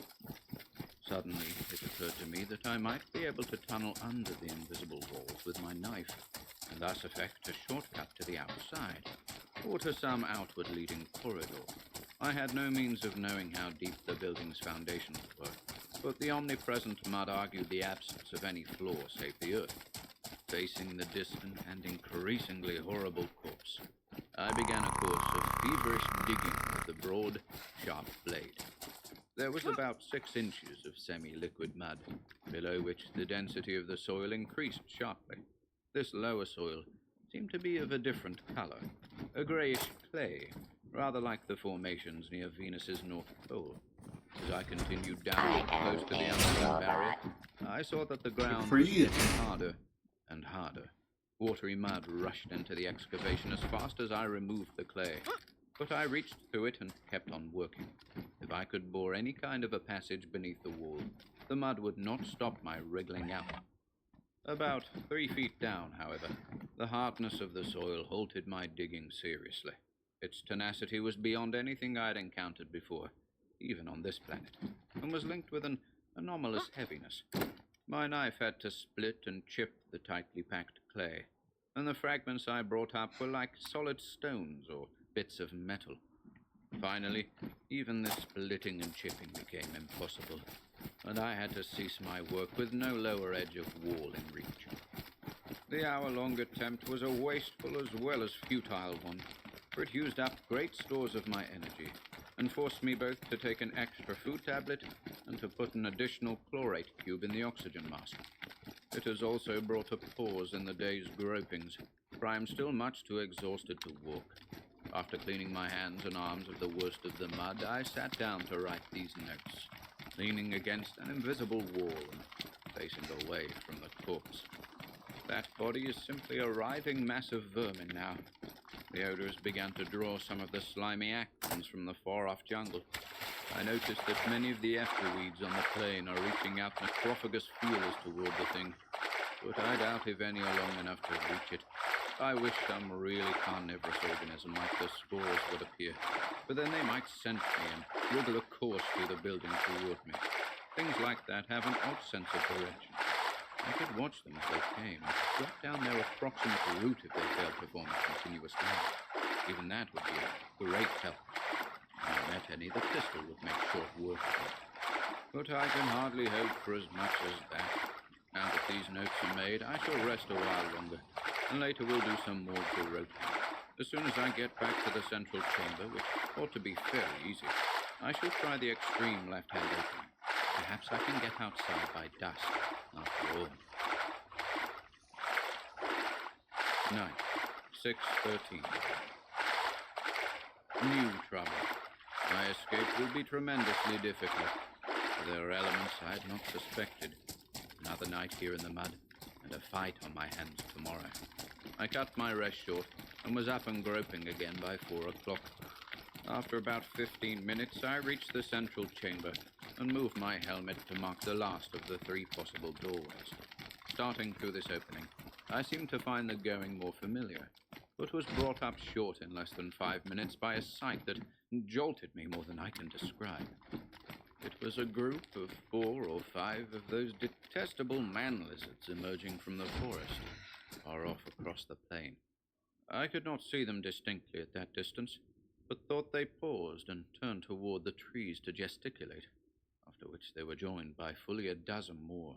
The augmented party now began to advance directly toward the invisible building, and as they approached, I studied them carefully. I had never before had a close view of the things outside the steamy shadows of the jungle. The resemblance to reptiles was perceptible, though I knew it was only an apparent one, since these beings have no point of contact with terrestrial life. When they drew nearer, they seemed less truly reptilian, only the flat head and the green, slimy, frog-like skin carrying out the idea. They walked erect on their odd, thick stumps, and their suction discs made curious noises in the mud. These were average specimens, about 7 feet in height, and with 4 long, ropey pectoral tentacles. The motions of these tentacles, if the theories of Fogg, Eckberg, and Janet are right, which I formerly doubted, but am now more ready to believe, indicated that the things were in animated conversation. I drew my flame pistol and was ready for a hard fight. The odds were bad, but the weapon gave me a certain advantage. If the things knew this building, they would come through it after me, and in this way would form a key to getting out, just as carnivorous scorers might have done. That they would attack me seemed certain, for even though they could not see the crystal in my pouch, they could divine its presence through that special sense of theirs. Yet, surprisingly enough, they did not attack me. Instead, they scattered and formed a vast circle around me at a distance which indicated that they were pressing close to the unseen wall. Standing there in a ring, the beings stared silently and inquisitively at me, waving their tentacles, sometimes nodding their heads and gesturing with their upper limbs. After a while, I saw others issue from the forest, and these advanced and joined the curious crowd. Those near the corpse looked briefly at it, but made no move to disturb it. It was a horrible sight, yet the man-lizard seemed quite unconcerned. Now and then one of them would brush away the fauna flies with its limbs or tentacles, or crush a wriggling syphiclid or arachnid, or an outreaching effuweed with the suction discs on its stumps. Staring back at these grotesque and unexpected intruders and wondering uneasily why they the willpower and nervous energy to continue. Leaned, letting my wonder merge gradually into speculations. The hunter, new and sinister significance.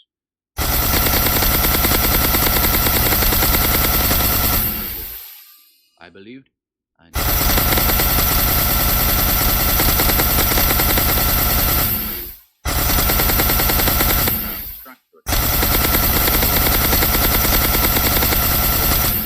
seized it before me, and all these things began to acquire a dark and threatening meaning.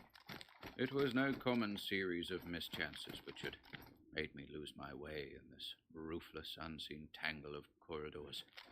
Far from it. Beyond doubt, the place was a genuine maze, a labyrinth deliberately built by these hellish beings whose craft and mentality I had so badly underestimated. Might I not have suspected this before, knowing of their uncanny architectural skill? The purpose was all too plain. It was a trap set to catch human beings, and with the crystal spheroid as bait. These reptilian things, in their war on the takers of crystals, had turned to strategy, and were using our own cupidity against us. Dwight, if this rotting corpse were indeed he, was a victim. He must have been trapped some time ago, and had failed to find his way out. A pack of water had doubtless maddened him, and perhaps he had run out of chlorate cubes as well. Probably his mask had not slipped accidentally after all. Suicide was a likelier thing. Rather than face a lingering death, he had solved the issue by removing the mask deliberately and letting the lethal atmosphere do its work at once. The horrible irony of his fate lay in his position. Only a few feet from the saving exit he had failed to find. 1 minute more of searching and he would have been safe. Now I was trapped as he had been. Trapped, and with this circling herd of curious starers to mock at my predicament. The thought was maddening. As it sank in, I was seized with a sudden flash of panic, which set me running aimlessly through the unseen hallways. For several moments, I was essentially a maniac, stumbling, tripping, and bruising myself on the invisible walls, and finally collapsing in the mud as a panting, lacerated heap of mindless, bleeding flesh. The fall sobered me a bit, so that when I slowly struggled to my feet, I could notice things, exercise my reasoning. The circling watchers were swaying their tentacles in an odd, irregular way, suggestive of sly, alien laughter. and I shook my fist savagely at them as I rose. My gesture seemed to increase their hideous mirth, a few of them clumsily imitating it with their greenish upper limbs. Shamed into sense, I tried to collect my faculties and take stock of the situation. After all, I was not as badly off as Dwight had been. Unlike him, I knew what the situation was, and forewarned is forearmed. I had proof that the exit was attainable in the end, and would not repeat his tragic act of impatient despair. The body, or skeleton, as it would soon be, was constantly before me as a guide to the sought-for aperture, and dogged patience would certainly take me to it if I worked long and intelligently enough. I had, however, the disadvantage of being surrounded by these reptilian devils. Now that I realized the nature of the trap, whose invisible material argued a science and technology beyond anything on Earth, I could no longer discount the mentality and resources of my enemies. Even with my flame pistol, I would have a bad time getting away, though boldness and quickness would doubtless see me through in the long run. But first I must reach the exterior, unless I could lure or provoke some of the creatures to advance toward me. As I prepared my pistol for action and counted over my generous supply of ammunition, it occurred to me to try the effect of its blast on the invisible walls. But I overlooked the feasible means of escape. There was no clue to the chemical composition of the transparent barrier, and conceivably it might be something which a tongue of fire could cut like cheese. Choosing a section facing the corpse, I carefully discharged the pistol at close range and felt with my knife where the blast had been aimed. Nothing was changed. I had seen the flame spread when it struck the surface, and now I realized that my hope had been vain. Only a long, tedious search for the exit would ever bring me to the outside. So, swallowing another food tablet and putting another cube in the electrolyzer of my mask, I recommenced the long quest, retracing my steps to the central chamber and starting out anew. I constantly consulted my notes and sketches, and made fresh ones, taking one false turn after another, but staggering on in desperation till the afternoon light grew very dim. Well, with every wrong answer, you figure out there's less to, mocking starers, and noticed a gradual replacement in their ranks. less choices to make till you get to the right ones. While others would arrive to take their places. The more I thought of their tactics, the less I liked them. But they gave me a hint of the creature's possible motives. At any time, these devils could have advanced and fought me, but they seemed to prefer watching my struggles to escape. I could not but infer that they enjoyed the spectacle, and this made me shrink with double force from the prospect of falling into their hands. With the dark, I ceased my searching, and sat down in the mud to rest. Now I am writing in the light of my lamp, and will soon try to get some sleep. I hope tomorrow will see me out, for my canteen is low, and Glackle tablets are a poor substitute for water. I would hardly dare to try the moisture in this slime, for none of the water in the mud regions is potable except when distilled. That is why we run such long pipelines to the yellow clay regions, or depend on rainwater, and those devils find and cut our pipes. I have none too many chlorate cubes either, and must try to cut down my oxygen consumption as much as I can. My tunneling attempt of the early afternoon, my later panic flight, burned up a perilous amount of air. Tomorrow, I will reduce physical exertion to the barest minimum until I meet the reptiles and have to deal with them. I must have a good cube supply for the journey back to Terra Nova. My enemies are still on hand. I can see a circle of their feeble glow torches around me. There is a horror about those lights which Evil keep me awake. glow torches. 6:14. Another full day of searching and still no way out. I'm beginning to be worried about the water problem. My canteen went dry at noon. In the afternoon, there was a burst of rain, and I went back to the central chamber for the helmet which I had left as a marker, using this as a bowl and getting about 2 cupfuls of water. I drank most of it, but have put the slight remainder in my canteen. Glackle tablets make little headway against a real thirst, and I hope there will be more rain in the night. I am leaving my helmet bottom up to catch any that falls. Food tablets are none too plentiful, but not dangerously low. I shall halve my rations from now on. The chlorate cubes are my real worry, for even without violent exercise, the day's endless tramping burned a dangerous number. I feel weak from my forced economies in oxygen, and from my constantly mounting thirst. When I reduce my food, I suppose I shall feel still weaker. There is something damnable, something uncanny about this labyrinth. I could swear that I'd eliminated certain terms through charting, and yet each new trial belies some assumption I thought established. Never before did I realize how lost we are without visual landmarks. A blind man might do better, but for most of us, sight is the king of the senses. The effect of all these fruitless wanderings is one of profound discouragement. I can understand how poor Dwight must have felt. His corpse is now just a skeleton, and the Siphocles and Acmans and Farner flies are gone. The after weeds are nipping the leather clothing to pieces. They were longer and faster growing than I'd expected. And all the while those relays of tentacled starers stand gloatingly around the barrier, laughing at me and enjoying my misery. Another day, and I shall go mad if I do not drop dead from exhaustion. However, there is nothing to do but persevere. Dwight would have got out if he had kept on a minute longer. It is just possible that somebody from Terra Nova will come looking for me before long. Although this is only my third day out. My muscles ache horribly, and I can't seem to rest at all lying down in this loathsome mud.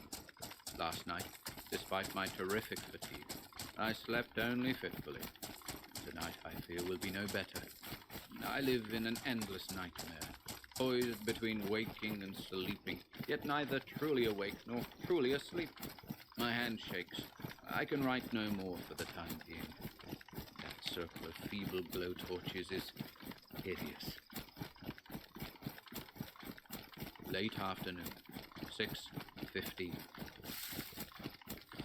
Substantial progress. Looks good. Very weak and did not sleep much till daylight.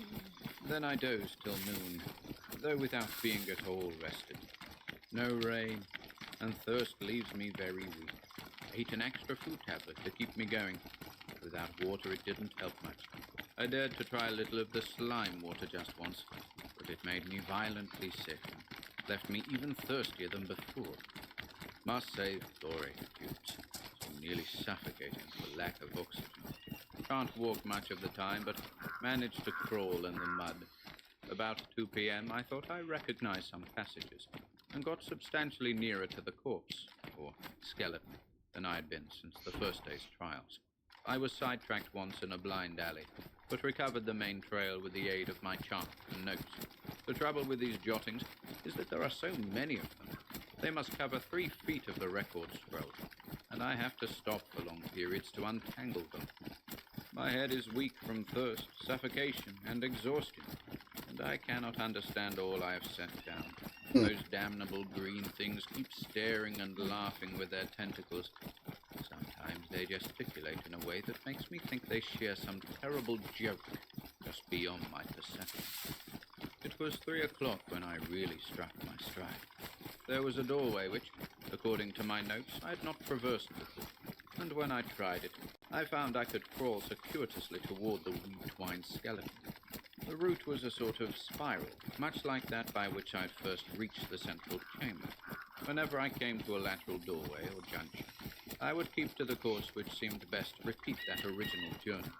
As I circled nearer and nearer to my gruesome landmark, the watchers outside intensified their cryptic gesticulations and sardonic, silent laughter. Evidently they saw something grimly amusing in my progress. Perceiving, no doubt, how helpless I would be in any encounter with them, I was content to leave them to their mirth. For although I realized my extreme weakness, I counted on the flame pistol and its numerous extra magazines to get me through the vile reptilian phalanx. Hope now soared high, but I did not attempt to rise to my feet. Better to crawl now and save my strength for the coming encounter with the man-lizards. My advance was very slow, and the danger of straying into some blind alley very great. Nonetheless, I seemed to curve steadily toward my osseous goal. The prospect gave me new strength. After the nonce, I ceased to worry about my pain, my thirst, and my scant supply of fuels. The creatures were now all massing around the entrance, gesturing, leaping, and laughing with their tentacles. Soon, I reflected, I would have to face the entire horde, and perhaps such reinforcements as they would receive from the forest. I am now only a few yards from the skeleton, and am pausing to make this entry before emerging and breaking through the noxious band of entities. I feel confident that with my last ounce of strength I can put them to flight, despite their numbers. The range of this pistol is tremendous, and a camp on the dry moss at the plateau's edge, and in the morning a weary trip through the jungle to Terra Nova. I shall be glad to see living men and the buildings of human beings again. The teeth of that skull gleam and grin horribly. Toward night, 6:15. Horror and despair, baffled again. After making the previous entry, I approached still closer to the skeleton, but suddenly encountered an intervening wall. I had been deceived once more, and was apparently back where I had been 3 days before, on my first futile attempt to leave the labyrinth. Whether I screamed aloud,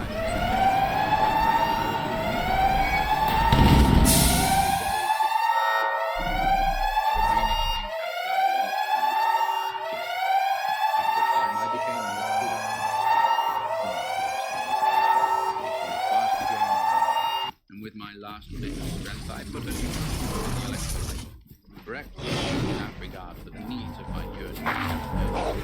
The fresh oxygen knocked me out. and enabled me to look about more alertly. It seemed as if I was slightly more distant from poor Dwight than I had been at that first disappointment, and I dully wondered if I could be in some other corridor a trifle more remote. With this faint shadow of hope, wake I up. laboriously dragged myself forward. After a few feet, encountered Wake a up. dead end, as I had on the former. Wake up, Salt. You were unconscious on a beach with a bunch of monsters. 3 days had taken me nowhere. My strength was gone. I would soon go mad from thirst, and I could no And longer hopefully we're count not on bleeding. means enough to get me back. I feebly wondered why the nightmare things had gathered so thickly around the entrance as they mocked me. Probably this was part of the mockery, to make me think I was approaching an egress which they knew did not exist. I shall not last long, though I am resolved not to hasten matters as Dwight did. His grinning skull has just turned toward me, shifted by the groping of one of the effuges that are devouring his leather suit. The ghoulish stare of those empty eye sockets is worse than the staring of those lizard horrors. It lends a hideous meaning to that dead, white-toothed grin. I shall lie very still in the mud and say blood. This record, which I hope to reach and warn those who come after me, will soon be done. Health boost. Writing, I shall rest a long while. Then, when it is too dark for those frightful creatures to see, I shall muster up my last reserves of strength and try to toss the record scroll over the wall and the intervening corridors to the plain outside. I shall take care to send it toward the left, where it will not hit the leaping band of mocking wanderers. Perhaps it will be lost forever in the thin mud. Perhaps it will land in some widespread clump of weeds and ultimately reach the hands of men. If it does,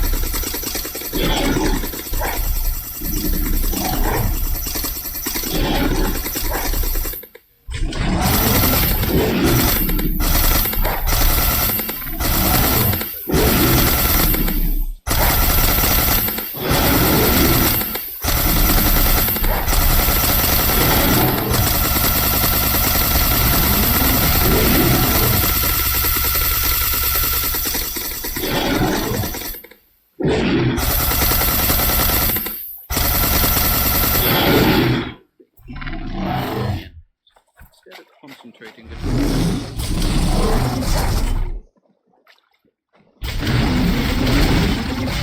much more. Do not lose consciousness. That crystal glows, sir. Yet the twilight is deepening.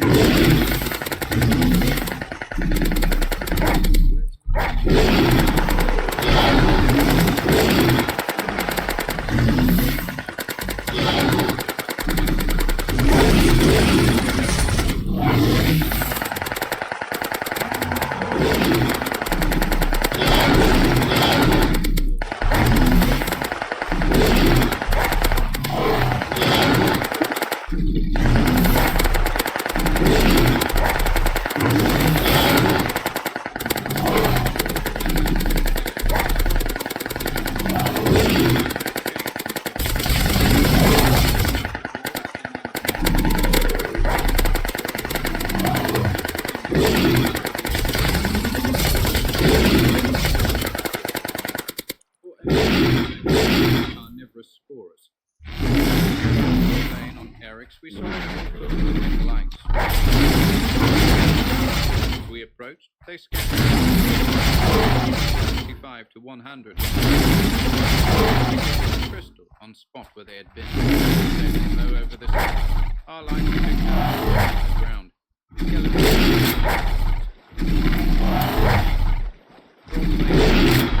And corner of obstruction.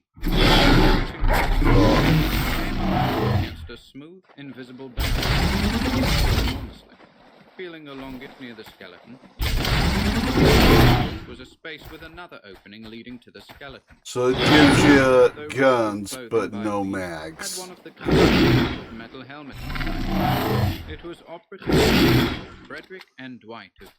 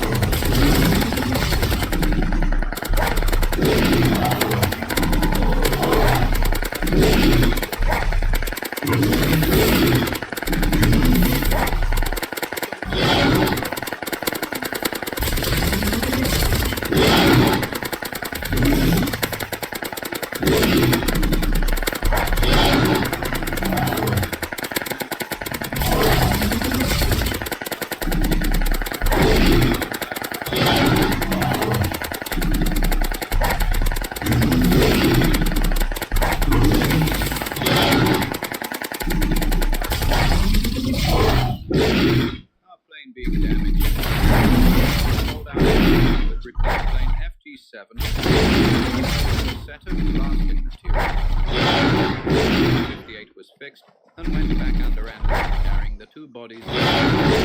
We shall bury one in the company grave and ship the crystal to Chicago. We shall adopt that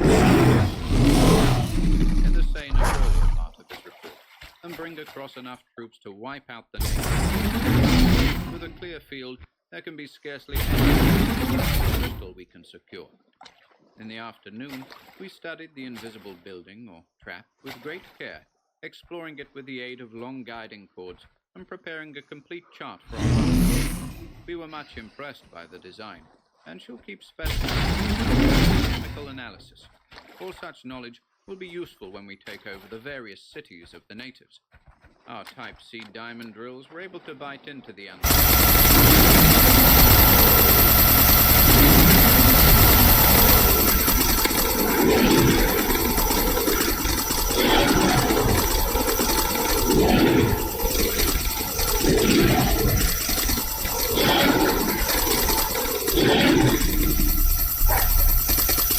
Yeah.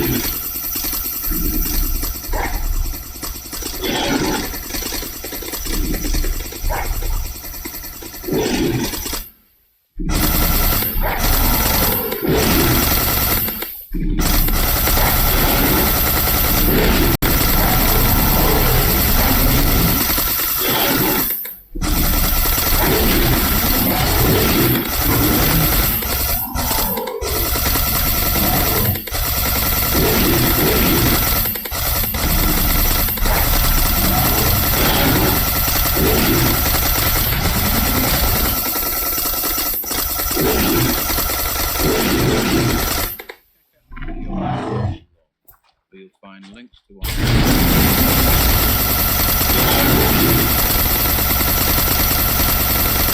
Audible, iTunes.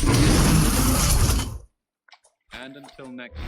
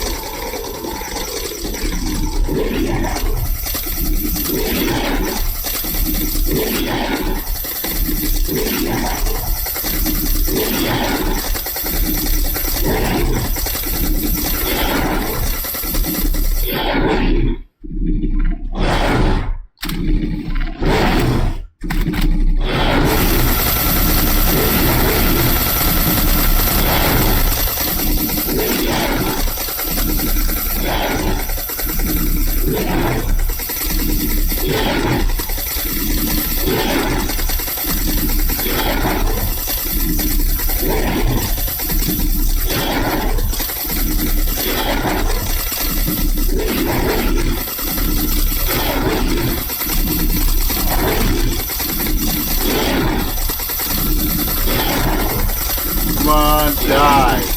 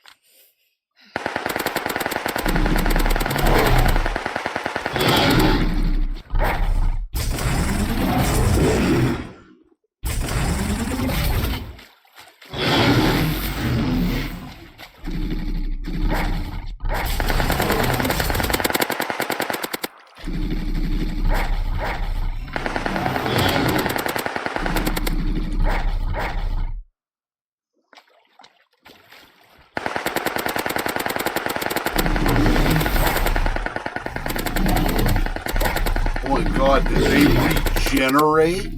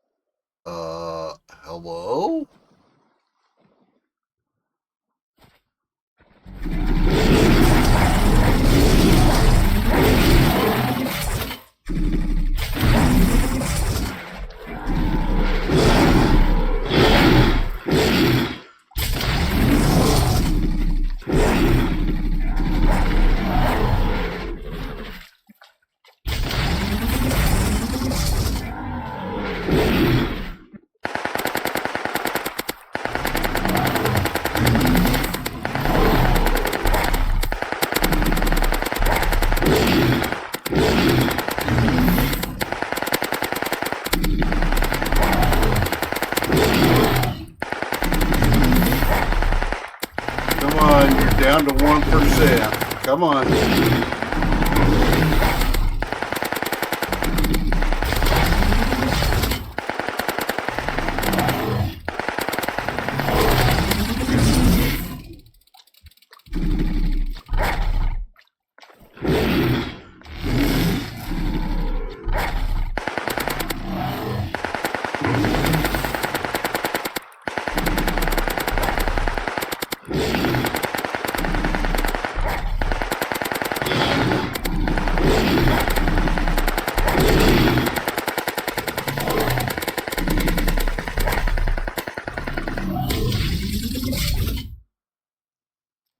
Woo!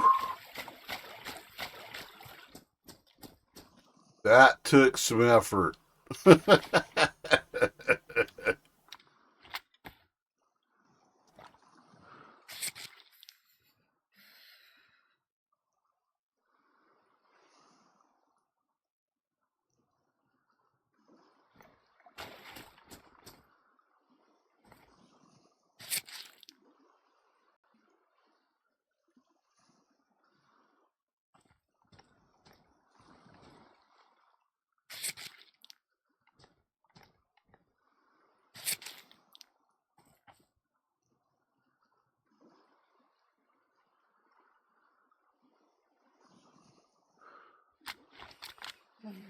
Which way? Oh, okay, I got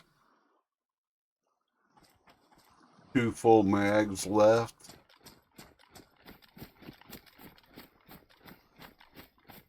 And that was it. Just the 4 of them, right?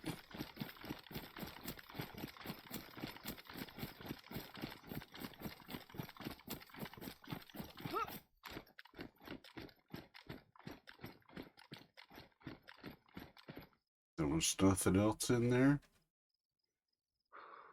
That was it. Just the 2 guns, huh?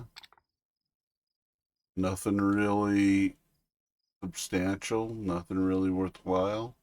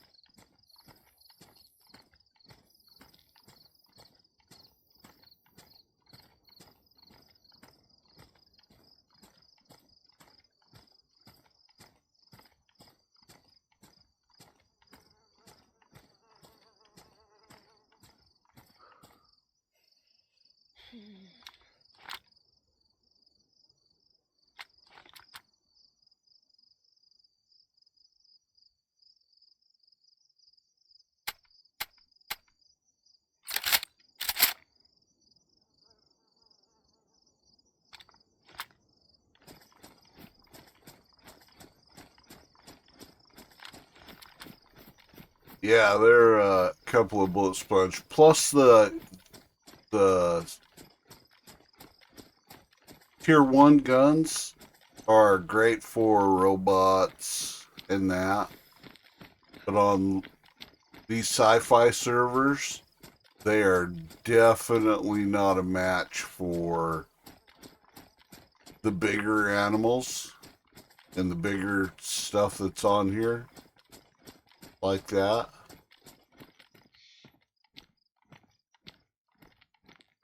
But yeah. I'm thinking maybe the orange one is probably the lowest here. Because I'm dressed in orange, it's probably stuff that I can take on. Because it's apparently orange is like freshy stuff, I guess. I don't know. Just guessing at that, but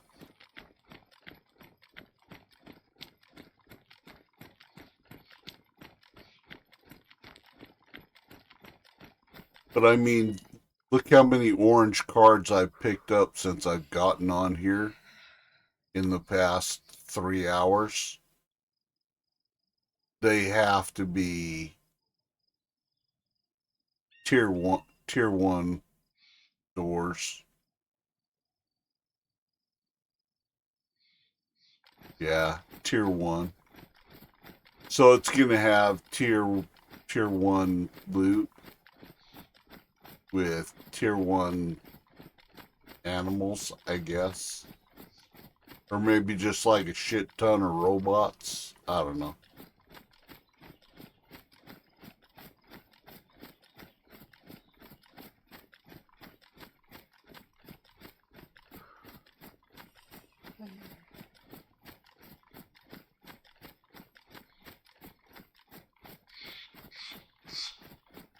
I probably would have been better off grabbing a few more mags.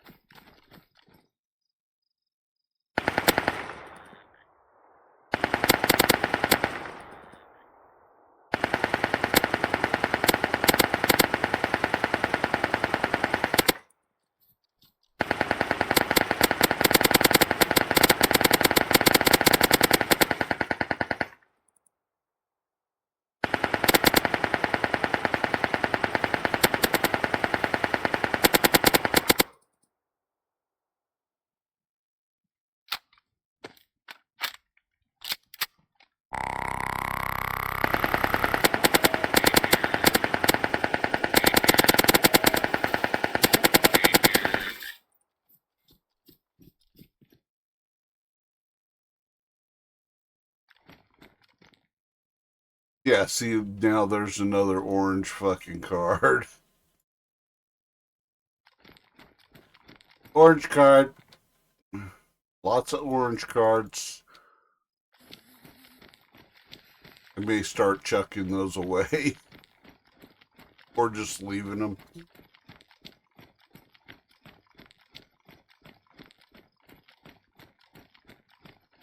Kind of surprised there's a yellow on the coast. Seems a bit odd.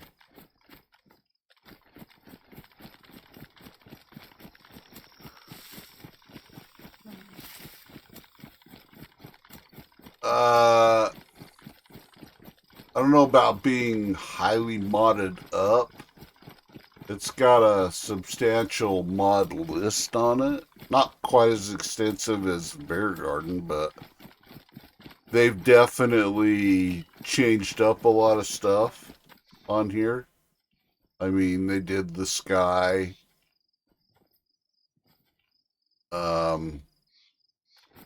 They took away a lot of the ground cover.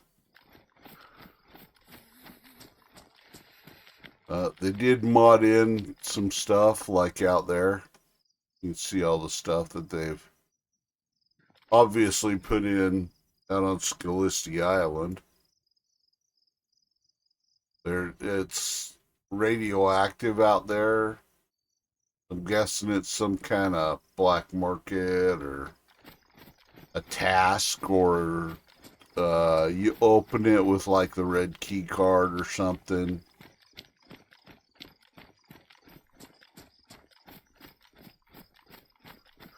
I don't know. This is my first day on here, so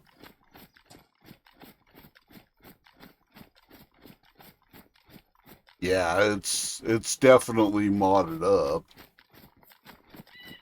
They've definitely put a lot of sci-fi shit on here, which I like. I like a lot of the sci-fi stuff, but I'd like to have some different sci-fi shit on here as well.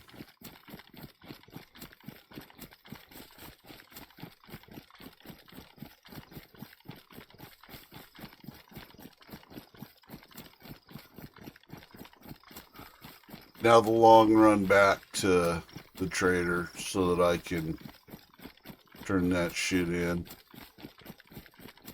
buy a few more mags. I obviously need more ammo to take on other shit, so if I get another yellow card, and I found another gun in here too.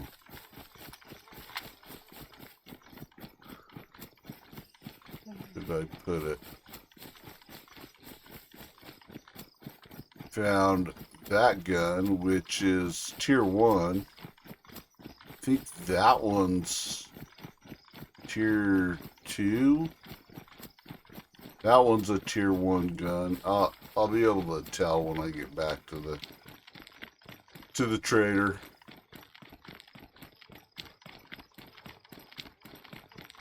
Oh, speaking of the long run back to the trader, I definitely need to eat another jelly bean.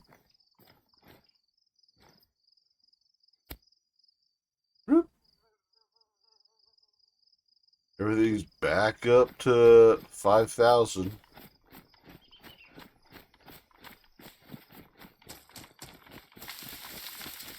Not really gonna stop and shoot anything unless it gets in my way, but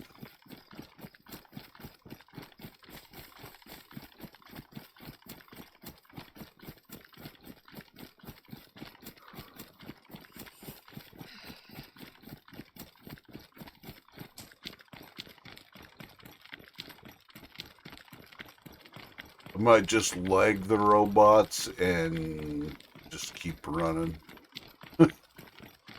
Turn them into crawlers and leave them.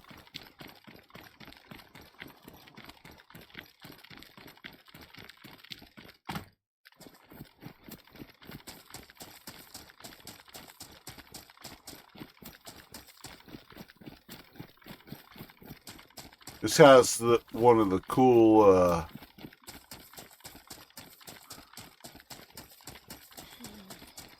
ammo reloaders on it, though. It's an instant reloader. Just put your empty mags in them at the trader, and it just fills them right up. I don't know if you can buy one of those and then attach it to your belt. Your Halo belt slot. If you can, I mean, you can have a tier 1 gun and just, it takes longer to kill whatever you're shooting, but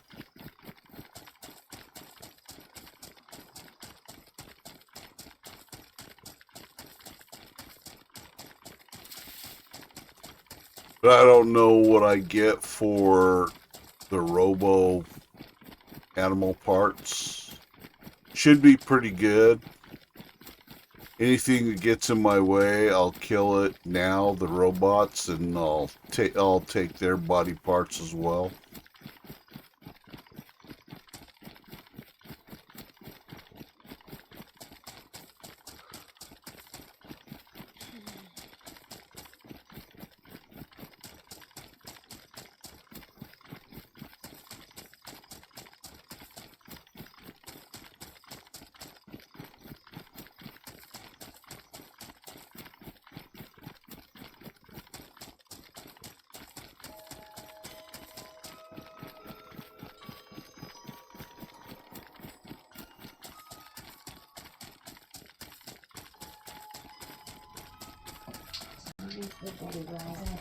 Oh. It's been a long day, haven't you? Sorry. Clicked on something that's a show.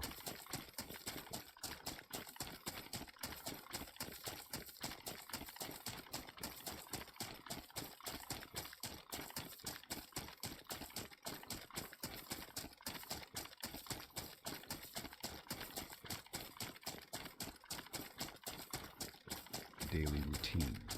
I began varying my schedule, avoiding predictable patterns that might make it easier for someone to track my movements.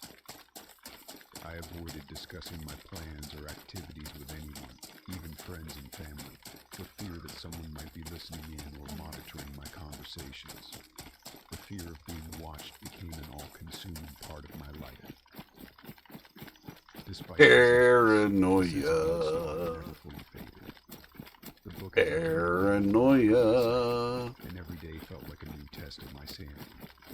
I couldn't shake the feeling that someone was always lurking just out of sight, watching and waiting. It always feels like somebody's watching me. There were times when I thought I saw shadows moving outside my windows, or when I heard unfamiliar noises in the hallway. The paranoia began to affect my relationships, as I became increasingly isolated, unable to trust even those closest to me. The book and the note remained a constant reminder of the threat that loomed over me. I kept them locked away in a safe, but the fear they represented was ever present. The constant anxiety took a toll on my mental health, and I found myself grappling with sleepless nights and relentless worry. Eventually, the police provided an update. They had identified a few leads, but nothing conclusive. They advised me to continue with my security measures and to remain vigilant. Their assurances did little to ease my fears, but I took comfort in knowing that they were doing what they could to help. As time passed, the notes in the book remained a chilling reminder of the invasion of my privacy. Although the physical threats seemed to Dragon Unleashed. A dragon is attacking Tizzy Radar. refuge had become a battleground for my peace of mind. Despite the ongoing fear, I tried to reclaim some semblance of normalcy. I resumed my social activities and attempted to rebuild my sense of security, though the shadow of the book still loomed large. The experience had left me more cautious and aware, forever changed by the unsettling reminder that there are people in the world who will go to great lengths to invade your privacy and control your life. The book and the notes served as a constant reminder of the fragility of security and the power of fear. Even as I moved forward and tried to put the experience behind me, the knowledge that someone had been watching, documenting, and intruding into my life would always remain a haunting memory. Story 27. It started with something small, a necklace I'd had since high school. I remembered taking it off and placing it on my dresser. I guess I could have thrown a grenade at him. See what that did. I searched the entire room, checking under furniture, behind dressers, and even inside drawers. But it was as if... Although we all know how well I do with grenades, huh? I misplaced it, so I let it go, assuming it would turn up eventually. But then it happened again. This time it was a pair of expensive earrings I'd recently bought. I had placed them in a jewelry box on my nightstand. A week later, they were nowhere to be found. I retraced my steps, checked every possible hiding place, and even asked friends if they had seen them, but no one had any idea where they might be. I couldn't shake the feeling that something was off, but I pushed the worry aside and decided it was just bad luck. When I replaced the missing items, I still miss the Mars server. I bought a new necklace and another pair of earrings, thinking that maybe I'd lost... Playing on this makes me miss the Mars server. But to my dismay, the new items disappeared just like the old ones. Because it's the only sci-fi one that I've ever been on that actually felt like the first few times Mars. You know what I mean? Like being on an alien planet. The rest of these is like you're in Chernobyl, but it's been overrun by aliens, I guess. Whereas Mars, it had the look and feel of being on an alien planet. I had left it on the kitchen table while I went to take a shower. When I came back, it was gone. I searched the apartment thoroughly, checking every nook and cranny, but the laptop was nowhere to be found. I felt a pang of panic. It wasn't just a matter of replacing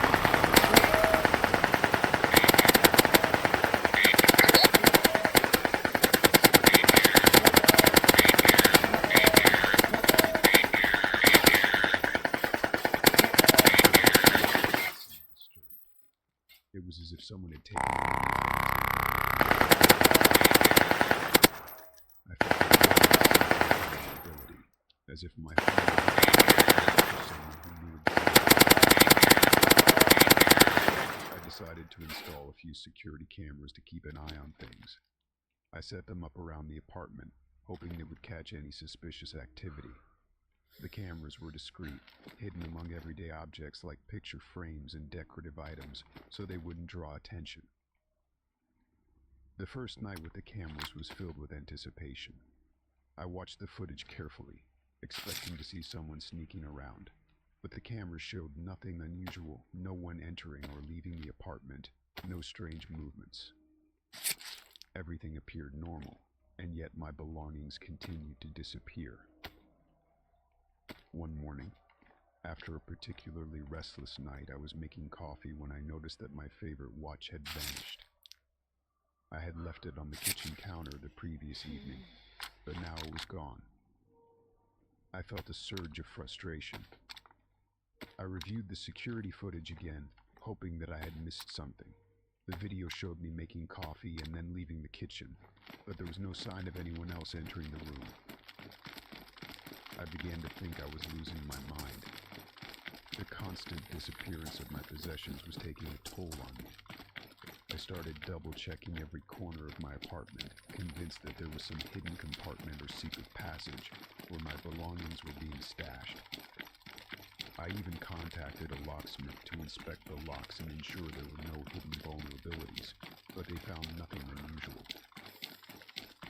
The next few weeks were marked by a growing sense of dread. The losses continued my camera, a set of expensive headphones, even a small box of sentimental trinkets. I started keeping a journal to track the missing items and any patterns that might emerge. The journal revealed no discernible pattern, except for the fact that the items seemed to disappear with increasing frequency. One night, after a particularly unsettling day, I sat down in the living room, trying to calm my racing thoughts. I had recently replaced a few more items, and I was anxiously waiting to see if they would disappear too. As I sat there, a strange noise caught my attention, a soft rustling sound coming from the hallway. My heart raced as I approached the source of the sound. I turned on the hallway light and saw nothing unusual. I checked the security footage, but the camera showed no movement or signs of intrusion. I felt a growing sense of paranoia, convinced that someone was still watching me, waiting for the right moment to strike. Determined to get to the bottom of this, I decided to set up a trap. I placed a few small, inexpensive items in plain sight, things that were easy to notice but not of great value. I wired a small, silent alarm to these items, hoping that if someone did take them, the alarm would alert me. I also made sure to keep a close watch on the cameras, monitoring them more frequently. The trap worked. One night, while I was awake, I heard the alarm go off. I rushed to the source of the sound and found a small, hidden compartment behind a loose panel in the wall. Inside, there were several of my missing items, jewelry, electronics, and other belongings that had disappeared over the past few weeks. It was as if someone had been hiding them there all along. I felt a mixture of relief and anger. The discovery confirmed that someone had been taking my possessions and stashing them away in this hidden space. But the question remained who was behind this. I called the police, who investigated the compartment and took the recovered items for fingerprints and further analysis. In the meantime, I decided to take additional measures to secure my home. I installed a more comprehensive security system, including motion detectors and additional cameras. I also changed all the locks and made sure that my apartment was as secure as possible. The police investigation revealed no clear suspects or motives. They found no evidence pointing to anyone specific, and the case remained unsolved. The feeling of being targeted persisted, but with the new security measures in place, the disappearances ceased. As time went on, I tried to move past the experience, but the memory of those missing items in the hidden compartment lingered. I became more vigilant and cautious, always keeping an eye on my belongings and ensuring that my home was secure. Though the mystery of the vanishing items remained unsolved, I found some solace in knowing that my home was now a safer place. The experience had left me more aware of my surroundings and more determined to protect what was mine. Story 28. It started on an overcast Tuesday, the kind of day where the sky seems permanently shrouded in gray and the world feels damp and cold. I had just returned home from work, eager to escape the dreary weather, when I noticed an unusual, rancid smell wafting through my apartment. It was a sickening, putrid odor that seemed to cling to the air and make me a temporary issue, perhaps related to the weather or something that had gone unnoticed. I began a thorough inspection, checking every corner of my small apartment. I looked for signs of mold, dead animals, or anything else that might cause such a foul stench. I examined the pipes under the sink, the space behind the refrigerator, and even the vents and air conditioning units. I moved furniture, poked around in the closet, and scrutinized every possible source of the odor. Despite my exhaustive search, I found nothing. The apartment was clean.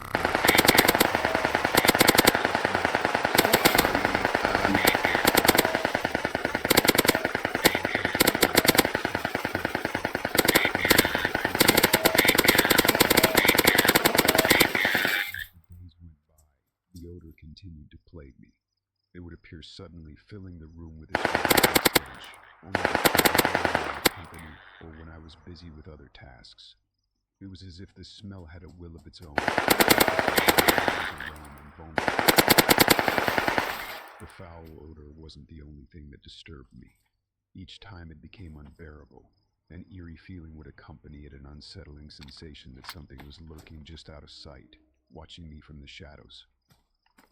It was a feeling of being observed, of having my every move scrutinized by an unseen presence. One evening, as I sat in the living room trying to relax, the smell returned with a vengeance. It was so overpowering that it made my eyes water and my throat tighten. I decided to take action and try to mask the odor, hoping that strong scented candles or air fresheners might help. I lit several candles and placed them strategically around the apartment, but the smell persisted, cutting through the fragrance of vanilla and lavender. That night, as I lay in bed trying to ignore the smell, the feeling of being watched intensified. I heard faint rustlings and whispers that seemed to come from nowhere. My heart raced as I turned on the lights, searching the apartment for any sign of intrusion. The whispers ceased as soon as the lights were on, and I found nothing out of place. Yet the sensation of being watched lingered, making it impossible for me to relax or sleep. The next morning, I decided to call a professional to investigate. An exterminator came by and inspected the apartment, searching for any signs of pests or hidden problems. He checked the insulation, the walls, and the floors, but found nothing unusual. He suggested that it might be a problem with the plumbing or the building's ventilation system, but he assured me there was no immediate cause for concern. Despite his reassurances, the smell persisted. It continued to make appearances, always when I was alone, and always accompanied by the eerie sensation of being watched. I began to feel like a prisoner in my own home, unable to escape the oppressive stench and the unsettling feeling of being observed. One day, as I sat at my desk working from home, the smell grew particularly intense. I was on the verge of tears, my patience wearing thin. I decided to take a break and stepped out onto the balcony for some fresh air. As I stood there trying to calm myself, I noticed something strange, a series of small, dark stains on the wall of the building directly adjacent to mine. They appeared to be smeared, as if something had been dragged or pressed against the wall. I felt a shiver run down my spine.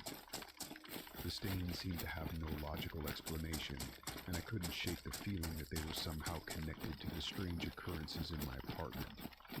I took a photo of the stains and went back inside, hoping that they might provide a clue. When I examined the photo closely, I noticed that the stains formed a pattern almost like a message, though it was difficult to decipher. I couldn't make sense of it, but the pattern looked deliberate, as if someone had been trying to communicate something. Determined to find answers, I decided to investigate further. I reached out to my neighbors, asking if they had noticed anything unusual. Most of them hadn't, but one elderly woman who lived a few floors down mentioned that she had seen someone moving in and out of the building late at night. She hadn't paid much attention at the time, but her comments made me wonder if someone had been secretly entering the building. The following night, I set up a camera on the balcony to monitor any unusual activity. I hoped that by capturing footage, I might be able to identify the source of the smell and the unsettling feeling of being watched. I reviewed the footage the next morning, but it revealed nothing out of the ordinary. No one had entered or exited the building in a suspicious manner. Days turned into weeks, and the smell remained a constant, disturbing presence in my life. The scent would appear and disappear without warning, and the feeling of being watched never quite went away. I became increasingly anxious and exhausted, my daily routines disrupted by the constant fear and discomfort. In a final attempt to rid myself of the smell, I decided to have the apartment thoroughly cleaned by a professional service. They deep cleaned every surface, sanitized the vents, and even used ozone generators to remove odors. The smell seemed to diminish, but the eerie feeling of being watched persisted. Them some big old thick chicken legs. The odor or the sense of being observed. The smell is mostly gone, but every so often I catch a faint whiff of it, and the unsettling feeling returns.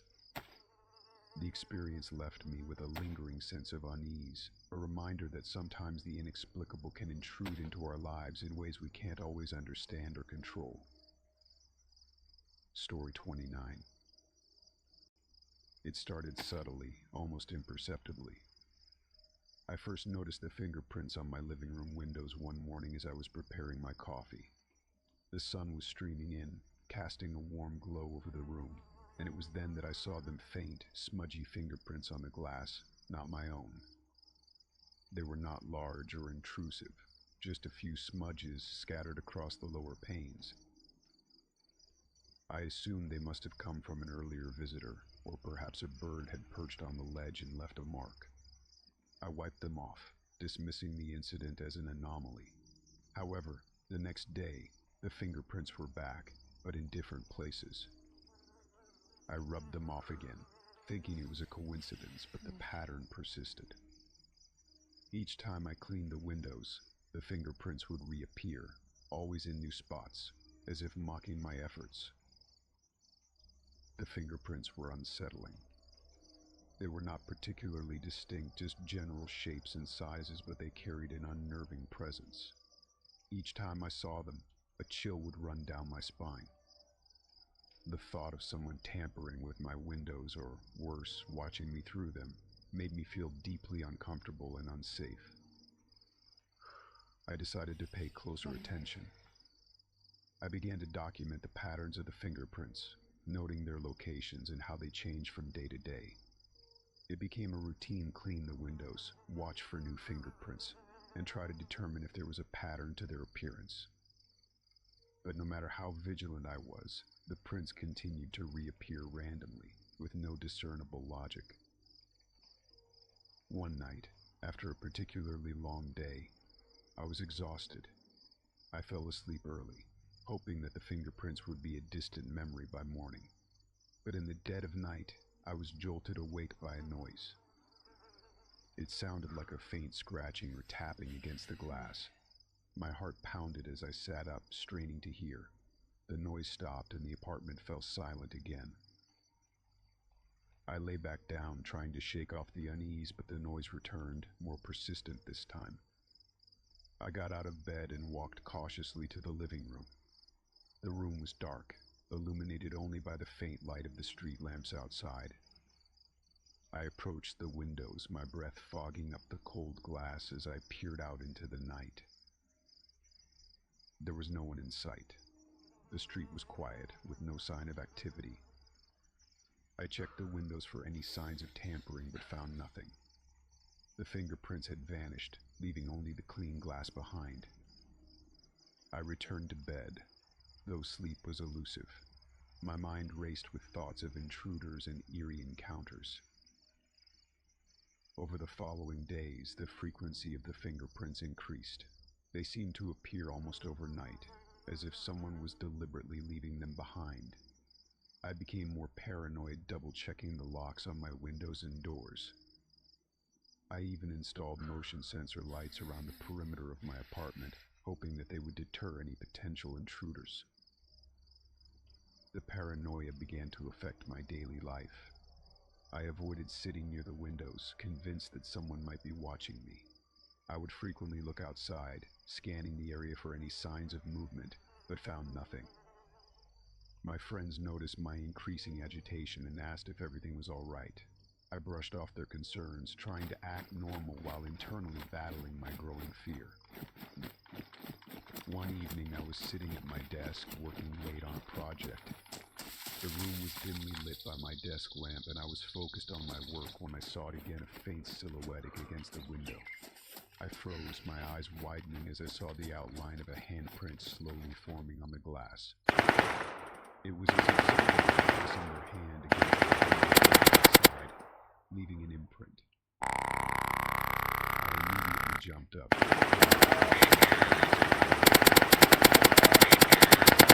The silhouette faded, and the print disappeared, leaving no trace behind.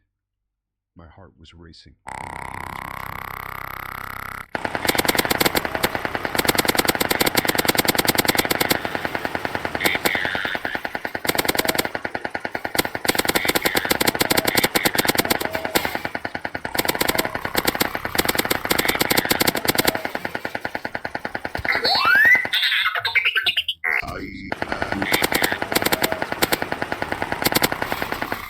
Security footage showed nothing unusual.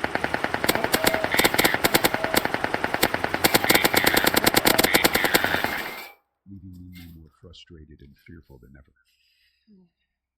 The situation reached a breaking point one night when I returned home to find a message scrawled on the living room window. It was written in what appeared to be smudged dirt or grime help Maine. My blood ran cold as I read the message, my mind racing with thoughts of someone being trapped or seeking assistance. I immediately called the police, but they found nothing.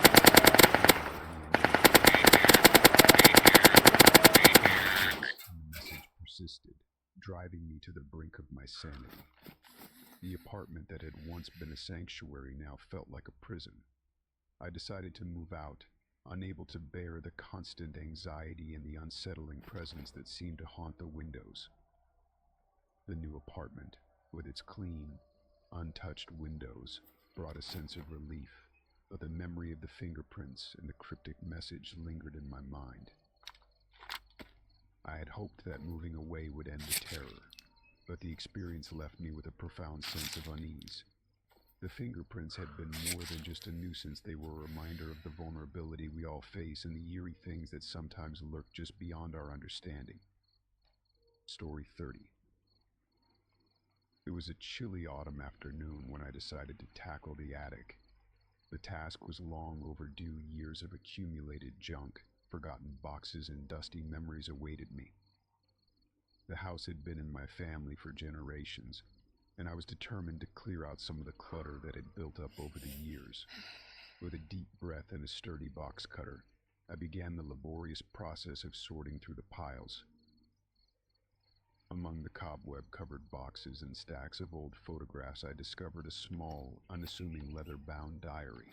It was wedged between a stack of old magazines and a box of my grandmother's costume jewelry.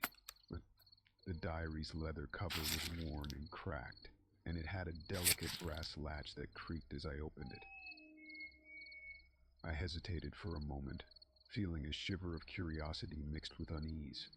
The diary had clearly seen better days, but something about it intrigued me. I flipped through the pages, revealing entries written in a meticulous, old-fashioned script.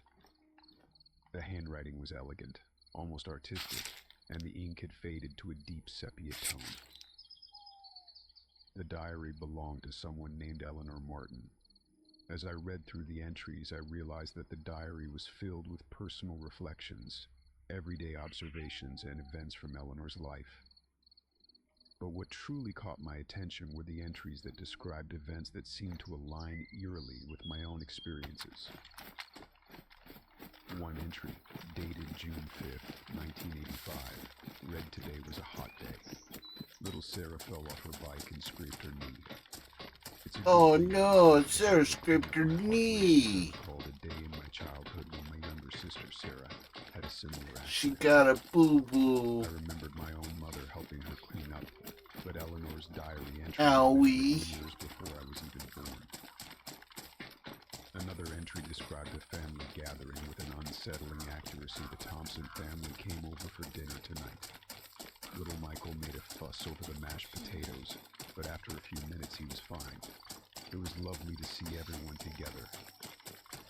Michael was my cousin, and I remembered the exact dinner party Eleanor described. There was a memory that had always seemed ordinary, but now it felt oddly significant. The diary's entries became increasingly detailed about events that had happened in my life and my family's lives. It mentioned birthdays, anniversaries, and even mundane details like the new curtains we had put up in the living room. There was no way that Eleanor could have known these things unless she had somehow been part of our lives. With each new entry, my sense of disbelief grew. How could this woman, from decades before my birth, know so much about me and my family? It was impossible to ignore the creeping suspicion that someone had She been was tracking us, crazy observing our lives in ways that lady. defied explanation. Desperate for answers, I continued to read, hoping to find some clue or explanation within the pages of the diary. The final entries, however, took a darker turn. Eleanor wrote about a sense of foreboding and unease, mentioning strange occurrences around her home and unsettling feelings that she couldn't quite explain. One entry was particularly chilling. I fear that Harp someone is of watching Ages? me. Every night I hear footsteps outside my window, but when I look, no one is there. I started to feel like I'm not alone in my own home. I couldn't shake the connection between her experiences and my own recent sense of being watched. It was as if Eleanor's fears had somehow seeped into my own life, creating a thread that connected our experiences across time. The entries grew more erratic, with Eleanor expressing paranoia and anxiety about being followed, her handwriting becoming jagged and uneven. I decided to investigate further. I started by researching Eleanor Martin. It was difficult to find much information, but I managed to uncover that she had been a resident of the area in the 1980s and had lived in a house not far from my own.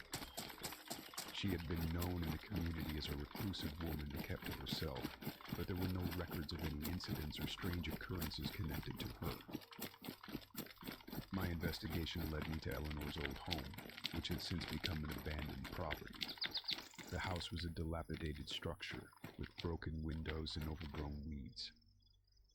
It felt eerie, and as I walked through the creaking front door, I couldn't shake the feeling that I was stepping into a place that held secrets. In the dust-covered rooms, I Bean found remnants of cannon. Eleanor's life, old furniture, faded photographs, and even a few scraps of paper with more of her handwriting.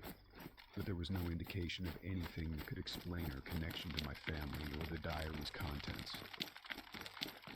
Returning home, I felt a deep sense of unease. The diary had left me with more questions than answers. Who was Eleanor Martin, and how did she know so much about my life? Had she been involved in some way with my family's history? And what did her final entries mean? Had she truly been watched, or was it a manifestation of her own fears? Despite my efforts to understand the mystery, the diary's presence had left a lingering chill in my home. I couldn't shake the feeling that Eleanor's sense of being watched had somehow transferred to me, that her experiences had bled into my own life.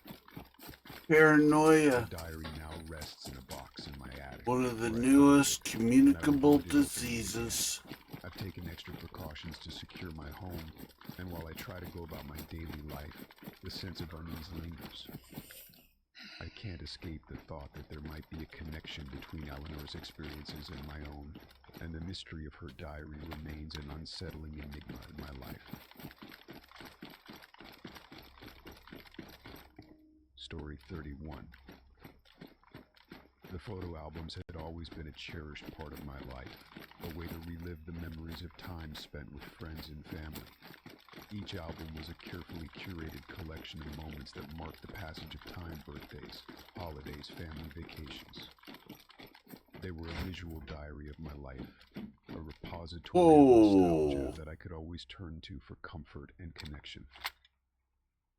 One rainy Battle afternoon, level as I was 3? cleaning out the attic, I came across my old photo albums. I hadn't looked at them in years, and I felt a surge of fondness as I dusted off the covers and began to flip through the pages. That looks like a 50 cal. The images were familiar smiling faces, shared moments of joy, snapshots of days long Which past. that would be kind of I was cool. lost in the sea of memories when something strange caught my eye. At first, it was subtle. A photograph in one of the albums seemed slightly out of place. I leaned in closer, squinting at the unfamiliar face that stared back at me. The photograph was of a man I didn't recognize, dressed in clothes that were definitely not from any family gathering or event I remembered. Puzzled, I turned the page, only to find more of the same pictures of strangers interspersed among the cherished images of my loved ones. I tried to dismiss it as a mistake, maybe a mix-up from when the photos were developed or a misfiled picture that had somehow ended up in the wrong album. But the more I looked, the more unsettling the realization became. Pictures of friends and family had been replaced with images of strangers. It was not just a single album. Each one I checked had been tampered with in the same disturbing way.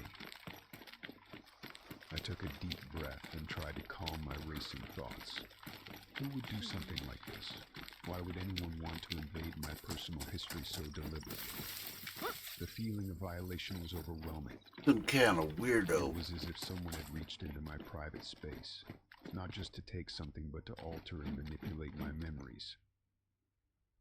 I started to look through the albums more closely, trying to make sense of the changes.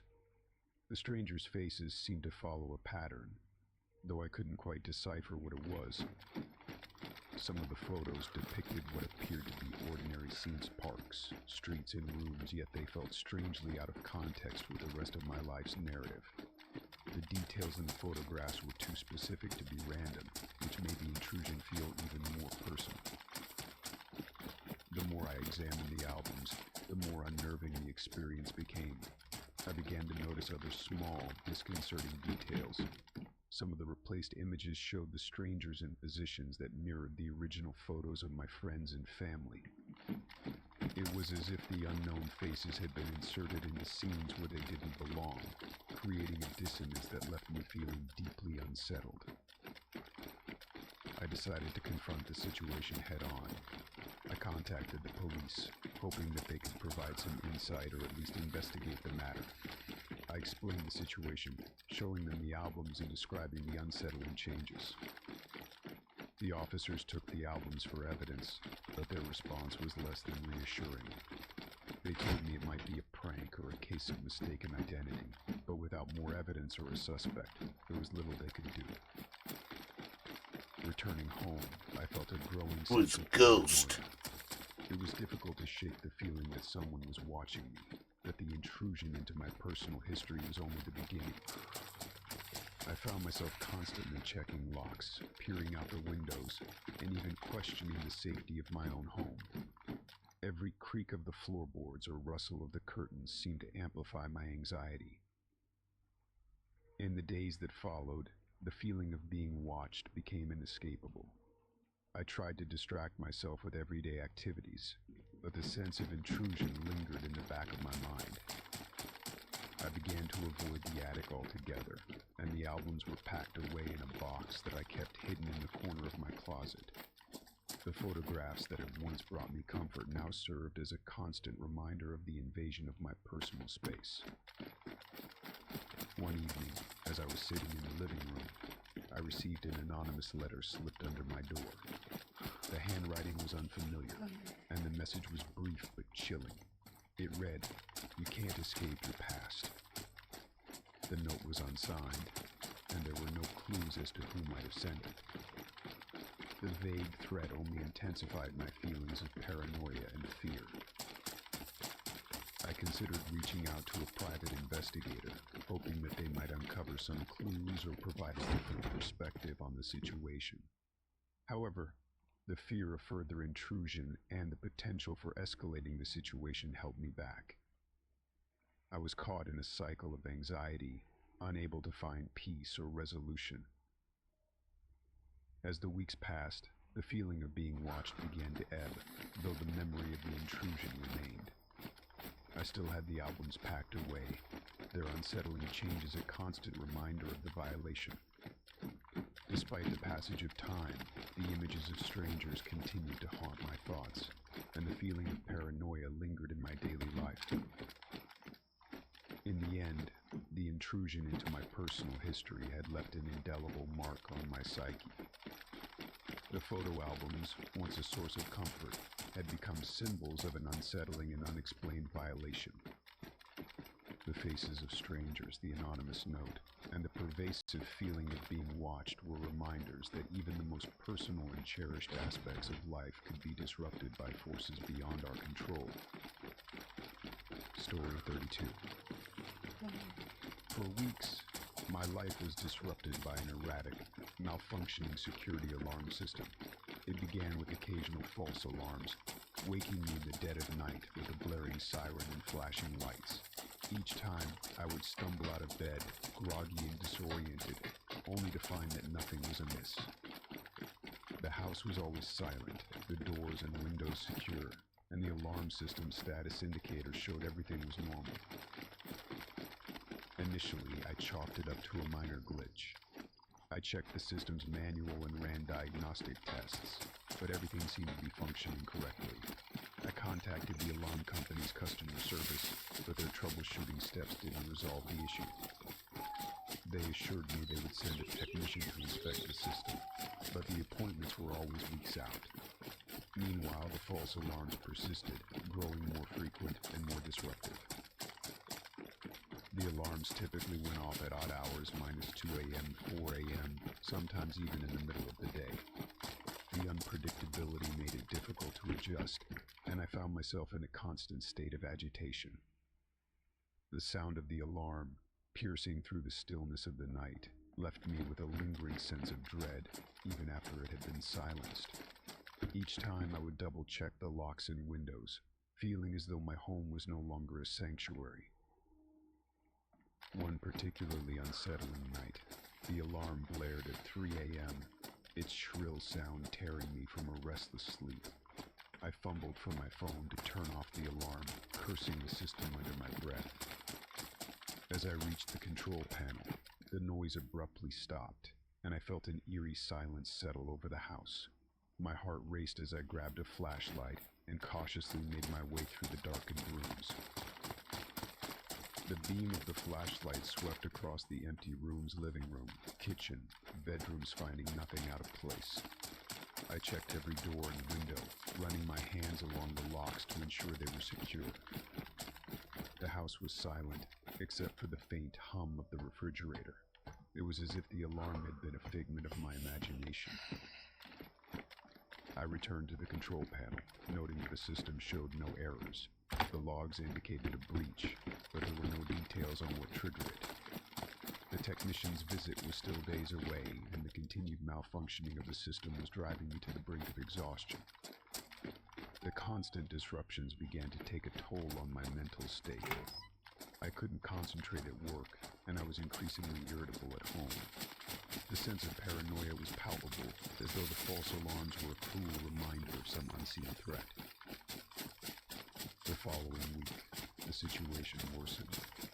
The alarms went off multiple times a day, often at unpredictable intervals.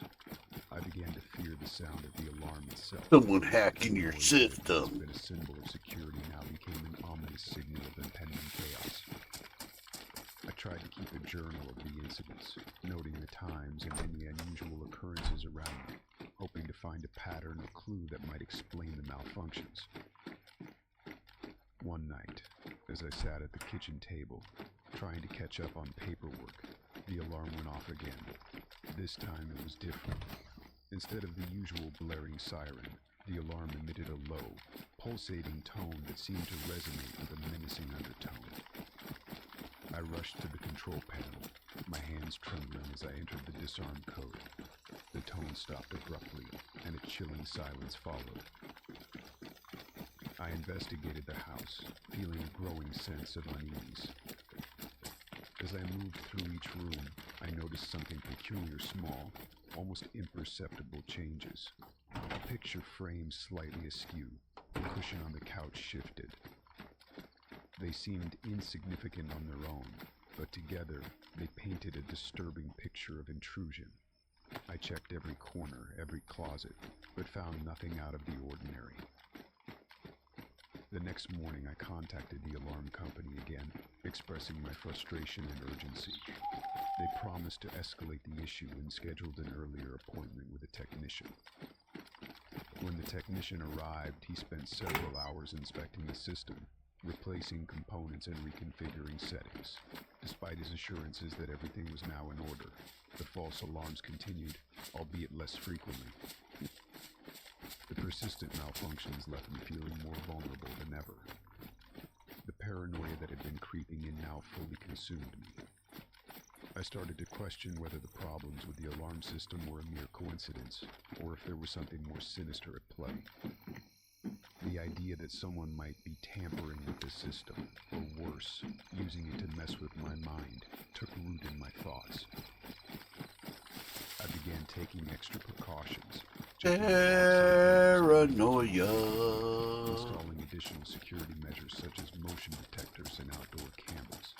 Despite these efforts, I couldn't shake the feeling of being watched. The constant disruptions had turned my home into a place of anxiety rather than comfort. One evening, as I sat in my living room, trying to relax with a book, the alarm went off again. The familiar, disorienting noise filled the house, and my heart sank. I went through the same routine, turning off the alarm, checking the rooms, ensuring everything was secure. But this time, as I walked through the living room, I noticed a new detail, a faint, fresh smudge of mud on the floor near the door. The discovery sent a chill down my spine. Hello, Mr. Jacob Leg. Confirmed that something or someone had been in my home. How are you? New heights. Welcome in. Intrusion was no longer confined to the realm You're making the long run back up to the traders. In the end, despite all my efforts, the exact cause of the alarm. We spent a lot of ammo. The feeling of being constantly on edge persisted, leaving me with a pervasive sense of unease. My home, once a place of refuge, had become a source of fear and anxiety. Your Heather's husband? Security alarm system had shattered my sense of security. Heather is who? The unsettling reality of my own vulnerability. Just played beer garden with me? It started on a quiet Monday evening. I had just finished dinner and was unwinding on the couch, scrolling through social media when I noticed something. Heather is... What was Heather's game name? Which I had set to track my daily routes for convenience, began displaying a location that didn't match where I was sitting. At first, I thought it was a glitch, maybe just a temporary issue with the app. I checked the map again, and to my bewilderment, it showed my location moving in real time, as if I were traveling to places I had never been. I tried to brush it off as a mere technical hiccup. I closed the app and reopened it. But you'll have to let me know what her game name was. Moving along unfamiliar routes through neighborhoods I didn't recognize and past landmarks I had never seen. The more I watched, the more unsettled I became. The locations were eerily accurate, depicting precise streets and turns as though I were actually driving through them. My every move. Glug might be running generators right now, so not gonna be a whole lot of help there. Her name was Heather. In game, because I've never run with anyone named Heather. Yes, it was still showing my location moving now further afield. It was as though my phone was in two places at once. Moon Shadow? Location and some phantom journey taking place simultaneously. My anxiety began to escalate. Used to run with Class and Nikki. I considered the possibility of an app or a malicious software. I have no idea. I ran a virus scan on my phone and checked for any suspicious apps. Without a game name or a gamer tag, I have no idea. And my antivirus software found nothing amiss. Most people don't use their given names in game. I reached out to the phone's customer support and explained the situation. The representative on the other end of the line. Obviously, my name is not Salt. It's definitely not Salty Pants. GPS app, clearing the app cache, and even performing a hard reset of the phone. I followed their instructions, but nothing seemed to resolve the issue. The GPS continued to track me through phantom locations, moving through places I had never been. My sense of privacy and safety was deeply affected. I began to question whether my phone was compromised in some way, or if someone had managed to gain unauthorized access to my location. Well, welcome in. Welcome to the Salt Shaker. And see if the erratic GPS tracking had stopped. The sense of being watched or followed was unnerving, and I couldn't shake the feeling that I was being surveilled. Oh wait. Oh, you got 5 of them. Sorry about that. Trying to supplement my messages and alerts from unfamiliar sources. low viewer count over the last month. Messages that hinted at knowledge of my daily routines and personal details. I reported these messages to my phone carrier and the authorities, but they were unable to trace the source or offer any concrete solutions. Should only be 30 seconds, so. From a cybersecurity expert. They conducted a thorough examination of my phone, looking for any signs of tampering or security breaches. The expert assured me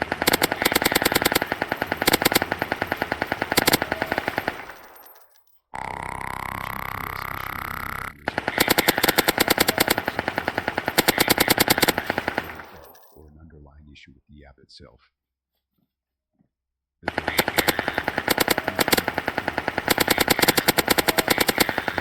GPS tracking continued, showing me traveling to places I had never been, always with the same eerie accuracy. It felt as if someone was playing a cruel game, manipulating my sense of security and privacy. I began to avoid using my phone's GPS entirely, relying on traditional maps and landmarks to navigate.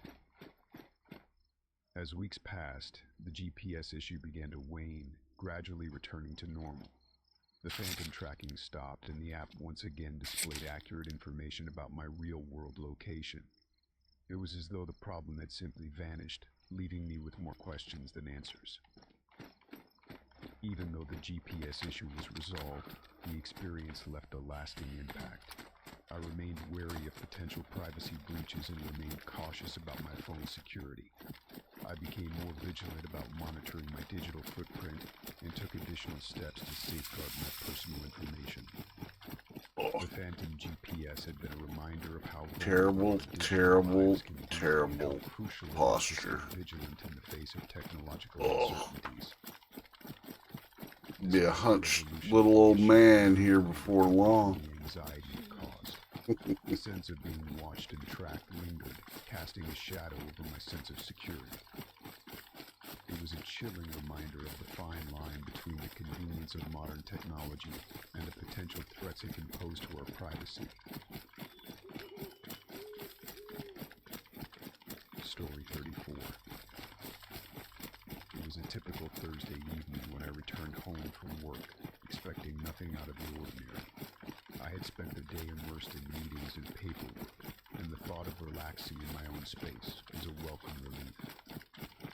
My home office, a cozy nook with warm lighting and a comfortable chair, was my sanctuary retreat and focus on my tasks. You'd have to ask her what her gamer tag was in game. Desk, a sturdy wooden piece Usually a variation on your name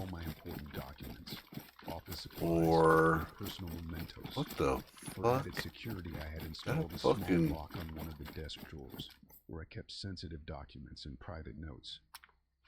I trusted that this measure would safeguard my belongings from prying eyes, though in reality the risk seemed minimal. That look, I could have swore I As I just entered the saw. office that evening, something felt off. The drawer that I had meticulously locked was slightly ajar. My heart skipped Did a I beat. just see a dragon flying around over there? My mind racing with thoughts of possible intrusions. I pulled open the drawer fully, my anxiety growing as I took in the scene before me. Everything inside the drawer had been moved. My neatly organized folders were scattered haphazardly, and my personal notes, which I had carefully stacked, were now strewn about. Despite the disarray, nothing appeared to be missing. My sensitive documents were still there, untouched. But the sight of my private space being invaded made me feel a profound sense of violation.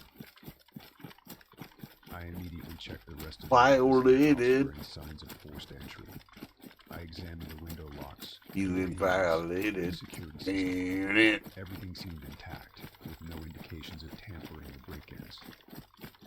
The lock on the drawer itself appeared to be functioning properly.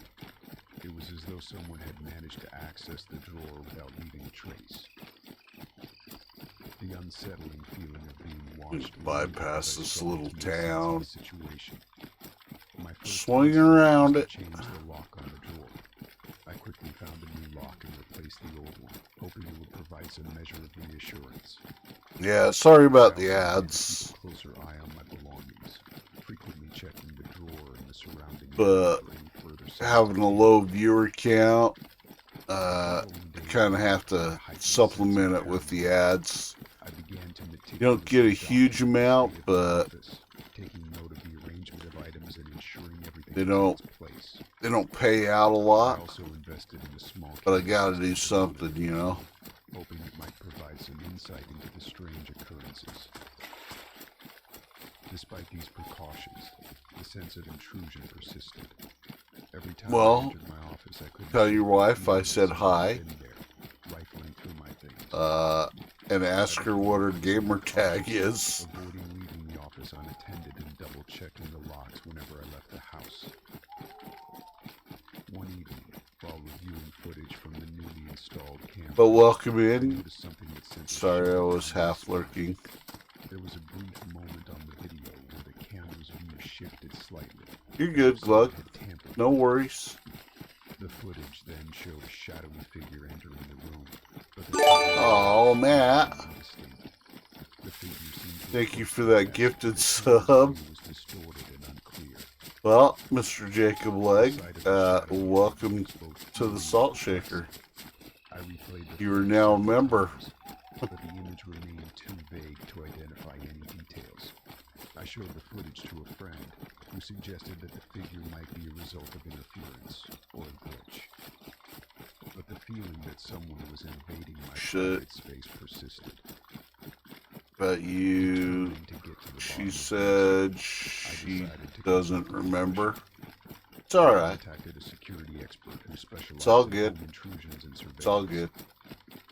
The expert conducted a thorough inspection of my office, checking the cameras, the locks, and the security system for any vulnerabilities. But Nikki in class, they ran around with an awful lot of people, so. The expert's assessment provided some relief, but did little to. But all beer garden people and their families are welcome here. Anybody's welcome here. I have no problems with people coming in and chilling out. As if my home had become a stage for an unsettling drama I could neither understand nor escape. In an attempt to all are welcome here. All are welcome.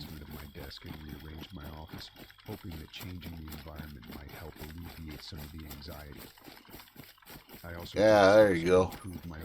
Use them emotes. Installing additional locks and reinforcing windows and doors. Despite these efforts, the sense of intrusion never fully dissipated.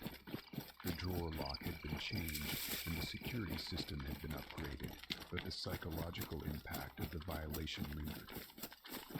I found myself constantly on edge, scrutinizing every detail and second-guessing every noise.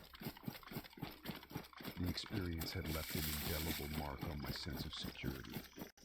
The once trusted sanctuary of my home office had become a reminder of the fragility of privacy and the unsettling reality that someone had managed to breach my personal space. I continued to live with a heightened awareness of my surroundings, forever changed by the knowledge that even the most secure environments could be compromised by unseen forces.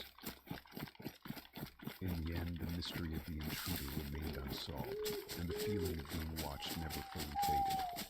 The drawer, now securely locked, stood as a testament to the invasion of my private space, a constant reminder of the boundary that had been crossed, and the trust that had been shattered. Story 35. It was a crisp autumn morning when I first noticed the muddy footprints on my front porch. I had just returned from a quick grocery run, the bags in my hands making a soft rustling sound as I approached my front door. The sun was shining brightly, casting long shadows on the ground, but as I reached the porch, something caught my eye: muddy footprints, distinct and deep, leading right up to my front door. I froze for a moment, my heart racing. The footprints were recent, the mud still fresh and dark against the concrete. They were large, heavy, and seemed to come from a single pair of shoes.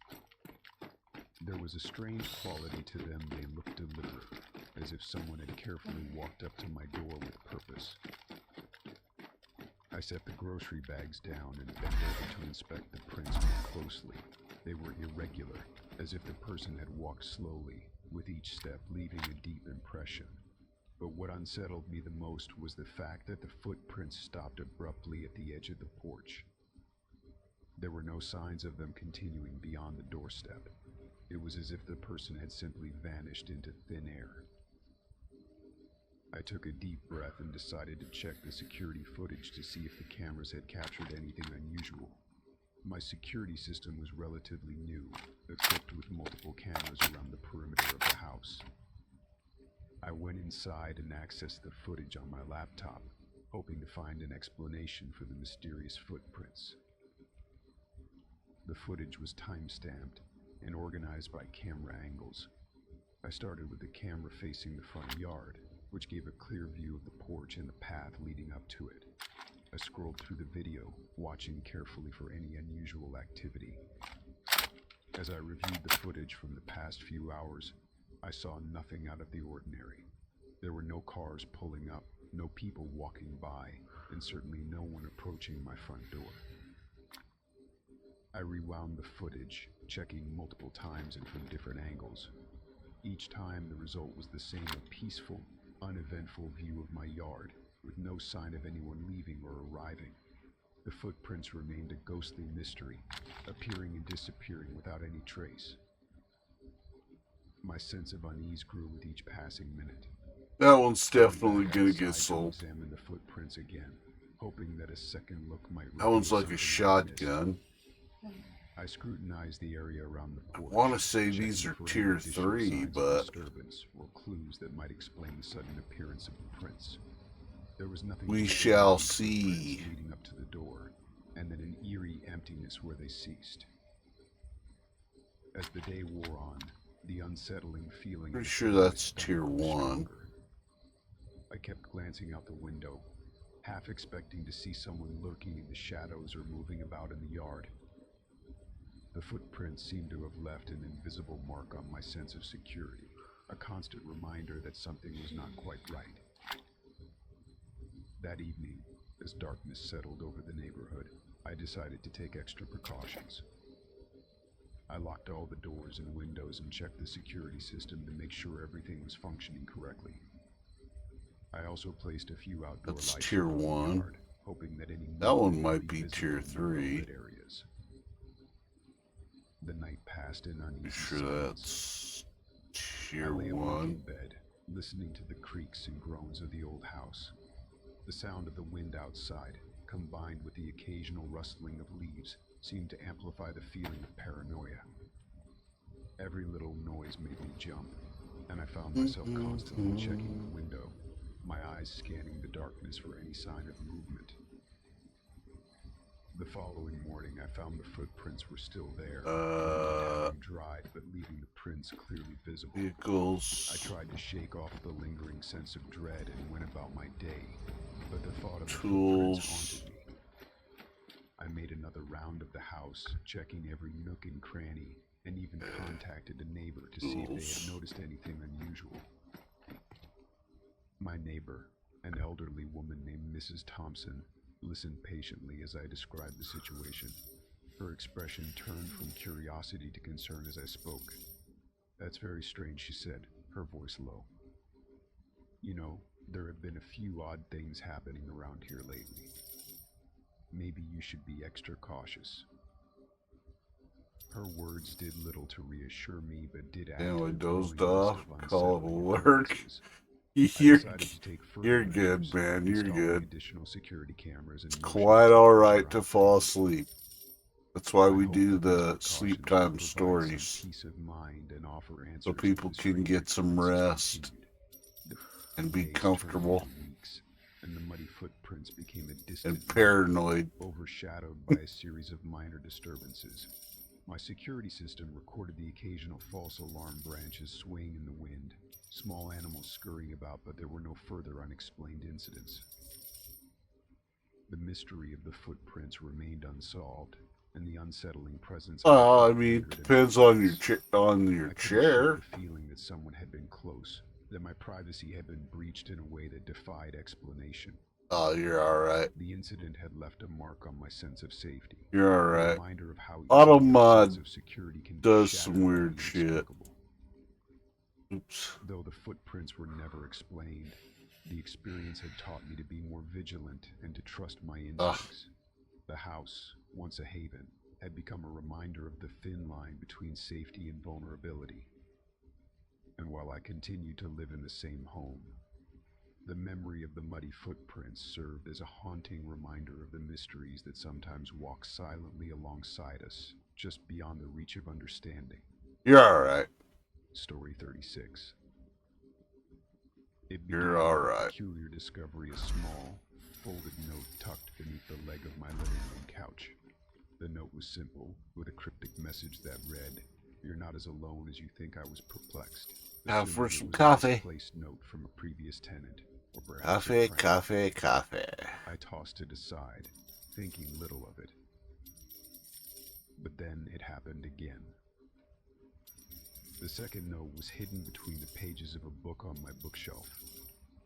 Its message was more disturbing. "I see you every day." It was unsigned, and the handwriting was unfamiliar.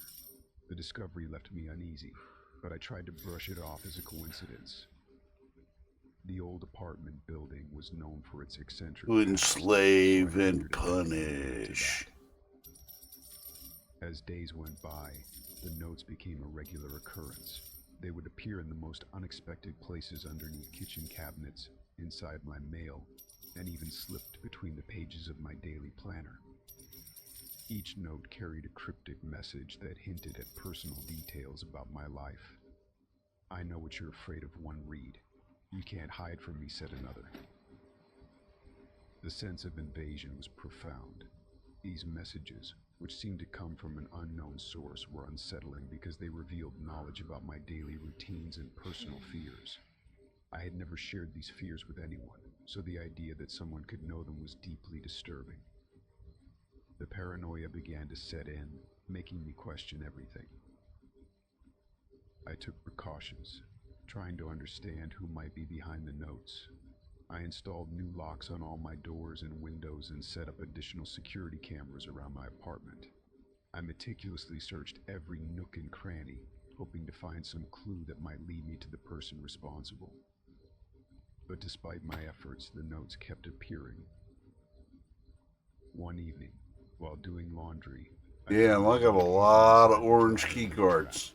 It was a chilling reminder that no matter how careful I was, the intruder seemed to be always one step ahead. The message was different from the others: "You're running out of time." The threat was vague, but it added to the growing sense of urgency and dread. I reached out to the police, sharing my findings and concerns. Officer Collins, who took my report, seemed sympathetic but cautious. It's difficult to trace anonymous messages like these, he explained. But we'll keep an eye out for anything suspicious. In the meantime, continue with your security measures and try to stay vigilant. Despite the police's efforts, the notes continued to appear, and the fear began to consume me. My daily routine was overshadowed by the constant worry of finding the next message. Each note seemed to taunt me, as if the sender enjoyed watching my growing paranoia. In an attempt to regain some control, I started documenting each note's discovery. I created a detailed log, noting the location, date, and content of each message. I hoped that by analyzing the patterns, I might find a clue about the sender's identity or motive. But the more I analyzed, the more it seemed that the notes were randomly placed, with no discernible pattern or logic. The situation began to affect my relationships. I grew increasingly isolated, reluctant to invite friends or family over for fear that they might be involved, or that their presence might somehow trigger another note. My social life dwindled, and I became consumed by the mystery of the hidden messages. One night, after a particularly distressing day, I found a new note on my bedside table. It was handwritten in the same cryptic style as the others. The truth is closer than you think. The message felt ominous, and the fact that it was left in such a personal space heightened my anxiety. I felt as though my entire life had been turned upside down, with every aspect scrutinized by an unseen observer.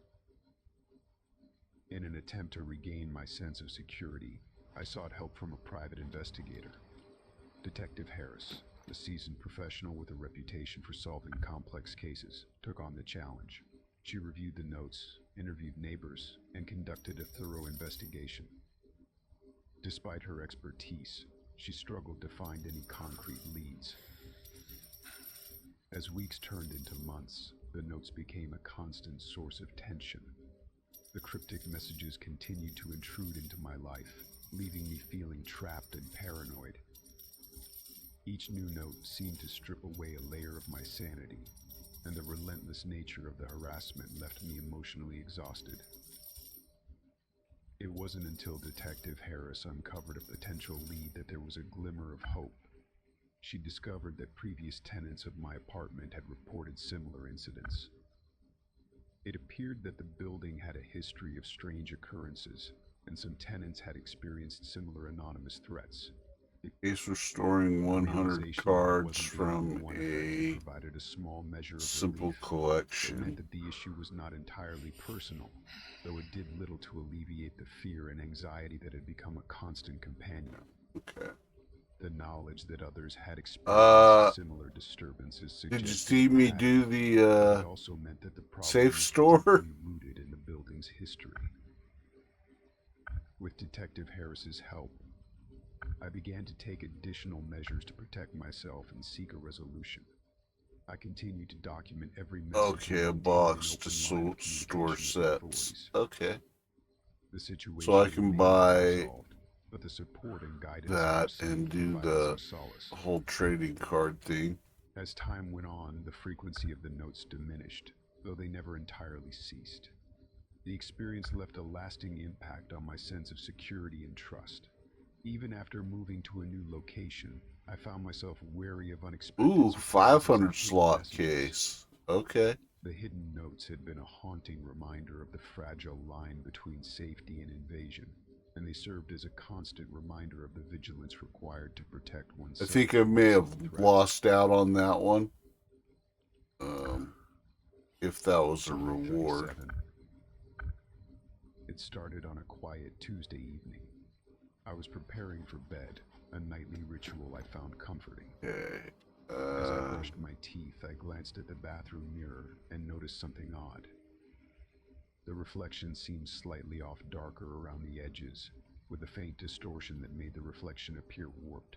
Okay, apparently that bowling ball is not something that I can sell here. Fixtures to ensure even illumination. The next morning, the distortion was still there, though less noticeable. I thought it might be That's due an to the auto age of the trader. mirror, or perhaps an issue with the glass itself.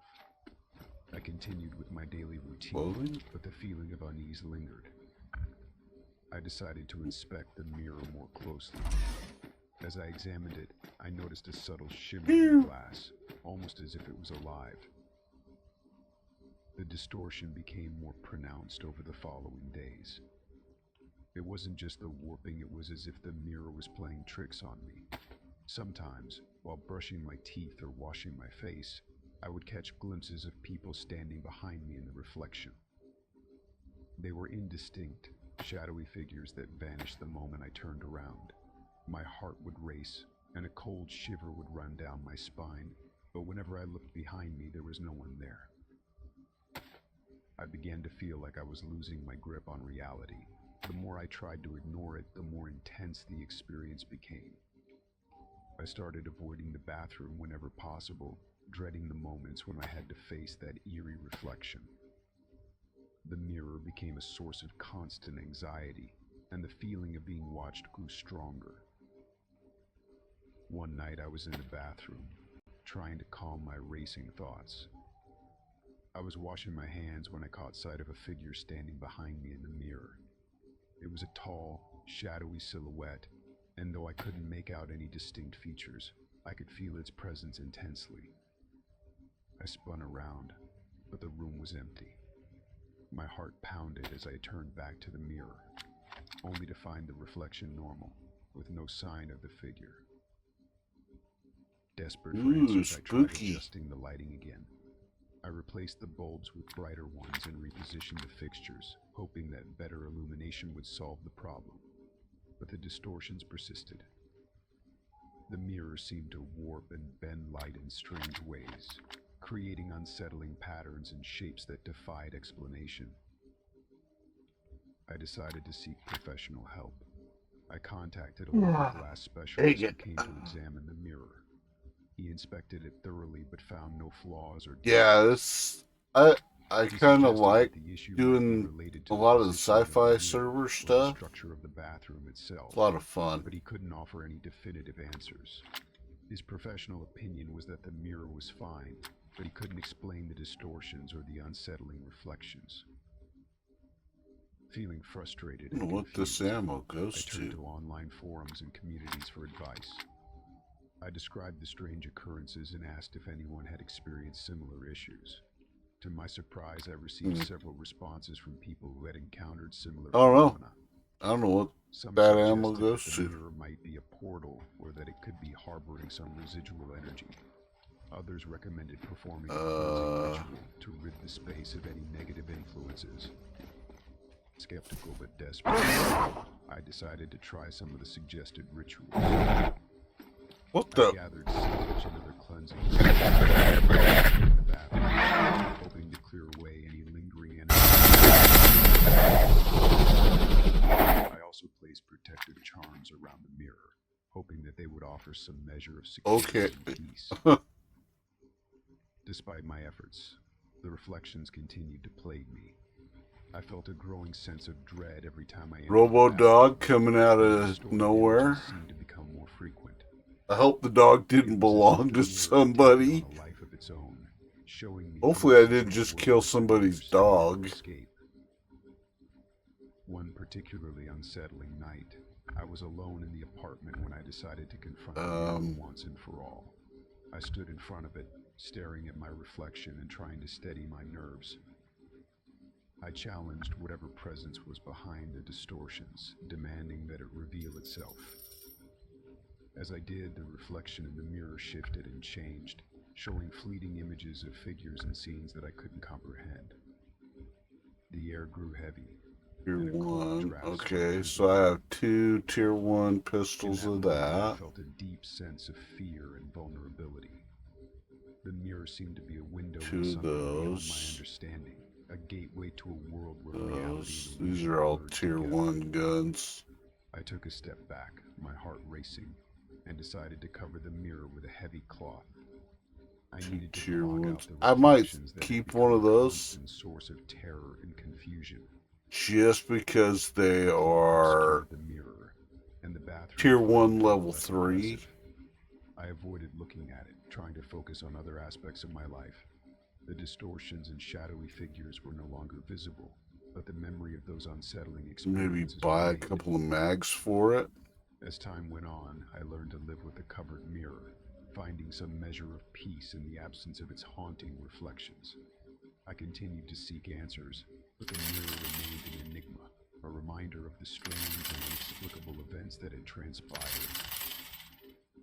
The experience had left me more cautious and aware of the mysteries that might lie hidden in everyday objects. Though I never found a definitive explanation for the mirror's distortions, I learned to trust my instincts and remain vigilant in the face of the unknown.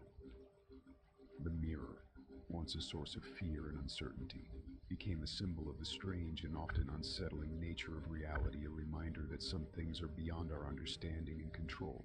Okay, so I do have a tier 2 gun. It began on a Alright. Wednesday evening. That's I was alone in my house, cool. curled up with a book and a cup of tea when I first heard a faint, almost imperceptible voice calling my name.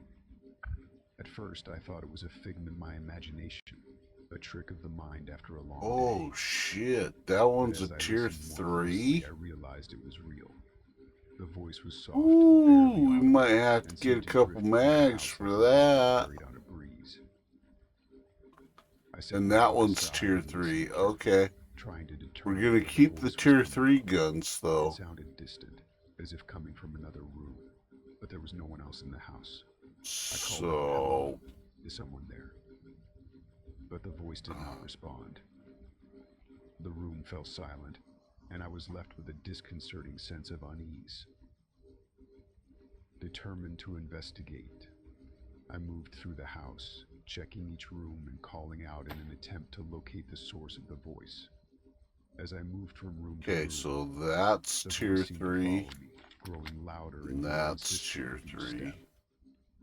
Yet, whenever I reached the room where I thought the voice was coming from, it would fade away, leaving me in eerie silence. I tried to reason with myself, thinking it might be a sound from outside a neighbor's voice, perhaps, or something carried in on the wind. But the voice sounded too close, too specific. It was as if someone was calling for me, deliberately, and with a purpose. The voice continued its haunting pattern over the following days. Each night, as soon as I was alone in the house, it would begin again, soft, distant, and persistent. The sound was always the same, a gentle whisper calling my name, just barely audible. I would get up, search the house, and find nothing, only to return to my room feeling increasingly unsettled. I decided to install a few cameras around the house, hoping that capturing footage might provide some clue. I placed them strategically in the rooms where I'd heard the voice most often. When I reviewed the footage, I saw nothing out of the Okay, ordinary. we're gonna buy There were no figures, mags no movement, just the stillness of my empty home. for those. The voice grew more pronounced over time, almost as if it was trying to convey a sense of urgency. It would Then call we're my name in gonna the middle of sell the night, disrupting my sleep the and other leaving me in a state ones. of constant anxiety. I would wake up heart racing and find myself tiptoeing through the darkened house, trying to locate the source of the disembodied voice. I tried to keep my fear in check, reasoning that there must be a rational explanation. Perhaps the voice was a product of stress or exhaustion, a psychological trick played by my overactive mind. But the voice felt so real, so persistent, that it was impossible to dismiss. One night, as I lay in bed, the voice seemed to become more insistent than ever. It called my name repeatedly, growing louder and more desperate. I decided to follow it, determined to confront whatever was causing the disturbance. The voice led me through the house, Sell room those. to room, until it seemed to be coming from the basement. I hesitated at the basement door, my heart There we pounding. go. The basement was rarely used and had always felt a bit eerie to me. I took a deep breath and opened the door, descending the stairs into the dimly lit space. The voice was almost deafening now, echoing off the walls, but I couldn't see anyone or anything. I reached the bottom of the stairs and scanned the basement. They for can't flashlights. sell these The swords, voice grew louder, apparently. but still, there was no sign of anyone.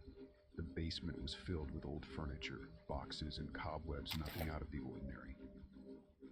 I felt a chill run down my spine as I explored the basement, the voice echoing eerily in the confined space. After what felt like an eternity, the voice suddenly stopped. The silence that followed was deafening. I stood there in the darkness, my breath visible in the cold air, feeling a profound sense of isolation. The voice had vanished as suddenly as it had appeared, leaving me alone in the basement with only my racing thoughts. I retreated upstairs, feeling shaken and unnerved. The voice had stopped for the moment, but the sense of dread lingered. I tried to rationalize the experience, but the fear remained. The voice had seemed so real, so urgent, that it was impossible to ignore. Over the next few weeks, the voice became less frequent, though it never completely disappeared. I continued to hear it on occasion, but the intensity and urgency had diminished. The experience left me with a lingering sense of unease, a feeling that something was not quite right in my heart. Those are tiny mags too, so we Despite can my get a best few efforts of to those. dismiss the voice as a trick of the mind or a product of stress, I couldn't shake the feeling that there was something more to it. The voice had been persistent, elusive, and inexplicable, leaving me with a deep sense of vulnerability and fear.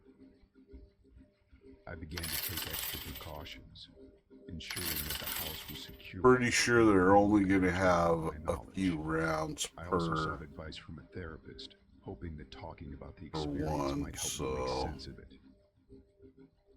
The voice never fully disappeared, but its calls became less frequent over time. I learned to live with the lingering unease, a reminder of the inexplicable and unsettling experience that had intruded into my life. The voice became a part of my history, a haunting memory of something that was never fully understood or explained. And though the calls have lessened, the feeling of being watched, of something lingering just out of sight, remains with me. The voice serves as a reminder that some mysteries are never fully solved, and that sometimes the inexplicable can intrude into our lives in ways we can't always comprehend or control. Story 39. buy one of those for now. I had just returned. See how well that And works. as I walked through the door of my apartment, I noticed something odd. My car key, which I usually kept in a small bowl on the entryway table, was nowhere to be found. I searched the apartment high and low, checking every nook and cranny, but the key was missing. Eventually, I resigned myself to the possibility that I had misplaced it and drove to work using a spare key. Later that evening, after a long day, I returned home to find my car key sitting neatly on the kitchen counter. F43. I picked it up, wondering if it had just been misplaced earlier. F4R3. Note to be more careful with my belongings, thinking perhaps I had simply forgotten where I put it. But the next day, the situation took a bizarre turn. I came home to find the key once again missing. I searched the apartment F43L. under the couch cushions, in the bathroom, even in the laundry basket, but it was nowhere to be found. After a frantic half hour of searching, I gave up and used the spare key again. To my astonishment, the very next day I found the missing key in the fridge. It was sitting on a shelf beside the milk, as if someone had casually placed it there. I laughed it off as a peculiar joke, perhaps something my roommates were playing on me. But when I asked them, they looked just as puzzled as I was. None of them had touched the key or moved it. As the days went by, the car key began to appear in increasingly strange locations. Oh, it's gonna be expensive, but I found it tucked under the couch, hidden away in a corner.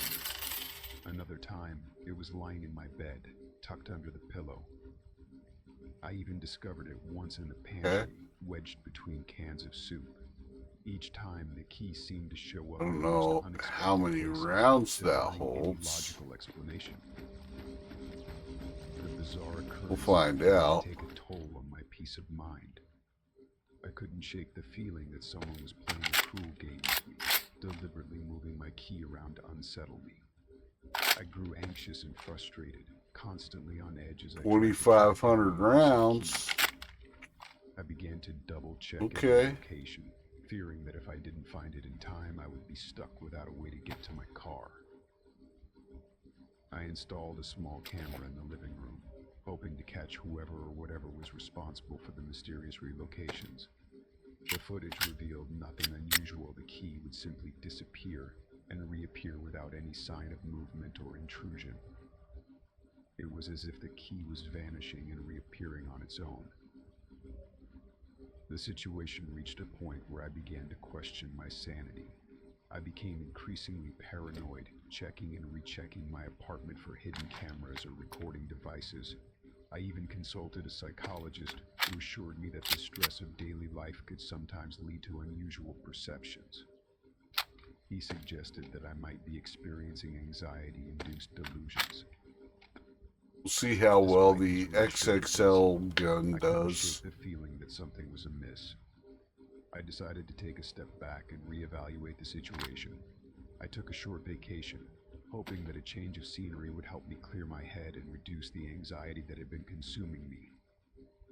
I left my apartment with the key securely in my possession, locked up, and went away for a week. When I returned, I hoped that the break would have reset whatever strange phenomenon had been occurring. But as soon as I walked in the door, I noticed the same unsettling pattern. The key was missing again. I searched the apartment once more, feeling the weight of frustration and fear press down on me. Finally, I found it hidden in a drawer. I rarely used a location so obscure that I couldn't fathom how it had ended up there. Determined to get to the bottom of it, I decided to involve the local authorities. I filed a report explaining the bizarre occurrences and my growing concern. The police were skeptical but agreed to conduct a brief investigation. They checked the apartment for signs of forced entry or tampering but found nothing unusual. They even interviewed my neighbors to see if anyone had witnessed anything out of the ordinary. A week later, a detective arrived at my apartment holding a small envelope.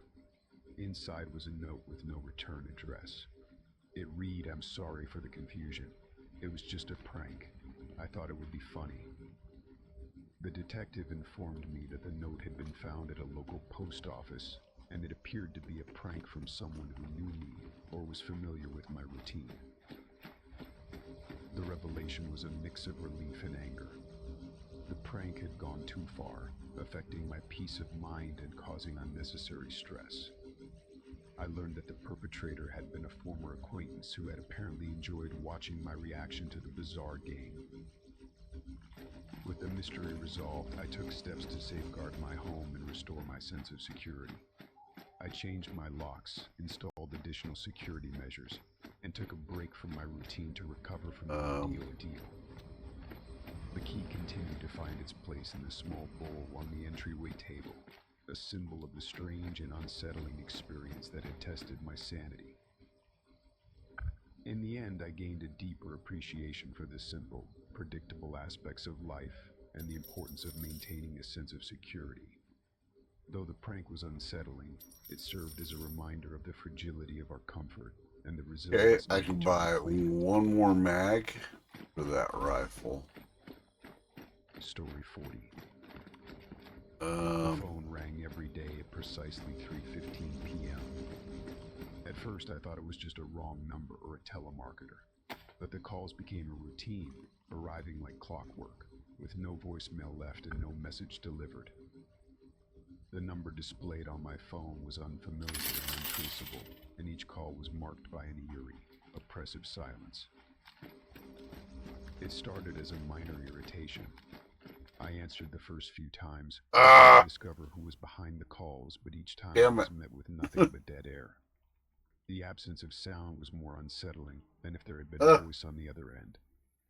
Frustration. I tried calling the number back. I will be right back, chat. I'm gonna go run use the restroom. It was as if the caller had chill out and enjoy the paranoia stories. After a week, I decided to block the number. I hoped that this would put an end to the disturbing routine, but to my dismay, the calls continued.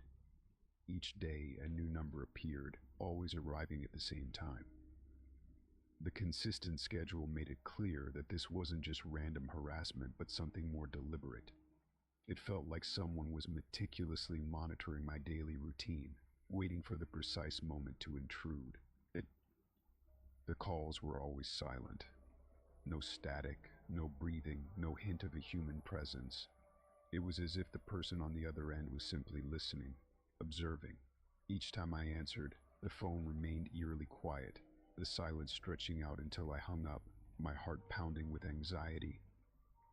The repetitive nature of the calls created a sense of dread and paranoia that I couldn't shake. I tried everything to get rid of them.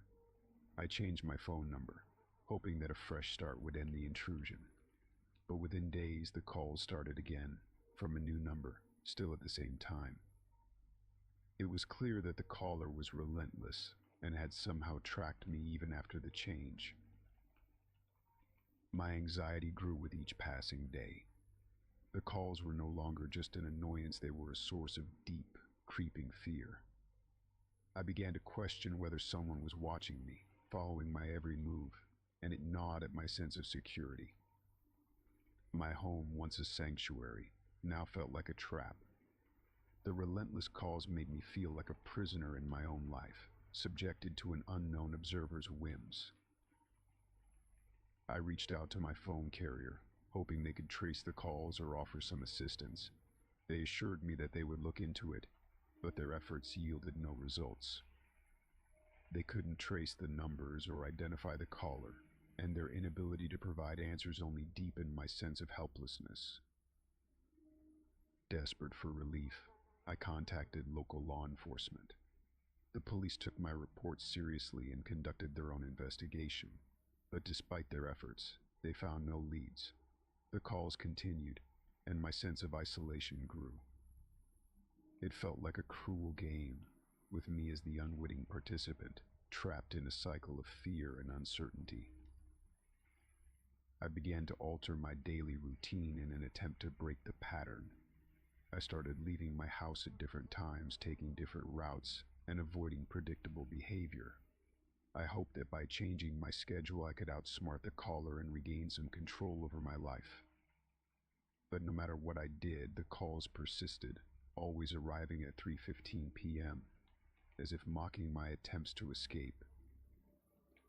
One particularly unsettling day, I decided to answer the call with a voice recorder running, hoping to capture any sound or clue that might help identify the caller. Ugh, it's unreachable. As I listened to the recording later, all I could hear was a faint, rhythmic tapping, like someone tapping their fingers on the phone's receiver. Rap, tap, It was a tapping. small clue, Tapping on but my only chamber deepened the door. mystery. What did the tapping mean? Was it a signal, a code, or simply a part of the caller's psychological game? The relentless nature of the calls took a toll on my mental health. I struggled with insomnia, unable to escape the feeling that someone was always watching. The sense of paranoia became a constant companion, infiltrating my thoughts and actions. I avoided being alone, fearing that the I caller's think I silence remember might now be a why we prelude to didn't something finish more this sinister. series. Months passed and the calls showed Because no they're sign of all the stopping. same story. I had become a shell of my former self, living in a constant state of anxiety. The daily ritual of answering the phone only to be met with silence had become a source of constant dread. The uncertainty of not knowing who was behind the calls or why they were targeting me was unbearable. One afternoon, while sitting in my living room, I noticed something strange. A small envelope had been slipped under my front door.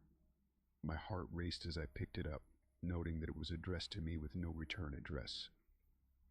Inside was a single sheet of paper with a message typed in bold, black letters: "You can't hide forever. We're always watching." The notes. Okay, those are all the same story over and over and over again.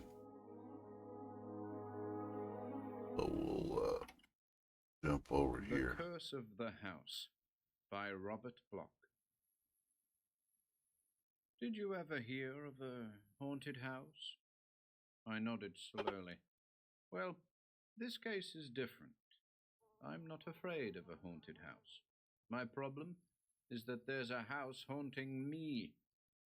I sat silent for a long moment, staring at Will Banks blankly.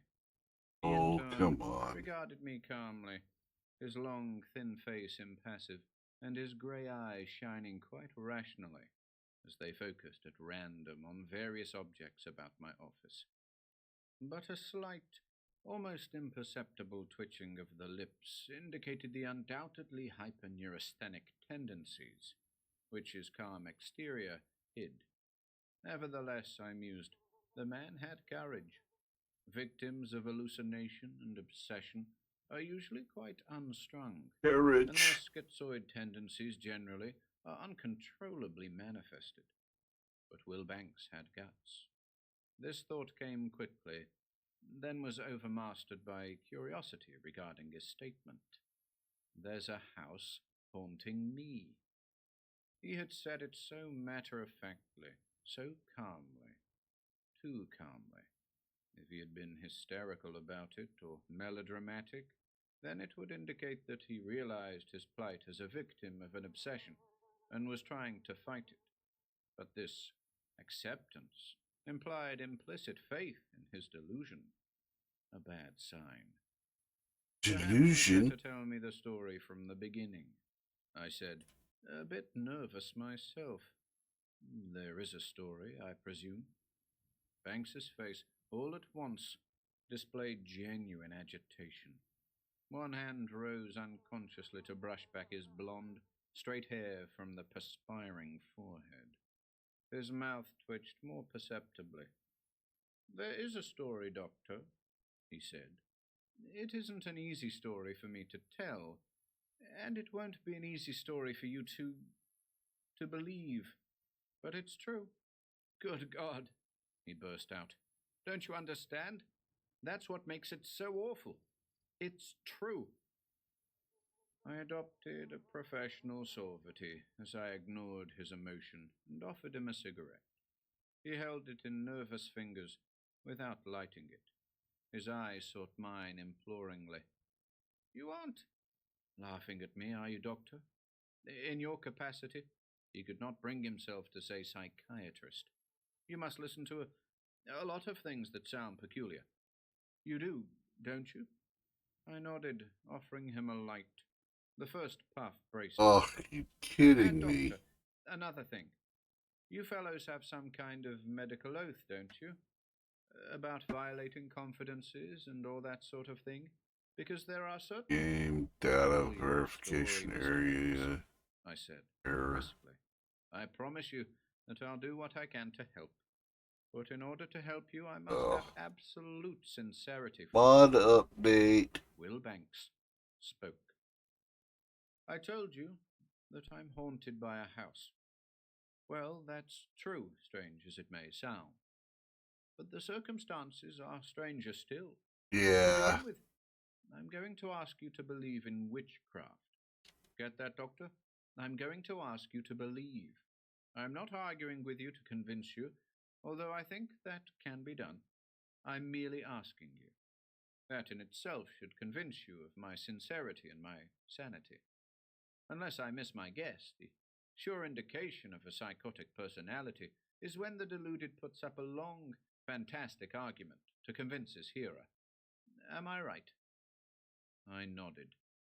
It was true. Well, I'm merely asking you to believe in witchcraft for the duration of my tale, just as I believed years ago when I went to Edinburgh. I had been a student of the lost sciences men used to call the black arts. I was interested in the use ancient sorcerers made of mathematical symbols in their ceremonies, surmising that perhaps they were unconsciously employing geometric patterns which hold keys to the outer cosmos, even the fourth dimension recognized by modern-day scientists. I spent years in the fascinating pursuit of olden devil worship, traveling to Naples, Prague, Budapest, Cologne. I shall not say what I came to believe. Nor shall I do more than hint at the survival of demon worship in the Okay, modern that world. should. Enough that, after a time, I Those, established connections those are with the vast two that have been universe done within the which are past hidden cults, 10 unknown hours, codes, so. signals, mysteries. I was accepted, and material for my monograph was being piled up. Then I went We'll see to what it does. Edinburgh, where once all men believed in witchcraft. Talk about New England witch baiters.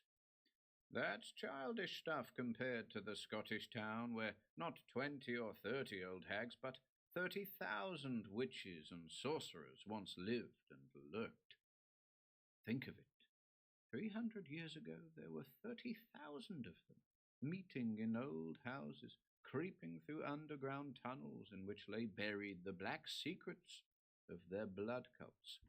Macbeth and Tam O'Shanter hint of it, but vaguely. Here, in ancient Edinburgh, I hope to find the final corroboration for my theories. Here, in the veritable witch's cauldron of wizardry, I settled and began to investigate. My underground connection served me, and after a time I was admitted to certain houses. In them, I met people who still live a secret life of their own under the very surface of a quiet, modern Scottish city. Some of those dwellings are many hundreds of years old, still in use, some in use from below. No, I won't explain that. Then I met Brian Droom. Black Brian Droom, he was called, and in the coven he had another name. He was a gigantic man, bearded and swarthy. When we met, I was reminded of descriptions concerning Gilles de Rais, reminded in more ways than one. Indeed, he did have French blood, though his ancestors had settled in Edinburgh hundreds of years ago. They had built Brian's house. It was this house that I particularly wanted to see. For Brian Droom's ancestors had been sorcerers. I knew that. In the infamous secret history of European cults, the clan of Droom occupied a detestable eminence. During the great witchcraft craze of 300 years ago, when the king's soldiers came seeking the burrows in which the wizards lay hidden, Droom House was one of the first to be ransacked.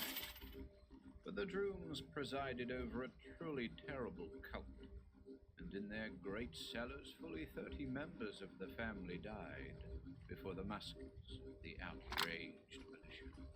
And yet, the house itself had survived, while thousands of ransacked dwellings had burned in those terrible nights. Droom House had been left gaunt and deserted, but untouched. Some of the Drooms escaped.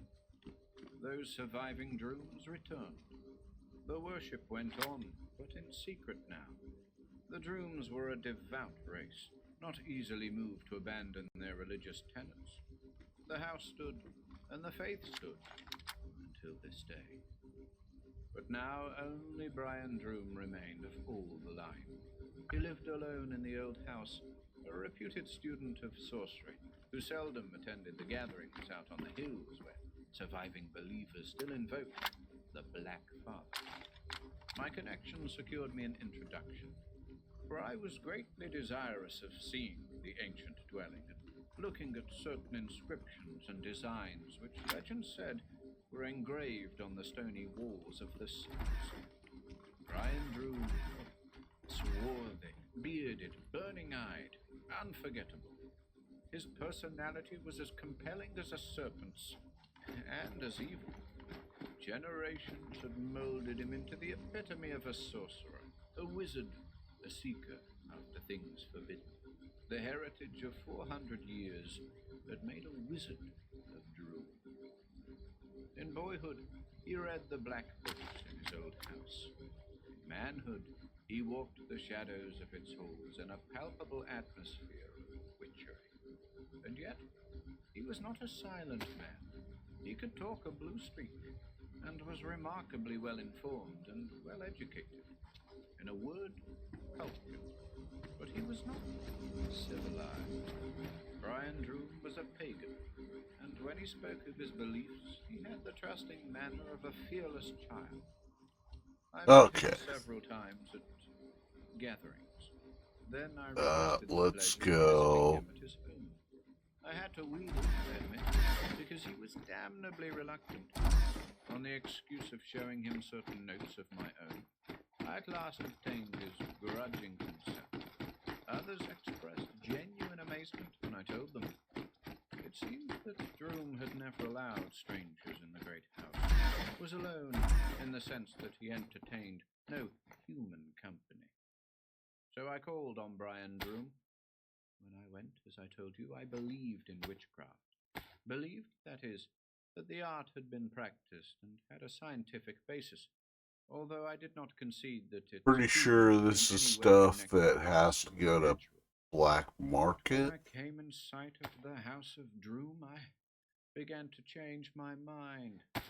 I didn't realize the full extent of the change until later. But even at the time, the first glimpse of Brian Droom's dwelling filled me with horror. The last words seemed to explode out of Will Banks.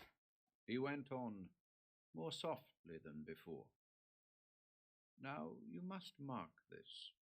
The house stood on a hillside against the bleeding sunset sky. It was a two-story house, with twin gables on either side of a peaked roof.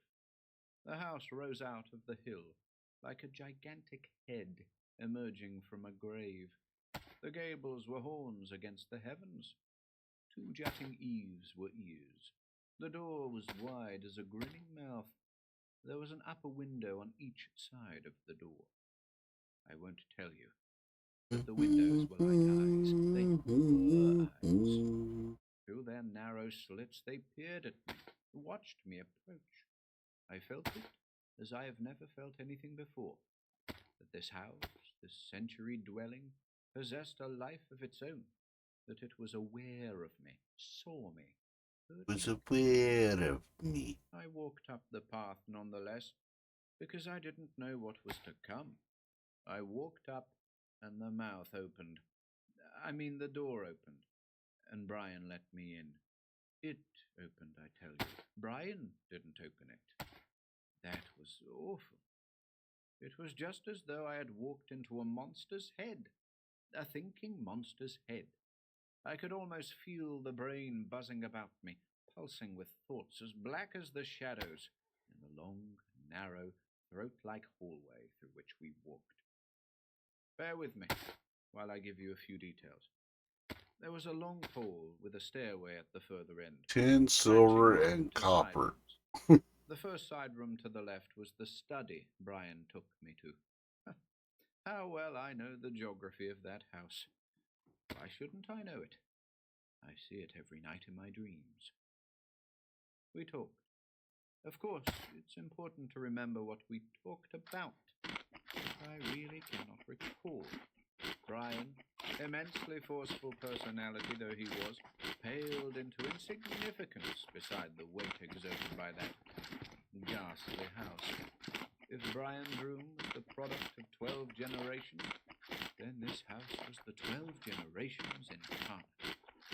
It was something that had stood for 380 years, filled with life all that time, filled with evil life, filled with weird experiments, mad cries, hoarse prayers, and still hoarser answers. Hundreds of feet had trod its floors. Hundreds of visitors had come and departed. Some, many in fact, had not departed.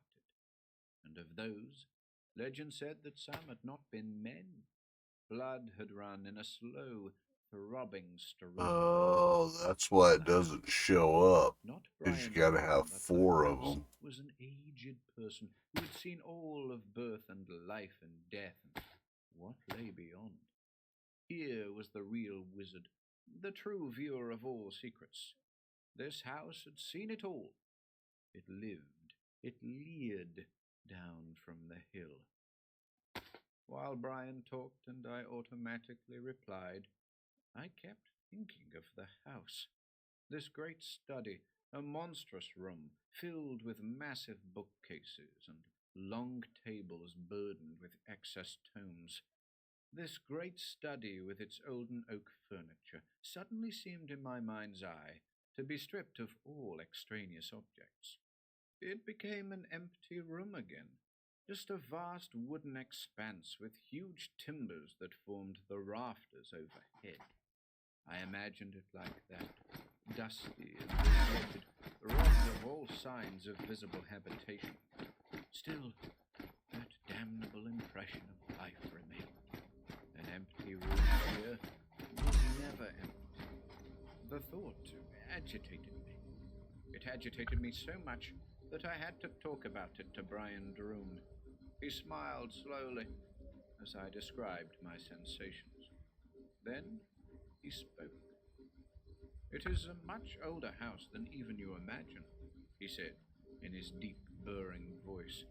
"I, who have dwelt here all my life, still do not know what further secrets it may possess.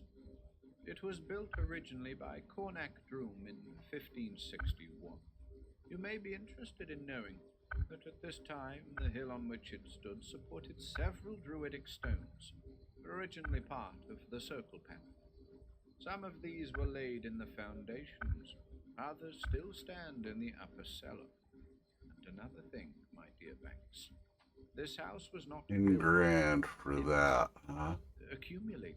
Holds It was reared upward for 2 stories. 100 cards. The gables and eaves and roof were then as they are now, and the second floor remains unchanged.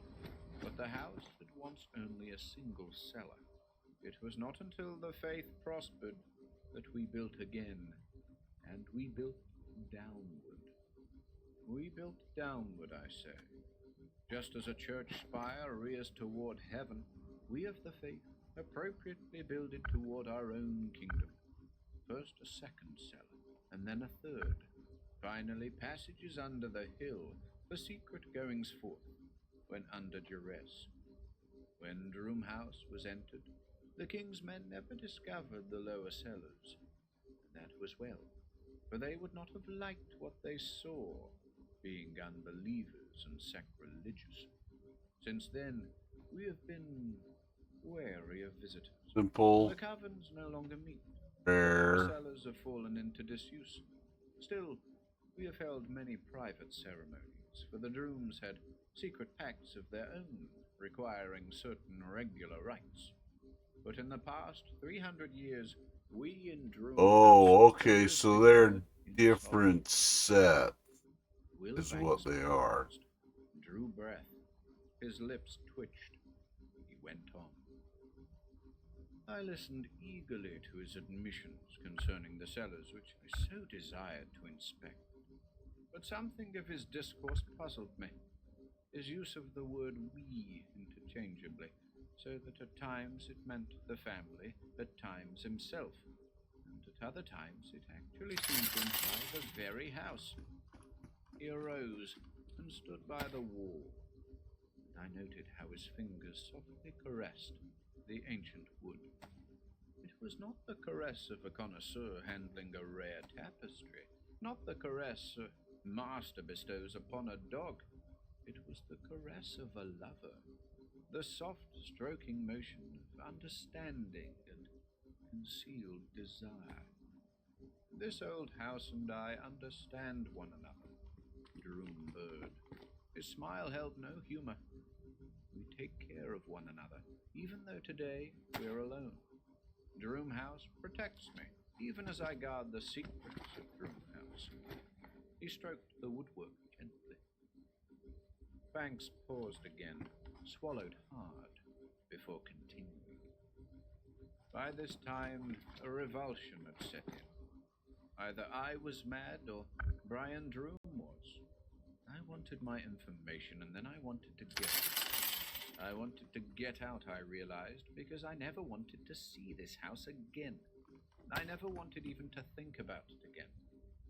And it wasn't the well-known fear of enclosed places. It wasn't claustrophobia, Doctor. I just couldn't stand the place. Or rather, the unnatural thoughts it aroused. But a stubbornness was in my soul. I did not want to leave without the information I had come for. I rather bungled things because of the unreasoning panic I felt. The unreasoning panic that rose in my heart as he lighted candles in the grey room and peopled the house with walking shadows. I asked him almost point blank if I could visit the cellars. I told him why, told him about inspecting certain symbols on the walls. He was standing by a candelabrum on the wall, lighting the waxen taper. As it flared up, a corresponding flare flamed in his eyes. "No, Wilbanks," he said. "You cannot see the cellars of Droom House." Just that. Nothing more. The glare and the flat refusal. He gave no reason. He did not hint of mysteries I had no right to know. He did not threaten harm should I insist. No, not Brian Droom. The house. The house did. The house hinted. The house threatened. The shadows seemed to coalesce on the walls, and the gathering oppression seized me in impalpable tentacles that strangled the soul. And expressive, save in this melodramatic wise, the house hated me. I was silent. I did not ask again. Brian Droom tugged at his black beard. His smile signified that the incident was closed. "You'll be going soon," he said. "Before that, a drink with me to stay your journey." He walked out of the room to prepare the drink. Then a mad impulse seized me. Yet the impulse had reasons behind it. After all, I had come to Edinburgh solely for this end. For years I had studied. Here lay a clue I sorely needed. It was my only chance of obtaining the information I desired. And if the inscriptions were what I fancied, I could jot them down in a notebook in a moment. This was the first reason. The second was more complicated. The house, it wrecked me. Like a mouse in the grip of a cat, I knew my doom, but could not keep still. I had to squirm, wriggle. Once deprived of Droom's company, even for a moment, panic gripped me like that cat, pouncing on the helpless mouse. I felt as though eyes were watching me, invisible claws extending on every hand. I was unable to remain in this room. I had to move. Of course I could have followed Brian's room, but the other reason held me. I determined to enter the cellar. I rose, and went down the hall. It was dark and still. Now, don't misunderstand. It wasn't haunted. This was not a mystery thriller mansion, with cobwebs and bats and creaking noises. It was merely dark, and the dark was over. Light hadn't shone here for 300 years, nor sane laughter broken the stillness. It was darkness that should have been dead, but it was alive, and it oppressed and terrified 1,000 times more than the sight of a ghost. I found myself trembling when I located the cellar door, the steps below.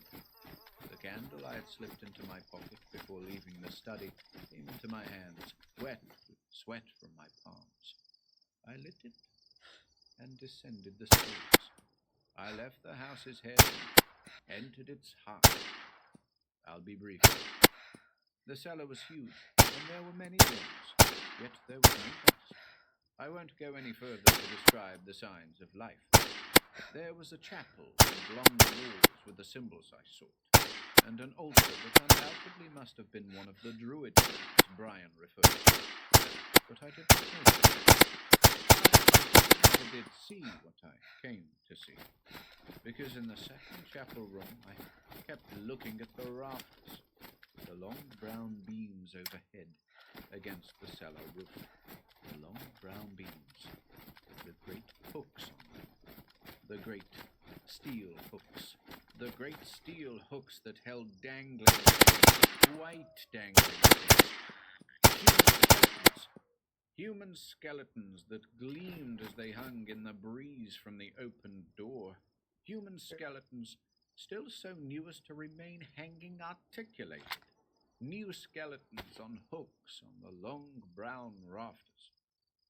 There was blood on the floor and strips of flesh, and on the altar a thing still lay, not cleanly stripped yet.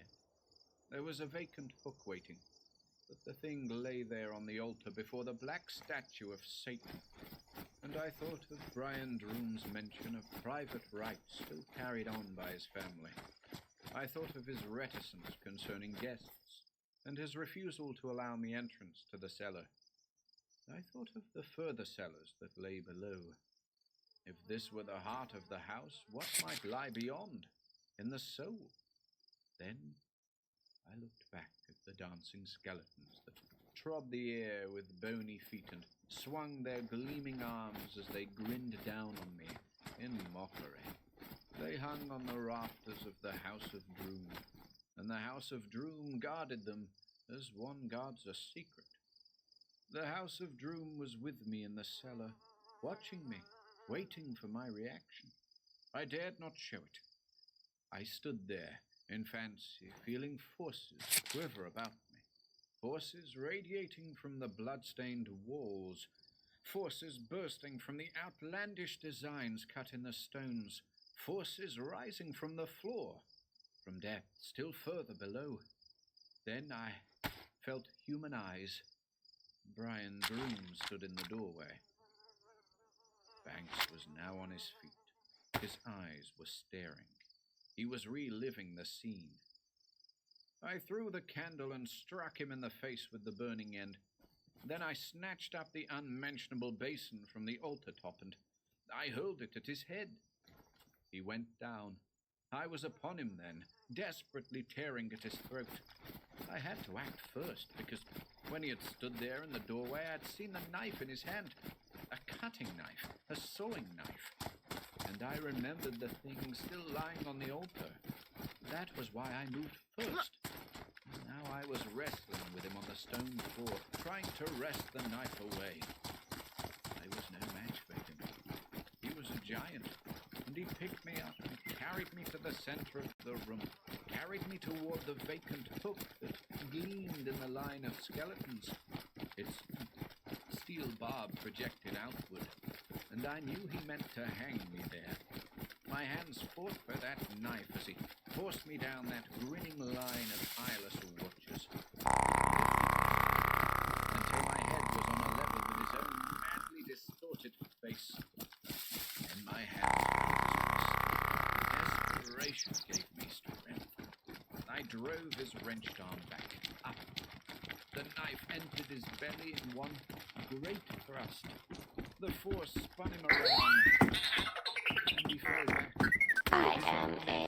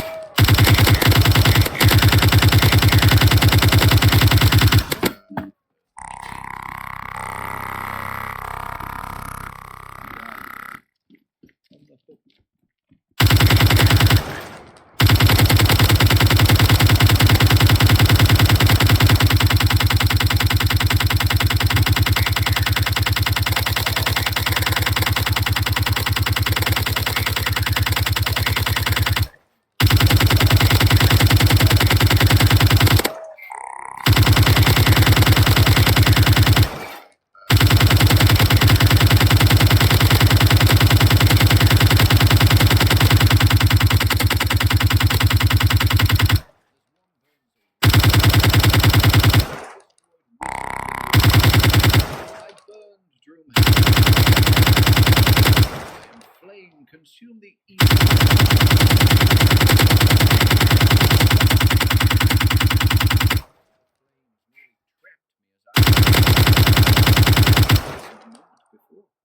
I swear I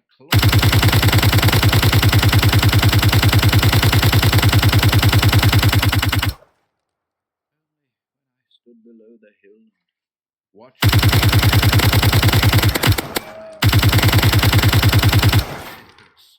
upon it. I thought of them as the door broke into a gash. Well, sounded gun though. And when the people came and clustered about, still remained, heedless of danger, till I saw.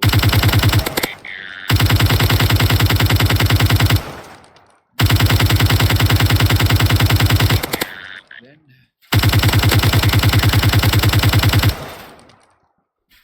But now, Doctor.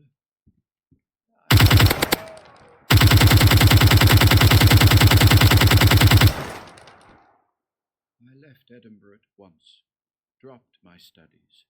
I had to. Fortunately, I was eliminated in the affair. My nerves had been shot. I was on the verge of true psychosis. I was advised to travel, regain my health and strength to fortify my mental outlook. In England,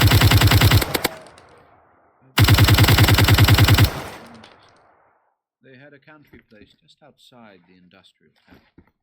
We rode about the estate one afternoon. It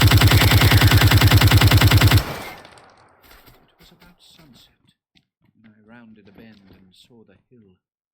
The sky was red above it. I saw the hill first, and then...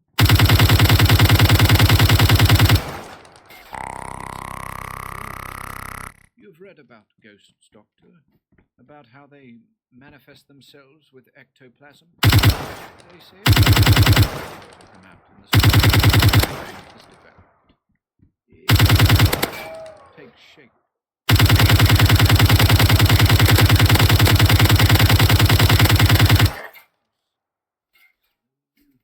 Wavering lines grew solid as I recognized the damnable head that leered out of the hillside. The window eyes were red with slanted sunlight, and they looked straight at me. "Come in, Wilbanks," they invited. I stared for a full minute, blinking and hoping with all my heart that the vision would go away. It didn't. Then I spurred my horse to a gallop and fled down the road to my friends, never looking back. "Who lives on the hill?" I gasped. Jessens, the banker friend I was staying with, gave me a look. Even before he spoke, I knew. "No one," he said. "Trying to pull my leg, are you?" I kept still, but I left the next day. Went to the Alps. No, I didn't see the Droom House on the Matterhorn. I had a good solid 6 months of peace. But on the train back to Marseille, I looked out of the window at sunset, and there it was. "Come in, Wilbanks," the eyes invited. I turned away. That same night I went to Naples. After that, it was a race. For 6 months, 8 months at a time, I seemed safe. But if sunset found me near a hillside, be it in Norway or Burma, the damned vision reoccurred. I've put it all down. 21 times in the past 10 years. I grew clever enough about it all. After the 3rd or 4th manifestation, I realized that this combination of sunset and hillside was necessary to produce the image. For ghost, I would not admit it was. I avoided being out in the open after dusk began. But in the last year or so, I have grown more hopeless. Travel has proved fruitless. I cannot escape it. Naturally, the story has remained with me alone. I dared not tell anyone, and several occasions served to convince me that nobody saw the apparition save myself. What has frightened me is the later developments of the thing. Now, when I force myself to gaze steadily at the house, I see it for a longer and longer time. And each time, this in the last 3 years, I've finally computed, that house appears nearer and nearer to the spot where I am standing. Don't you understand what it means? Sooner or later I shall be before the house at the very door. And one sunset I may find myself inside. Inside under the long brown rafters with the hooks and Brian all bloody and the house waiting for me. Nearer and nearer. Yet God knows I'm always on the road when I see it up there on the hill. But I get closer to it every time. And if I enter that place of ghosts, I know something waits for me. The spirit of that house Will Banks did not stop of his own accord. I stopped him. "Shut up," I rapped sharply. "What?" "Shut up," I repeated. "Now listen to me, Will Banks. I've listened to you, and I haven't commented. I expect the same courtesy in return." He calmed down at once, as I knew he would. I was not a psychiatrist for nothing, and psychiatrists know when to let their patients talk and when to shut them up. "I've listened to you," I said, without any jibes about witchcraft or fantasies. "Now suppose you listen to my theories with the same respect. To begin with, you're suffering from a common obsession. Nothing serious, just a common everyday obsession. A cousin to the one that makes a habitual drunkard see pink elephants, even when not actually suffering from delirium tremens." Banks bridled. I stared him down. "It's undoubtedly a symptom of a guilt complex," I said matter-of-factly. "You killed a man named Brian Droom. Don't bother to deny it. We'll admit it. We won't go into the motives. We won't even examine justification. You killed Brian Droom under very peculiar circumstances. Something about the house in which the deed occurred was strongly impressed upon your susceptible subconscious mind. In a state of tension following the killing, you fired the house. In your subconscious, the destruction of the house loomed as a greater crime than the destruction of the man. Right?" "It did, Doctor. It did," Banks wailed. "The house had a life of its own, a concentrated life that was greater than that of a single person. That house was Brian Droom and all his wizard ancestors. It was evil, and I destroyed it. Now it seeks vengeance." "Wait a minute," I drawled. "Wait a minute. You're not telling me, I'm telling you. All right. In consequence of your guilty feelings, this complex has arisen. This hallucination is a mental projection of your own guilt, a symptom of the weight you felt while keeping the story a secret. Understand? In psychoanalysis, we have come to refer to confession as a cathartic method, whereby the patient is often relieved of mental difficulties by merely telling frankly the story of his troubles. Confession is good for the soul. It may be that all of your problem has been solved by simply unburdening yourself to me here. If not, I shall endeavor to probe more deeply. There are some things I wish to learn regarding your association with the witchcraft cults. I will need to find out certain details of your mental attitude regarding superstitions and the like." "Don't you see?" Banks muttered. "You can't understand. This is real. You must know the supernatural as I do." "There is no supernatural," I stated. "There is merely the natural. If one speaks of supernatural, one might as well speak of the subnatural, a manifest absurdity. Extensions of physical laws I grant, but such things merely occur in a disordered brain." "I don't care what you believe," Banks said. "Help me, Doctor. Only help me. I can't bear it much longer. Believe that. I would never have come to you otherwise. Even drugs won't keep me from dreaming. Wherever I go, I see that cursed house rising up out of hills, grinning at me and beckoning. It gets nearer and nearer. Last week I saw it here, in America. 400 years ago it rose in Edinburgh. I burnt it 10 years ago. Last week I saw it very close. I was only 15 feet away from the door, and the door was open. Help me, Doctor. You must." "I will. Pack your things, Banks. You and I are going fishing." "What?" "You heard me. Be ready at noon tomorrow. I'll bring the car around.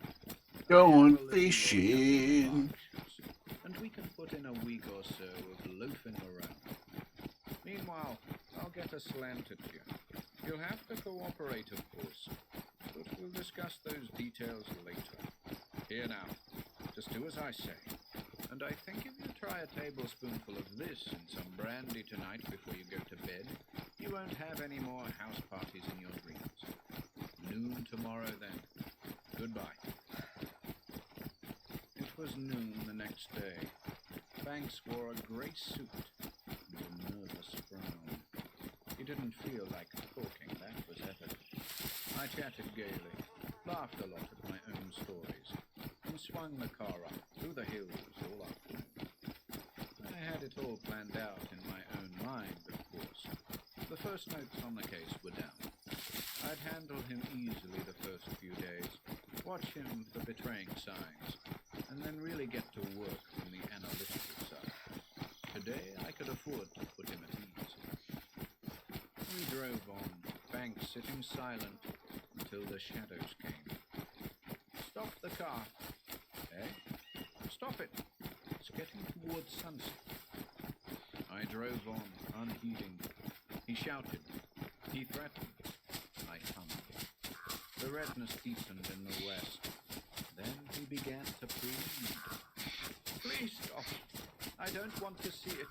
Go back. Go back. There's a town we just passed. Let's stay there. Please. I can't bear to see it again. Close. Doctor, for God's sake. We'll arrive in half an hour, I said. Don't be a child. I'm with you. I piloted the car between the green borders of the encircling hills. We headed west against the fading sun. It shone redly on our faces. Banks was white as a sheet. His glare, he cowered in the seat beside me. He mumbled under his breath. All at once, his body tensed, and his fingers dug into my shoulder with maniacal strength. Stop the car! He screamed. I applied the brakes. He was cracking. There it is! He yelled, with something that was almost triumph in his voice, something masochistic, as though he welcomed the ordeal to come. There's the house, on that hill. Do you see it? There. Of course, it was just a bare hillside, some 50 feet back from the road. It's grinning, he cried. Droom is watching me. Look at the windows. They wait for me. I watched him closely as he moved out of the car. Should I stop him? No, of course not. Perhaps if he went through with it this time, he'd throw off his obsession. At any rate, if I could observe the incident, I might get the clues necessary to unraveling the threads of his twisted personality. Let him go. It was awful to watch, I admit it. He was screaming about the House of Droom and the curse as he went up the hillside. Then I noticed that he was sleepwalking, self-hypnotized. In other words, Banks didn't know he was moving. He thought he was still in the car. That explained his story, but now each time the imaginary house seemed closer. He unconsciously approached the focal point of his hallucination, that was all. Like an automaton, he strained up the green grade. I'm at the door, he shouted. It's close. God, Doctor, it's close. The damned thing is creeping toward me, and the door is open. What shall I do? Go inside, I called. I wasn't sure he could hear me in his state, but he did. I counted on such an action to break the thread for him, watched his reactions carefully. His tall form was silhouetted against the sunset as he walked. And now, one hand reached out.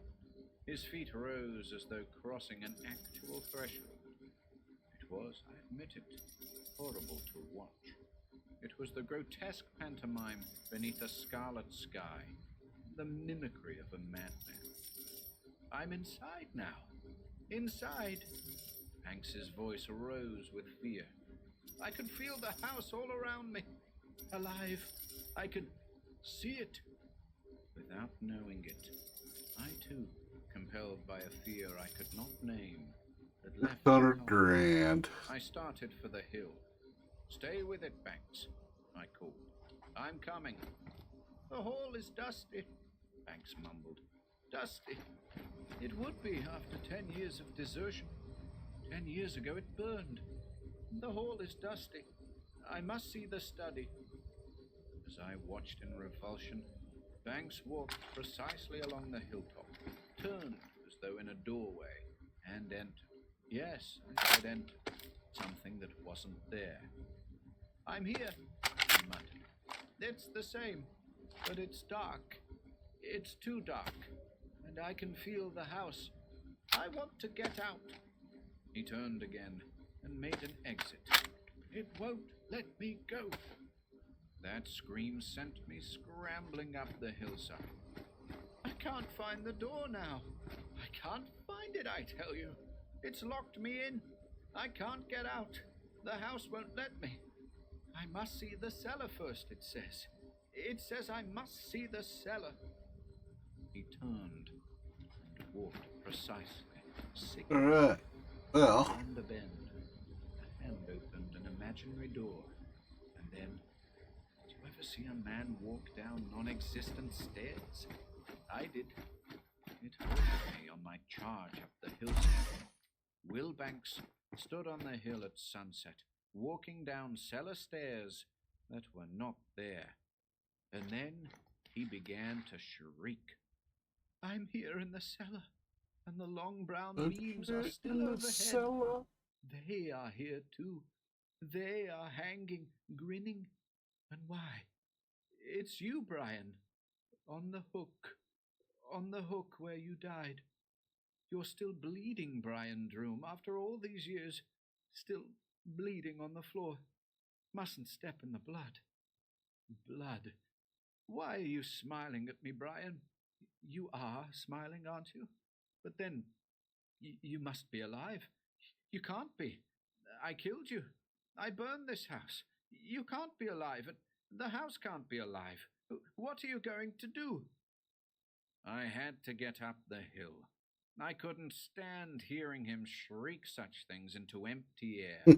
I had to stop He's him. gone crazy. Brian, he shrieked. Brian. Getting down off the hook. No, the beam is falling. The house. I must run. Where are the cellar steps? Where are they? Don't touch me, Brian. The beam fell down and you're free, but keep away from me. I must find the steps. Where are they? The house is moving. No, it's crumbling. I made the top of the hill, panting. Banks screamed on, and then his hands went out. God, the house is falling. It's falling on me. Help. Let me out. The things on the brown beams are holding me. Let me out. The beams are falling. Help. Let me out. Suddenly, just before my outstretched hands could reach him, Banks flung up his arms as though to ward off an impending blow, then crumpled to the grass. I knelt at his side. Of course, I did not enter a house to do it. It was under the dying sun that I gazed into his pain-contorted face and saw that he was dead. It was under a dying sun that I lifted the body of Will Banks and saw that his chest had been crushed as though by a falling beam. Wow.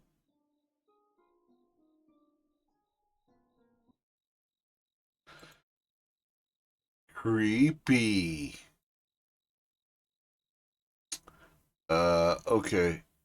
We've got a few people in here. We're gonna go raid Tuna. He's playing a little 7 Days to Die. We'll go make fun of him. Till tonight. Love y'all. I'll see you later. Thank you for the raids and the subs and resubs and any new followers we got today. I didn't hear anything, but it doesn't mean we didn't get anything. We are almost at our follower goal. I think we're 7 away. So if you're not following, I would appreciate a follow. They're free. Let's go say hi to Tuna.